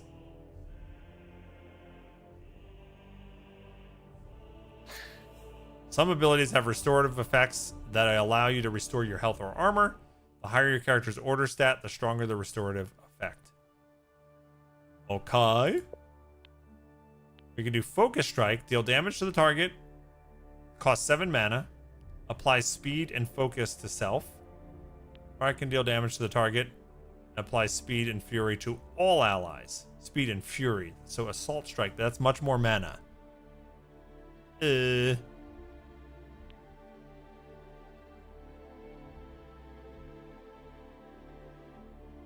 All allies. We're going solo for this run so far. Yeah, let's do Focus Strike.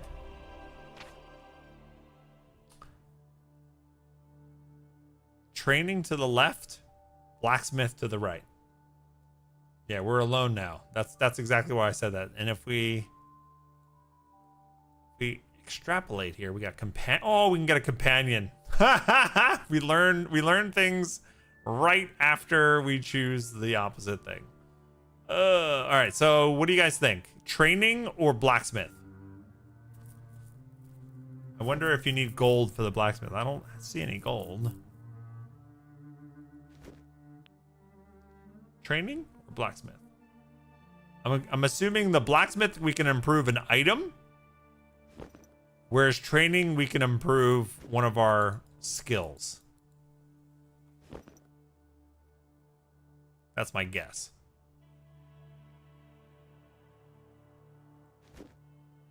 Yeah, maybe we'll try training. Okay. Oh no, we have a fight first. Never mind, I'm being stupid. To view detail about monsters, select their portrait. Yep. We've been doing that.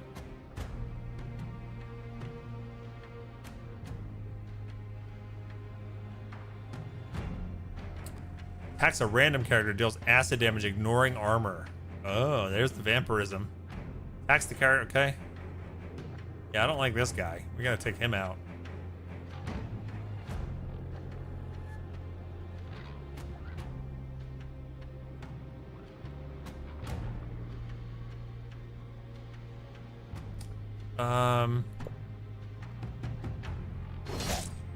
Okay, well that was good. Increases crit hit power. Focuses crit hit power. Okay, and speed. Nice.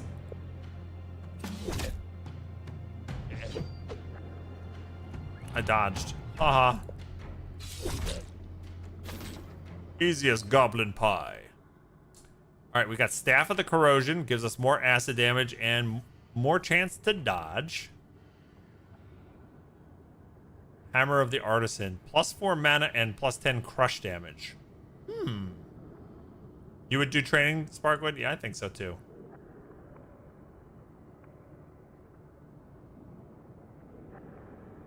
You have yet to understand where the equipment stats enter into interaction with your basic attack skills and stuff. I think it is...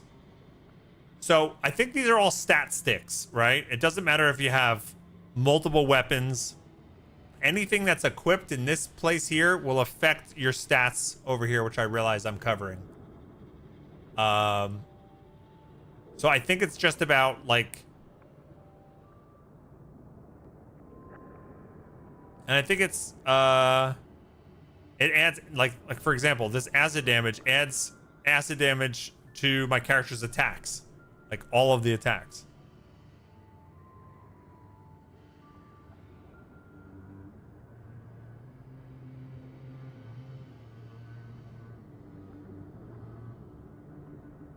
I guess since we already are going down the acid route, let's continue.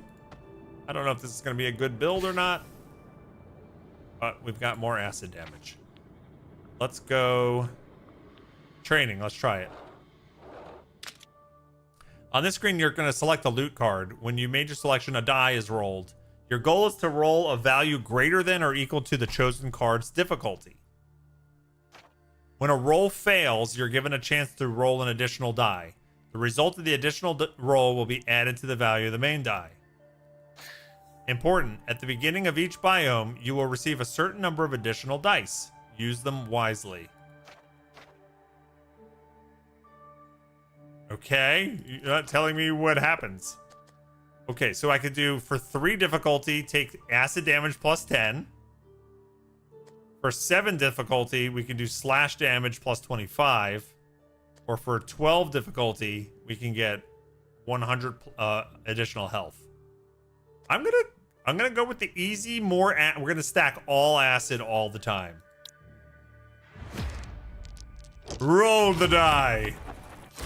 Oh, I could have gotten the 12. I could have gotten the I could have gotten the health +100. Training successful. Oh, so the acid damage went up to 20? Oh, nice. What's my acid? Okay, my acid damage is up. Okay. So I don't know exactly what happened there. But we have a build, so it's good. I know, right? I didn't think we were gonna roll so high. Choose a companion to join you. A witch or a bard? An insidious sorceress that unleashes curses. Okay, so he's got Hand of Pain. Attack the target with the lowest HP. Applies corruption to the target. No idea what corruption means. They won't let me. Then I have no tooltip for that, right? Or a Cord of Healing. Attacks the target with the lowest health. Restores health to a random ally.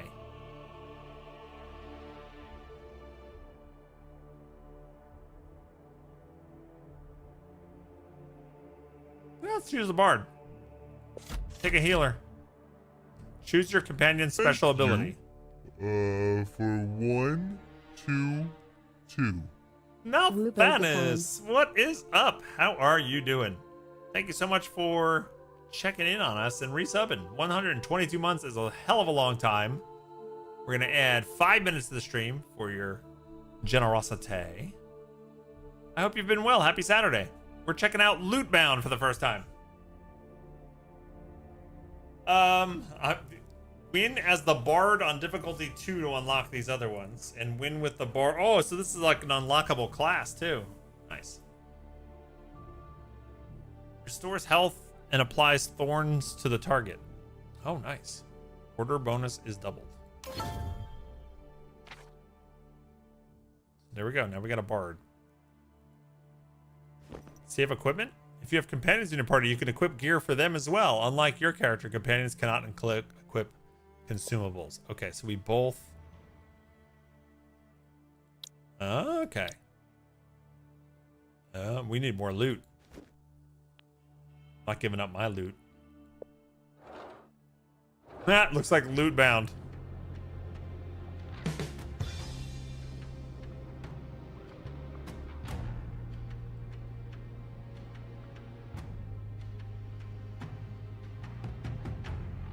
So they both go over the character with the highest defense power. I'm assuming that's me.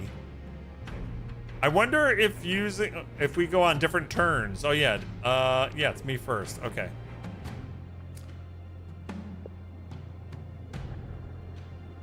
I wonder if any of these... None of these absolutely wreck them, huh?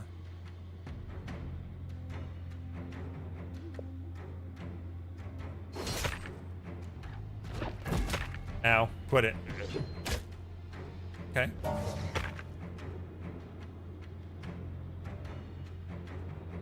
So they just auto go.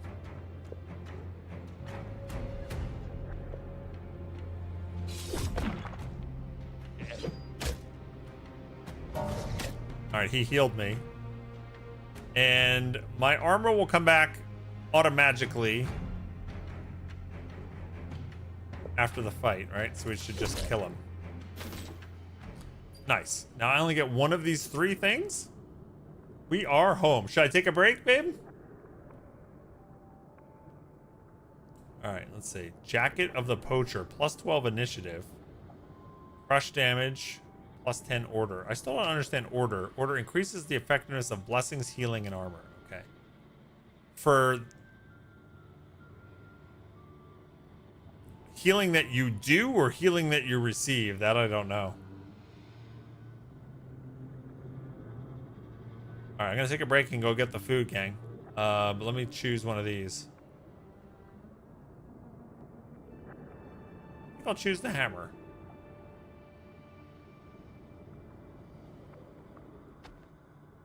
And I'm gonna give it to myself. Because I like my character better. Alright, we're gonna stop there. For now. We'll come back to this in a little bit. I'm gonna take a quick break. Run a quick commercial, grab my dinner, and then we'll try these new foods for us on stream. We ordered Indian food for the very first time. Thanks so much for watching so far. I'm going to get some music on here. And run a quick commercial. Don't go nowhere. We still have got 3.5 hours left in the stream. We can still push that timer up more. I think if we get like 15 more minutes or so on the clock, I think we unlock the next stretch goal. You can check what those stretch goals are right here with the link I just put in chat. All right, give me a few minutes. I'll be back.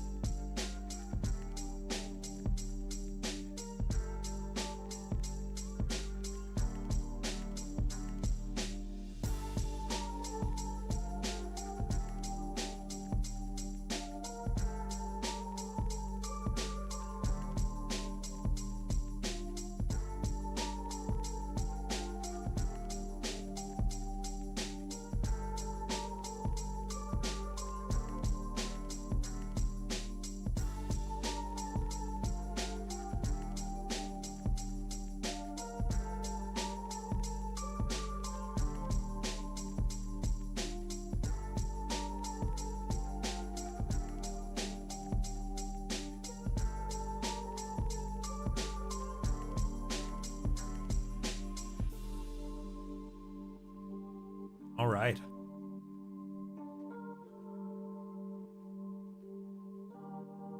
Thanks for waiting. Thanks for being here. Who do we got in the chat still? We ordered. Hey, Cuddly. We ordered and got Indian food takeout the very first time. And I have a immature toddler palate. Don't usually like spice or anything seasoned or sauce. Very picky eater, but we're gonna give this a shot. Chat helped us pick out what to order. I have a huge amount of food here. I'm gonna try to show it to you without spilling everything.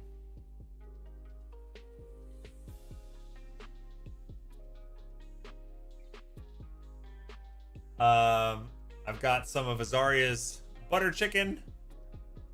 This is the Kaju chicken with cashew. This is the biryani chicken. We took some off the bone. It came with an egg. We got some garlic naan. And I forget what this dessert is called. Let me see. The dessert is called Gulab Jamun.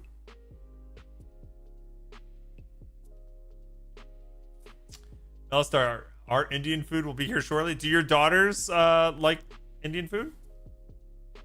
Rune's our 2-year-old. He's having French toast. Butter chicken is your favorite? What should I start with? Wouldn't it be funny if I like Azar? I might like Azaria's the best out of all of this, right? The butter chicken.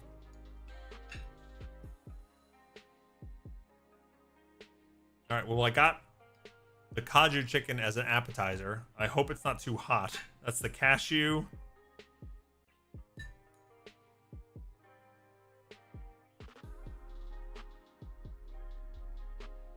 cashew chicken. We told them to eat mild. You'd reheat the dessert in the microwave for like 5 seconds if it gets cool. It's a little warm. No, they're pretty picky. Youngest is probably gonna have a peanut butter sandwich. Yeah. I was gonna be impressed if your young children were partaking with you. But I will tell you, if you worry about either of your kids being picky, like, don't be so hard on yourself. Don't be so hard on them. I had the pickiest child growing up. Seriously, peanut butter sandwiches, chicken nuggets, plain hamburger, and pizza. Plain pizza were the only things he would eat for years. We had to cycle those 4 things for dinner for him. And then breakfast stuff he would eat. And fruit. And then turned like 18, 17, 18. He had a girlfriend that he just didn't want to be picky for, and he just started eating everything. And now he loves all food. He's more adventurous with food and tries everything and finishes his, like, he loves everything, including Indian food. I just pinged him on Discord. I don't know if he's gonna come watch or not, but all right, let me try this Kaju chicken with cashew first. Yeah, Melstar, tell us what you ordered.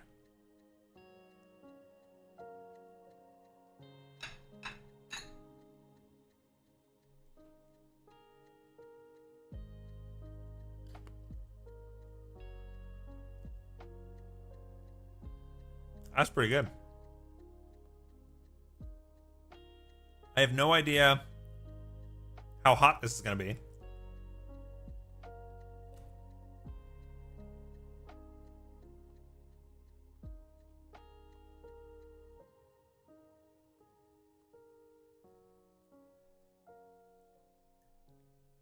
You know, I don't know what I was expecting from that. It's got like sauce all over it, right? And it came in a container loaded with sauce. And I'm not a huge sauce guy. But the flavor of this, I can taste the cashew in the sauce. And then there's also cashews on the side, which I love.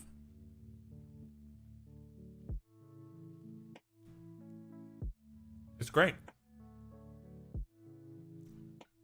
I like that a lot. Azari, are you watching? She's probably busy making ruin his dinner.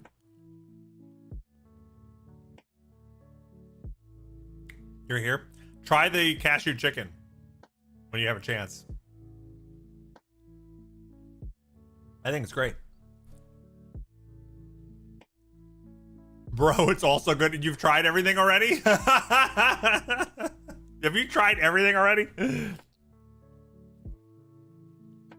Yes, haha. I'm glad you're liking it. All right. I'm gonna try some of my biryani, which is this basmati rice with chicken that we took off. All the meat's like slid off of the drumstick. It was very tender. It also has this egg, which I'm assuming is just gonna taste like an egg. So chicken and rice.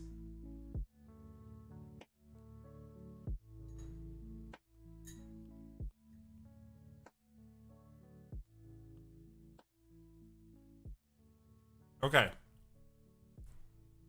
That's interesting to me because there's a, I don't know what the spice is. You guys can probably tell me. There's a spice, and it is pretty spicy too. Woo.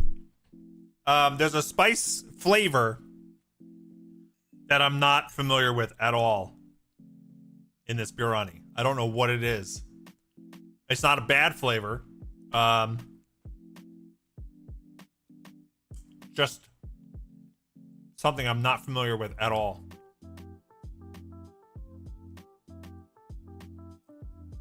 She's like this slow ass dude over here. She had it all perfectly laid out on the counter and all the containers are open. She could just go boom, boom, boom, boom, boom. And she doesn't have to do it for an audience.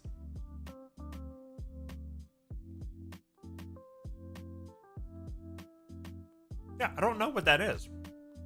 This has some heat to it. More than the kaju chicken. But again, it's good.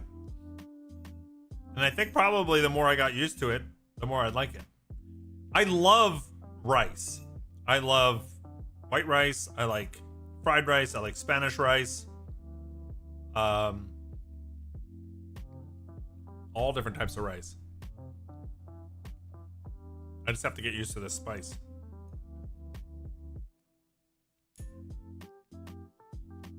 Maybe Azari knows. Do you know what spice is in the chicken and rice? You're gonna have some wicked heartburn later, but it's worth it. Take some Tums now. That's right, spicy food. Like she's got like acid reflux. It's not. I don't taste it in the chicken. The chicken is very tender, very good. It's in the rice.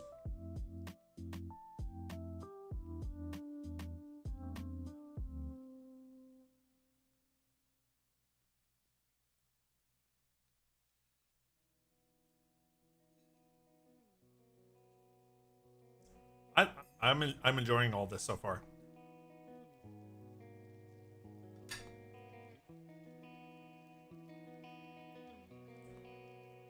You'd like to try some non-seafood paella one day? What is in that? Because all I know about is of paella is there's lots of seafood in it. What's a non-seafood paella?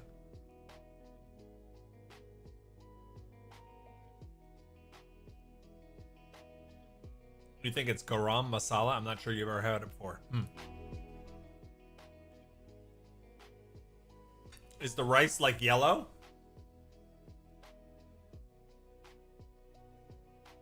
Yep. And I haven't tried the butter chicken yet.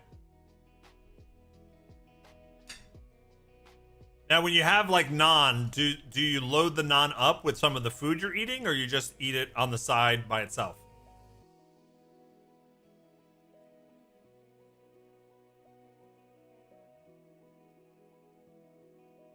There was a yogurt sauce here that is balls to the walls good. Is that what Marauder was talking about? She was talking about a yogurt and... Was it yogurt and cucumber sauce?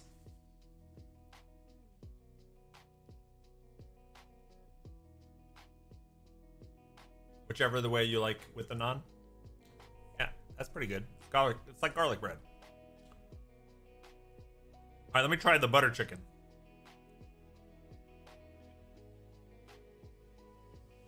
With some white rice.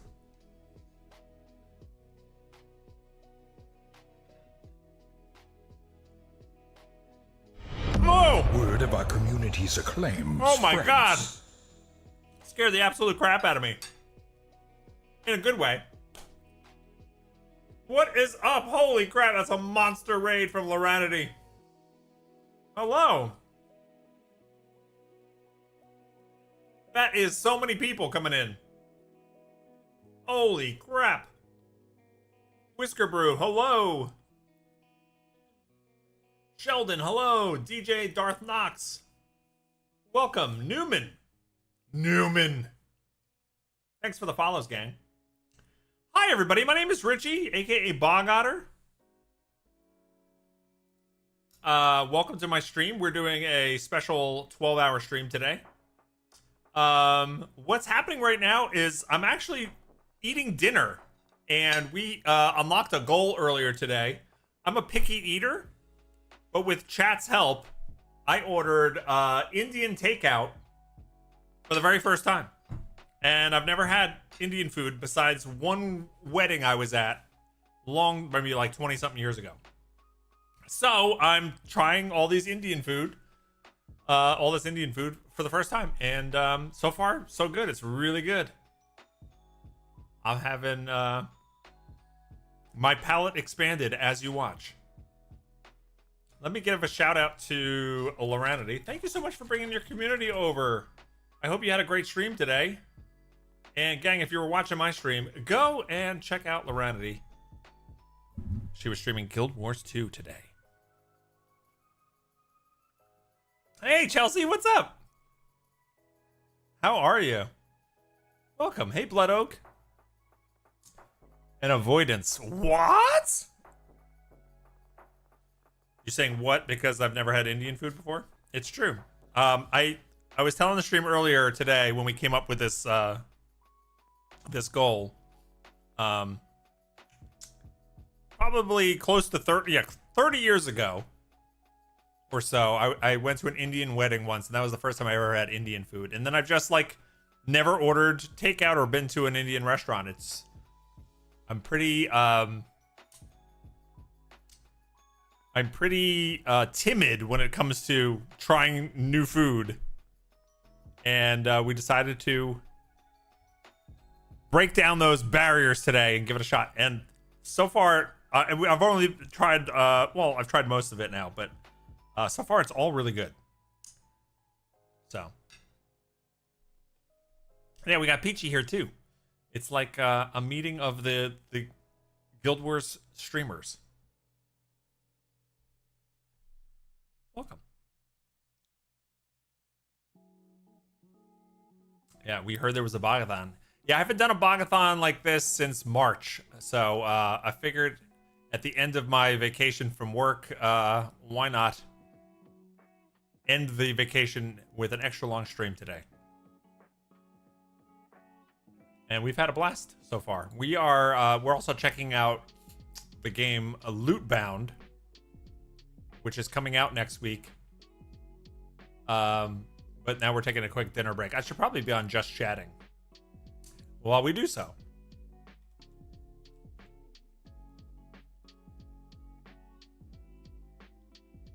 Do do do do do do do do do.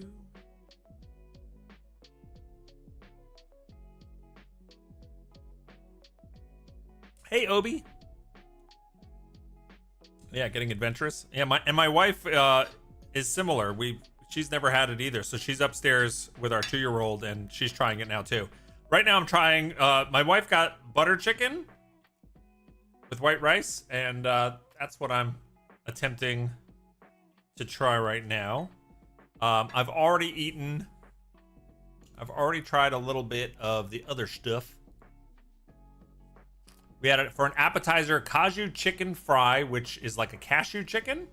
And my main meal is Hyderabadi chicken biryani, which is like chicken and rice cooked in a certain way. I'm trying my wife's butter chicken out, and I have a dessert here as well.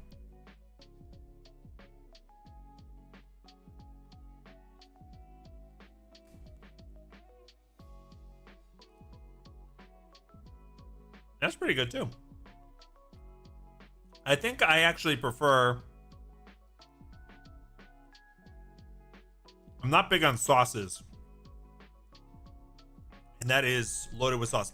You know what? I don't mind that at all. It's pretty mild. I think I prefer the cashew chicken and the biryani better. So I think I chose correctly.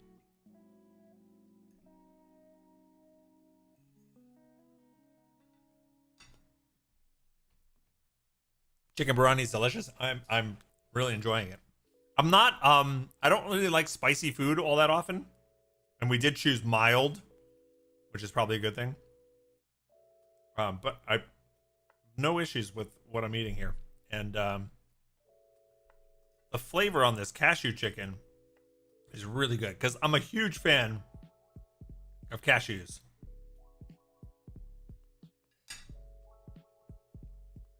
That's great. So how's everybody's day going? How was your stream? How's life? Anything new, exciting? Anybody have any weekend plans? What's going on?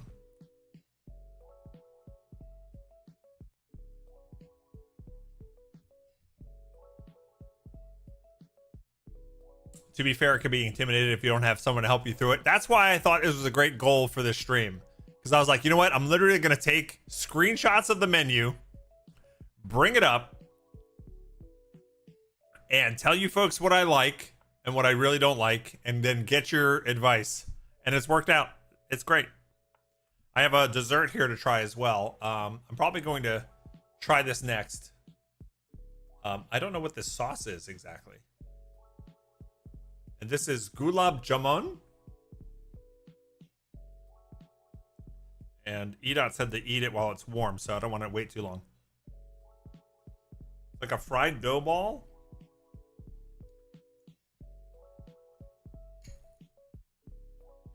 And some sort of syrup.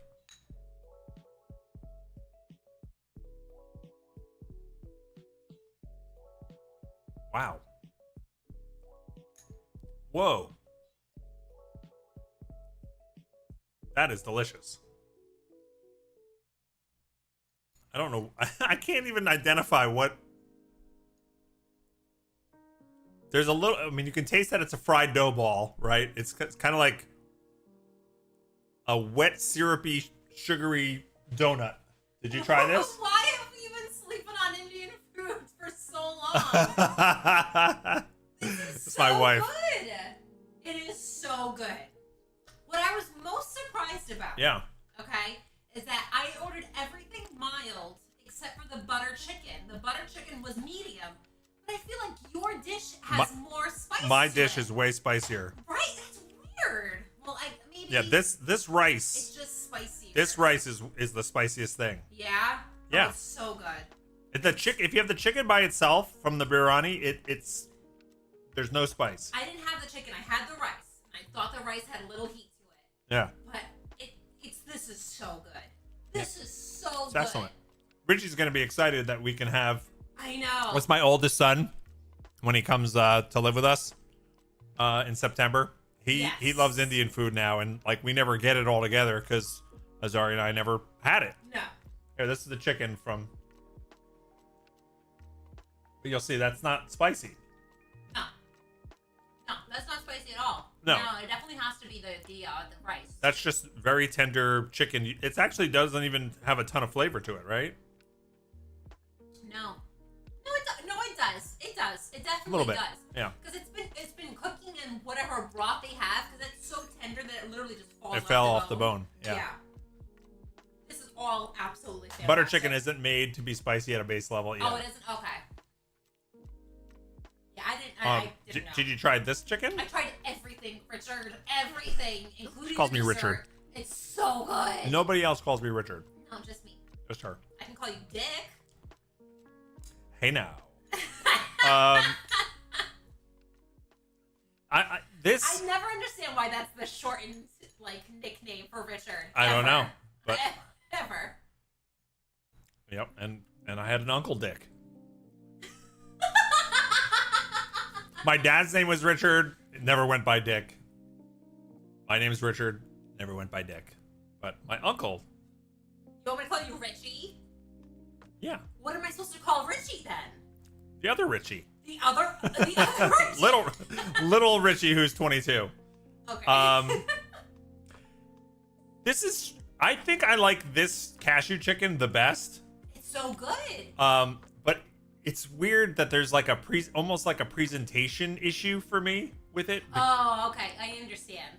Like it's just smothered in sauce, and it just like that doesn't look appetizing to me visually.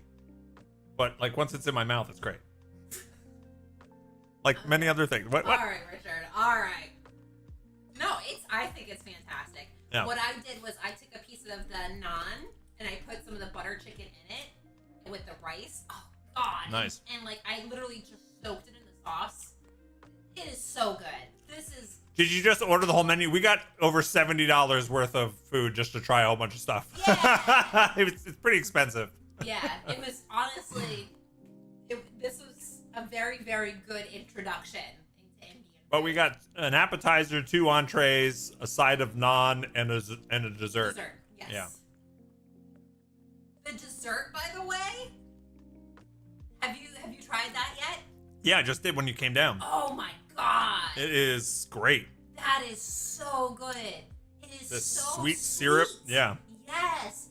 What is it? Do you It's a fried dough ball, and Edot said it's like honey or some sort of sugary syrup. Oh, that's bomb. That is so good. Yeah, can you bring that up? Yeah, That is that so tastes good. way bad for you. So good. Yeah, this is absolutely delicious. Yeah. So thank you so much, chat, for hanging out with me today and helping us order this. This has been eye-opening. It's great. Thank you to everybody that donated and pushed us to that goal. Yeah. Absolutely awesome. I'm really glad that we got a chance to try this. Yeah, I didn't get to but- see you eat the shrimp cracker. Oh, okay. You look. It's. What's wrong? You look like. I don't want another one. But these are pretty bad. Oh, okay. It's not the worst of the bad foods I've ever had. Yeah. It's just not. Oh, don't! I took a huge whiff of that. It smells like Fizzgig's food. By the way, we have a 2-year-old upstairs. You should probably go check on. He's being babysat by Mickey Mouse right now. Oh, Mickey Mouse is babysitting him. By the way, one more quick thing. These hot cherry locas that we bought. Yeah. That I ate. Yeah. They were expired in April. We just bought these and they're expired already. Sorry. I am so Expired sorry. in April. They tasted like cough medicine and almost no heat. It's really weird. Okay, so maybe. Okay. You like those, not the spicy ones? I am so sorry. That you know what? They weren't that spicy. No. Okay. All right. Well. But we have some other things to try if we hit more goals. We're spinning wacky wheel every 25 and tips and bits. This is what he has to try next. No. Yes. Only if they roll it. Only Yes. if they spin it and roll it. What is this? Preserved bean curd. Preserved bean curd. This looks awful. Richard, stop it. It's supposed to be spread on or put in rice or something. You don't just eat it out of the jar. Some people do. Yeah, and some people bought Edsels. All right, dude. That's a really old person joke. Sorry. I've tried some mochi today as well. Not a huge fan of the consistency of that. And hey, holy crap! Okay, eat an Edsel then as a compromise. Eat an Edsel then as a compromise. Oh my god! I cannot eat an Edsel. It does not eat. Thank you so much for scaring the crap out of me, and thank you for your bits. Getting close to the next wacky wheel spin. We're gonna add more time to the stream. Might get us close to the next. I think that's I think that might be the next stretch goal. But gang, this is another thing on the wheel. I've eaten these on stream a couple of times before, or I've tasted them on stream. These are ridiculously bad. You can get these on Amazon, by the way. Bring them to a party or a friend's giving. Possum flavored candy canes. It tastes like me.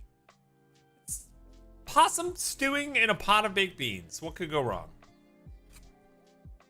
Yeah, these are horrible. Horrible. Worst thing I've ever put in my mouth. Yep.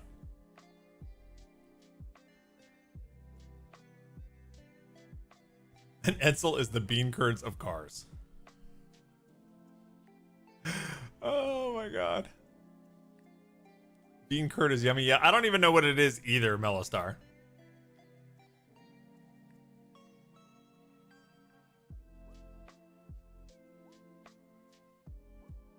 You always wonder if people get turned off by, quote, foreign food because they live somewhere that doesn't have much access to good stores. To me, it was like I grew up as a very picky eater, and it was very hard to get me to try new things. And then as an adult, I've expanded it slowly. I still wouldn't say I'm adventurous. Willing to try most things once, but like I'm already shut the door on a lot of stuff. Like I am out on seafood. And I'm out with anything with mushrooms in it. But other than, and I'm not very adventurous when it comes to meats. Like beef and chicken, like beef and poultry. Like not even like even pork products I'm not so big on. And then once you start like diverting from there and going into like lamb or you know, venison or anything, like then I'm pretty much out.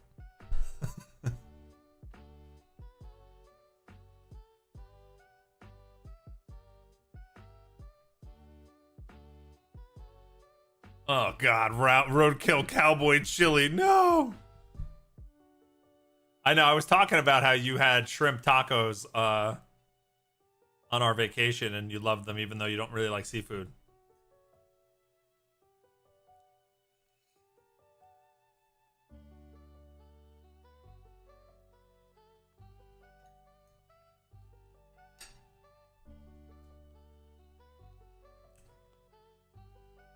It's a weird song.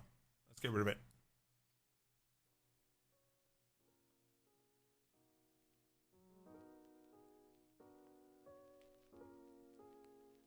Melstar, did you... I gotta scroll up. Did you tell us what you ordered? We inspired other folks that are watching to get Indian food tonight. Which I always love about doing these streams. Oh, okay, you got butter chicken, naan, and I forget what my husband added to the order. Okay, gotcha.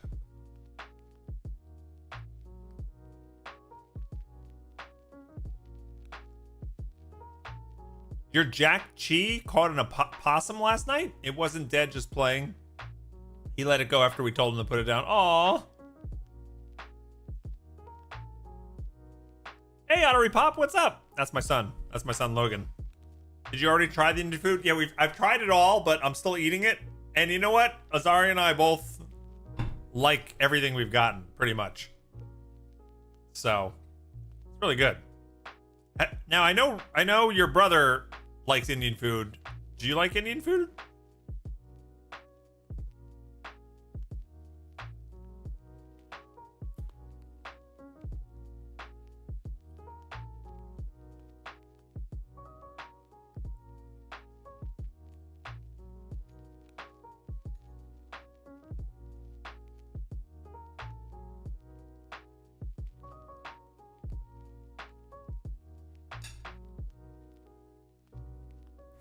You only had it when you went to your friends' Sweet 16 parties, never had like a full meal.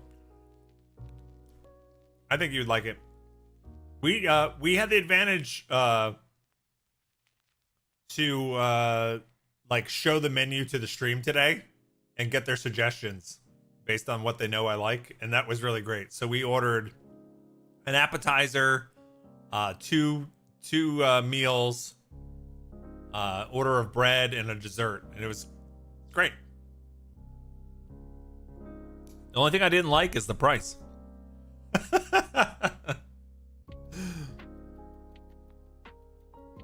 You'll probably try one of those biryanis next time I go. That sounds delicious. Yeah. It's great.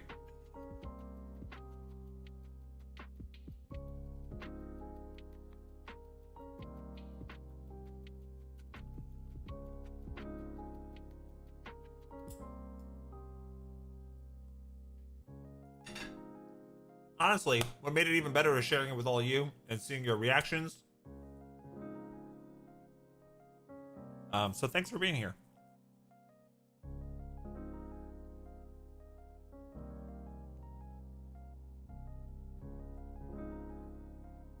Look at you at 102. 102 months. Suicide run. Thank you so much. By the way, if you're new to my stream, coming in from one of the raids, we have a different resub sound effect that I've recorded for every single month. There's 130 different sound effects for the resubs.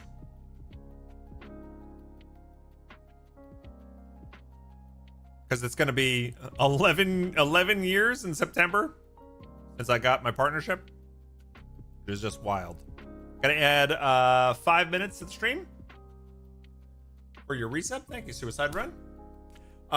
And just so anybody knows, today's stream is 12 hours long. We're gonna go another 3 hours, but we're still adding time to the stream to unlock stretch goals. In fact, that may have pushed us over to the next stretch goal.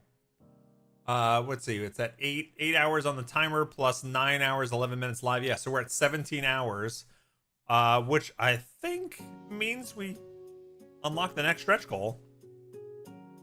You can type ! Bog-A-Thon. And the best sub badges, thank you, Edot. And the best Otter emotes, done by the illustrious Moogle-Tart.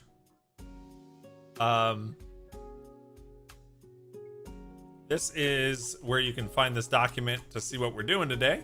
If you want to see the stretch goals, there we go. But I'll put it up on the screen, what we're gonna do. I think this is another giveaway. Oh, this is a good giveaway. Not that the other ones weren't, but for 17 hours. So my wife Azaria is an amazing baker. She absolutely crushes cookies and cakes and all kinds of stuff. And she ships out cookies to our Patreon supporters every month. We have a Patreon campaign with a tier that gets you cookies shipped to your door. There's a tier that gets you the Nom Nom Otter tier gets you cookies every 3 months, and then the highest tier gets you cookies every single month. So, I just did the wrong thing. But we do giveaways like these, so that you get included in next month's shipping. So, the winner of this, if you live in the United States, will be cookies from my wife shipped to your door next month. Or if you don't live in the U.S., sorry, we can't ship baked goods overseas or outside the country. So if you live outside the U.S., it'll be a $20 Steam gift card. So let's set up the giveaway.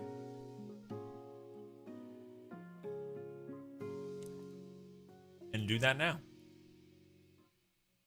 These will be shipped out sometime in August. You have to be comfortable giving us your full name and address, obviously, otherwise you can't get the cookies. But that is live. You just have to be following the channel in order to win. Just type !raffle.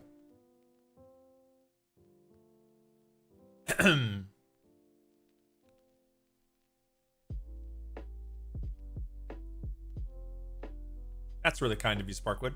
Not necessary if you really want to jump in and get a double up.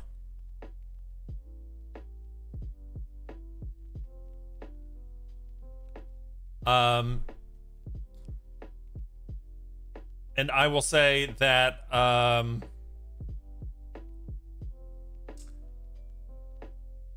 she makes sugar-free cookies as well every month for Sparkwood. So if you're diabetic, you can enter this raffle and just let us know. And you will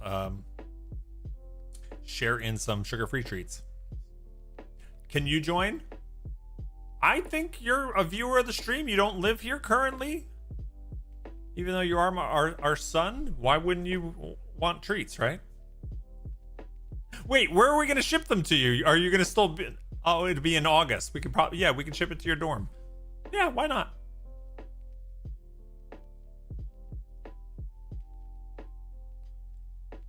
Why not? It's rigged if I win. I know, totally. Totally rigged.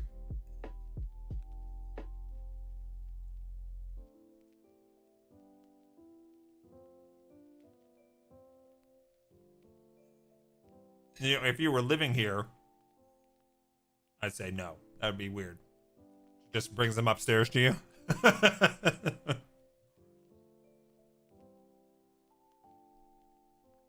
Also, if you win this giveaway, let us know if you have any allergies, obviously.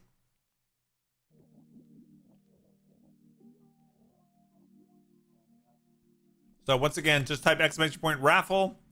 You have to be following the channel to win.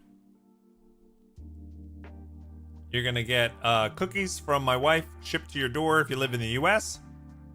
Or a $20 Steam gift card if you're outside the US.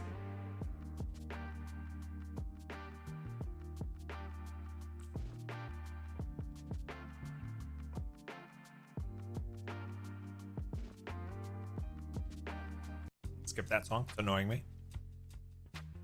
All right, I'm just going to finish up dinner. We'll finish up this raffle. And then we'll get back to playing some Lootbound.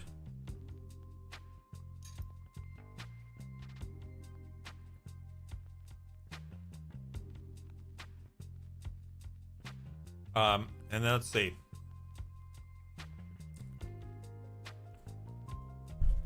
The next stretch goal is a Discord movie night in August. We'll hop on. I'll stream a movie where we can chat live while we all watch it. We'll pick a night. It'll probably be after my son Rune is in bed. So it's probably around this time of night or a little bit later.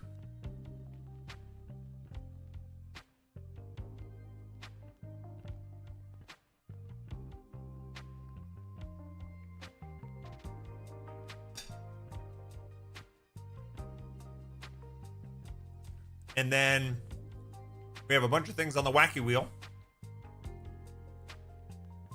We're close to the next wacky wheel spin. That's for tips and bits. Hi, Zooty. And we've already had a whole bunch of fun with this today. We've played Never Have I Ever. We've done...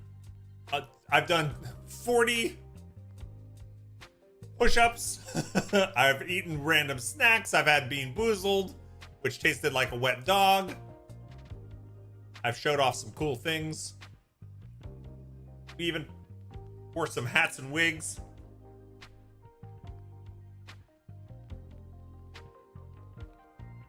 And painted somebody in MS Paint. We painted somebody's username.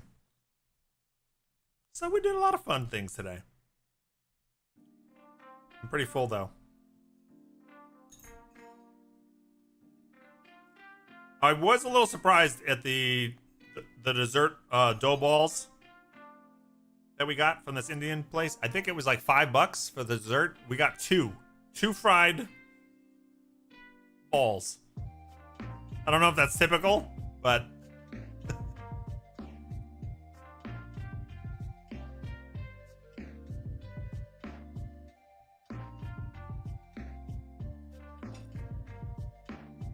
hey, Lena, what's up? How you doing?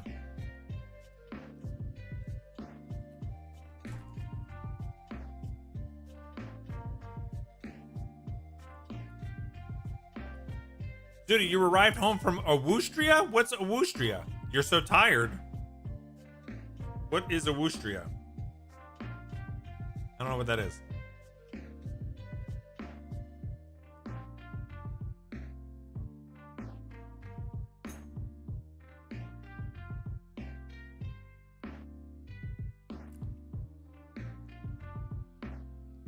Oh, from Austria?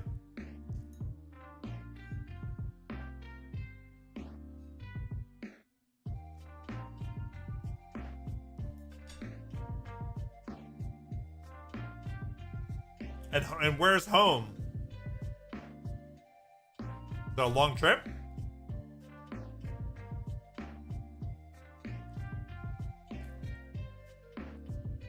Okay, you're from Hungary. Interesting. Ed Nutmeg.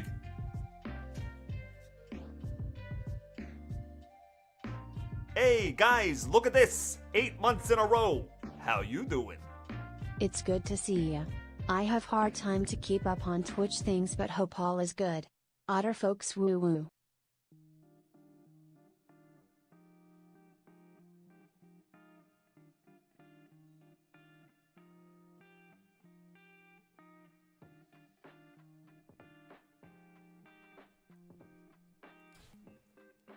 Lena, thank you so much for the resub.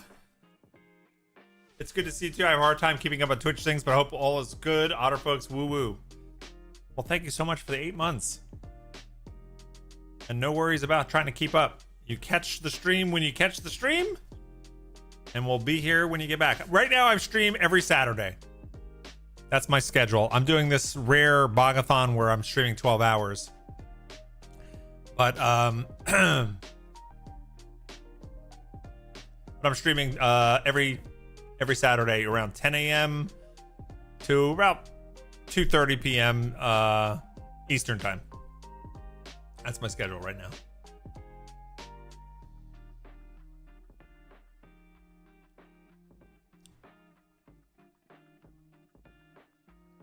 Yep, and we're gonna add time to the stream. Boop for your resub. Thank you.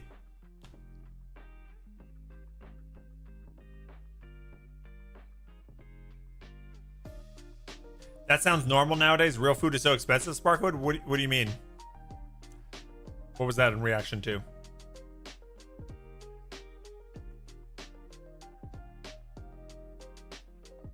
All right.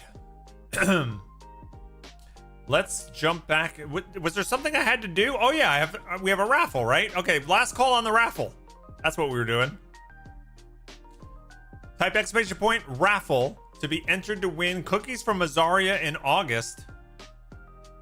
You have to be comfortable giving us your full name and address. And if you're outside the USA, we can't ship baked goods. So if you win and you're outside the US, we'll send you a $20 Steam gift card instead. No, you're good, Zudi. If you're outside the US, you can still enter. We'll just do a Steam gift card. Oh, for the 2 balls, you asked if that was normal. Oh, okay, yeah. I don't know. I would expect for $5, I would expect like, I don't know, 4 maybe?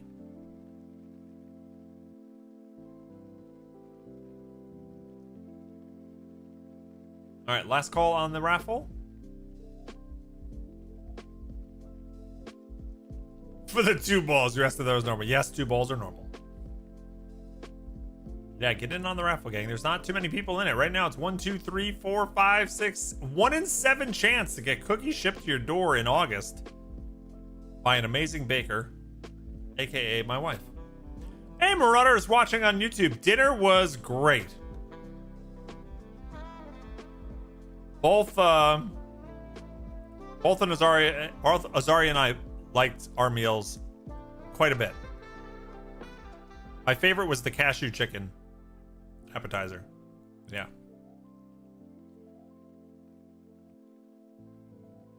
Yeah, we did. We did like it. Azaria's like, why have we been sleeping on this? And she's excited for our kids to get here and we can have Indian night in the rotation for our meals. All right, here we go. ending the raffle. And the winner is Heliquin.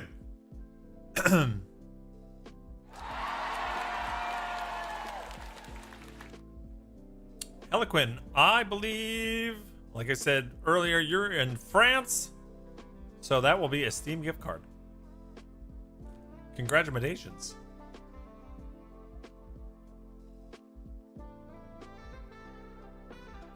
Are we friends on Steam?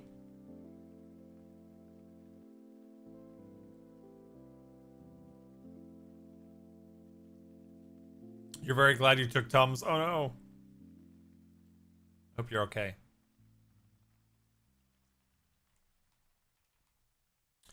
You'd probably too. We're not. I'll catch you on Discord after stream. I'm gonna send you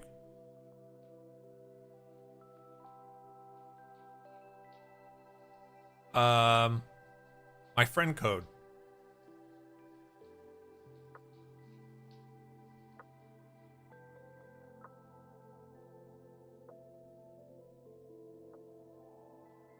Do.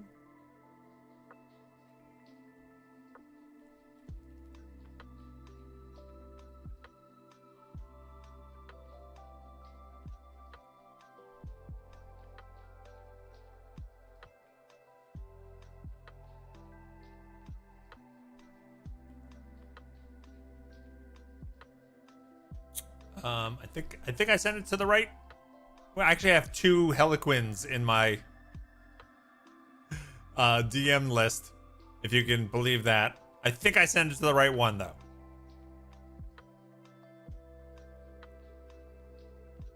Okay, sweet. Yeah, and then I will send you a gift card.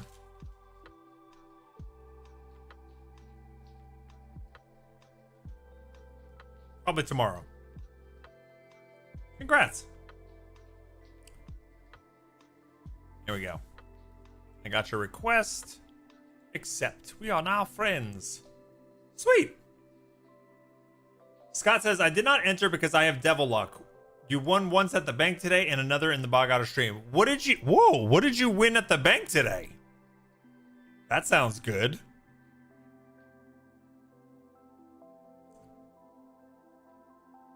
All right, let's jump back into Lootbound. Let's play a little bit more and check this game out. So far, I'm having fun. Thanks for waiting patiently if you were watching that earlier and were like, hey, I want to see this game. And then I took a dinner break. Lootbound.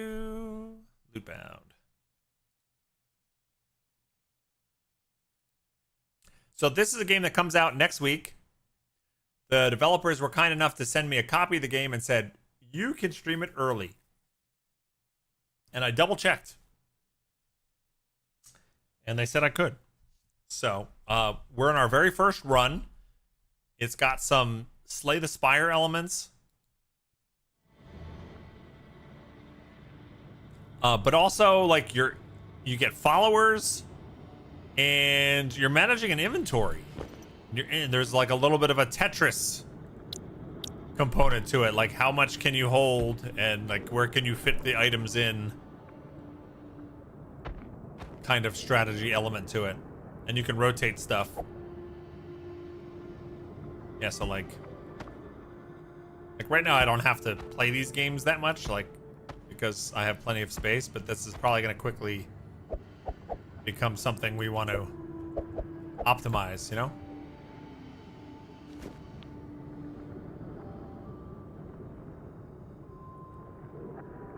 You got a gift card from Chick-fil-A? Nice. You can win stuff at the bank? I guess so. I've never won anything at the bank.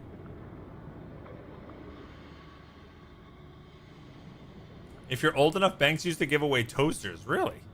I don't know if I've ever experienced that. Okay. It seems this chest holds treasure, but how valuable is it? I don't know.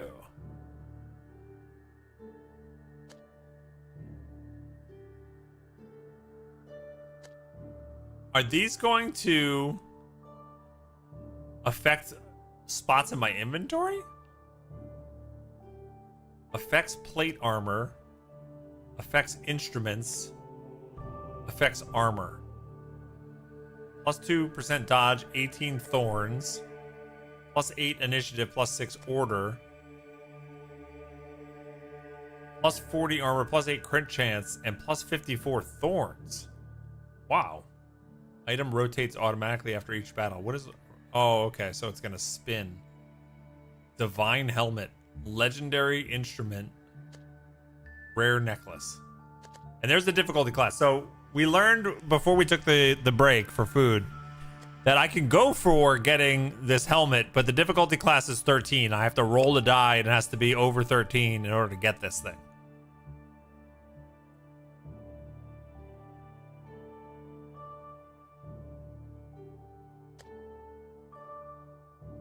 But I want it. Let's try it. Roll the dice. Shit. But 11's not bad. I got an extra roll, right? Oh, nice. Easy peasy lemon squeezy.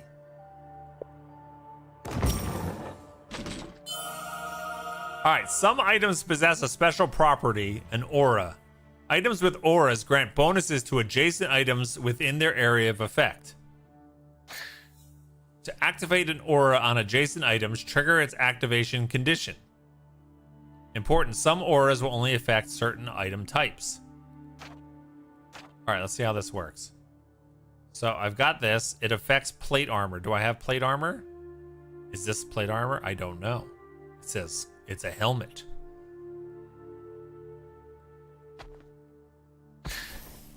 Okay.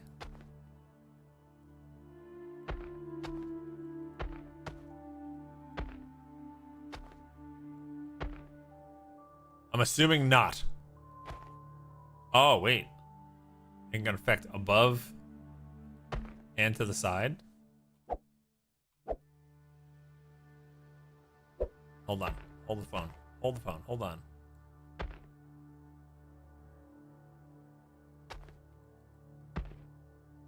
I'm assuming it doesn't affect this because it's not plate. It's not plate. But what else does it give me? It gives me 40 armor and 8% crit chance. Item rotates automatically after every battle. Okay, so it spins around. It's weird. It's very weird. All right, I guess we got that now. So we're on a quest for plate. Yeah, we need plate. Let's go to a fight. Oh, 3 things. Rock pile. Grants armor to allies. Well, we don't want that. I can't kill any of them outright with that ability. We need some AoE stuff, huh?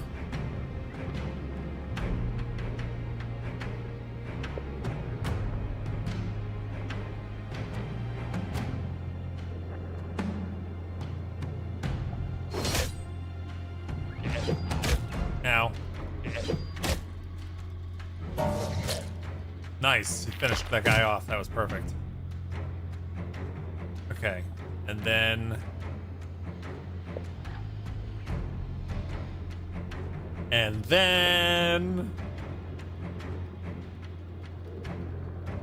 That uses mana, right? Yeah, 7 mana.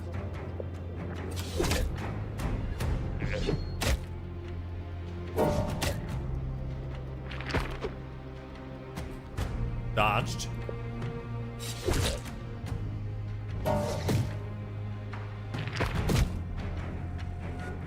He hasn't gotten rid of my armor. He's got a ton of shield.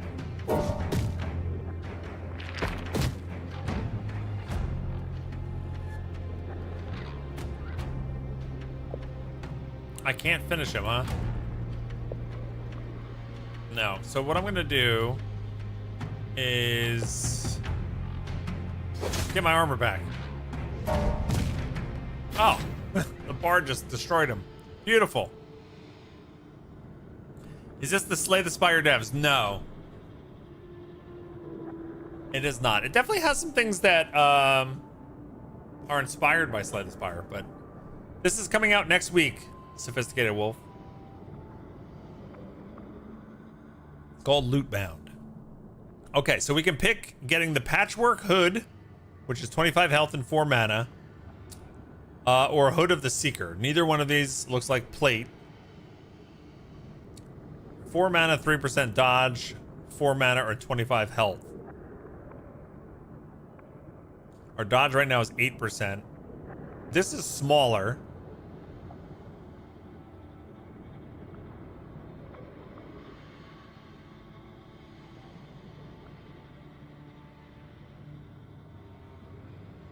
I think we're okay with this. Let's take that. And we have the inventory of the bard that we could raise up as well. But we still don't have enough items just for ourselves, so I think we'll stick to being selfish for now. It's like there's like elements of Backpack Hero and Slay the Spire both. So if we go this way, this is a deity. I don't know what that does. This is a chest, and this is another consumable. Over here, we've got training.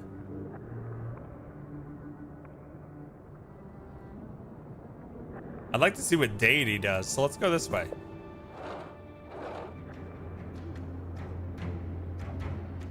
If anybody has any questions, this is our very first run, so I don't know a ton yet. But if you have questions, let me know, and maybe I can answer you. I'd like you to understand what's happening.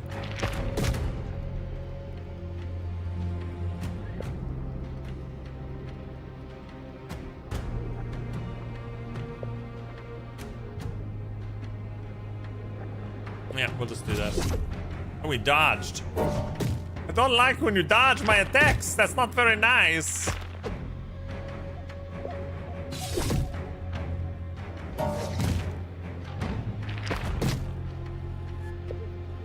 These guys have a ton of armor, but thankfully they're not doing enough damage to me to get through my armor. The bards have AP music. Just a dissident chord. Ooh, look at this. Sword of the Duelist. +2 crit, +6 initiative. Horned Combat Helm, a legendary helmet. It affects plate armor as well, but it doesn't say it's plate armor. Open Helmet of the Righteous. I'm gonna take this one because it's purple.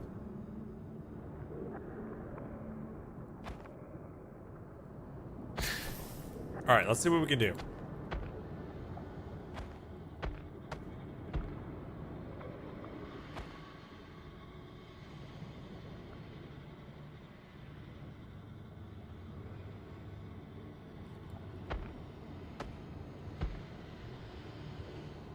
So this should give +54 thorns if it's working, right?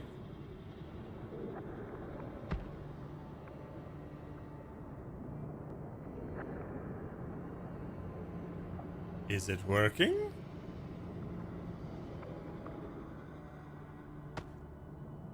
I don't know how to make it work. I can't rotate this one because one of the things it does is it spins on its own, but I could rotate this one.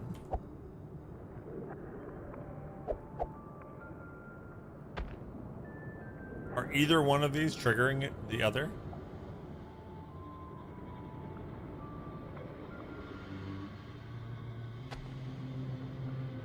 $10 thorns, 20 thorns. But that's just because it gives 10. I don't think they're affecting each other. How do you make it work?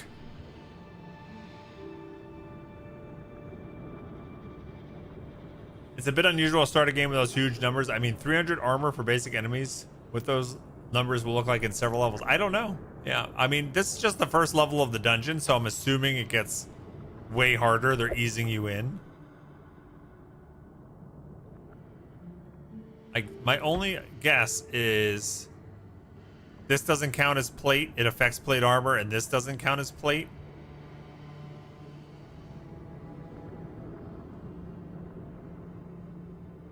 I don't know. But it's not, it's not,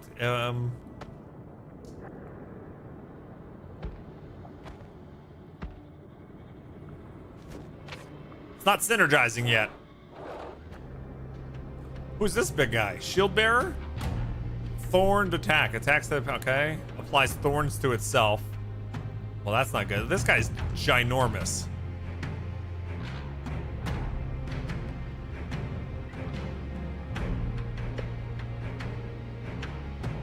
I think I should knock out the other little guys first. Oh, we dodged. That is not ideal. Oh, I dodged that. That was great. Okay. So... smack that guy in the face. Take 97.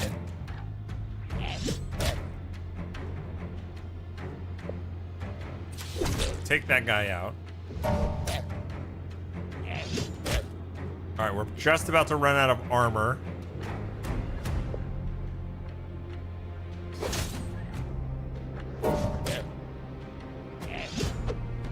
I dodged. Nice. Oh, he dodged. Not nice. Ouch. Gotta spend around restoring 5 mana. Is that a probably a dumb round, right?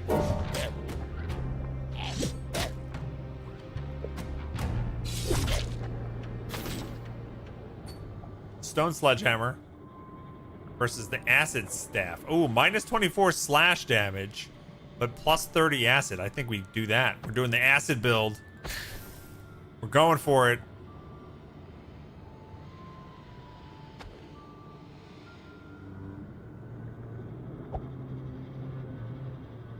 There's got to be a better way to optimize these.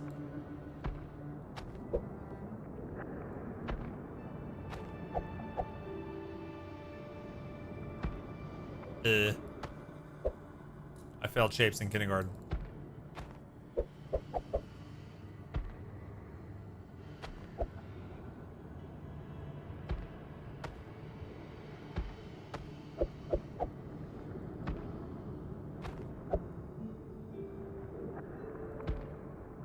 Do do do do do. Do do do do.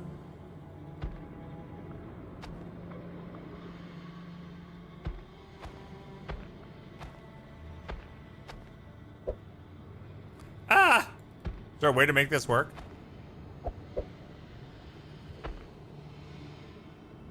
I don't think so.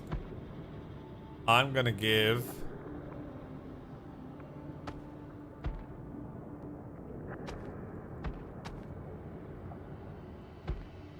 give the hammer. There might be a way to make that work, but I can give the bard something. Let's see what this deity does. The ancient altar demands an offering. Sacrifice your party's mana to receive a divine gift. Oh. Okay.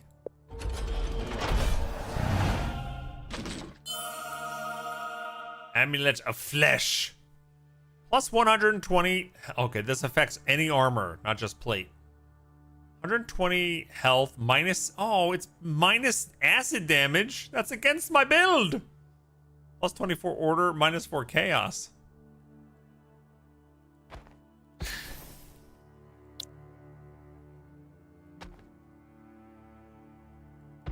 can put it on the bard. Let me see how it affects any armor, so we can finally see how this works. All right.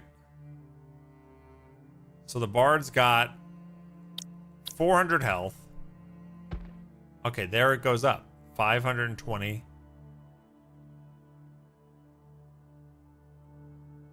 Health. Plus 24 order. But it reduces acid damage, which is not what we want on our main dude. Because we're up to 50 acid damage. You missed the beginning of this while making dinner? You have any questions I can answer? You really, there wasn't much. We're in our first run. We've done a couple fights. You got Slay the Spire like choices. We have our main character as a fighter, and we chose a bard as one of the events to get as a follower. And as you get equipment, you've got to Tetris them in. Anything you can fit in the equipment side over here contributes to your stats over here. And I have separate inventory for both the warrior and the bard, my follower. Certain items allow an aura effect. Like the Amulet of Flesh does nothing on its own, but if it's next to a piece of armor, then I get the bonus, 120 health. The -6 acid damage, the 24 order.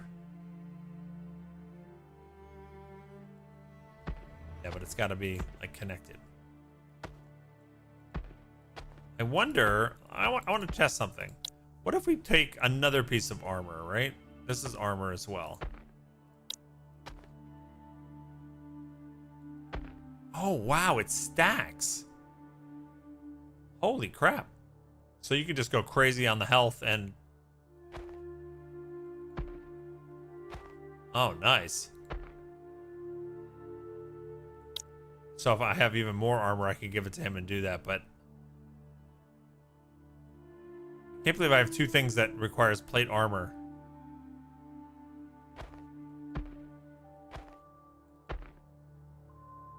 All right. Well, our bard is buff. My bard's health is really low.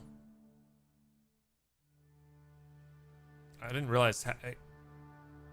Was he getting wrecked by the thorns guy? Is that what was happening? Wait, the gold helm isn't connected. The gold helm doesn't work with anything I have. It only has an aura for plate armor, and nothing else I have is plate armor.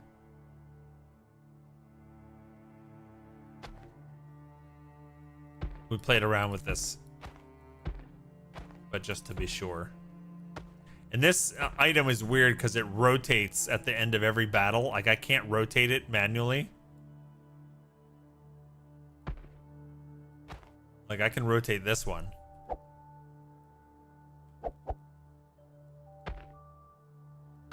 Oh, look, it does do something. Hold on.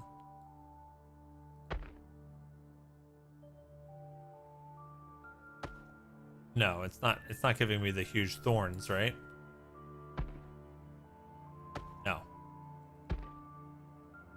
No, it's supposed to give me 54 thorns. It's just giving me the 40 armor from the base thing, yeah. So it does need to connect based on the circles showing up from dragging, because the mouse over the tooltip shows only up and right.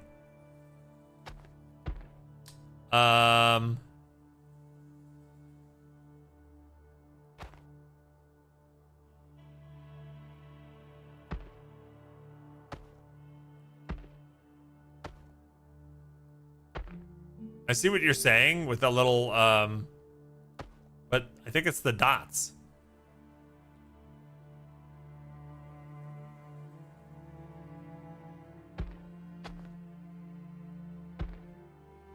But even so, I don't think either of these things are, I don't think it's possible for us to activate that. At least from what I'm seeing, because I don't have, they're not considered plate. It's very confusing. Yeah, we'll figure it out once we get a piece of plate armor.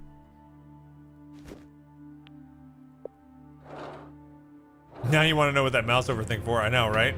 Okay, these guys have the thorned. Oh boy, I think my bard's just gonna kill himself here.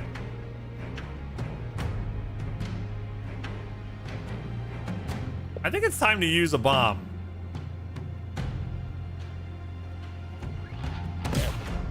Probably should have saved that for a boss, but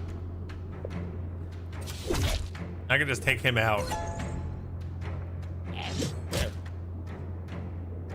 Alright, so now he has 30 thorns.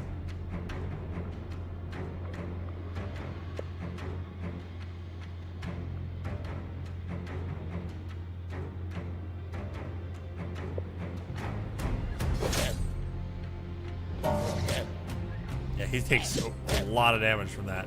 I want to sit here and get my mana back. But I'm afraid my bard is just gonna kill himself. Ruby Rod! Fifth element, anyone? Ruby Rod.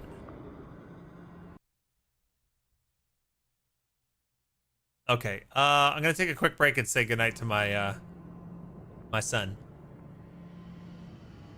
He's going to bed.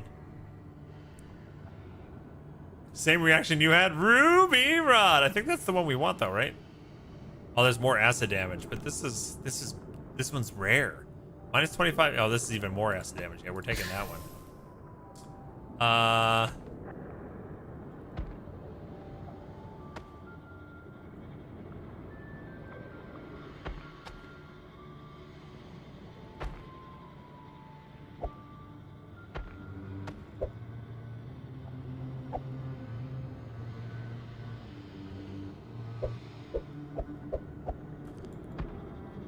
I don't know if we can get all these things in here.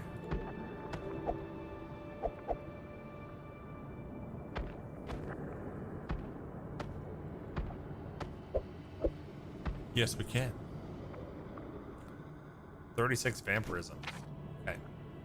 All right, let's see. How far does this go? Oh, wow. This goes for a while till we get to the boss. All right, well, give me a couple minutes, gang. I'm going to take a quick break. And don't go nowhere. I'm going to say goodnight to my son. And then we'll play some more. Thanks for being here.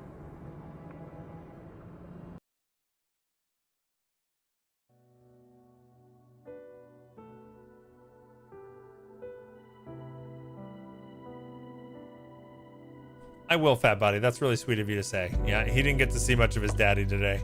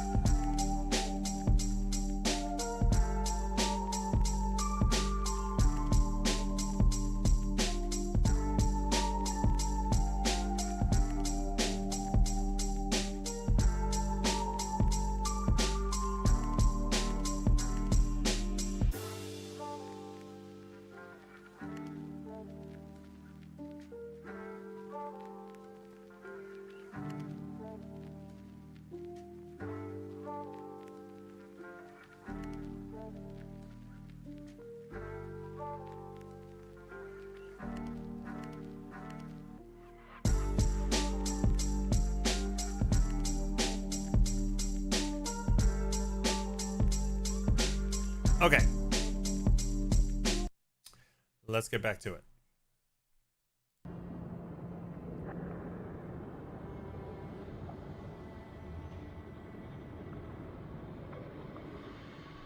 Gotta refill my water real quick. And we'll see if we can get to the end of this map here and see what happens. Hey, welcome back, Robin. Ooh.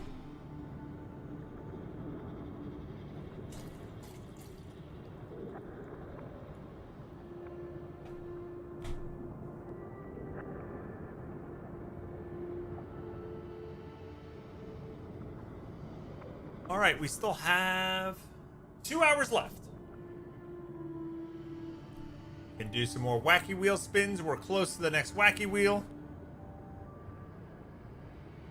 Tips and bits will unlock that. And we can unlock more stretch goals as well. All support adds time to the stream. I appreciate you folks.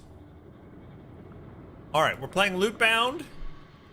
Dev sent me a copy of this game so I could check it out early before it releases next week, which is super cool. Let's see what kind of consumable we get. I can get another bomb. Health or mana. I wonder if I should get mana this time, because I don't really have a lot of time in battle to just spend a round to get five mana, you know? Let's do this. Let's grab that.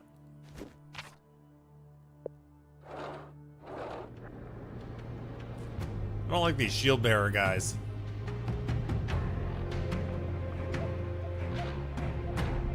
This guy makes his other friends faster.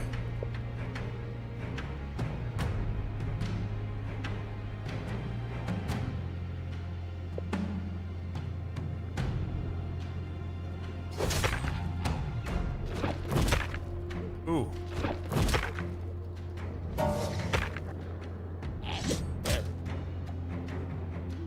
Down to 40 armor. Busy day at the shelter today. We got a 28 pound cat surrendered to you? What? Was it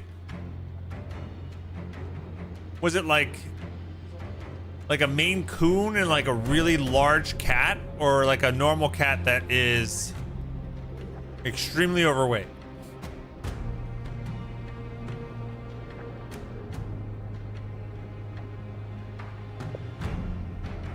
I think the Bard will finish that one off.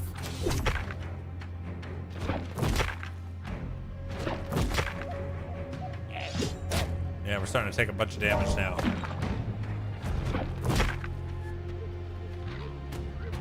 Oh boy. Okay,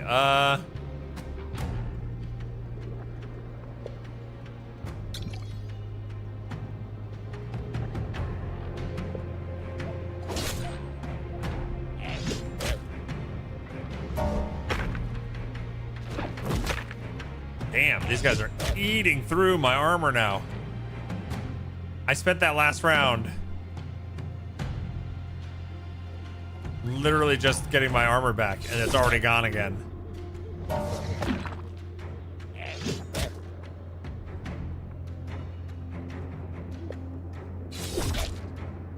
Wow. Does health come back after each fight? I don't remember. This is a rare instrument. Tambourine of the Crystal Echoes. So it gives you initiative and order and sacrifices slash and crush. And this is just more crush and fortitude. I think I'll just get this for the Bard.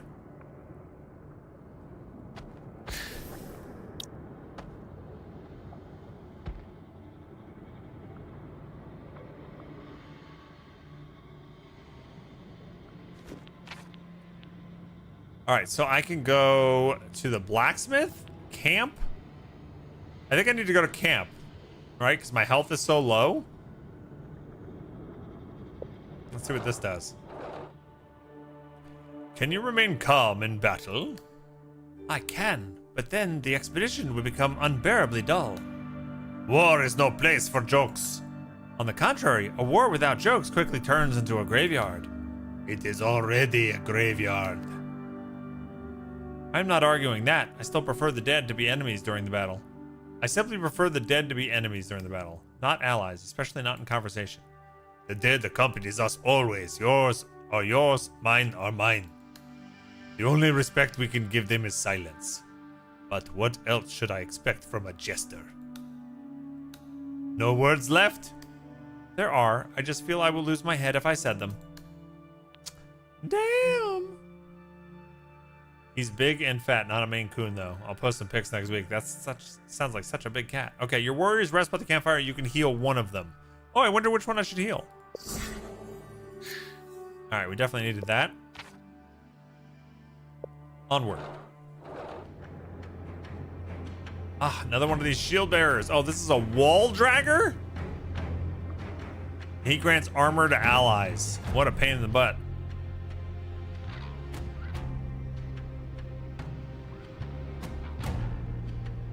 So I can fight this guy first. I think I have to take him down first, because otherwise this guy's just going to give him a ton of armor while we're killing him, and then he's going to be building up his thorns. I may be looking at this wrong, but I think that's what I need to do.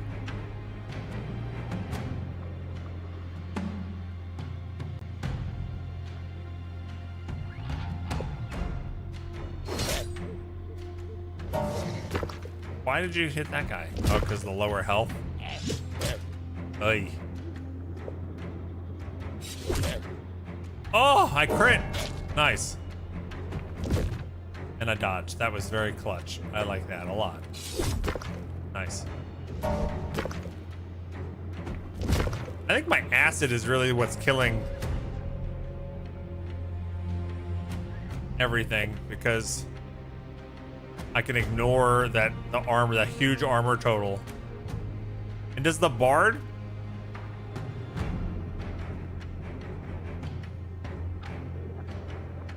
Does the bard have acid too? He's got 28. Okay, yeah, he's got some acid too. How do I get rid of that? I took a lot of damage through Thawns earlier. Probably better to get rid of them quickly before it's deadly. Yeah. All right. Should I restore my armor here? It's 11 mana. I think I just attack.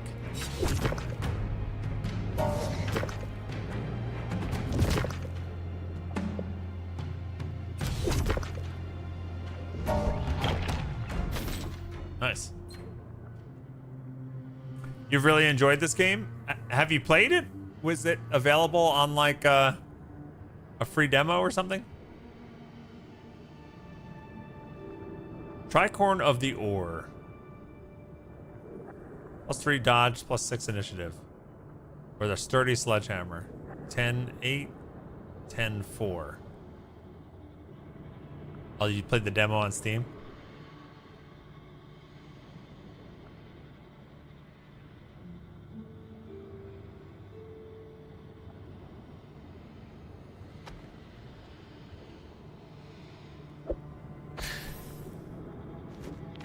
That wasn't the best. All right, should we want that deity thing again? I don't think so. I'd rather just have... Oh, wait, what's this? Oh, that's an elite enemy. Do we want an elite enemy? It's probably a better reward, right? I think I'm okay staying on the easy path, and I want to see what blacksmithing does, because we haven't checked out that yet.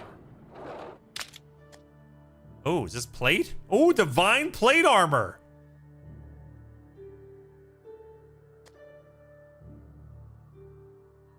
This affects your weapons. It ruins your dodge chance, but gives us a lot more armor. But I can like encircle it with numerous weapons. And this could be circled with any armor. Oh wow! See, actually, this would be pretty good for bolstering our acid damage. But I want to be able to bump up our armor and thorns with this. Aura is active only on the right side. So what is... Why is the aura show this symbol right here? I know it's underneath the bog timer. Why does it show that if it's only active on the right side? I'm gonna try to take it. It also needs a 15 difficulty quest. I'm gonna just go for the greed here. Roll high. All right, and here comes our extra roll. Ooh, I get to re-roll the name die.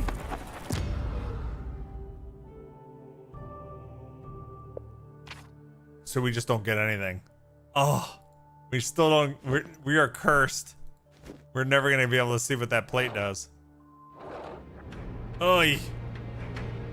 Rock thrower deals crush damage, dealing double damage to armor. This is just gonna be miserable. I actually think we might just lose here, straight up.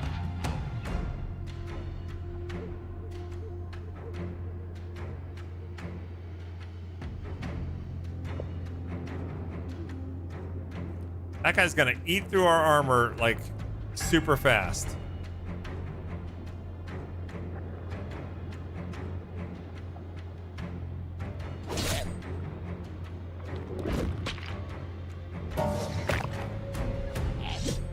Him attacking, the bard attacking somebody different is not ideal either.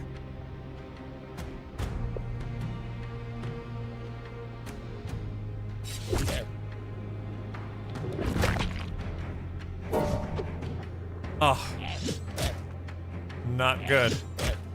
Now they have 60 thorns each. I need an AoE attack so bad.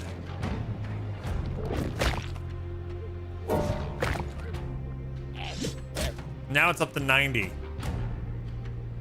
Like, how are you supposed to beat those guys?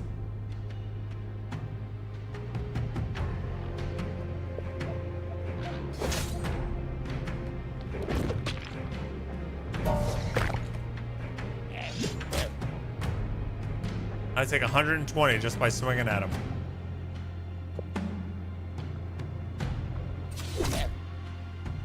Wow. Wow. Tried the bomb. I already used my bomb on a different fight.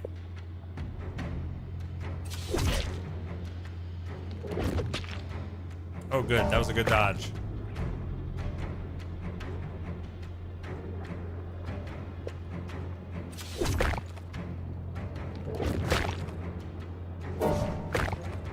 All right, so we are gonna win. Still, that was tough. Dusty Beret. Hat of the Miner.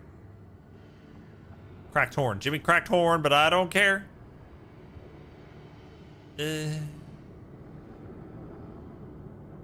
What does Fortitude do? Absorbs a portion of each type of incoming damage. Okay, so that actually reduces... Like, Fortitude is really good.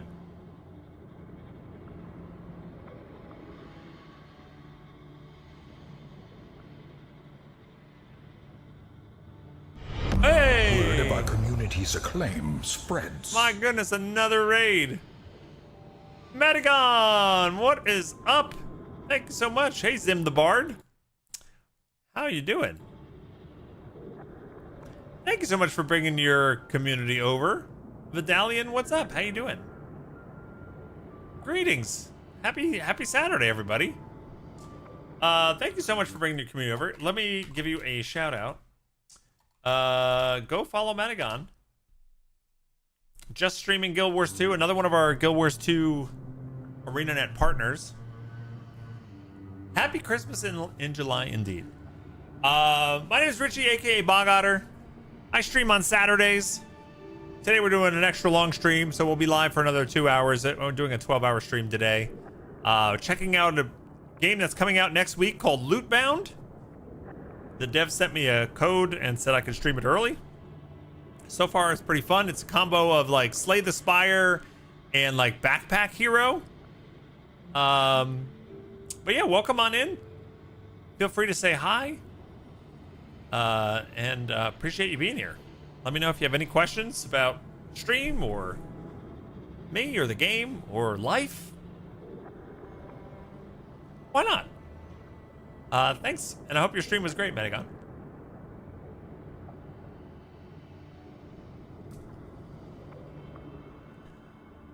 Those items give me low-key Diablo 1 vibes. I know what you mean. I don't think I want think I want the Dusty Beret, maybe?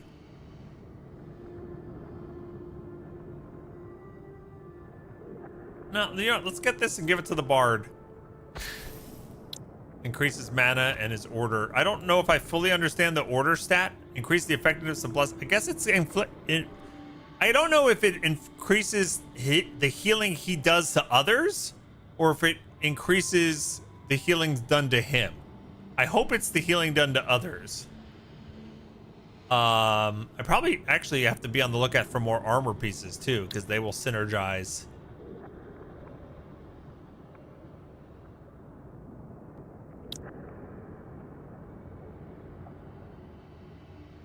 They will synergize well with, you know, I might give him this hat with this amulet. Let's see. If we move this here, can I fit? This doesn't need to touch anything.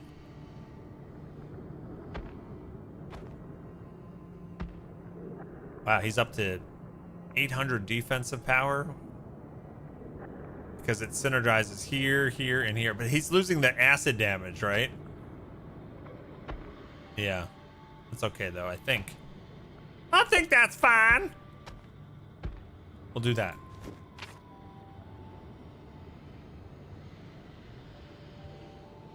Dinner suggestions? My stream helped me order Indian takeout for the very first time today. And it was amazing. My wife and I had never had Indian takeout, so we brought up a menu and the stream helped us navigate it, and we ordered it, and it was great. What did we get? We got about $70 worth of Indian food. Let's see, we got Kaju chicken fry, which is like chicken and cashews. I had, my main dish was Hyderabadi chicken biryani, which is like a chicken and rice dish. Azaria got butter chicken, and we got some garlic naan, and for dessert we had gulab jamun, which was like a fried dough ball drenched in like a honey. It was very good. So there you go. There's our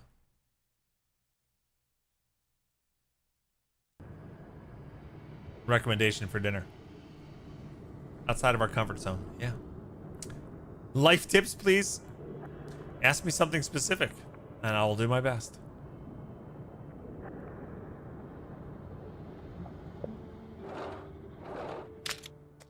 All right, so this is our first time at the blacksmith. Want me to make enchanted gems for your equipment? Results not guaranteed. All right, so how these choices work is there's a difficulty class underneath, and just like in D&D, you have to roll a die and beat the difficulty class in order to get it. So I can go for 10 order for a 2 difficulty, 75 armor for a 10, or vampirism 40 with 14. I'm gonna go with the armor. We have a 50-50 shot.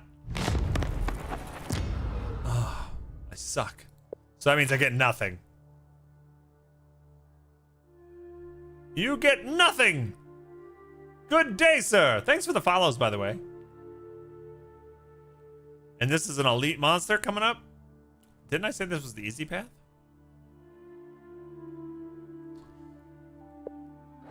Uh-oh. Oh boy. The Conjurer. Attacks a random enemy, applies corruption to the target. Do we know what corruption does? Slowing Whirlwind. Every 2 turns attacks all enemies and applies slow. Well, that's not great. I don't like that at all. Oh, the amount of hit points this guy has. What? All right, we have corruption now. Reduces fortitude by 100. Oh, so we'll take more damage. Oy.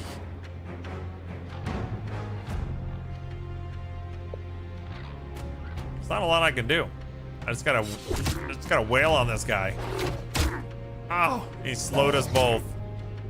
Lowers initiative by 100.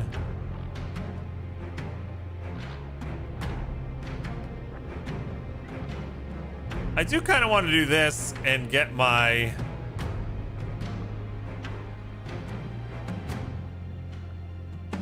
It's not really the well, the armor restore would be nice, but I want to apply fury so I can get 160 more damage out of my hits.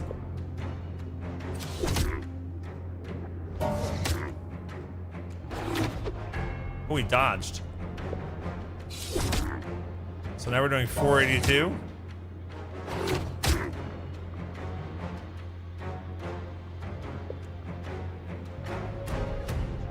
Should I get my armor back? It's gonna use so much mana.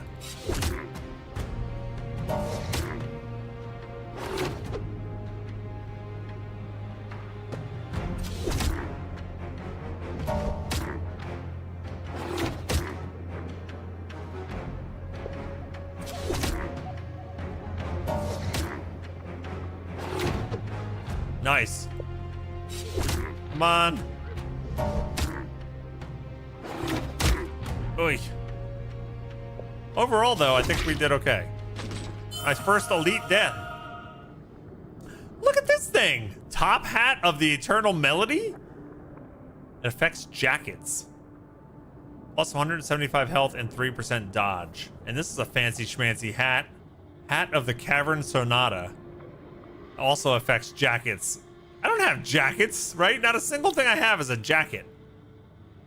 What are you giving me things for jackets for? I need plate armor. Okay, well, I'd rather have 175 health and 3 dodge, though. This is another one of those rotating armors, which is weird. Ooh, a second treasure. You have lots of hats and helmets. I know, I just wear hats on hats on hats. Robin, you lived in Kuwait. Your Pakistani boyfriend always got us the most amazing mutton korma and Pakistani naan. So freaking good. Nice. All right, so what do we want for our second treasure? Ring of the Stone Fortitude. It affects weapons and gives you armor and reduces your dodge. Increases initiative. I can get another hat though, which affects jackets. This affects any armor, but it gives me minus health.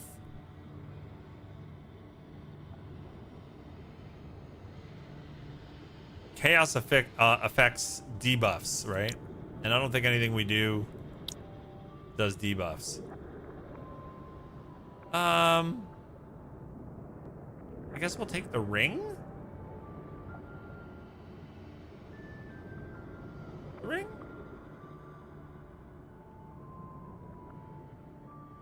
Do I want to get rid of 8% dodge on my character? This guy's got 21%. Maybe not. Maybe get rid of health?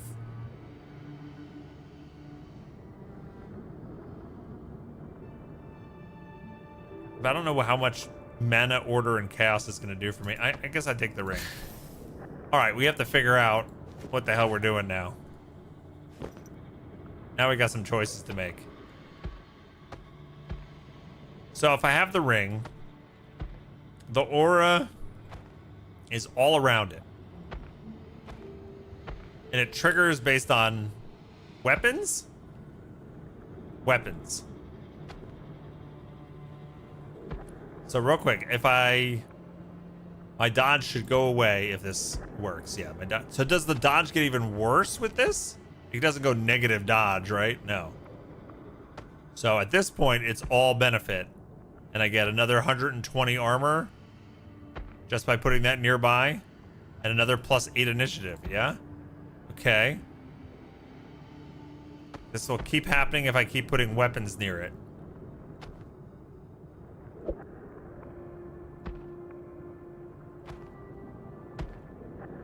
Oh, shit. Okay, and then I can put this weapon up here. Right? That's a ton of armor. Can you rotate the ruby rod too? Yeah. Move the staff up one, you think?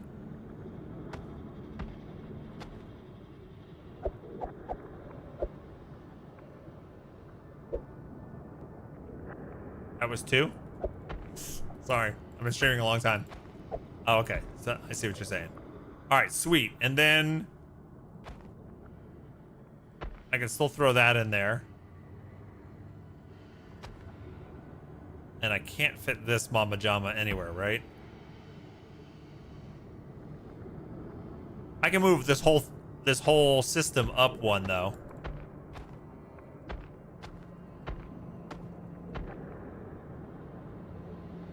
And then either get 175 health and 3 dodge, or 40 armor and 10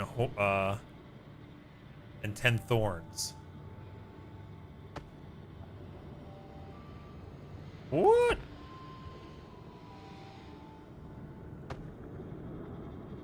I can't put that there? Is it because I already have a legendary hat?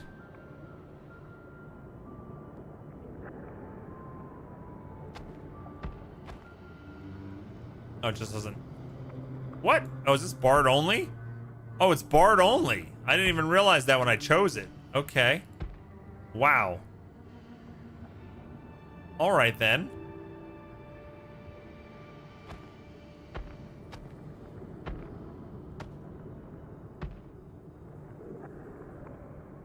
Well, I guess we give this to the Bard.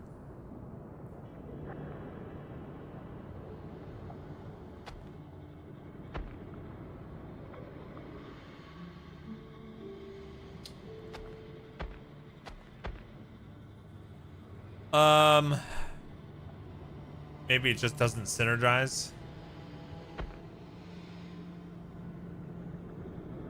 Maybe we just throw this over here.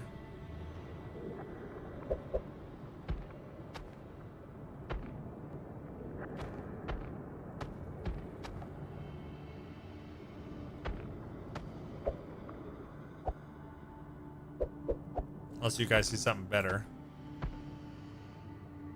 Does it say Bard only somewhere? It says Bard at the very bottom of the tooltip.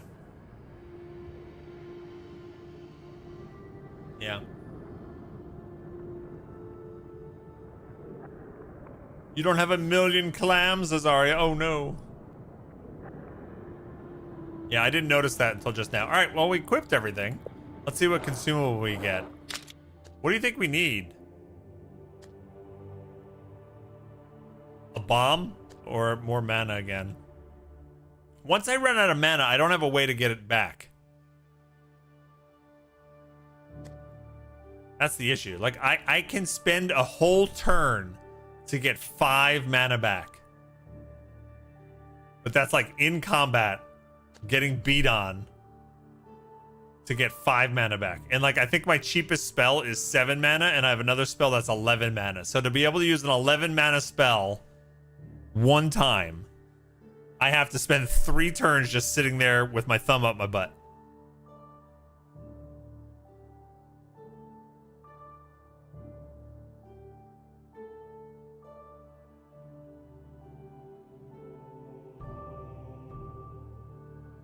And that's uncomfortable. I'm gonna grab mana.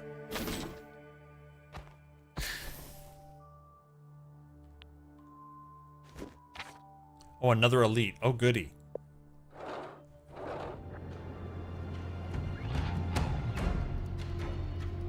Your spell doesn't trigger thorns? This spell? What spell are you talking about? Yeah, this is just a 0 mana, restore 5 mana to self, but it basically spends my whole turn.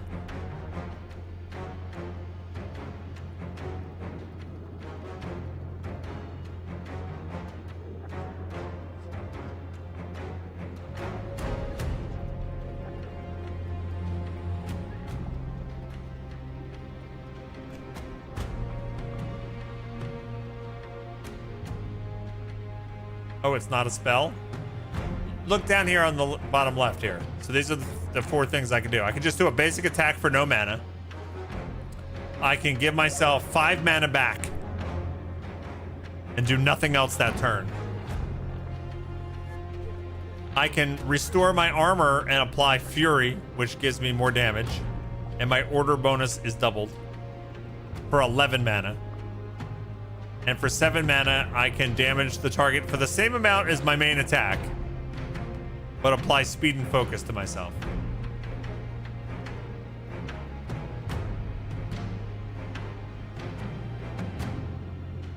You mathed wrong. You failed. She's cheating.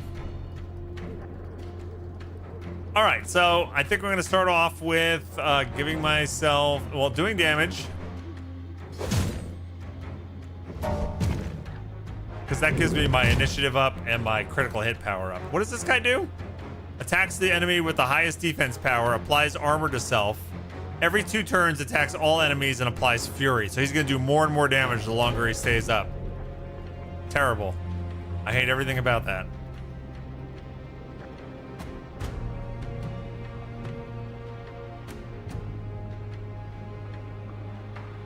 Now, if I cast this again, does it stack? Yeah, it does. It gives me 160 crit power. Okay, so we really need crit hit percent to stack that ability.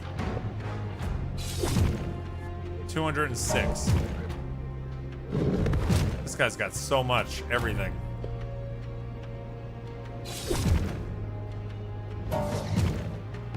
Oh, he's getting so strong.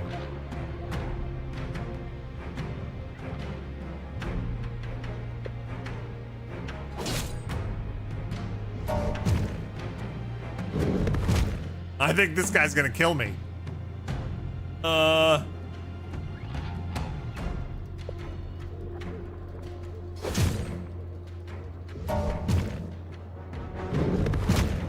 Ooh! Spicy.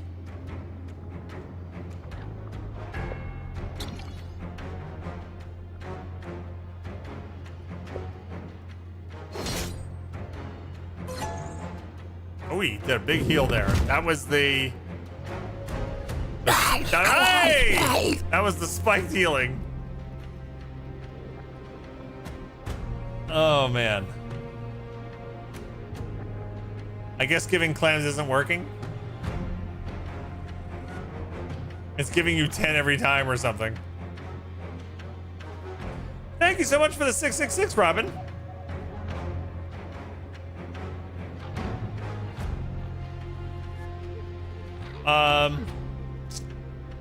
That's gonna unlock a wacky wheel spin. Let's do that after this run.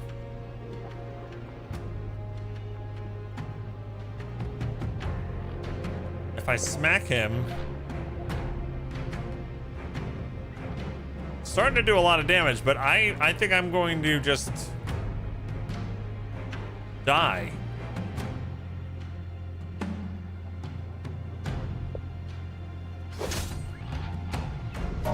Yeah, I don't think I can beat him. I don't think mathematically I could beat this guy.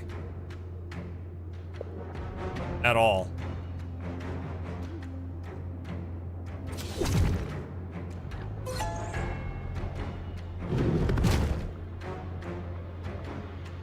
No, I definitely don't think it's doable. Oh, look at this. We're getting rid of his he's going to be down to no armor. But he's going to kill me right here. Unless, I mean, this is my only shot, right?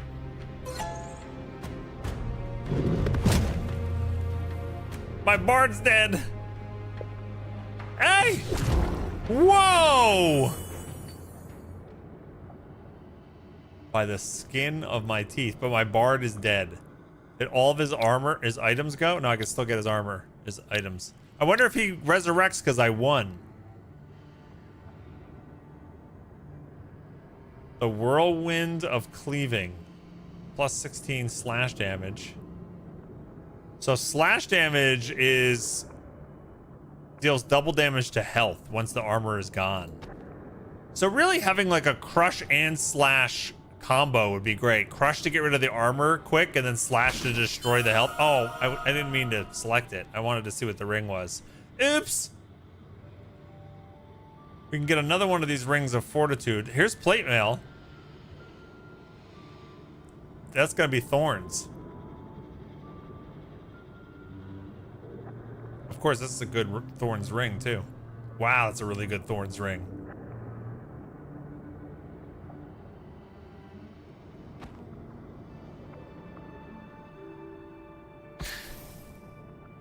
Okay, I have no idea what I want to do now. I wish there was a button to like unequip all. Okay, so this spins around after every battle, which is annoying as shit. I don't know if I like that mechanic. Aura is only active on the bottom side.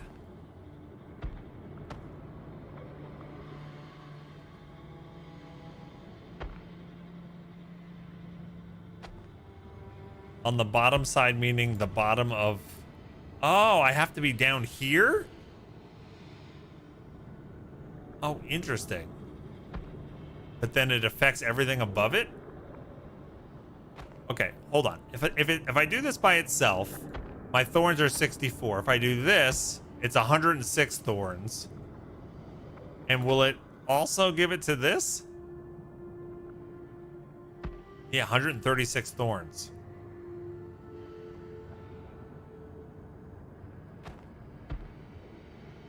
Now, am I getting the 54 from this? I would assume. No.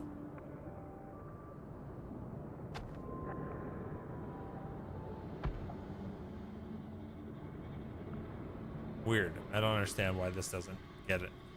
I'm getting the plus 36 thorns from down here.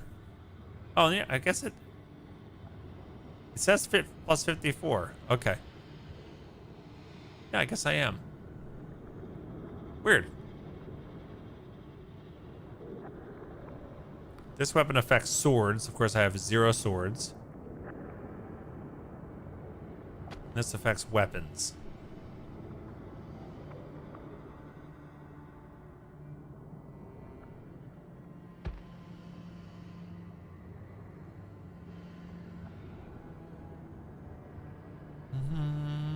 Is this a sword? That's a staff. Staff, staff, staff. You have no swords. You have got nothing.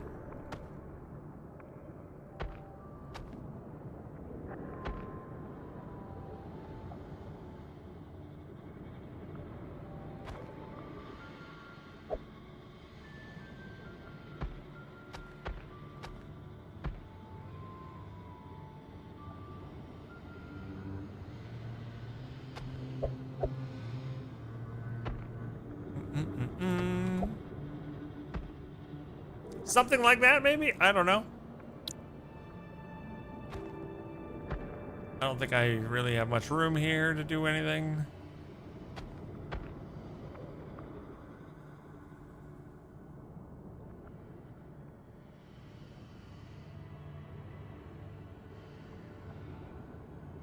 This affects armor. We want the armor to be touching. This affects jackets. I have no jackets. Okay. You can get the ruby rod above the ring and drop it all down.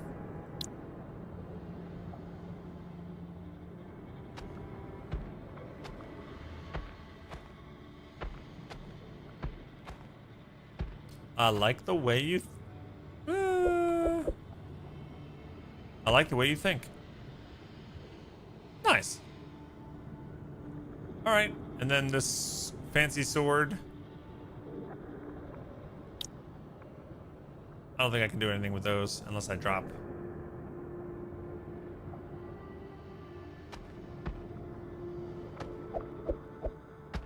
Oh.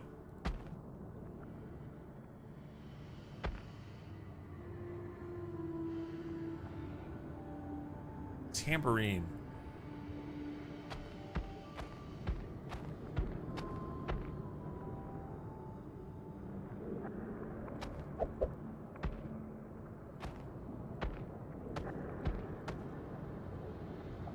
Oh, which character is that? Oh, that's warrior only. How funny.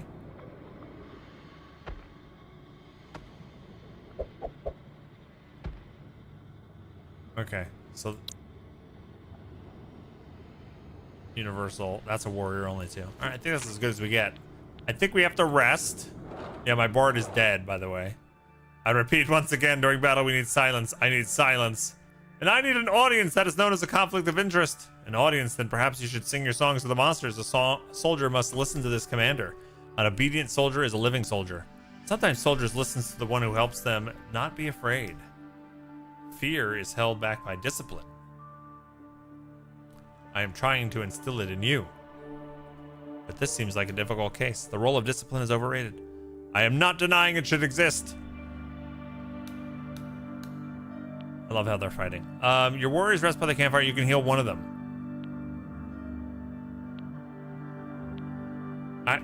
I have to heal me, right?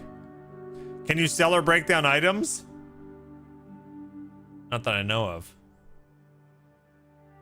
Maybe after a run? I don't know. Oh, the red icon at the bottom. You can destroy them, yeah. Oh, yeah, he can heal. Yeah, let's try that. Let's bring him back. Okay, he's back to full. I just have to survive a round. Oh. I thought this was going to be okay, choose one part of the final enemy, the Sentinel. Each will grant him new powers and abilities. Beams of frost and flame that strike the whole party. Ice lowers initiative while fire reduces fortitude. Emerald horns strike the target with the highest attack power. Barrage increases the Sentinel's crit hit power, while bursts reduce the target's fortitude.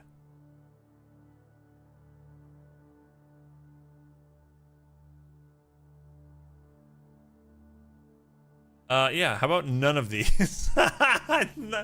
What? I can't even... They both seem cripplingly bad. Like, what?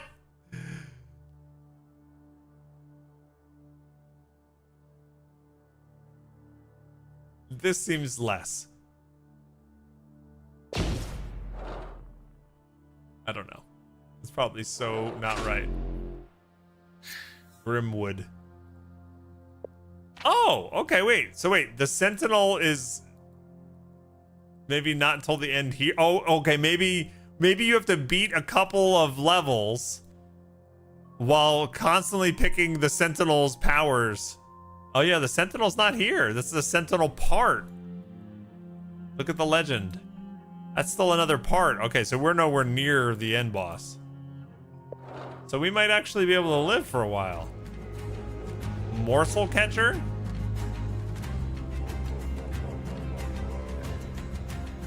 Attacks the character with the highest defense? Applies vampirism to all allies. Ew. And there's the thorn guy. I hate the thorns. I feel like I have to attack the thorns like right away.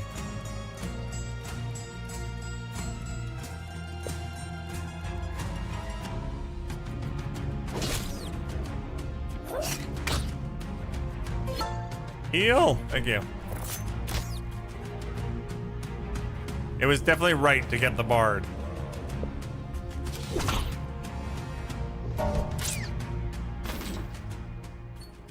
Hey, look, Carapace of the Grove Knight.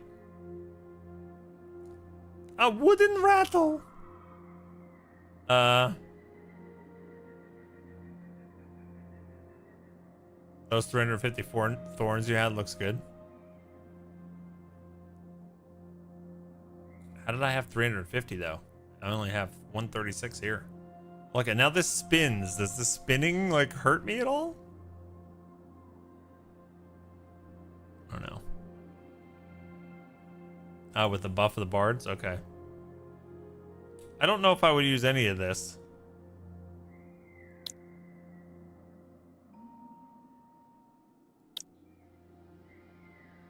"24 Fortitude is pretty cool. I mean, but I kind of like all this armor I get from this ring. I don't know. We'll keep this. Oh, wow. That is a terrible tassel. Like, oh my God. How awkward is that? Ugh.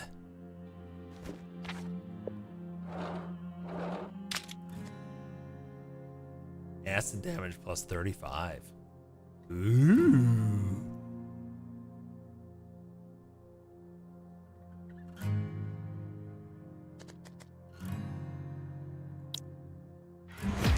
Roll the dice.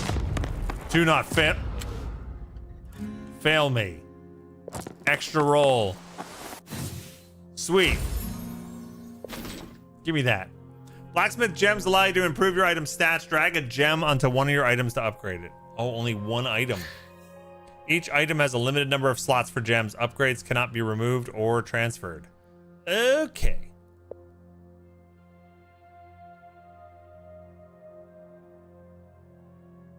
Well, Do you think it's a safe bet to keep this plate mail?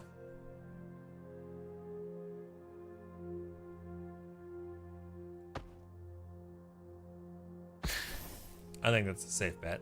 35 acid damage. Nice. Okay, what is... This is going to be a chest or training?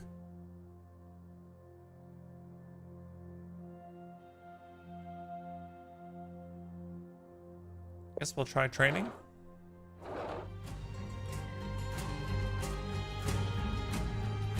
Sting Whirler. Apply speed. I don't think I need anything. I thorns you. I thorns you.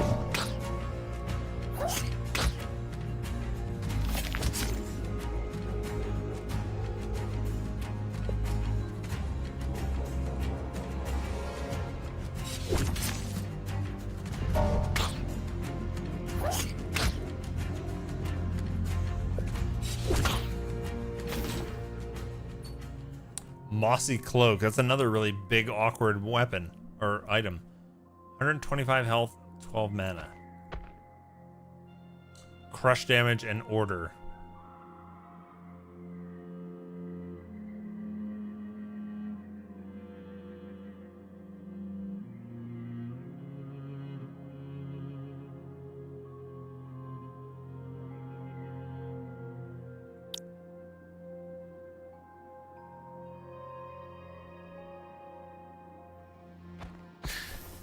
Actually, might be better with this.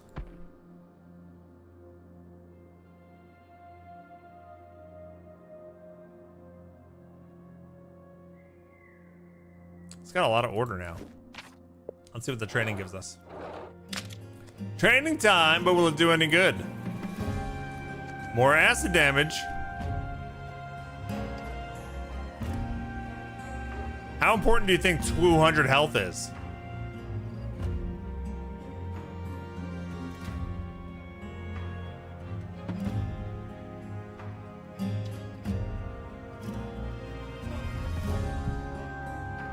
Talking to me? No, hi. What do you do? Scratch my ankles as I'm trying to walk slowly and not spill coffee. He's an ankle biter? Oh my god. Love you, babe. I love you too. Thanks for the coffee. Bye. No problem.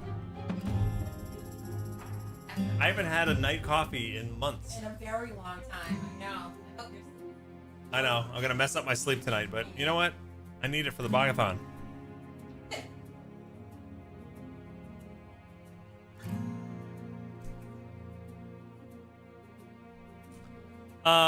I think I'm gonna keep going with acid.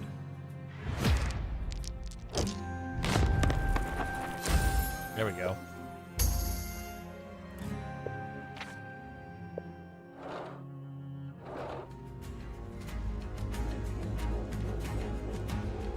Ugh, these thorns, assholes.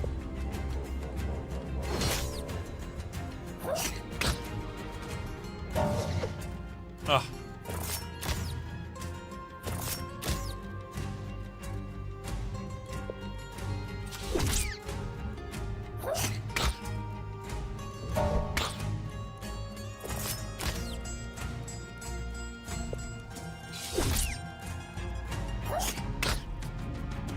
I can't believe how close we were to losing our run.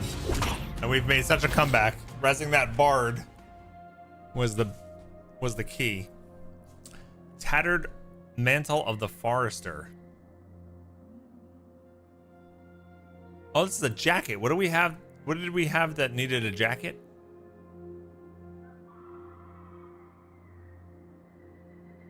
There was something we had.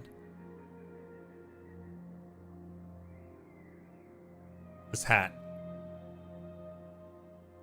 +6 dodge and +36 initiative if we can pair it with this jacket.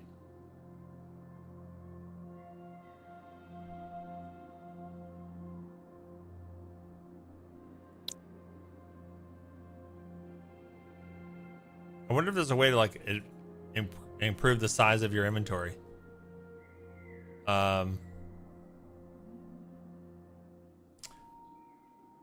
How am I holding up? Really? I'm doing great.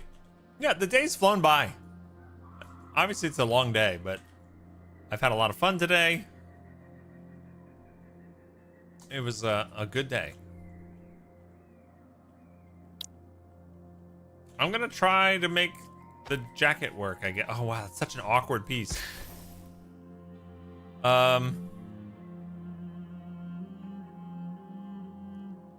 Is this considered? It is considered armor. So let's see. Can we? And I don't think this tambourine is amazing.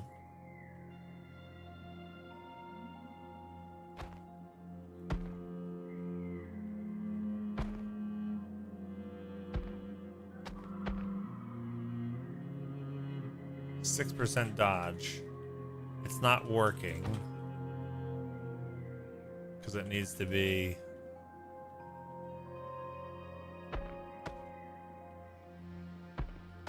here.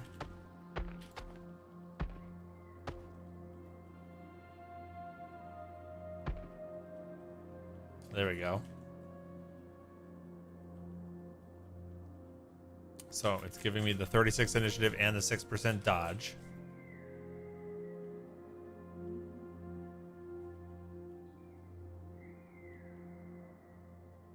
Okay. What else could I fit? No. I failed shapes.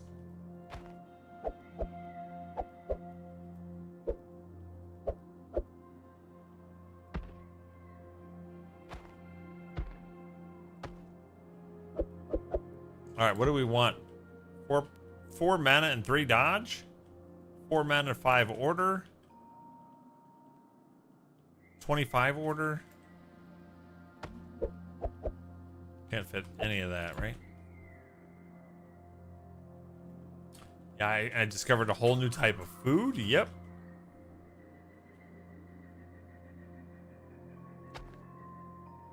Yep, we had Indian food. And it was good.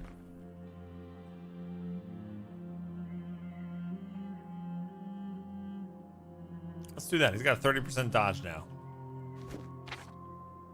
All right, what is this? Oh, you can get another companion? Really? The witch or the paladin? Ooh.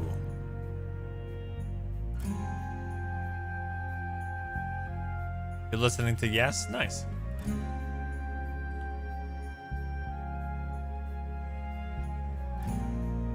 You can't hover over these abilities though. Okay, but it attacks the target with the lowest health, restores armor to self. Or the Hand of Pain. You guys have any thoughts? What do you think?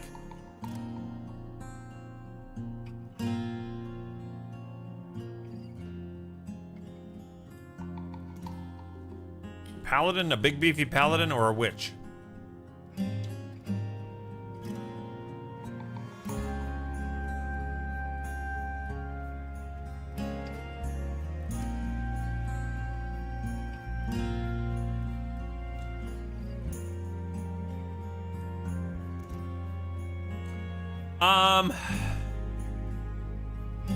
Do I have a tank? Well, I'm a warrior. I don't know if I'm a tank.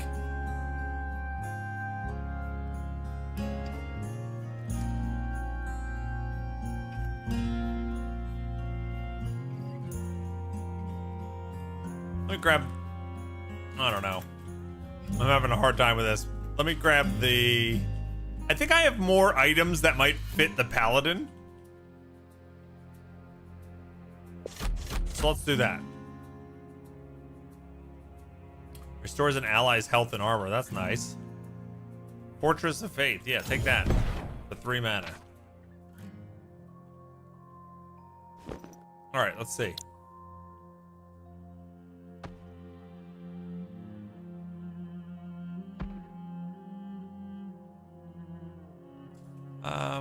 I don't... Yeah, maybe we want that. I don't know. Eh. This is warrior only, so I can't equip that.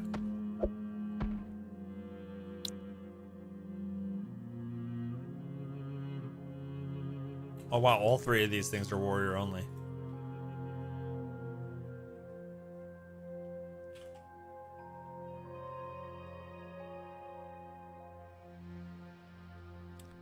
If I take something like this away,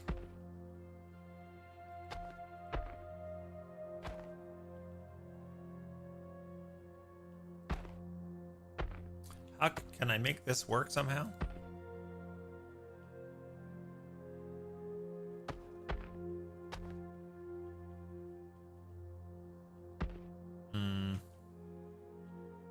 I mean, yes.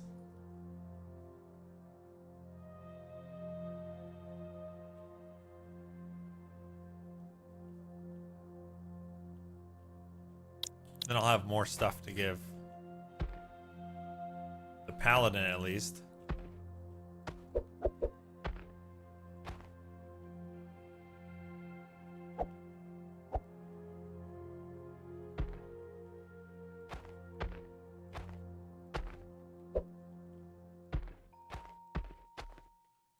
I don't think I have anything that has to connect, right, with this guy. No auras on any of my stuff. Okay, cool. Got it all equipped.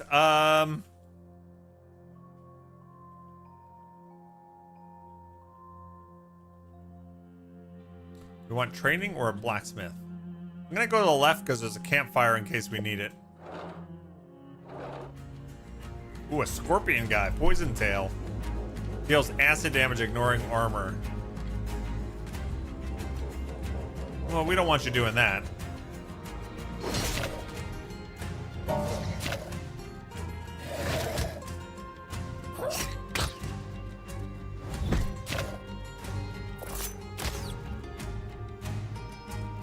So he attacks the target with the lowest health and restores armor to self with this.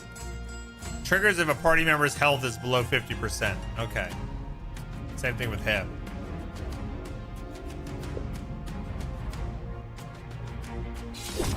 Oh, it dodged. Oh, it dodged.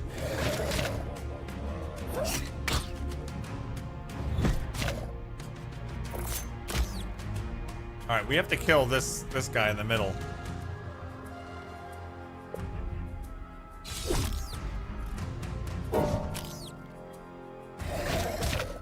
Oh, he's full health again. Oh, that was terrible.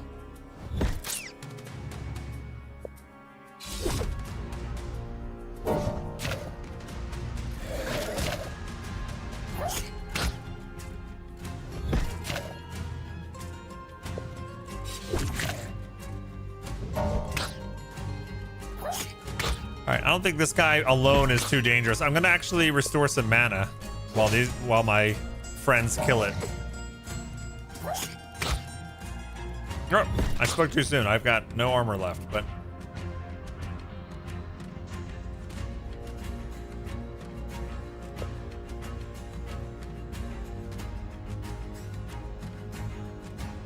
alright, screw that.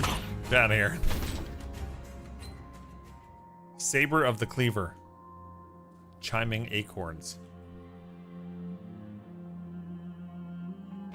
I do like the crit. This is such a weird weapon.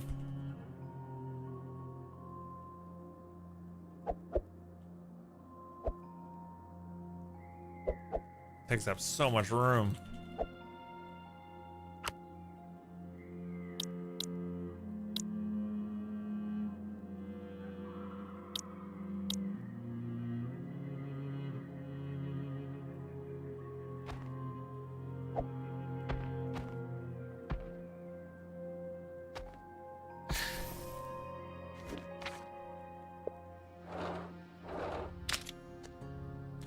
More acid damage. Crit. We need to try for the crit chance. 20%.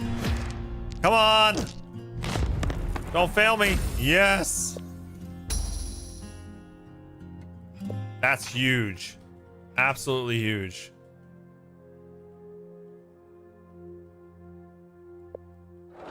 Because now the ability that I usually start the battle off with, this one, which gives me crit. Crit power is going to be awesome. All right, so what does this thing do? Corrupting attack?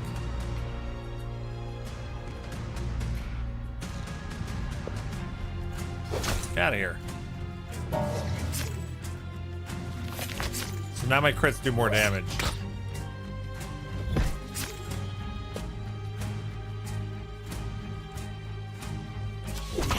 See, there we go. The crit actually took that guy out.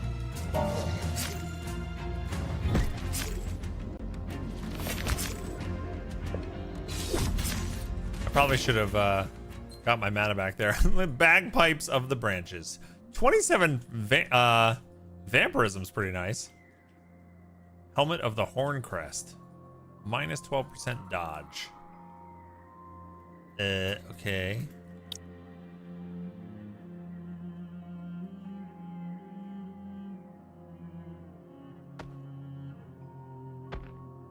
How funny that the jacket is not connected right now.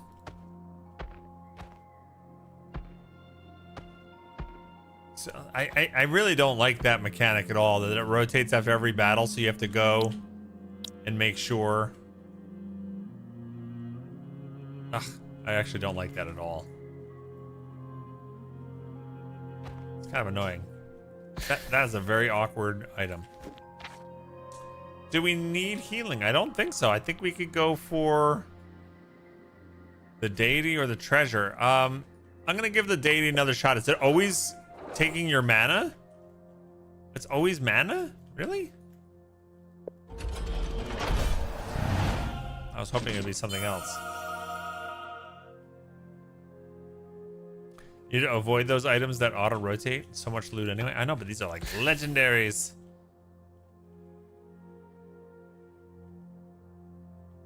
Armor, you get a lot of vampirism and a lot of health for each armor around it.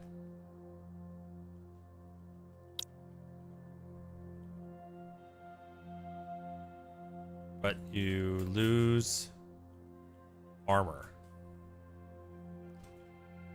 Don't be blinded by the shiny. I have to.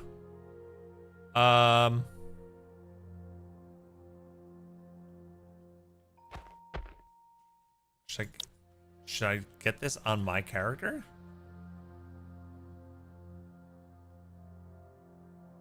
Maybe instead of this ring? It's affected by armor.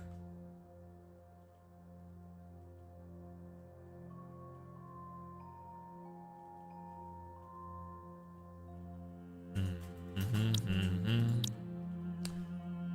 84 vampirism.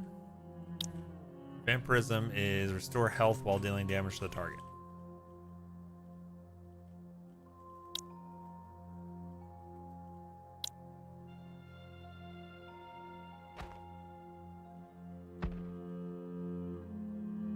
He's got 218 vampirism with that.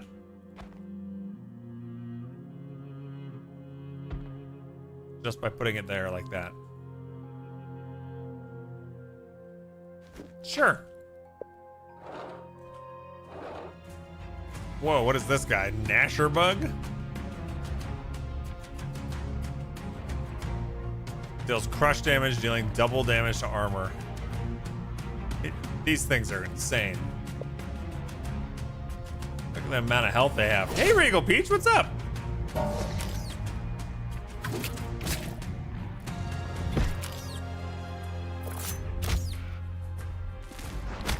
Oh, damn, that did so much damage. Wow, okay.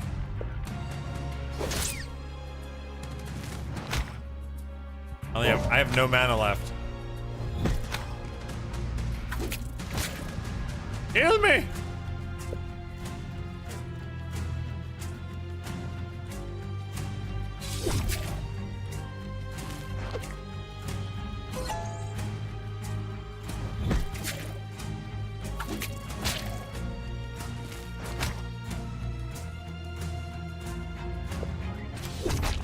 Oh, damn, that was an insane crit.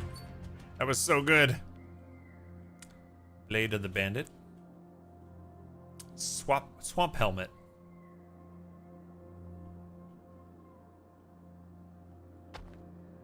If I can somehow get this in. Does it work like...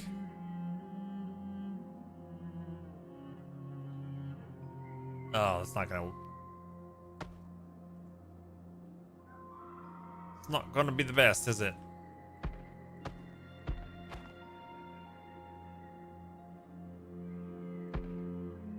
I really like this on this character, but...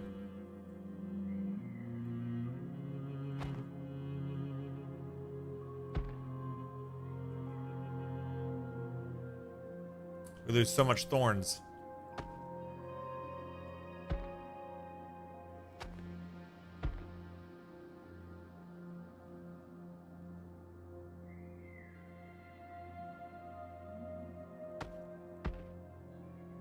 This is 30 acid damage that I give up.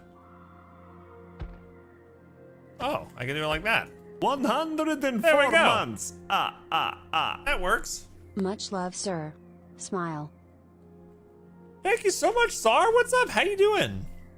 Thank you for the 104. I hope you're doing great. Thanks for tuning in. Thanks for the resub. It's gonna add 5 minutes to the clock. Here We're we go. gonna tempt your tummy Hey! with the 21 months of subby. It's a Bog-A-Thon TV show on Twitch TV, you know. 21 months in the swamp. And generic nerd as well. Thank you. Thank you so much for the resub. Another 5 minutes to the clock. Boop. I appreciate you. How you folks doing? Thanks for tuning in. It's good to see all these amazing friends today.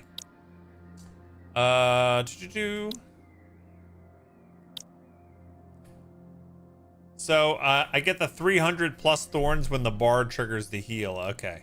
I think this is good though. This doing good watching the FanFest coverage?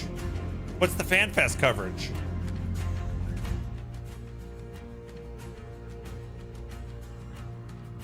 Is that Final Fantasy?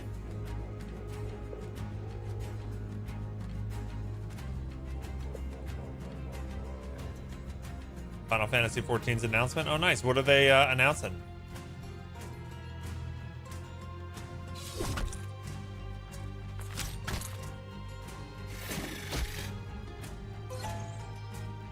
Okay, there, yeah.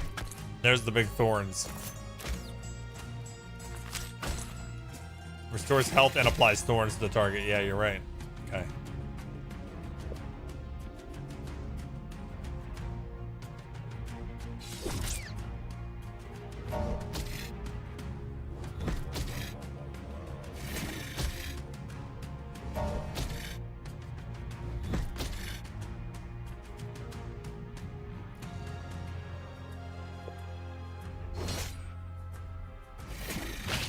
Ow! Items automatically rotated. There's the swamp helmet again. The hat of the slippery water lily.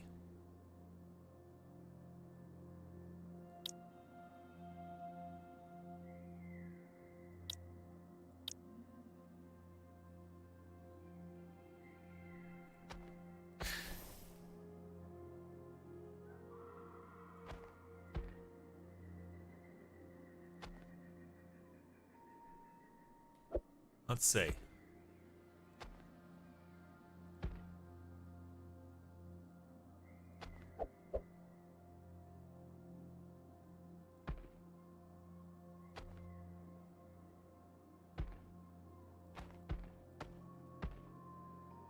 I don't think there's a better way to do this.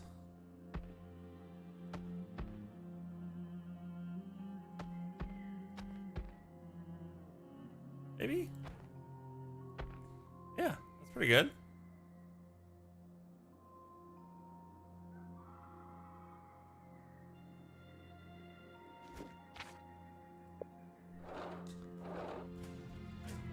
New tank class using dual shields? Really? Locations and character customization, quality of life. Nice. It's the second third of their next expansion announcement. Okay. Last set of announcements in October.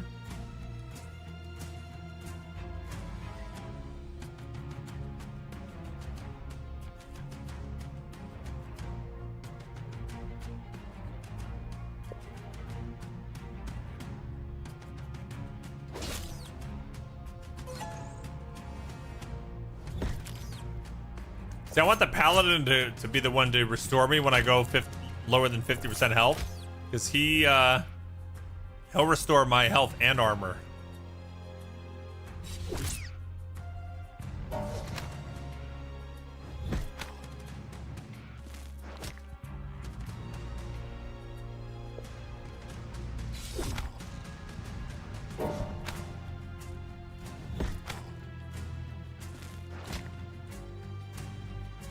I'm gonna take this opportunity to get some of my mana back.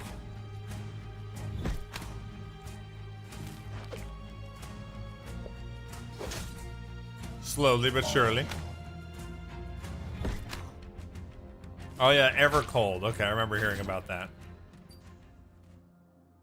Jacket of the quick step.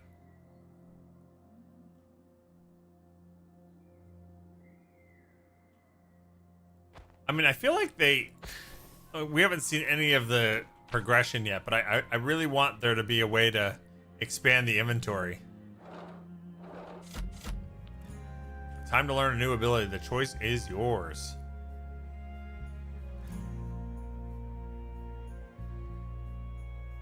Don't I have this already? Oh, speed and fury. Okay. And deals double slash damage to the target. I wish I can look at my stats from here.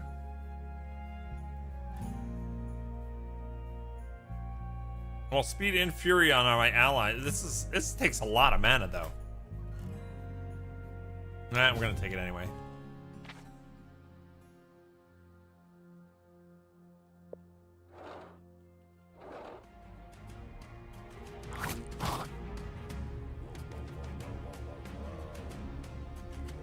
And it does my attack.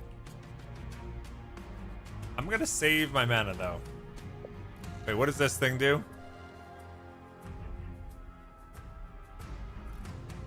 Applies focus to allies, which I think gives them crit chance? Yeah, oh, well, crit hit power. In any case, I don't like it. I don't want you doing it.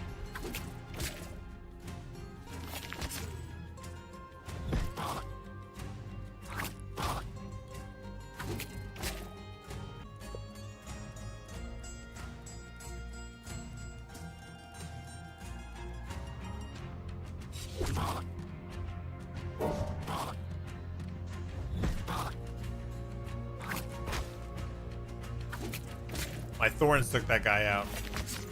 Oh boy, we're low. We're low.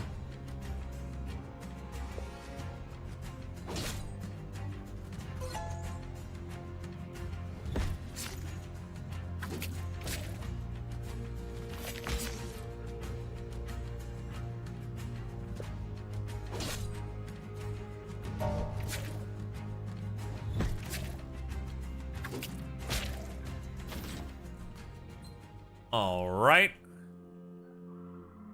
Strapped cuirass. Hat of the Elusive Ranger. Look, it's the plate armor. I wonder.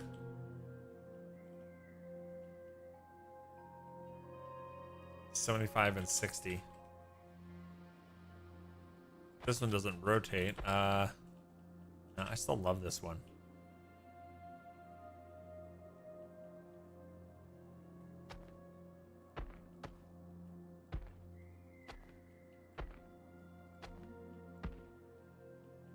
$40 armor, 10 thorns.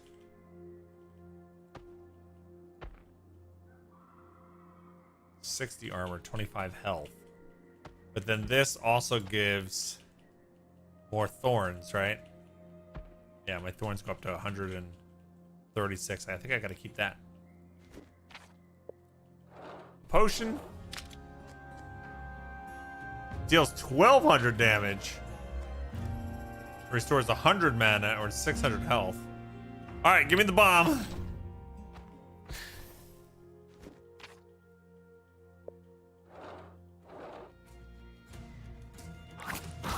Oh man, they're starting to go first.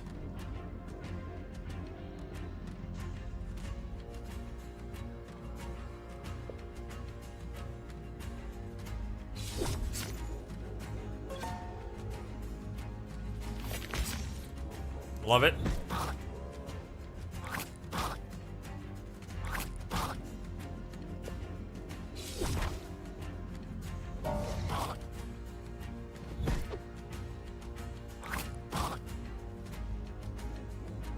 Don't hurt me.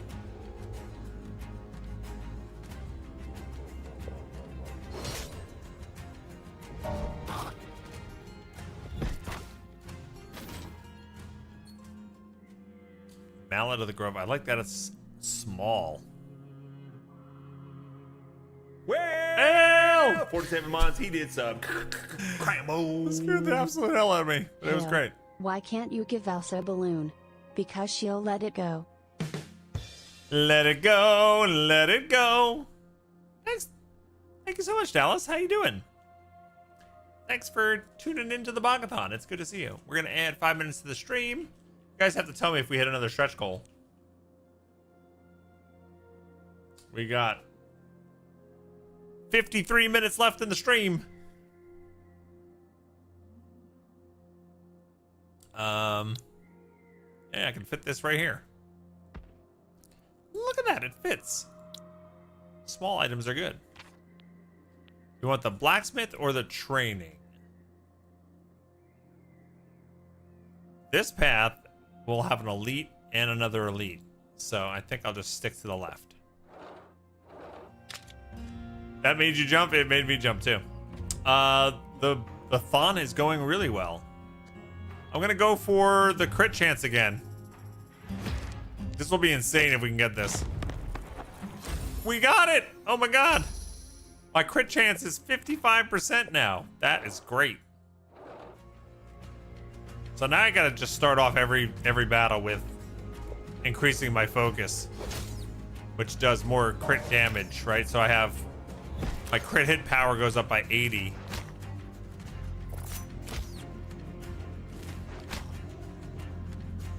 And then I'll just... That was a huge crit.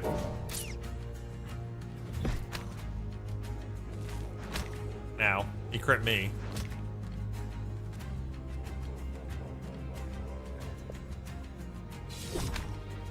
Another big crit. Oh, you left him with 3 health, you noob.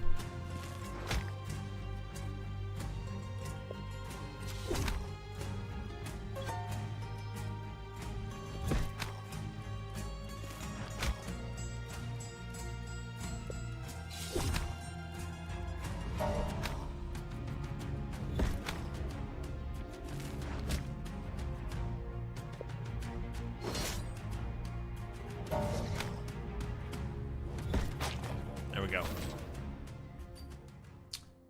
What is that? Oak drum. It's a weapon? 27 vampirism, 12 initiative, 5 order. It's a drum.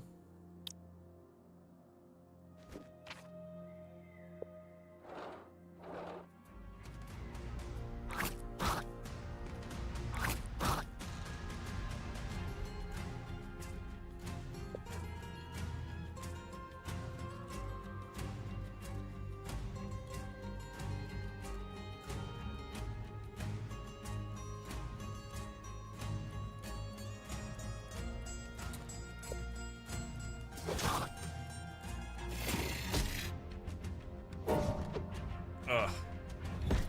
Slowing me down.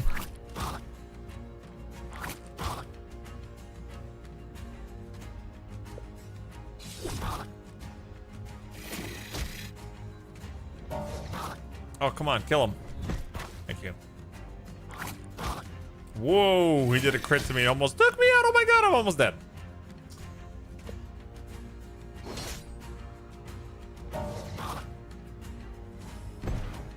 Oh, the paladin's heal is very light. I mean, it does armor too, but still, we're in danger here.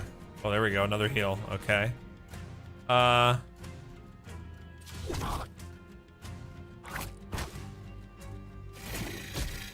my god.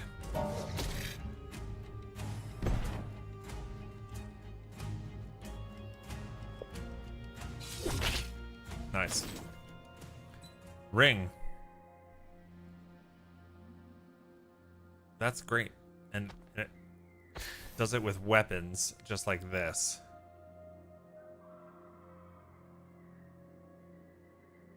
(10/12 crush, 4 chaos).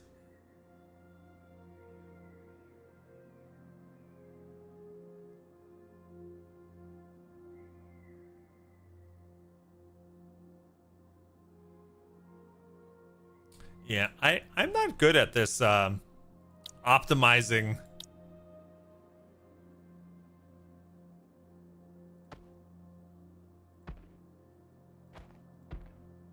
the Tetris game, you know? I mean, these are 2 weapons, so that works. I guess that's 3 weapons now. Right? Didn't this paladin probably has a lot more slash damage than you did before? It's not giving them 10, 10, and 10 for each item?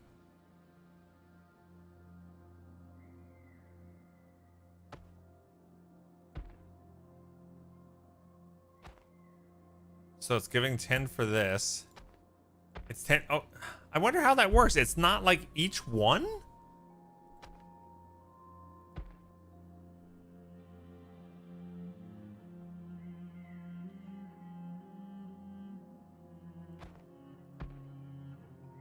I'm a little confused by that. Tetris gear bag always bothered you. Well, that's kind of half this game is figuring out the best combinations, but it's a little confusing. Like this ring doesn't do anything on its own, but it affects weapons that are nearby it and gives it 10/12 crush, 4 chaos. But look, it's highlighting that here, here, and here, but it is not translating. It's weird. The chaos is going up by 4. It works with the chaos, but not with the slash. Right?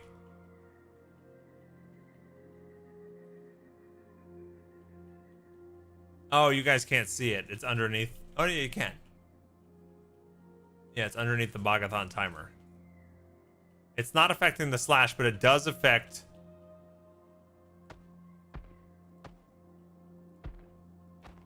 It does affect the crush. Oh, weird. That must be a bug. It's gotta be a bug.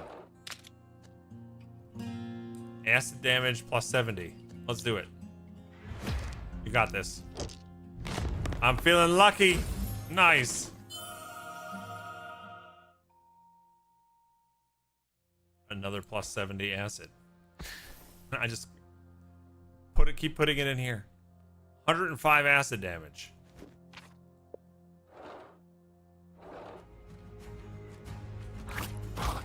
Oh, damn. It went first. I'm running out of mana.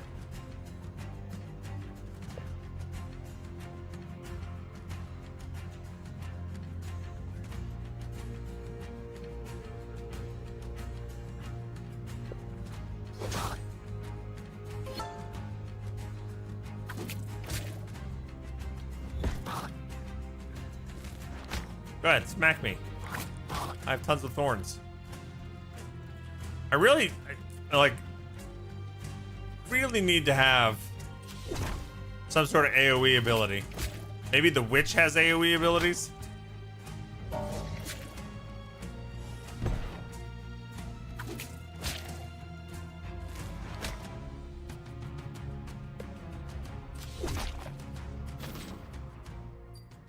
Leafy cloak, swamp helmet.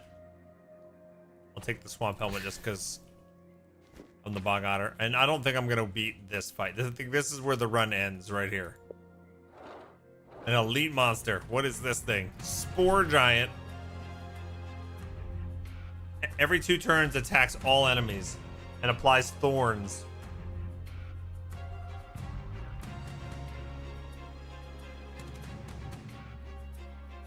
I guess I can use the bomb if I need it.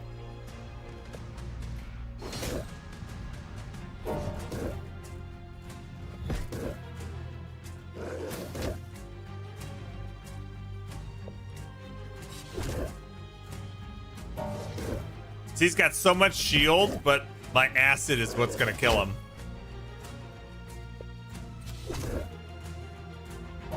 Or at least hopefully. He's actually gaining 150 health every time he attacks, which definitely sucks. Actually, I don't know if we have enough damage here.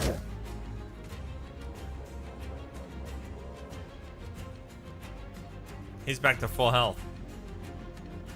Fry him up with some butter and onions. Ooh, a tree stump. Delicious.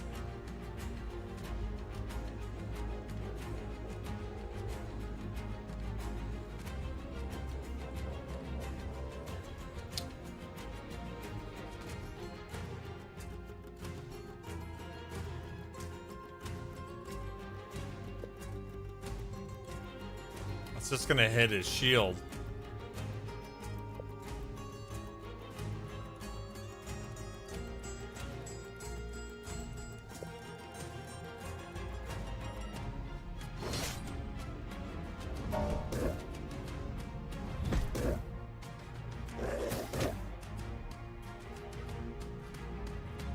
So now I can. Now, if I get mana back one more time, I can restore my shield. I don't know if that's gonna do much.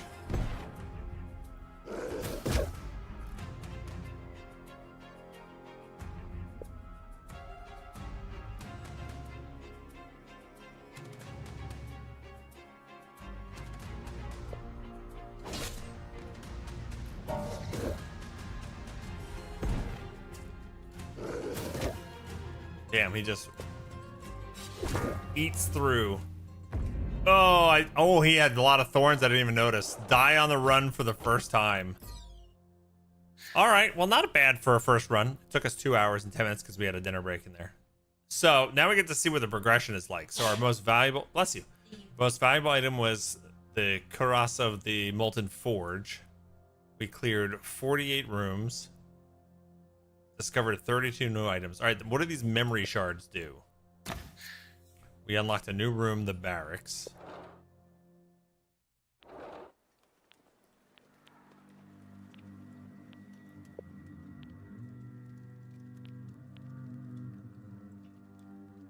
Hi, babes.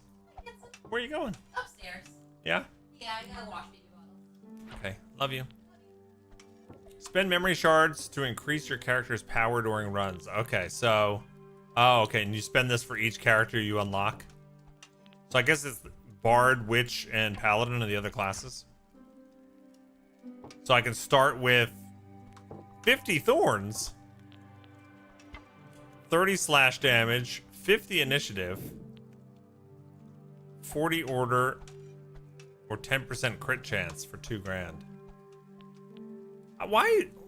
I wasn't noticing what initiative was really good for. Like, obviously turn order, like when you go in the round.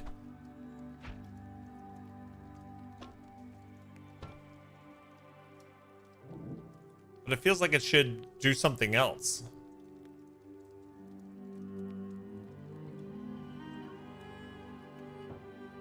Like, there weren't a ton of monsters that were going before me from what we saw. What else can I spend it on? Can I spend it on a new character? Slay the Sentinel to get the Witch.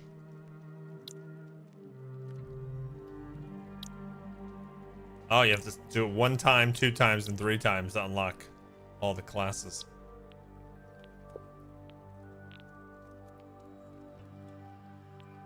I think I would try like a slash build, maybe. Interesting that Crush is in here. That's probably the Paladins. Yeah, I don't know where I would spend that. That's pretty cool though. I want to thank the devs for giving me an early look at this. It's pretty cool. That's Lootbound, gang. Check it out. It comes out next Friday.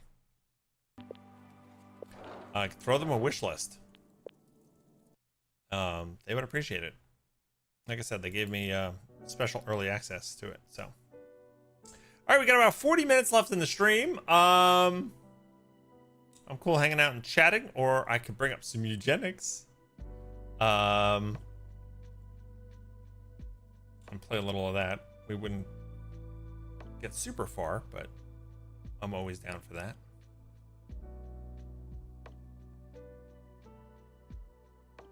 Do. Do.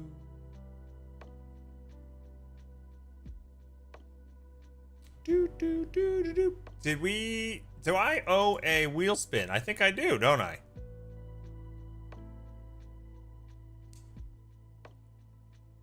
Yeah, we're over by 363.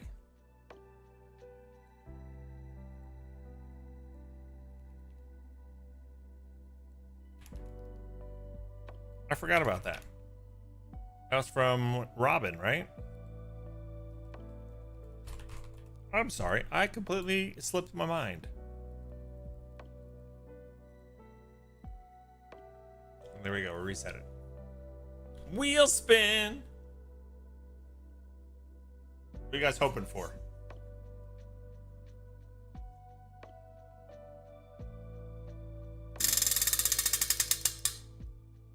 Eat a bean boozled. Great, right when I got coffee.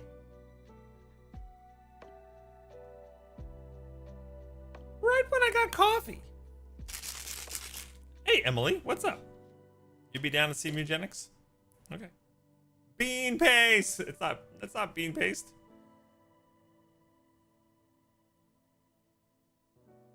Preserved bean curd.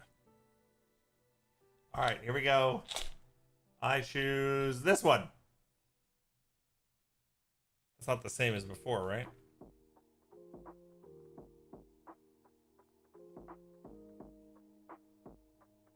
It looks yellowish. Looks like the same stinky dog. Let's try again.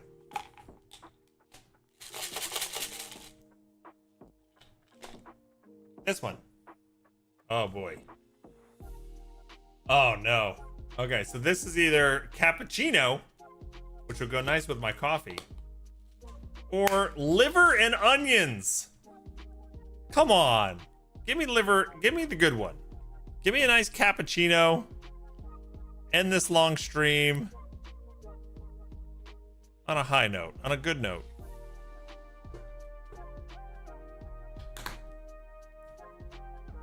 Bon appetit.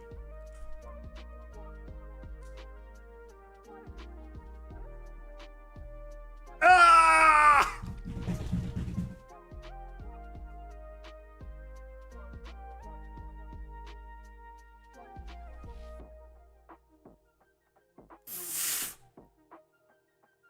I almost cursed. That is way worse than Stinky Dog. Or Wet Dog, or whatever we had earlier. That is horrid. I do not believe, Sparkwood, that you would like the taste of that. I cannot believe it. You may be a huge fan of liver and onions. I do not believe you would like that jelly bean. It is sweet liver and onions. Oh, it's still in my mouth. Awful. It's gonna ruin my coffee. Ugh, terrible. Ugh. You had a meeting today with a guy that loves liver and onions? He cray. He cray. All right, I'm gonna throw on some eugenics and just vibe with you folks for the last half hour. Play the game that I've been obsessed with. If you have questions, let me know. I have 180 hours in the game.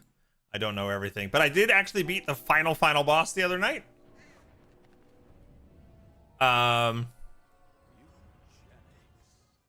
Which was cool. And now I'm recovering from that run, and I have some maintenance in my house to do.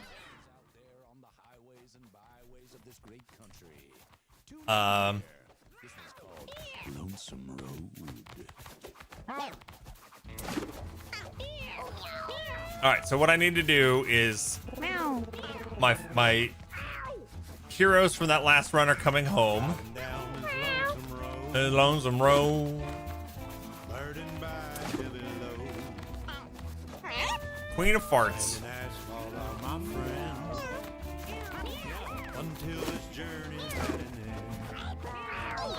Do I want to donate these people or let them breed? Is a question. So they've been to... Have they been to the moon? Yeah, I could donate these folks. Huffing catnip to stay awake.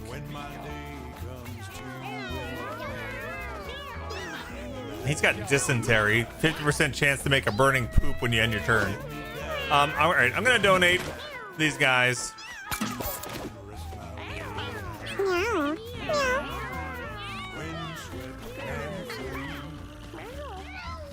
Meow. And where was the third one? The Queen of Farts. Queen of Farts, do I have... Oh, you have Stockholm Syndrome's not bad. Spawn a chart familiar with your basic attack. You know what? They've got a lot of good mutations. I'm gonna keep Queen of Farts in the rotation to breed. All right, so I got that. Is there any furniture I need to put in? No. Is there anything I need to buy? I only have 111. Of course, this costs 112. The Little Mermaid statue.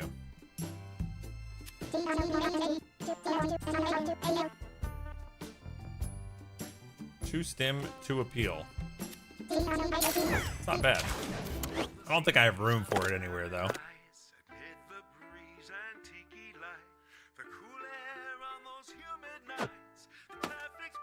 Where do we want to put this? Stimulation.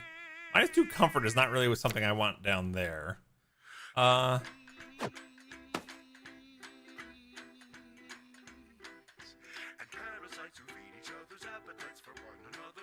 I don't know where I have room for this.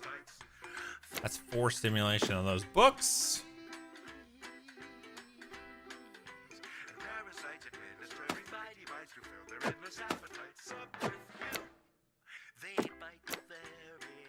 Oh, I can't put the books on top of the printer? What?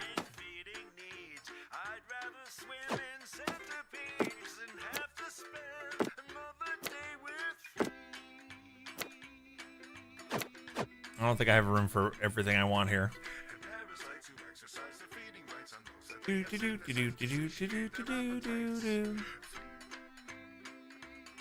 All right, I'll put it down here. It's not really where I want to put it, but... All right, I have way too much equipment. I gotta make sure that nothing I want to keep is getting tossed. Everything on the right here will get tossed once I start the next mission. Cleanse all debuffs.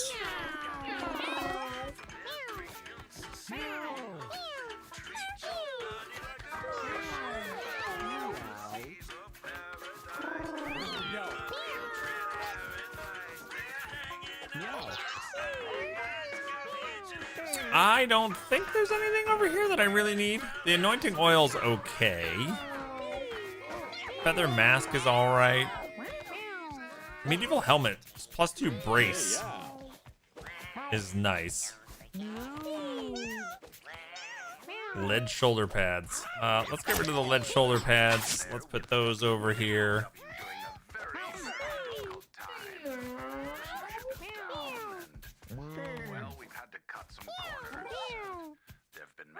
Melee attack that inflicts bruise 2 and confusion becomes drowsy after use. That means you fall asleep. I don't love that.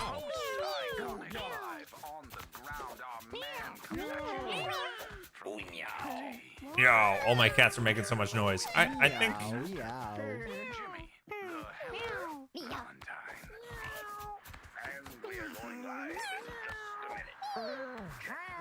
Old extinguisher I don't think we need. So what else do we want?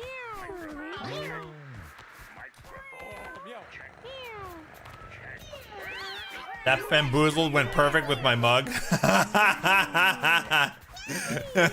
You're so right, Fat Body.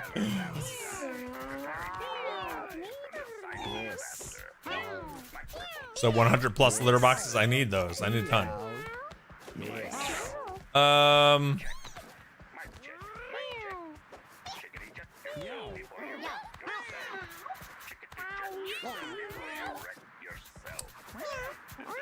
Tons of random stack of a debuff at the end of each turn, plus 1 health regen. That's not bad.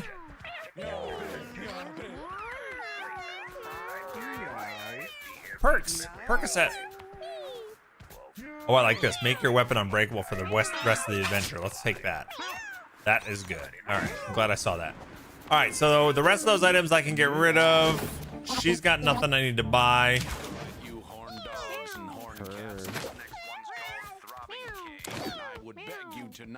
Now, I have a bunch of food, 348 out of 460, and I want to get rid of it as much as possible before I do my next run. So first I'm going to do a quick look at my kittens. Anything I need to get rid of?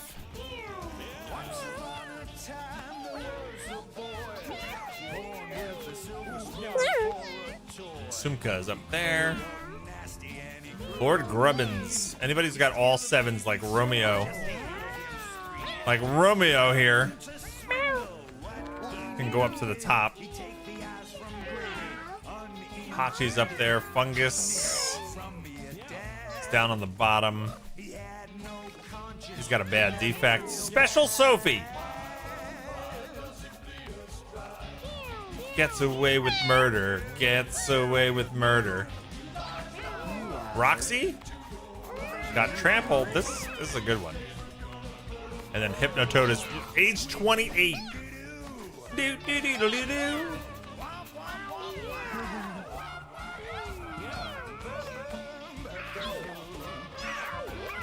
All right, I think we can end the day, and then we're gonna see lots of humping.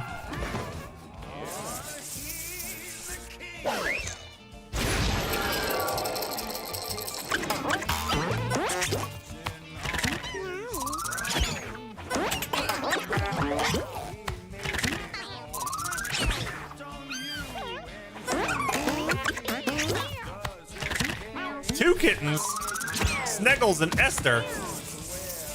Ragnar with the Queen of Farts.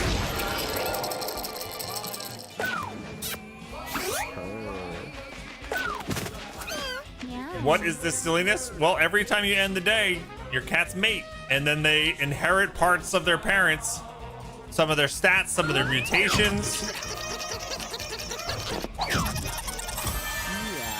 And it all depends on what room in the house they're in and what the stats of that room are in. So there we go. We got a lot of activity because I have so many cats. All right, but look, now they're getting the rejections. People are trying to get together and they're not into it. Now they're fighting. And they're killing each other. So the winner gets a +1 to one of their stats. The loser can get an injury or just flat out die. That one's dead.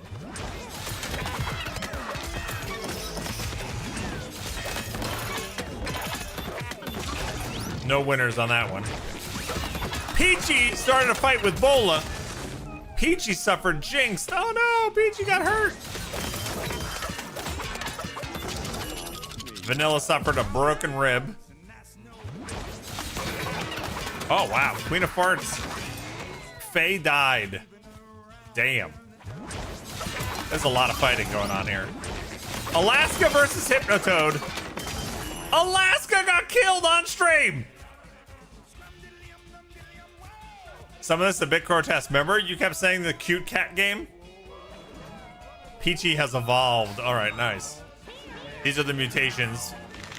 And Gia has grown old and tired. King Dolphin died of old age. Okay. All right, we have a lot of cleanup to do here. All right, we've got poop we got to get rid of. Dead people. King Dolphin. All right, so luckily there's a character. His name is Bog-Otter. I don't name him. The NPC literally said, my name's Bog-Otter. I'm like, hey, you stole that from my Steam profile. But he accepts dead cats, and when I send him 50, he'll upgrade, recover more stuff from lost runs. So even your dead cats have a use. Here's another dead one. Dead Alaska. Rip.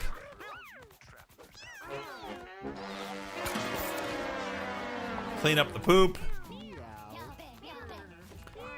All right, and we've got a new stray cat waiting to get into our place. Amador. What the hell is wrong with your eyes? And your tongue? I mean, we can put him in the fight club. Why not?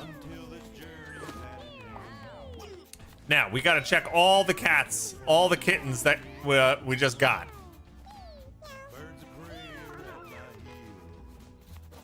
To see if they belong anywhere. All right, so Larobi, I'm looking at age 1 cats. This one's great. All 7s for stats is max, plus got a mutation for the legs, which is actually pretty favorable. Deans, another good mutation. Oliver, I'd like some more, please. All these guys are great. Faye is dead. Where's Faye? Hello, can you guys get off of Faye, please?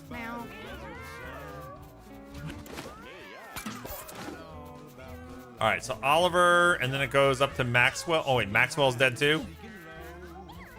We have more deaths.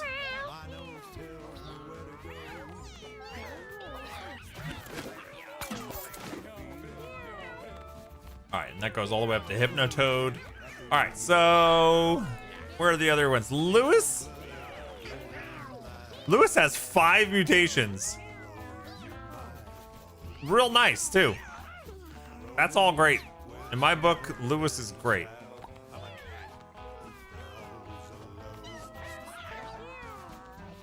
Look at his back legs. They look like little daggers. Your basic attack has a 10% chance to inflict bleed. I'm going to label Lewis as strong. So, a good contender to go on a mission with. We've got albinism. Fire damage you take inflicts +3 burn, but your basic attack has a 25% chance to inflict fear. So this is actually not a bad trait.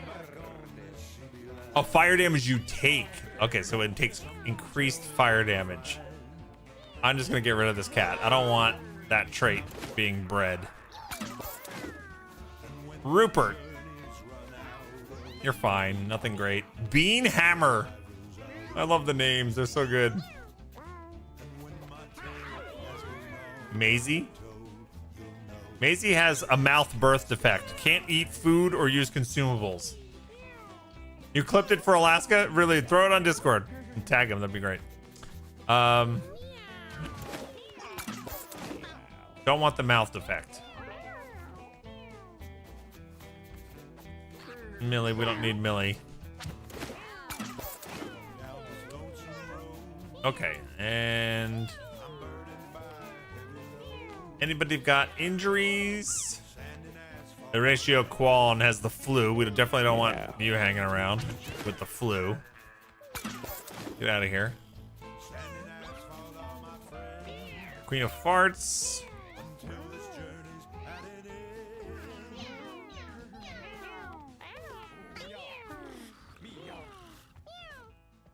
Okay, we have a couple. Peachy's injured, but I can't get rid of Peachy. Peachy will stay in Fight Club.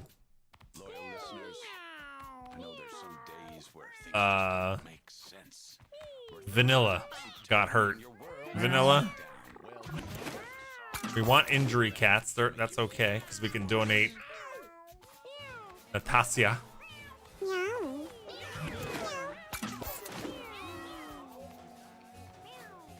It's weird, but injuries are actually good. All right, so we're ready to end the day again. We're gonna see lots of boinking. So kittens are being made. People getting rejected, people fighting, broken leg, concussion, no winners, concussion. Nicholas got gastritis. Marmot is evolved. All right.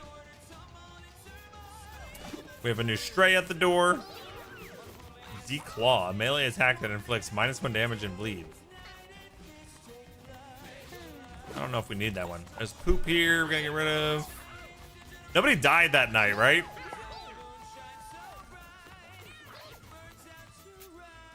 Beef.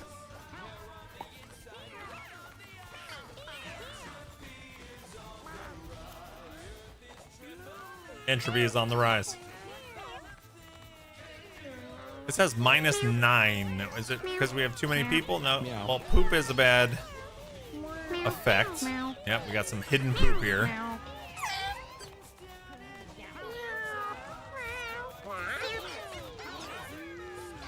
This is -4. So we're starting to have too many cats is the issue. So we need to get rid of a bunch of kittens. Jasper? I mean, you're very plain. Out of here. Dale? Autism. +2 intelligence, -2 charisma. Spells you were born with cost -2 mana. Other spells cost +1 mana. What? I've never seen that before. All right, since we gave 10 kittens to Tink, he gives me 25 gold. He had a bunch of upgrades for us, but we've maxed him now. So now he just gives us gold every 10 cats. Guante has got a 5% mischance every turn. We don't want that. That's bad. Get rid of that. Apollonia.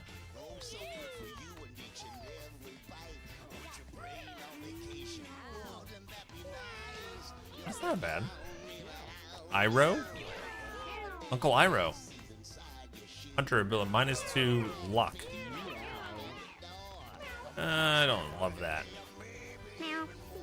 Where's Iro?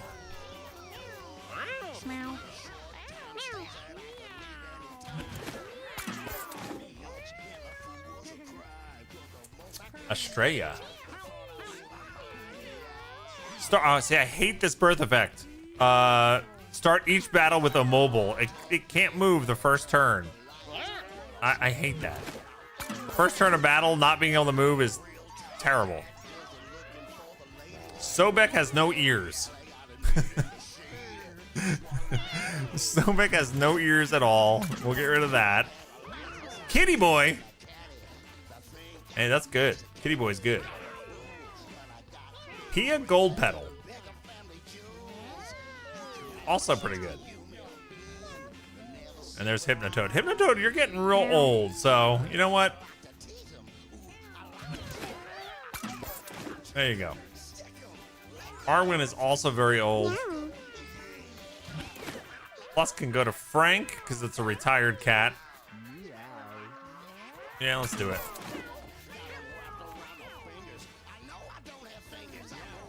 And Marmot is also old.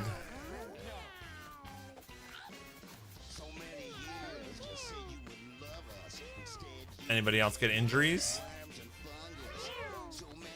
Yep, Nini.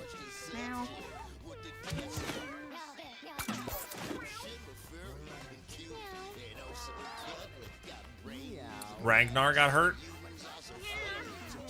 Meow. Meow.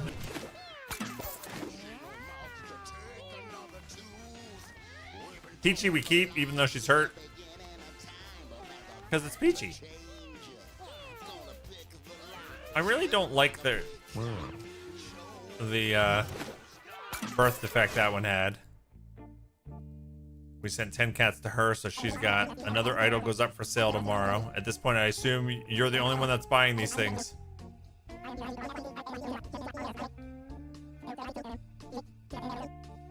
Alright, should I'm close to being able to start a run. I usually like to get all my crispy fries. That's my favorite song. On my mind. I like to get all my food away before I go to the next mission, but this is probably getting boring watching this, so let's go. Go start a run. We'll do a little bit of a new run. Is there any... This is our new quest. Fill it with the blood of the throbbing king. At the end of your turn, deal 1 damage to everything. At the end of each battle, gain +1 to a random stat and -1 to a random stat permanently. Ugh. At the end of every turn, deal 1 damage to everything, including my own peeps.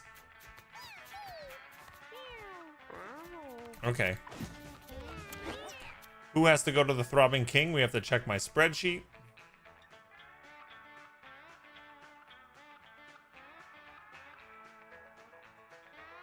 Everybody's beaten the king.